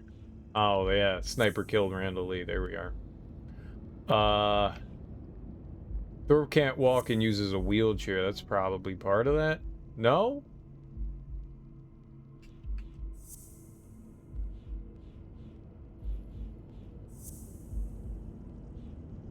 Physical limitations. Maybe that one. No.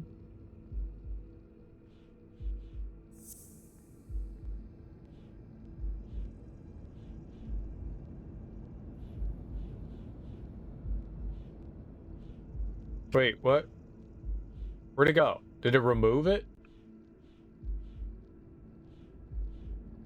I'm confused now. What did I do? Excellent aim as a sniper.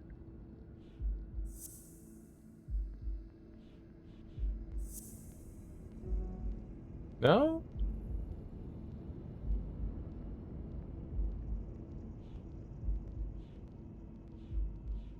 Gun. Sniper. Sniper.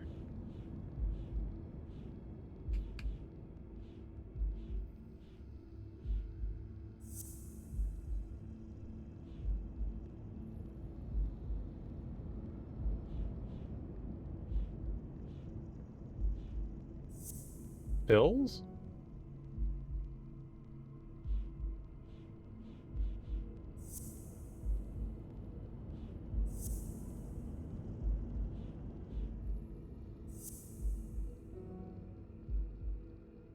Okay.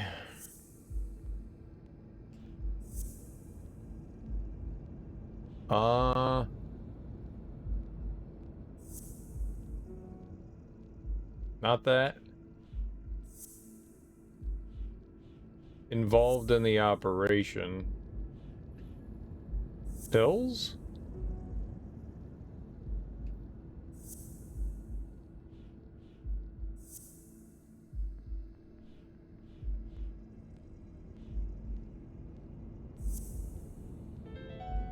All right, there we go. That's it. Thorpe is the man behind the whole drug operation.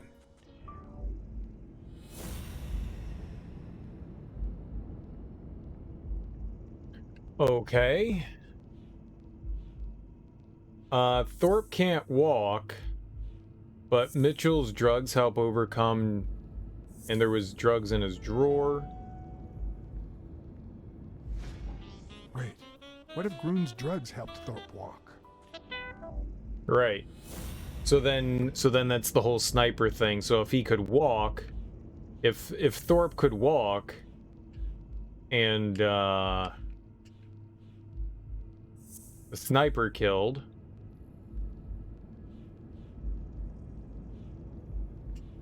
they call him a surgeon. There we go. Yeah, we were just missing something from that. It wasn't Mitchell or Gill. It was Thorpe who shot Randall at the hospital. Everything adds up now. And yet I can already hear Smirnoff telling me I have no conclusive evidence. What if I set a trap for Thorpe? But how? Oh, we're deducing. We're double deucing. We're triple deucing. We tri-deuced. No.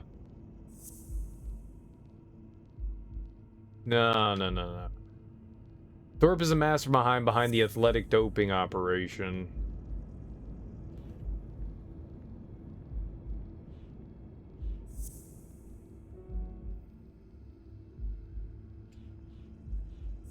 Gill close to the basement door. He could walk. No. No.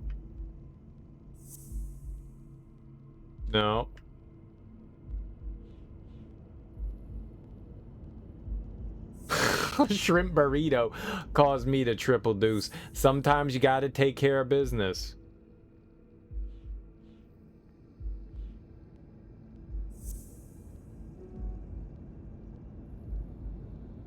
Sometimes you gotta take care of business. Sometimes you get the mud butt and it destroys you. Hot snakes. All right. Lure into a trap. There's a gun in his drawer.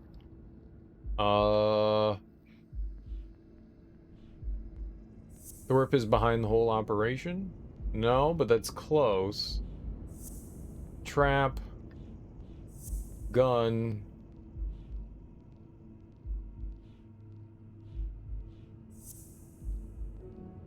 No.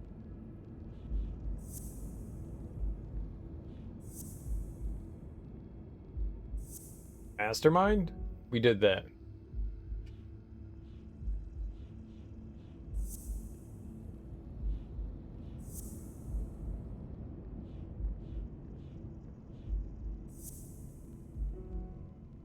No.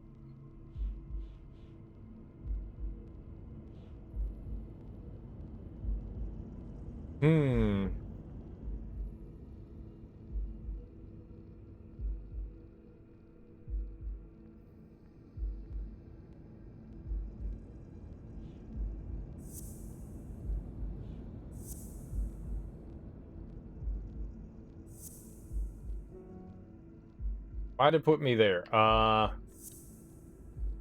Drugs.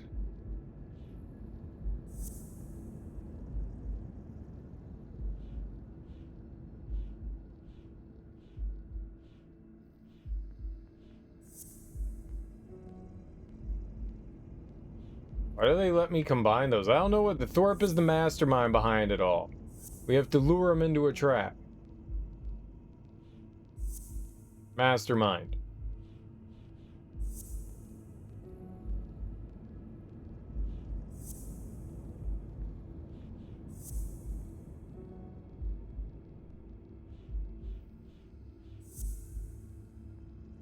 Drugs. The mastermind doesn't mix with anything right now. Okay.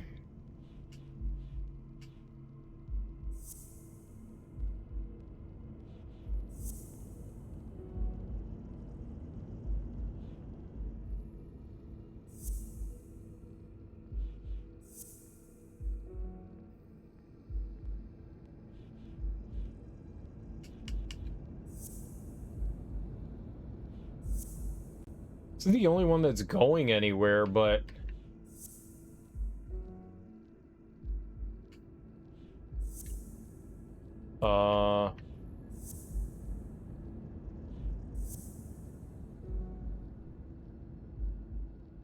No. Drugs help Thorpe's walk. I have no idea what I'm supposed to be doing here.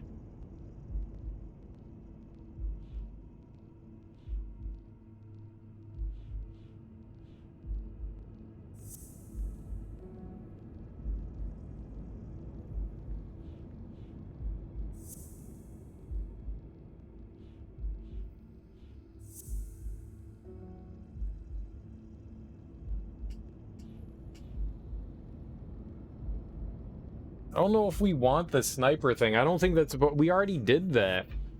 And we did the drugs.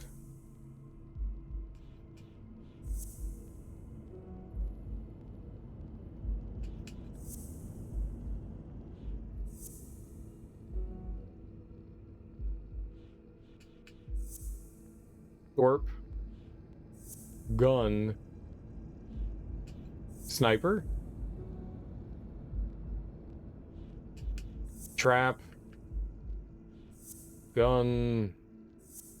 Mastermind. Trap.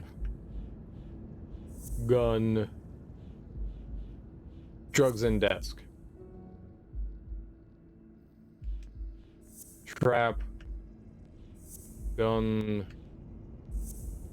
Walk. What? Ha! What if I place Thorpe's gun up there and corner him so that he has to stand up to get it? Alright, that didn't make sense to me. I mean, it makes sense now, but that was... The show was about to begin. All I needed was an audience and some patience. I like it. The final sting. Stop it! Don't you know who you're dealing with, matey? What a silly man. Mutiny! You wants to be shark bait, do ya? Oh, Blacksad. I feel terrible for keeping you waiting. John. But you see, there was mutiny on board, so... Stop. You see what I have to put up with. All right, helmswoman, to the cabin with you! Onward! Aye, aye, Captain. Come along, Blacksad. Julie, don't let anyone bother us. We're so happy together.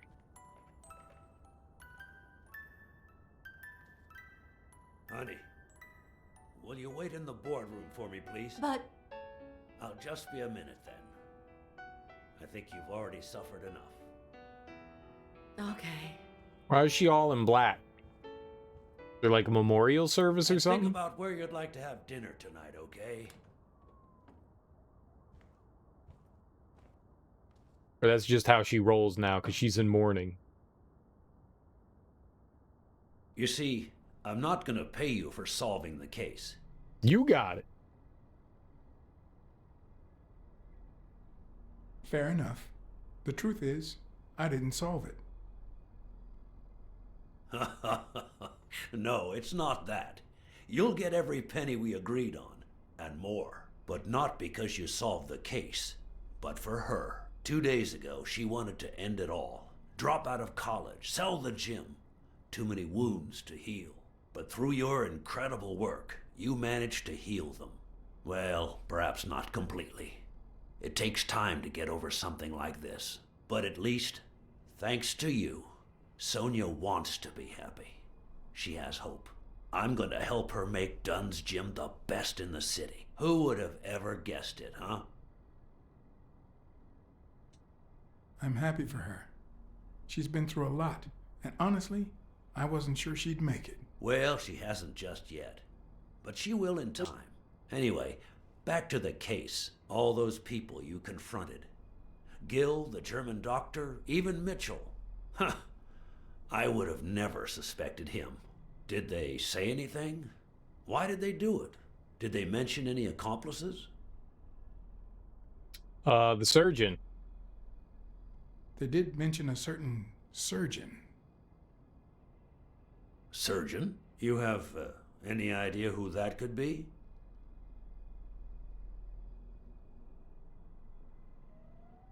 A journalist told me. Ring a bell?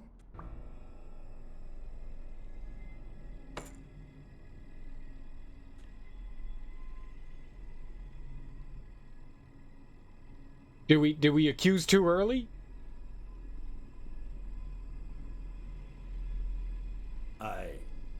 I'm sure you've got good intentions, but you're wrong. What makes you think that? I'm sure there's an explanation.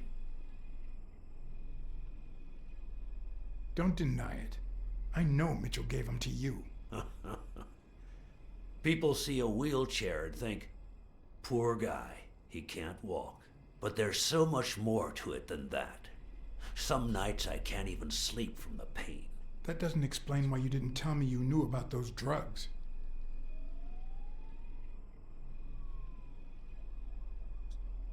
I know that you were a highly skilled sniper, and I think it was you who shot Randall Lee at the hospital. Have you seen me, Blacksad? How could I possibly do that?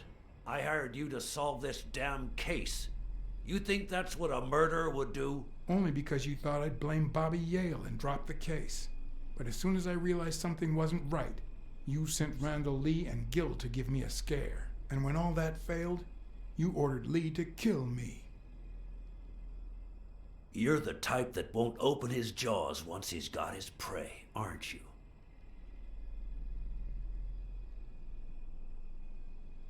Depends on the prey.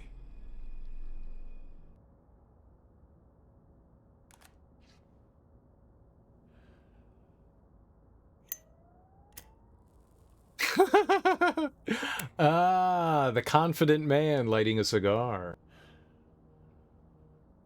Put yourself in my place for a minute. You're a promising football player who just got back from the war. but you're still a nobody. The man you saved kindly opens his house to you. And that man is still undone by his wife's passing. He works all day at his gym, and he drinks himself to sleep at night. He's the So Lion you King. practically end up He be raising lying. his daughter. You give her her very first abacus. You encourage her to further her education. You comfort her when she misses her mother and her father.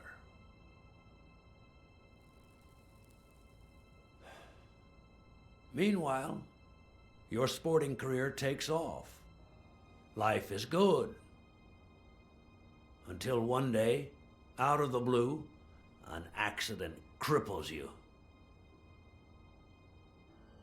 An old friend, Mitchell, tells you he knows someone who can help you. A German doctor. His drugs take some time to work, but they do wonders.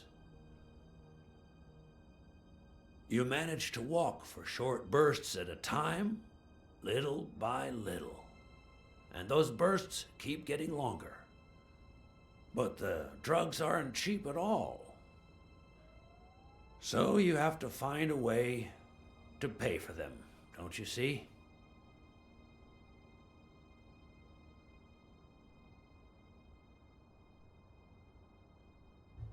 So you decided to start an advertising agency focused on product endorsement by athletes. And then it occurred to you to sell them those same drugs you were taking. Drugs would help them excel, and you'd get better ad deals. The perfect business model. Your first client?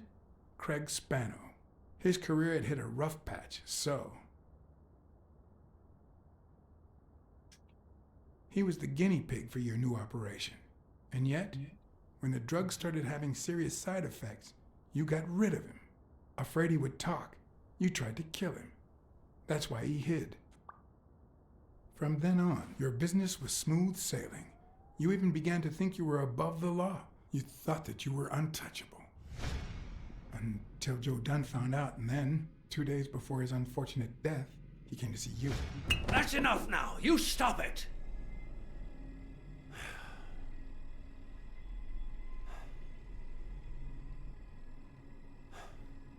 Oh, we got him all worked Now, up. I don't know if I'm above the law, but I am sure as hell not beneath it.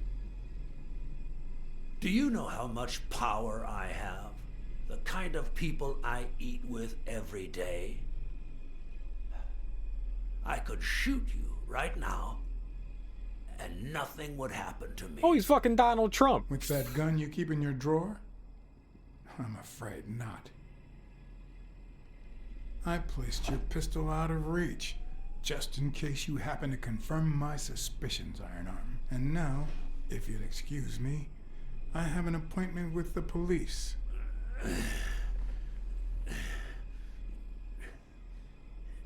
Oh, he walking. I won't let anyone wreck my life again.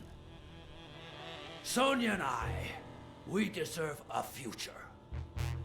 You can come in now, Smirnoff. Timothy Wilson Thorpe, drop your weapon. You're under arrest. You have the right to remain silent. Anything you say can and will be used against you in a court of law. You have the right to an attorney. If you cannot afford one, the state will provide one for you. Get him! Mr. Thorpe.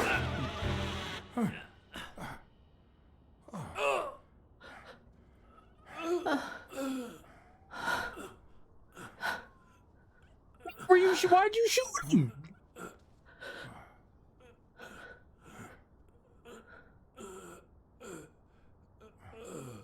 Yo, that was cold. That was fucking cold. Well, now you're going to jail, Sonia. Like, what the shit?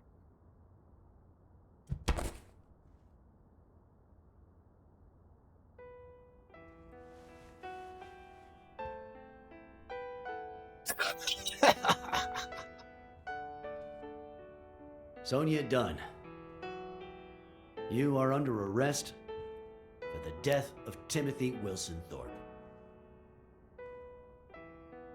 I was just grabbing her so she wouldn't run You have the right away. to remain silent. Anything you say can and will be used against you in a court of law.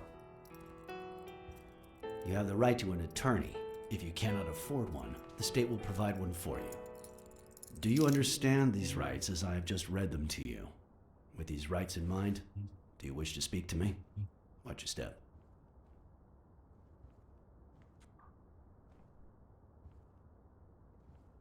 I mean, she killed a dude.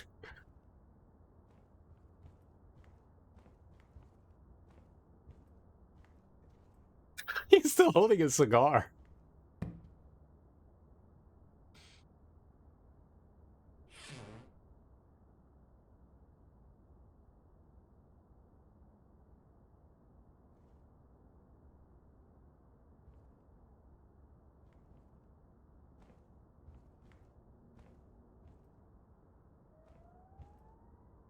And it was a happy ending for all.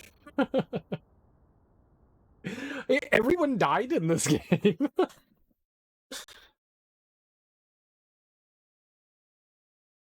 It's dark as hell.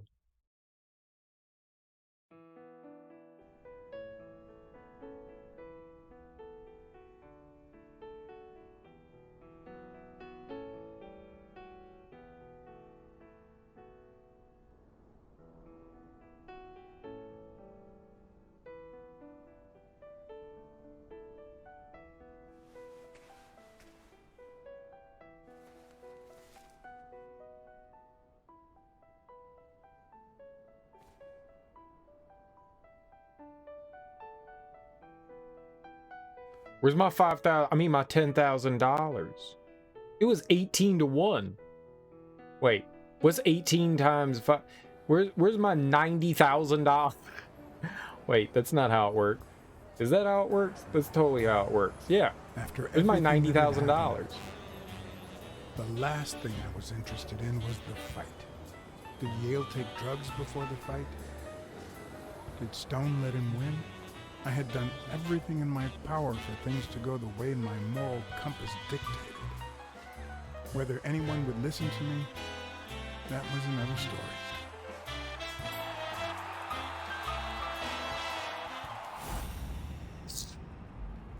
Because no matter what they tell us, our actions don't always determine our future.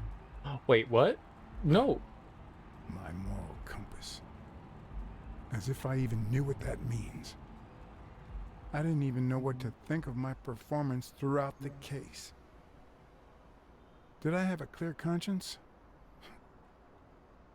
Would I have made the same decisions, given the chance? Yes.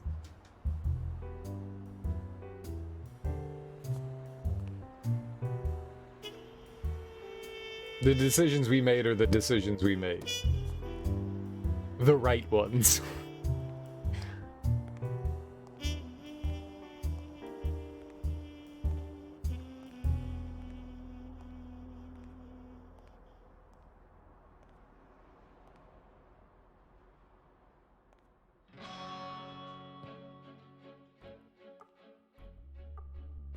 Oh, we get $90,000 though.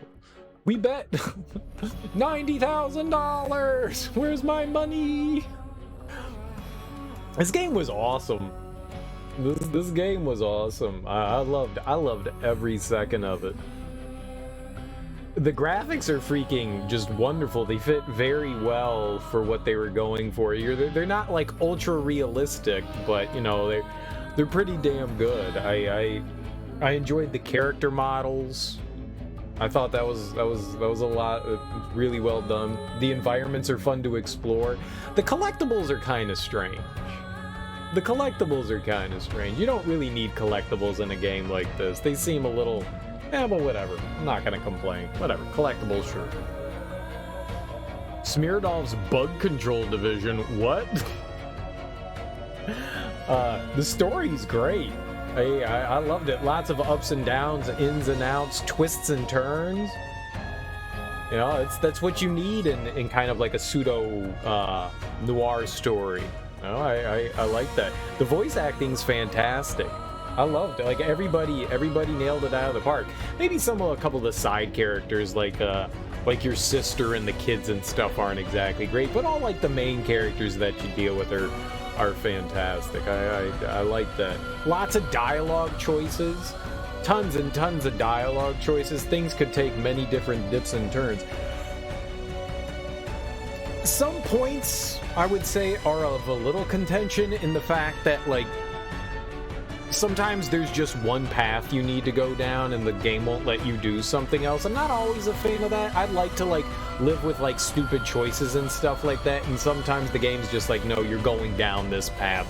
This is the way that you're getting out of this situation. I'm not always a fan of that. It'd be nice if there was a little bit more openness to that. But, I mean, there is a lot of choice, so that is cool. I like how you get to, like, work with your moral compass. Are you going to be a good guy or a bad guy? I don't think you're just down one route and that's it. So I like that. All these people did great. All these people did great. The controls are a little goofy. Like, walking around is a bit janky. That might be my biggest complaint about the game, is that it's a little janky. So when you're trying to, like, line up with something to interact with, sometimes it's a little off. Sometimes it's a little off. I loved the deduction time. I loved it. I thought that was so cool, like putting pieces of the puzzle together. I love this. It was definitely a mystery. Like, even for us on our end, we didn't know. We were figuring it out along. I don't like it when games are like, okay, let me tell you the business, and then they like cut away and you're like, wait, what are you explaining? Why are you you let us be part of like all of this and then you're going to exclude us from like certain dialogue? That sometimes I'm not a big fan of, and they do that a couple times in here, so that's mildly frustrating. But man, the story's super dark. Like, like, people died left and right all around us. We were a whirlwind of death. Like, everywhere we went, people were dying. I think like 12 people died around us. 30 people, 70 people, 1 billion people. We were responsible for World War II. I mean, holy crap. Like, the set pieces were really neat. I enjoyed exploring in the environments.